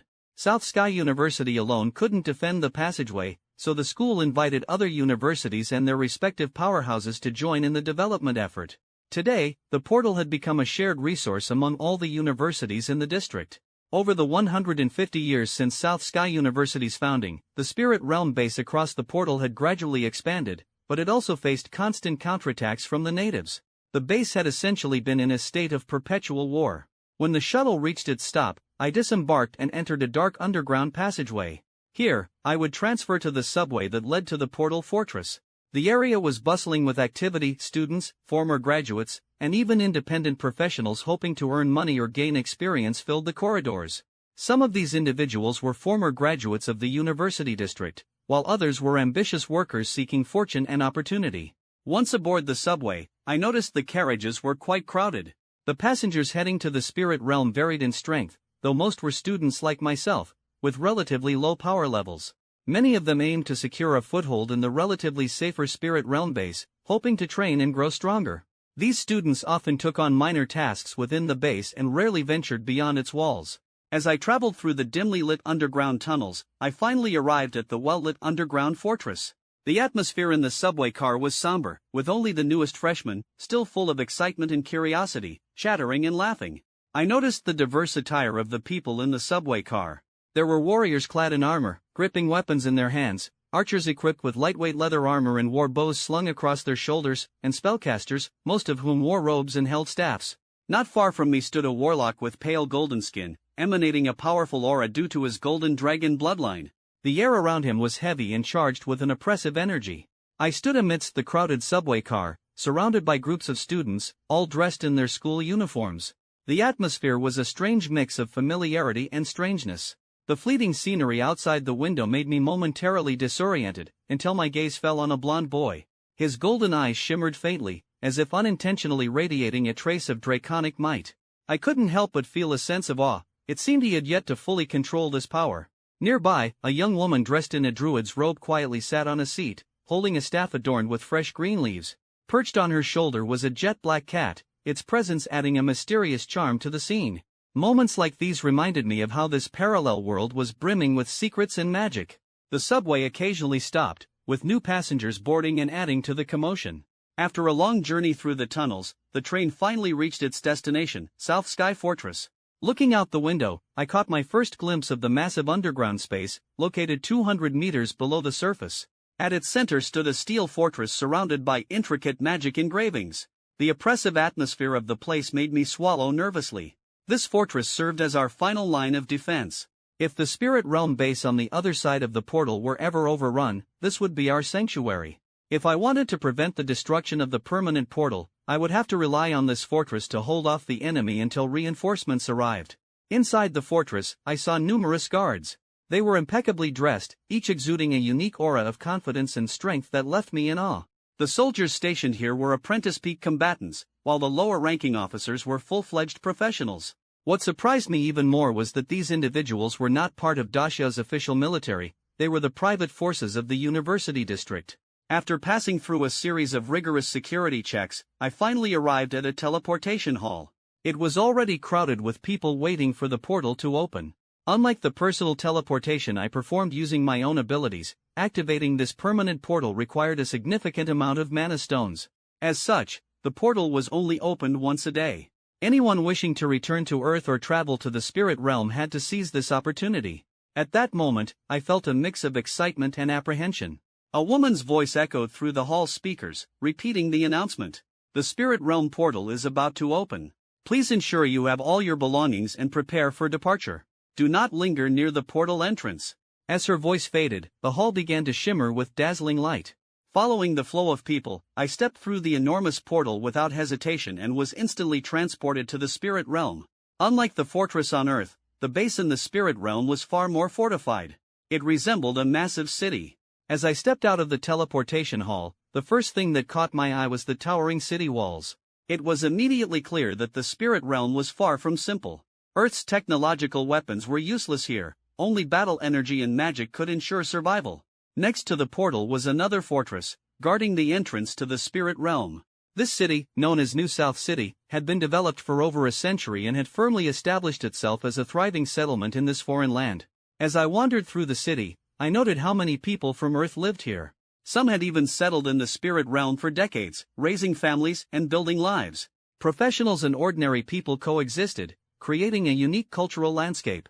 Many professionals had set up businesses here, including numerous alumni from South Sky University. They contributed to and thrived within New South City's ecosystem, relying on the transfer of knowledge and harmonious coexistence.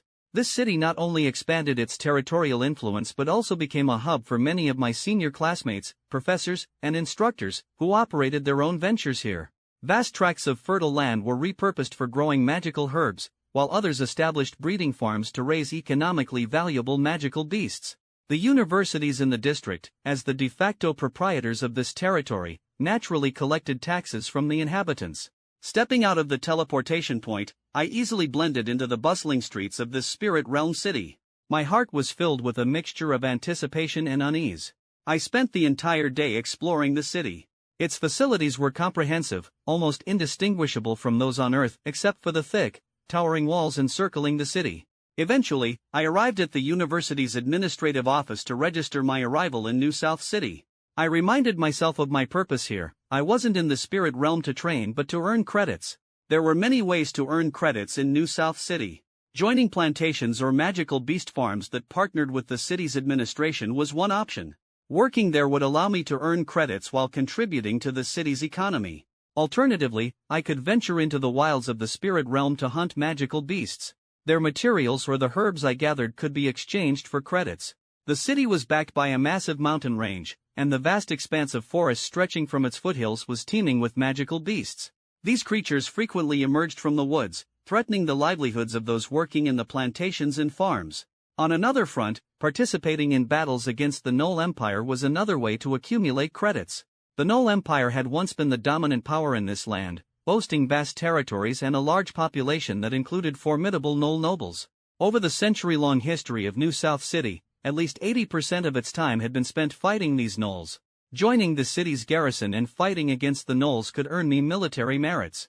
Like credits, these merits could be exchanged for knowledge and resources. Cooperation was key here. Going solo wasn't an option for a newcomer like me. The spirit realm was fraught with danger, and peril could strike at any moment. I needed to find a suitable team quickly. As a novice in this land, I understood that the challenges ahead were far greater than anything I had faced in the spirit realm before. To the front lay the ruthless Null Empire, behind me loomed the beast-filled wilderness. Charging in blindly would almost certainly result in my death. I made my way to the Hunter Center, located in the bustling heart of the city. This establishment, set up by Dasha's government, served as a hub for task postings, recruitment, and employment opportunities. "Hello, here is my information," I said, handing over a completed form to the receptionist. The young woman behind the desk carefully reviewed my details, her gaze occasionally flicking toward me. I could tell she had seen countless professionals pass through here. But for a first-year student like me to take on tasks in the spirit realm? That was likely unheard of. "Mr. Huoling, your information has been verified. I will upload it now," she said in a soft yet professional tone. After a moment of typing, she handed me an electronic card. "This is your Hunter card.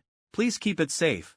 The Hunter card was a vital tool, serving as an ID, payment method, and task tracker.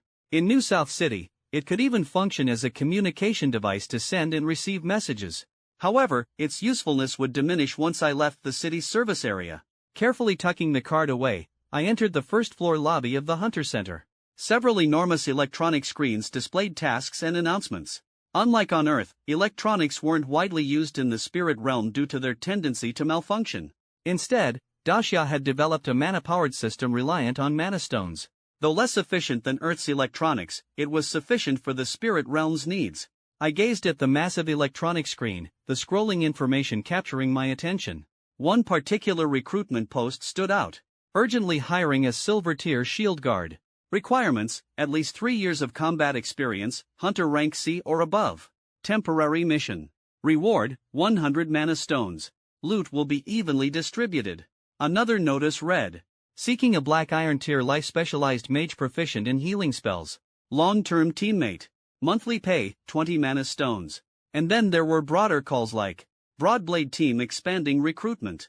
Rogues, warriors, knights, spellcasters, if you've got the skills, we want you. Compensation negotiable. Standing beneath the giant screen, surrounded by countless floating recruitment ads, I held my Hunter card and browsed through the postings.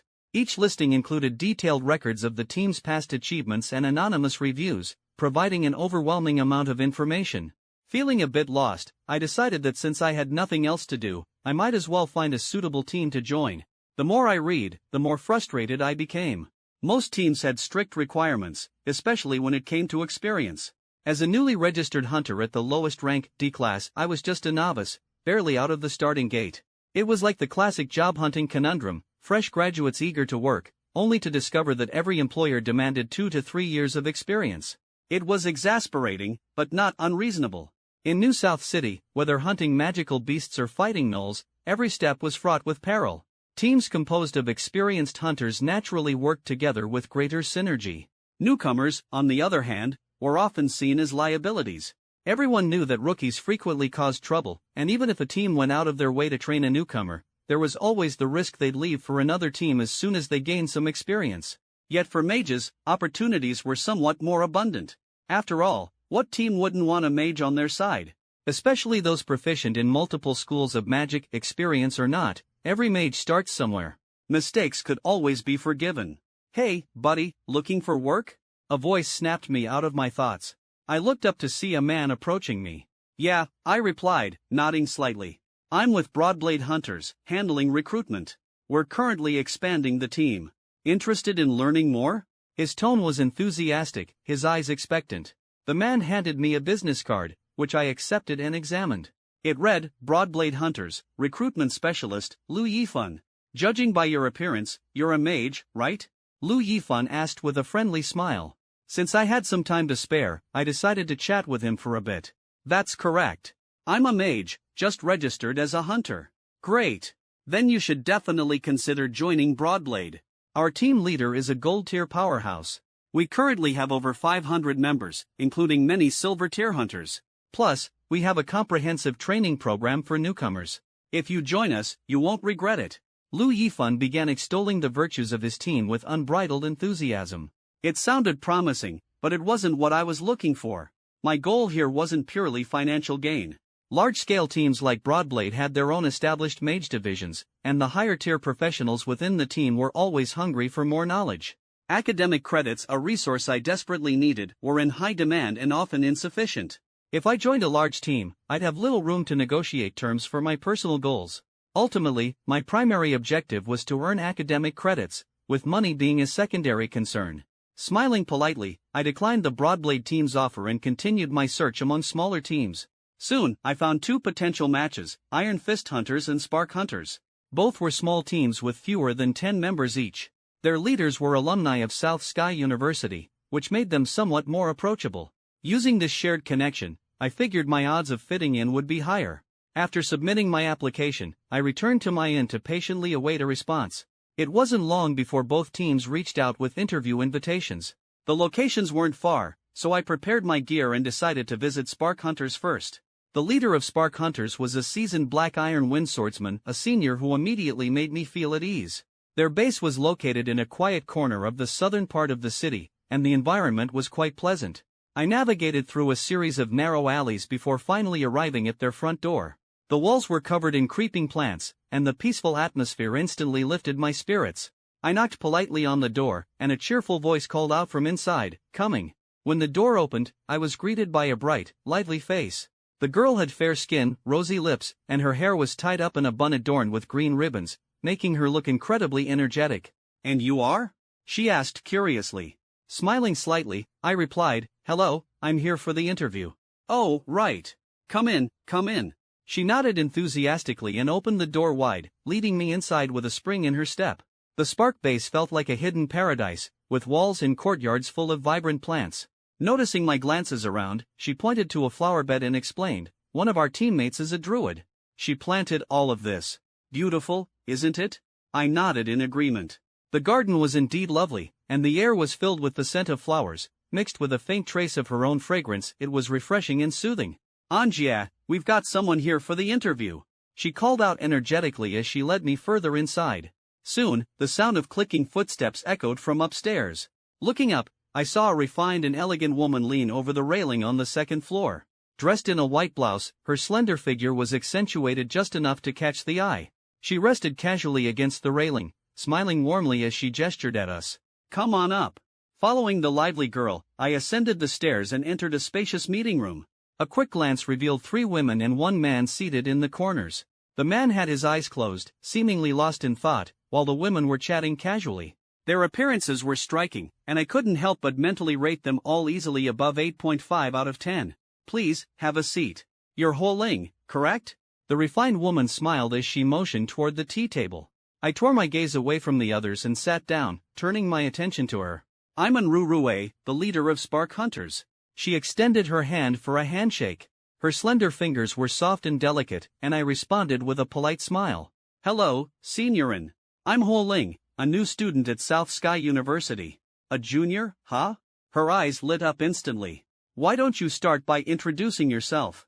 "Of course," I replied confidently. "I'm currently a Black Iron Tier Elite Mage, specializing in necromancy. I also have some proficiency in other schools of magic." I gave a brief yet deliberate introduction, carefully withholding some of my true capabilities. "Are you really a first-year student?" And Rurue's expression turned complex, clearly surprised that a new student could have reached Black Iron 4th stage. "Absolutely. You specialize in necromancy, correct?" Her brow furrowed slightly but quickly relaxed. "Yes, for now, I'm focused on necromancy." I nodded, feeling a slight tension in my chest. "Our team currently has a druid. You know that druids follow the path of nature. Would you mind working with one?" And Rurue asked, her tone calm but with a hint of curiosity. "As long as my teammates don't mind, I certainly won't," I replied honestly. As a necromancer, I was all too familiar with the prejudice my profession often encountered. It was something I had grown accustomed to. "Let me give you a brief introduction to our team," and Rurue began. We currently have 7 members, all Black Iron tier professionals. I'm the highest ranked member, a Black Iron 8th stage wind swordsman. The team also includes a nature-aligned druid, 2 archers, a knight, and 2 warriors. Our hunting team has been established for 3 years, and I'm proud to say that during this time, we've never lost a single member. Hearing her words, I couldn't help but feel a surge of enthusiasm. A team like this certainly seemed capable and trustworthy. We did have a mage before, and Rurue continued. But she married one of our knights. After a recent battle, they decided to retire and return to Blue Star, which is why we're now recruiting new members. I nodded slightly, impressed by the team's stability and cohesion. What do you think of our team? She asked with a smile. Very impressive. I replied, my voice filled with sincerity and anticipation. Let's discuss compensation then, and Rurue said. Since you're a mage, your monthly salary will be 30 mana stones. As for the spoils of our hunts, they'll be divided according to standard market rules. If there's an item particularly suited to you, you'll have priority to purchase it. She retrieved a document from her bag and began explaining the terms and conditions in detail. As I listened, I couldn't help but think about what mattered most to me. Finally, I raised the question that had been on my mind. How would mission rewards and academic credits be distributed? As you know, I'm a first-year student, and credits are crucial for me, I asked, my tone direct yet polite. And Rurue paused briefly before responding. Academic credits are distributed based on each member's contributions during the mission, she explained, her gaze meeting mine. Why do you ask? I was wondering, I continued cautiously, if I could forego my share of the spoils in exchange for additional credits. Her brows furrowed slightly at my suggestion. It was clear that this wasn't a simple matter. That might be a bit difficult, she said after a moment of hesitation. Could you elaborate? I pressed, sensing her reluctance. With a sigh, she explained, we recently recruited a new member who made a similar request. As a result, the credits available for exchange are already quite limited. Her expression showed a mix of concern and thoughtfulness. Perhaps I could speak with him directly? I offered, confident in my ability to negotiate. And Rurue appeared to consider my proposal seriously. After a brief pause, she called out, Linja, could you come over for a moment? Yes, and Jie? A voice responded as a young man rose from his seat. The previously quiet figure stood and approached us. He was a strikingly handsome youth dressed in a black martial arts uniform that highlighted his tall, lean figure. His dark, thick hair fell casually around his face, and his sharp eyes exuded confidence. His faint smile only added to his charm. And Rurue gestured for Linja to sit beside us and quickly briefed him on my situation, making sure to emphasize my specific request for academic credits. Linju is also a first-year student at South Sky University, she noted with a hint of pride. He's a Black Iron first-stage knight. This year's freshmen are truly remarkable. Hearing her introduction, Linja frowned slightly, his gaze locking onto mine. It was clear he hadn't expected someone else to have the same urgent need for credits. Anjia, you know I'm preparing for a duel in 6 months, Linja said softly. My current combat skills are far from adequate, and I desperately need those credits to improve. He then turned to me, his expression sincere. Hua, I truly have my reasons. Could you allow me to prioritize earning credits for now?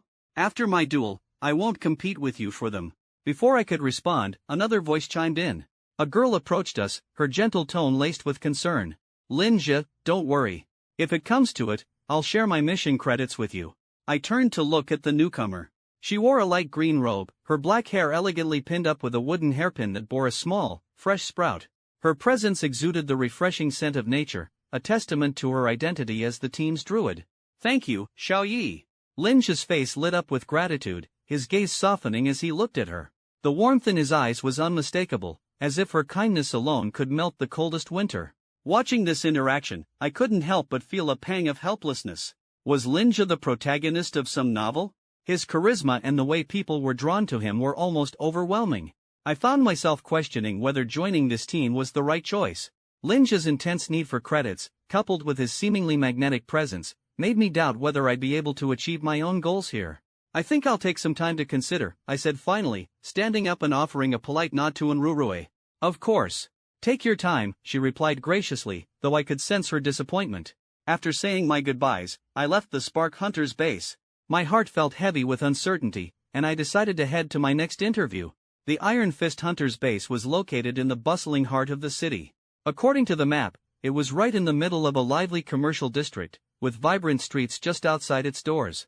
It took me about half an hour to find the place, but I arrived feeling a renewed sense of determination. This time, I hoped for a better fit, a teen where I could truly thrive. Standing in front of that Iron Fist General Store with its bold sign, I took a deep breath, my emotions a mix of curiosity and apprehension. The Iron Fist Hunters and the Spark Hunters were two extremes. The former hid away in a secluded alley, while the latter boldly operated a storefront in the bustling heart of the city, their presence impossible to miss. As I stepped inside, I couldn't help but notice the variety of goods on display. From everyday necessities to magical items, it seemed this truly was a functional general store. "Welcome!" A cheerful voice greeted me. A young female clerk behind the counter lit up the moment she saw me enter but seemed to lose some of her enthusiasm when I asked, "Is this the Iron Fist Hunters?" Her expression quickly dimmed as she replied flatly, "Yes, this is the Iron Fist Hunters. I'm here for an interview," I said, maintaining my composure. "Interview for what role?" she asked, though her tone was devoid of energy. She trudged back to the counter, rummaging through drawers until she pulled out a form and a pen. "Here, fill this out." Taking the form, I found a spot to sit and quickly filled it in. "All done," I said, handing it back to her. The clerk barely glanced at it, her eyes brushing over my name before she stepped out from behind the counter. "All right, Mr. Hua, follow me," she said nonchalantly. I followed her through the store and into an unexpected space, a spacious courtyard that resembled a training ground. "Brother! Someone's here for the interview," she yelled toward the back of the courtyard, waving my form in the air. "A guy named Huo Ling is here for an interview. He's a mage."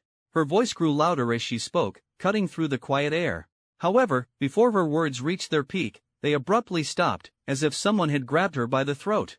The girl turned to look at me, her expression suddenly twisted in despair. She muttered under her breath, oh no, this is bad. "Why didn't you tell me you were a mage?" she nearly wailed, her tone filled with frustration and a hint of exasperation. "You didn't ask," I said with a chuckle, finding the situation oddly amusing. Before I could say more, a loud commotion erupted from above. A burly man charged down the stairs. His clothes were disheveled, and he was missing one shoe, his appearance both imposing and absurd. Before I knew it, this mountain of a man barreled toward me, grabbing my hand in a firm grip. "Mr. Hua! I've been waiting for you!" His voice was like thunder, nearly startling me into a stupor. I couldn't help but twitch at the corners of my eyes. This man was at least 2 meters tall, and his physique resembled that of a human bear. His shirt looked ready to burst at the seams, and his chest hair swayed lightly in the breeze, leaving me momentarily stunned. "Brother! Why didn't you fix your clothes before coming down?" the girl exclaimed, covering her face in embarrassment. "My apologies, I was just so excited to hear that Mr. Hua had arrived." The man, apparently the leader, quickly released my hand and scrambled to button up his shirt. "Captain Lee, your enthusiasm is truly overwhelming," I said with a faint smile, brushing off the incident. "Come, Mr. Hua, let's talk inside," he said, gesturing for me to follow him. "Xiao Qing, bring us some tea, make it the good stuff," he hollered as we entered the reception hall. The hall was simple, almost plain. The walls were painted a stark, unembellished white, giving the room an unpretentious and practical feel. "Mr. Hua, let me introduce myself. I'm Li Feihong, the leader of the Iron Fist Hunters," he said, now more composed. "I've reviewed your information, it's impressive. You'd be a great fit for our team." "Captain Lee, no need to be so formal. I'm also a student at South Sky University, so you can just call me Xiaohua," I replied with a polite smile, though I couldn't help but wonder what surprises this interview might hold. "All right then, Xiaohua," he said with a grin. "Let me tell you a bit about our team." I leaned forward slightly, listening intently as he began his explanation. "The Iron Fist Hunters currently have 9 members. I'm the strongest, a Black Iron 7th stage warrior. The rest of the team includes 6 hunters and 2 rogues, all Black Iron tier, either elites or standard professionals," he said, his tone brimming with pride. "Our main activities take place in the forests outside the city, a prime location for hunting low-tier magical beasts. Since hunters and rogues are in high demand, our team composition leans heavily toward ranged and agile combatants, with fewer melee fighters," he continued. "The team has a great atmosphere, 6 men, 3 women, all young students from the university district. Some have already graduated, while others are still studying. Our team's been around for just over a year. We did lose a teammate once, but we took every measure to provide proper support for their family," he said, his voice tinged with both pride and sorrow. I nodded occasionally, appreciating his transparency and the team's camaraderie. "We've never had a mage in our group before, but we've always hoped to recruit one. So, Xiaohua, what do you think of our team? Anything that catches your interest?" Li Feihong's gaze was earnest, a hint of nervousness flickering in his eyes. Meanwhile, the clerk from earlier had brought in tea but lingered near the door, subtly eavesdropping on our conversation. After a moment's thought, I asked, "What happened to the teammate you lost?" Li Feihong's expression darkened instantly, grief shadowing his face. It was 5 months after we formed the team. Early successes made us overconfident, and we set our sights on a silver-tier magical beast. We severely underestimated its strength. Though we managed to take it down, the price was the life of one of our hunters, he said, his voice heavy with regret. I felt a chill run through me. The reality of these ventures was harsh. Joining a team wasn't just about adventure, but also about accepting the weight of life and death. My condolences, I said softly. While I hadn't intended to reopen old wounds, I found it odd that this detail wasn't mentioned in their recruitment profile. It made me wonder about the transparency of their operations. At the door, the clerk bit her lip, her eyes filled with a mix of despair and frustration. I recalled her earlier enthusiasm and realized she had likely warned her brother not to bring up this painful memory. Yet here we were, the issue laid bare. Shifting the topic, I asked, regarding academic credits, can I exchange my share of the spoils for additional credits from teammates? That's no problem, Li Feihong said confidently, thumping his chest. Several of our teammates don't need many credits, so you'd have priority access to them. Relieved by his answer, I nodded slightly, beginning to seriously consider the Iron Fist Hunters as an option. And the salary? I asked after a brief pause, unable to suppress my curiosity. In this regard, there's no need to worry, Li Feihong said with confidence. The monthly salary is 30 mana stones, and the team gets 30% of the loot. If you're the one to take down the target independently, you'll receive 50% of the spoils. Furthermore, if you're not interested in the loot, you can exchange it with teammates for academic credits of equivalent value. His offer made my heart stir. For a Black Iron tier mage, the standard recruitment salary typically ranged between 20 and 30 mana stones per month, with loot shares usually set at 20 to 30%. Li Feihong's proposal was already among the best in this tier. I had to admit, this guy knew how to make an enticing offer. Well, what do you think, Hua? Take your time to consider it, Li Feihong said warmly, addressing me as Junior in a friendly tone. Senior, the terms of the Iron Fist Hunters are excellent. I'll take everything into consideration and give you a reply within 3 days, I said after a moment of deliberation, refraining from making an immediate decision. After all, even when buying groceries, you compare prices. Joining a hunting team, a job where your life is always on the line, requires even more careful judgment. Good. Take your time to think it over. I'll be waiting for your good news. Li Feihong responded without a hint of displeasure. The current mage market was highly competitive, with hunting teams everywhere vying for magical talent. Mages could afford to be selective. After bidding farewell to the Li siblings, I continued on to the Hunter's Center, determined to find the best fit among the available teams. As I left the store, I overheard the clerk, Li Qing, grumbling to her brother. I told you not to mention the team's casualties. This team's only been around for a year, how can it compete with the older, more established ones? If you spill everything, you'll scare people off. It's my fault. I just can't keep my mouth shut. The more I talk, the more I say, Li Feihong muttered awkwardly, scratching the back of his head like a bear, letting his younger sister, still merely an apprentice-tier professional, scold him freely. Over the next few days, I attended interviews with several other hunting teams.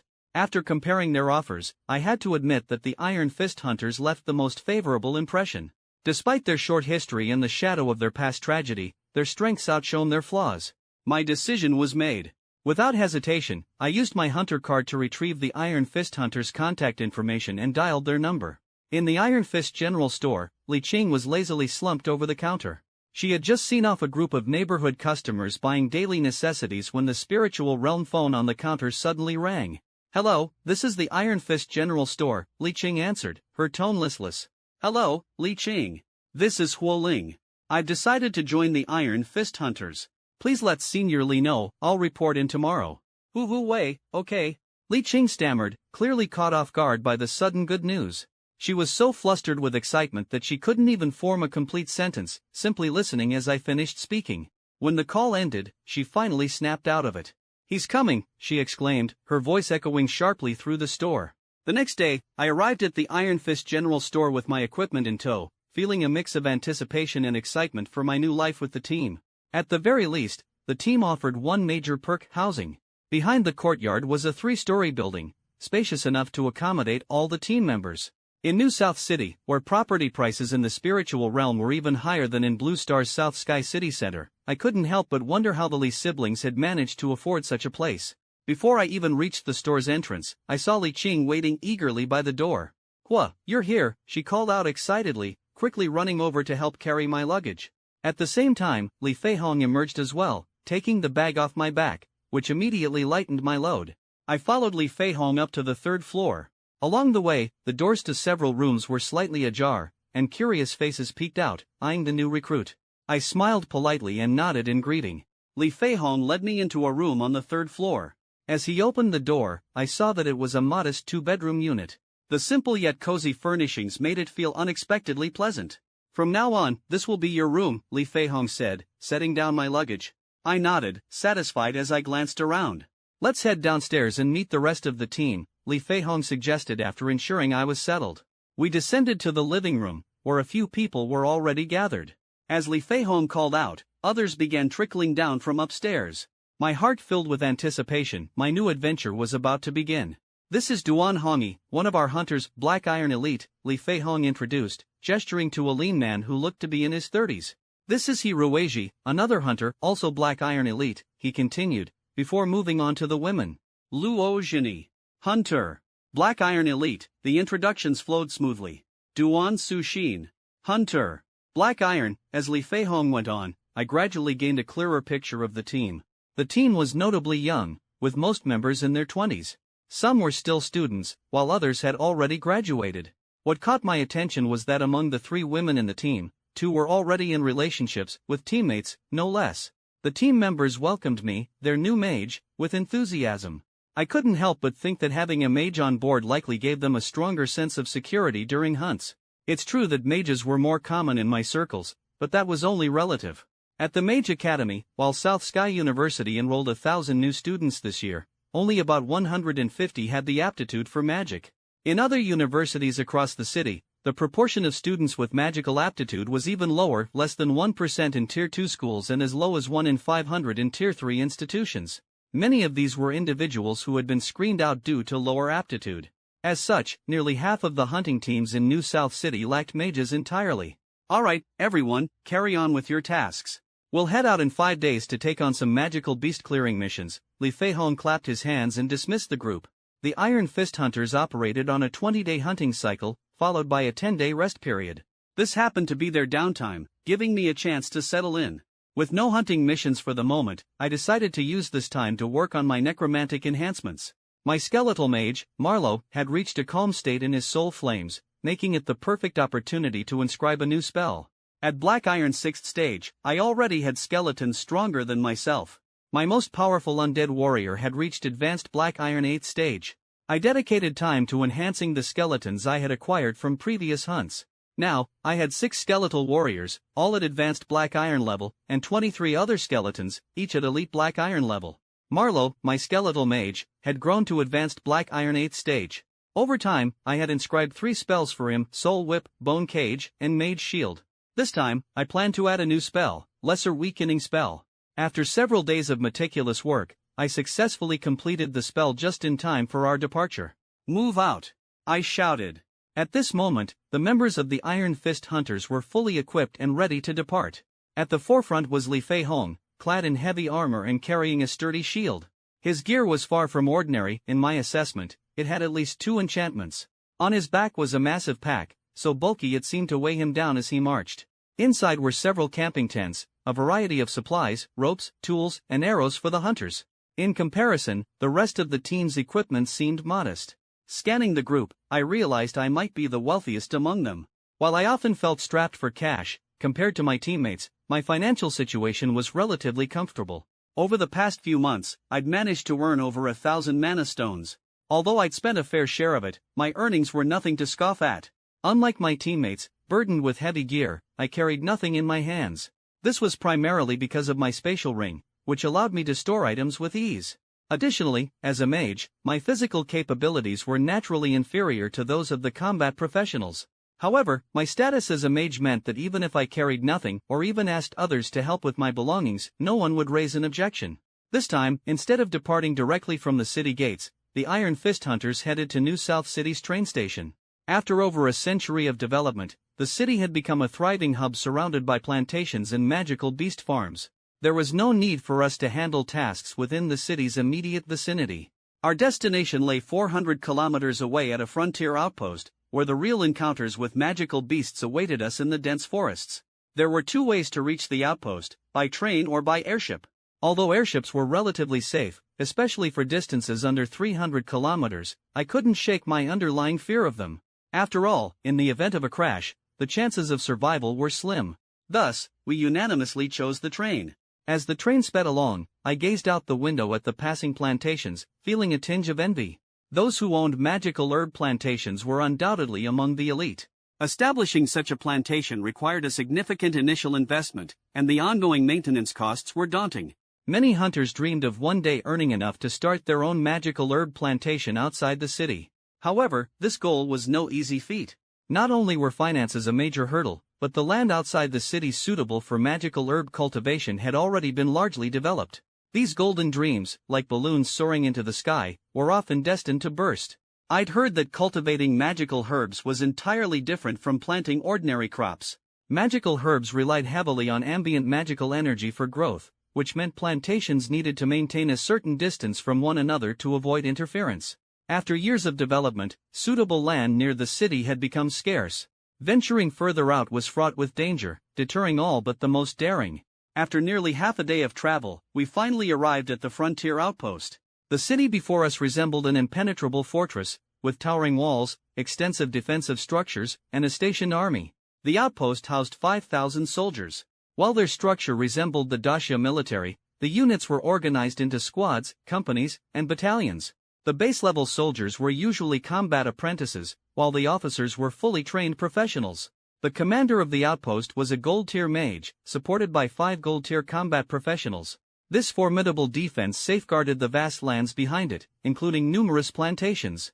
If the outpost ever faced a severe magical beast tide, they had the authority to conscript the plantation guards to bolster their forces. Should the outpost fall, the plantations would undoubtedly suffer catastrophic losses. Our team accepted a basic mission, clearing out magical beasts. The task required us to venture into the forest and eliminate apprentice-tier magical beasts. For every 100 beasts, we'd earn 10 mana stones. For Black Iron tier beasts, the reward was significantly higher. 3 per beast would earn us 1 academic credit and 10 mana stones. This was merely the first step in our journey into the unknown. As for silver and gold tier magical beasts, we had no plans to target them. Our current mission focused on practicality rather than ambition. To verify our kills, we were required to document each beast with a photograph, otherwise, the kills wouldn't count. While the mission rewards weren't particularly lucrative, the real value of hunting magical beasts lay elsewhere. Magical beasts were treasure troves of valuable materials. Their hides, scales, and teeth were essential for crafting enchanted equipment. Their magical organs contained the source of their power and were critical components for spellcasting tools, making them highly sought after. Additionally, some magical beasts produced mana crystals within their bodies, extremely valuable items indispensable for crafting wands and high-tier enchanted gear. Altogether, the value of a single Black Iron tier magical beast could range from 5 to 10 mana stones. If it contained a mana core, its worth would increase exponentially. After accepting the mission, the Iron Fist hunters set out immediately. The outpost bustled with activity, teeming with hunting teams of various sizes. Groups of hunters ventured off in different directions, while others returned from the forest, their packs laden with spoils. At first, we traveled along a wide, well-trodden path. The trees here had been cleared, and heavy machinery had flattened the dirt road, making it relatively easy to traverse. However, as we pressed forward, the terrain grew increasingly challenging. We encountered other hunting teams along the way, but there was a mutual understanding to maintain a respectful distance. The further we ventured, the fainter the traces of civilization became. The presence of other teams dwindled, and by the time the moon hung high in the sky, we finally stopped to rest. The nighttime forest was far more dangerous than during the day. Many predators rested during daylight hours, making the night their prime hunting time. For hunters like us, resting at night was the safer choice. The darkness served as a cloak for the magical beasts, giving them an overwhelming advantage we couldn't match. Effective hunting required exploiting our strengths and targeting the enemy's weaknesses. Thus, we chose to rest through the predators' prime hunting hours and prepare to strike when they were at their most vulnerable during the day. We found a relatively flat area, cleared away the surrounding vegetation, and began setting up camp. While some of my teammates prepared dinner, the rogues and hunters sorted through the game we had collected along the way. In this forest, prey wasn't limited to magical beasts, there were also ordinary animals, forming an ecosystem where the strong preyed on the weak. However, magical beasts were unique, they could sustain themselves purely on the magical energy in the air. Even so, predatory magical beasts abounded. Beyond satisfying their hunger, they hunted other magical beasts to devour their magical organs, accelerating their own development. Consuming mana cores could even stimulate the growth of a core within their own bodies, granting them the ability to cast spells. I set about scouting the area and laying down alarm traps to provide an extra layer of security for the night. It seemed that even Huoling, our mage, wasn't idle, pitching in with the group's tasks. With my mental energy fully extended, I scanned the surroundings for potential threats. Sensing no immediate danger, I nodded toward Li Feihong, signaling all was clear. Mental scans provided a distinct advantage over other detection methods, as most threats couldn't escape my perception unless they had the means to block my probing. And so, we settled in for the night, readying ourselves for the challenges that awaited us at dawn.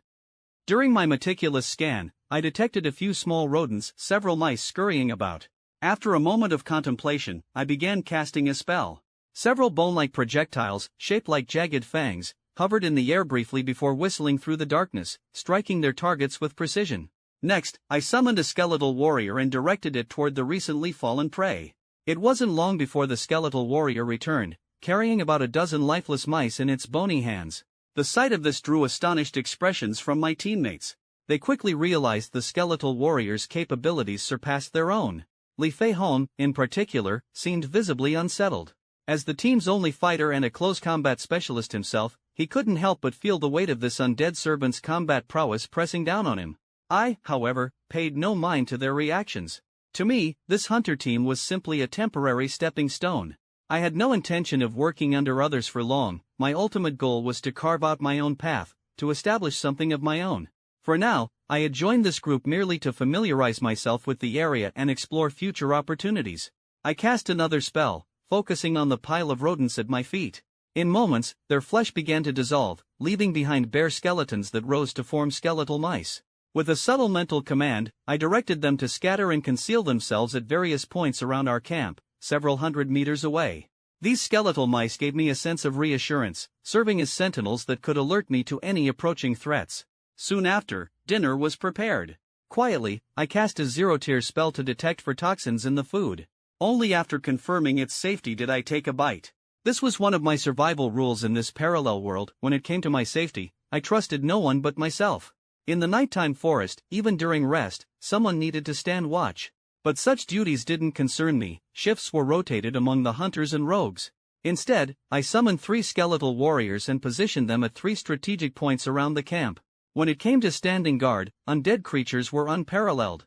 They required no sleep and wouldn't tire until their soul energy was completely depleted. If danger arose, they could spring into action immediately. Returning to my tent, I entered a state of shallow meditation, gradually restoring my mana while refining my abilities with precision and care. After 2 days of travel, we finally entered true hunting territory. Here, the magical beasts were far more abundant. Along the way, we encountered many apprentice-tier beasts, creatures of little value, neither worth consuming nor worth discarding. However, as we ventured deeper into the forest, the concentration of magical energy grew, and the strength of the beasts increased correspondingly. After trekking several hundred kilometers, we reached the outer ring of the forest. Here, the beasts were predominantly black iron tier. The Iron Fist hunters were well equipped for this level of challenge.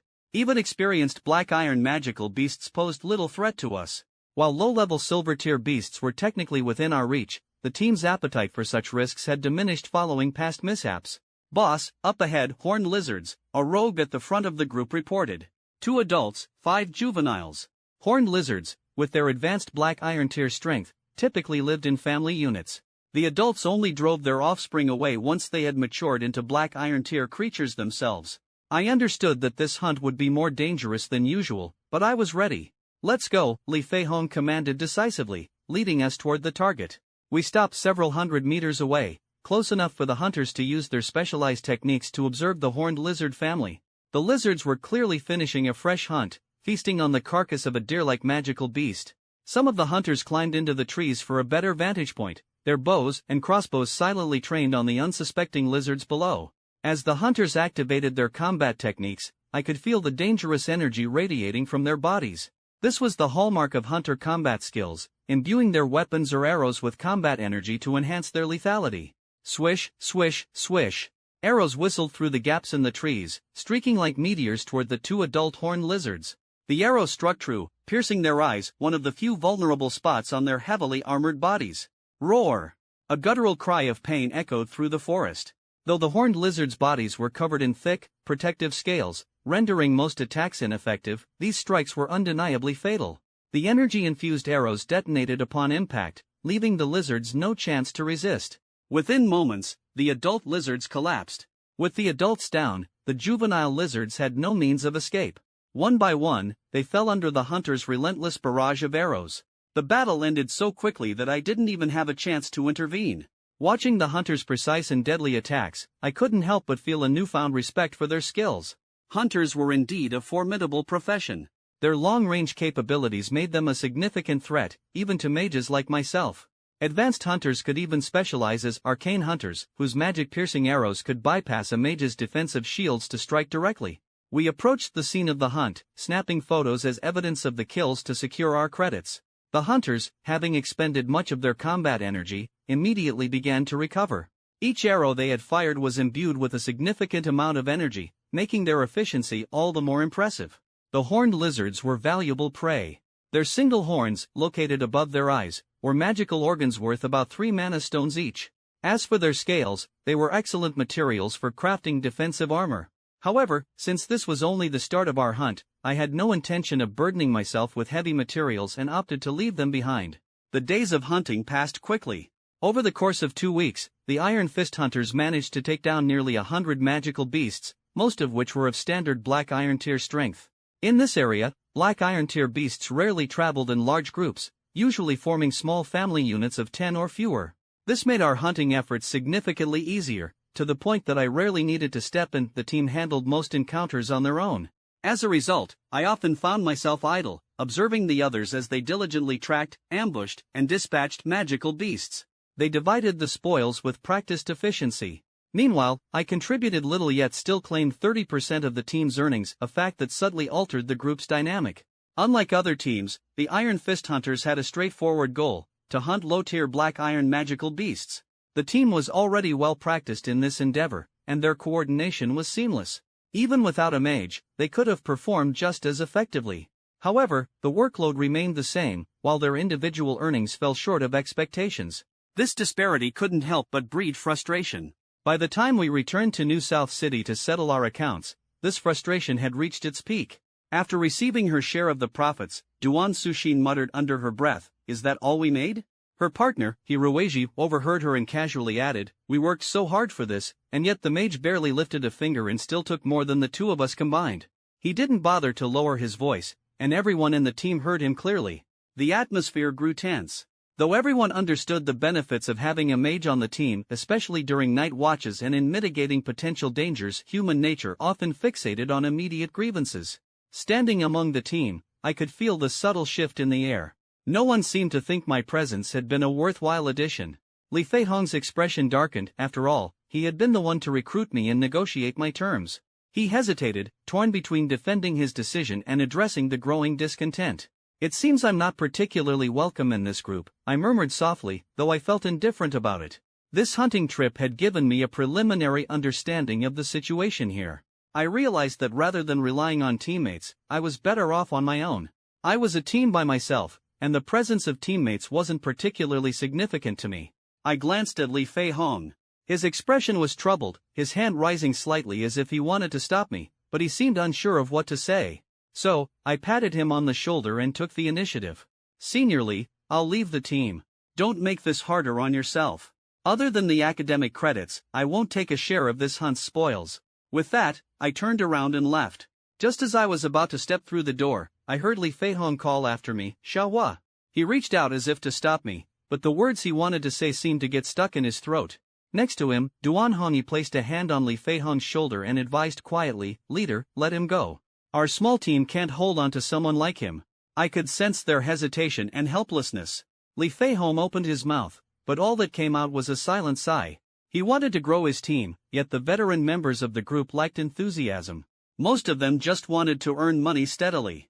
Expanding the team wouldn't necessarily mean more profit for them, it might even bring additional trouble. At this point, I seemed like nothing more than an optional presence to them. Before long, I had packed my belongings and naturally made my way out. As I left, I smiled and bid them farewell. At the door, I lightly tapped the head of the shop assistant, Xiao Qing, and said with a grin, "Xiao Qing, I'll come back to visit you all when I have time." Xiao Qing thought I was just going out for a stroll, until she watched me walk away, growing farther and farther from the group. A hint of realization dawned on her face as she fixed her gaze on the distance. After a while, I saw Li Feihong chase after me. He let out a deep sigh, his expression conflicted as he watched my figure disappear into the horizon. Leaving the Iron Fist hunters didn't feel like a loss to me. The atmosphere within the team had become awkward, and during the 20-odd days of hunting, I had merely followed along with their routine. In the future, I figured I could handle the process on my own without issue. Although I had given up my share of the spoils, which would have amounted to about 20 or 30 mana stones, I didn't care. After all, I hadn't contributed much, yet still gained nearly 20 academic credits. After returning to the city, I booked a room at an inn and rested for 2 days. Then, I headed to the Academy's exchange office and spent 20 credits to acquire a new spell, Fear. The spell's effect was to frighten a target with lower mental strength than the caster, inducing a fear akin to encountering a natural predator. The spell triggered 3 to 5 seconds of terror, had a casting time of 2 seconds, and consumed 20 mana points. Its range was 15 times my mental strength. After spending some potential points to learn the spell, I went to the market to purchase some necessary supplies, preparing for another hunting expedition. When I had been with the hunting team, I hadn't noticed much. But preparing these items myself this time made me realize just how many things I actually needed. After a day of preparation, I boarded the train again and returned to the frontier outpost. Last time, I had come with teammates, this time, it was just me. Walking into the mission hall, I was surrounded by hunters either accepting missions or submitting their completed ones. "Hello, I'd like to take on some missions, clearing low-level magical beasts and gathering magical herbs," I said as I approached the counter, pointing to 2 simple, perennial tasks. "Which team are you with?" the clerk asked indifferently, not even looking up. These service staff members were mostly apprentice-level professionals. Unlike self-awakened individuals, they had been awakened through injections or teleportation channels upon arriving in New South City. However, they seemed to lack the potential to break through to higher ranks. "Solo," I replied, meeting the staff member's gaze briefly. I said no more after that. Those who dared to hunt magical beasts alone were either recklessly bold or truly skilled. You know the drill. Here's the mission equipment. Take care of the camera, it's your only way to record your kills. If it gets damaged, there's no way to verify your results, he said, handing me a mechanical camera. This type of film camera was highly durable and unaffected by interference in magical realms, making it a reliable tool. Taking the camera, I turned and left, thinking to myself that there was still time to set out today. Exiting the fortress, I stepped onto the dirt road. Around me, hunter teams moved hurriedly, some sparing me curious glances as they noticed I was traveling alone. "Hey, brother! Want to join us?" a group of hunters shouted from behind me. "No need. Best of luck with your hunt." I waved without looking back. Without others to slow me down, my pace quickened significantly. I cast a spell to accelerate my steps, moving swiftly through the field. Near the frontier outpost, the chances of encountering danger were relatively low. Following the same path as last time, I ventured deeper into the forest. Magical beasts were abundant here, especially low-tier ones, which filled every corner. These beasts were prey for higher-tier magical creatures. Whenever they had the chance, they would flee toward the outskirts of the forest. Life here was relatively peaceful, as mid to high-tier magical beasts rarely fought in this area. When they did, low-tier beasts would flee en masse, driven out of the mountains by the shockwaves of battle. Upon entering the forest, I summoned 8 skeletal warriors and had them patrol a radius of 200 to 300 meters around me as I advanced. With their presence, I could detect magical beasts long before they reached me. Periodically, I extended my mental awareness to scan the area, ensuring no threats went unnoticed. As night fell, I found a sheltered spot to set up camp, casting a few alarm spells around the area for security. I also scattered the bones of a dozen small animals, turning them into hidden sentinels to ensure safety. As a mage, life was always practical and efficient. I used a 0-tier spell to light a smoking campfire, then took my knife to skin and prepare a low-level magical beast. Roasting it over the fire, I settled for a simple dinner. 2 days later, I began encountering black iron-tier magical beasts with increasing frequency. Though many of these creatures were herbivorous rather than carnivorous, they still possessed spell-like abilities to protect themselves. Strolling through the forest, I scanned my surroundings with mental energy and discovered a herd of medium-sized black-striped deer. There were about 20 of them, each at black iron tier strength. My eyes lingered on their antlers. They were worth 3 mana stones apiece, a significant sum. I couldn't help but feel tempted, but I knew it was unfortunate. Hunting the entire herd alone would be nearly impossible. Carefully scanning with my mental energy, I quickly marked the positions of the bucks. Then, I began casting a spell, summoning bone spears to attack. Swish! Swish! Swish! Bang! Bang! Bang! The sound of skulls shattering echoed as several bucks collapsed instantly. The rest of the black-striped deer, unable to locate their attacker, panicked and scattered in all directions. Chasing them wasn't feasible, so I let them go for now, planning to track them down later. Quickly striding over to the fallen bucks, I cut off their antlers and their valuable deer tendons, while also checking for mana crystals. To my disappointment, none were present. From one of the deer's legs, I sliced off a large piece of meat, intending to roast it later for dinner. Rumor has it that the venison of black-striped deer has a unique and exquisite flavor. While processing the carcasses, a few skeletal warriors silently hoisted the deer onto their bony shoulders and followed me closely. These skeletal warriors would gradually absorb the essence of the deer's blood and flesh as we traveled. The meat of these black iron tier magical beasts contained a significant amount of energy, and I couldn't afford to let it go to waste. Only someone like me, Huoling, a necromancer, could maximize the value of these magical beasts so thoroughly, leaving nothing to be squandered. Most hunter teams would only harvest the most valuable parts of a magical beast, carelessly discarding the rest of the carcass to decompose or be devoured by other predatory magical beasts. Carefully studying the tracks left by the black-striped deer, I began to track the fleeing herd. Once they escaped immediate danger, they would likely stop to graze and recover their energy. This kind of tracking was relatively straightforward, and the value of the herd was far greater than gambling on randomly encountering other magical beasts. It didn't take long before I caught up to the fleeing herd, only to find that they seemed to have encountered another predator. From up ahead, I could hear the sounds of intense combat, snarls, yelps, and the explosive roars of spells. Lowering my steps to remain silent, I cautiously moved closer to the scene. The dense forest around me was alive with the crisp, fresh scent of greenery, yet the atmosphere was heavy with the tension of imminent danger. In this world of magical beasts, the cycle of predator and prey closely mirrored that of Earth's ecosystem, with roles constantly shifting. What I saw was a group of bristle-tailed wolves preying on the unfortunate black-striped deer. Bristle-tailed wolves were black iron tier magical beasts, usually living in packs of 7 to 15. Their matriarchal structure meant the alpha was always a female wolf, larger and stronger than her male counterparts. This alpha, the wolf queen, had already reached the level of an experienced black iron tier beast.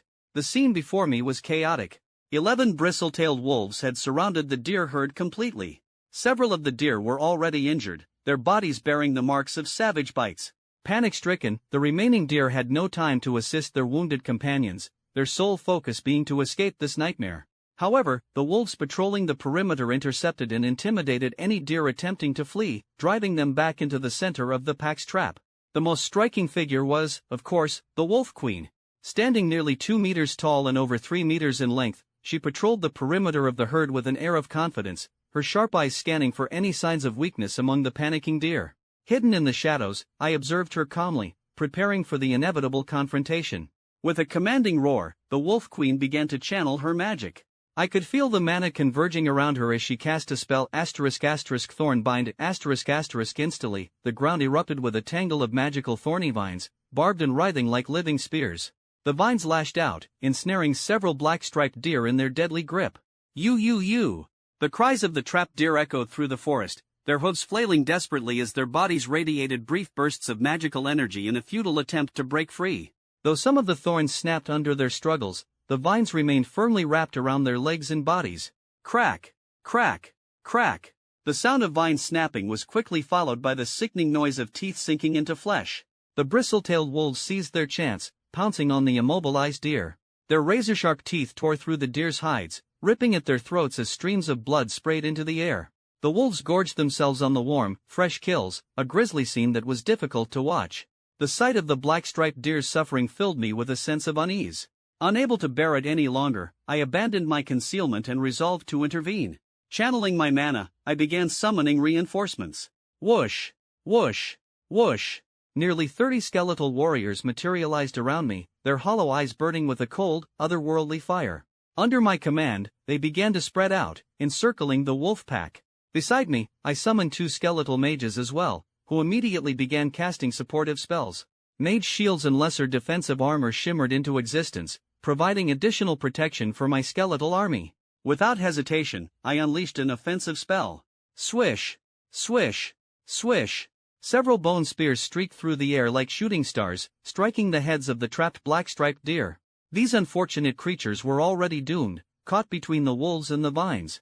Instead of letting them suffer further, I chose to end their misery. As each deer fell, faint glimmers of light rose from their bodies and drifted toward me. 5 potential points were added to my reserves, a gift from the souls I had released. Gratitude, perhaps, for freeing them from their torment. Kill them all! I commanded silently, my mental energy surging outward to direct the skeletal warriors. Emerging from their concealed positions, the skeletal soldiers charged forward, some wielding spears, others equipped with shields and swords. Their relentless advance struck fear into the wolves. Whoosh! Whoosh! Whoosh! I hurled short spears from my pack, their sharp tips cutting through the air toward the wolf pack. Though my skeletal warriors were not proficient in throwing weapons, their sheer numbers, combined with the scattered positions of the wolves, ensured that some of the projectiles found their mark. However, the wolves were agile, their lithe bodies weaving and darting to avoid the incoming attacks. Seeing their prey unexpectedly struck down by an unknown force, the Wolf Queen let out a furious howl, her piercing voice echoing through the forest. Her sharp instincts quickly assessed the situation, and she realized the skeletal warriors posed a significant threat.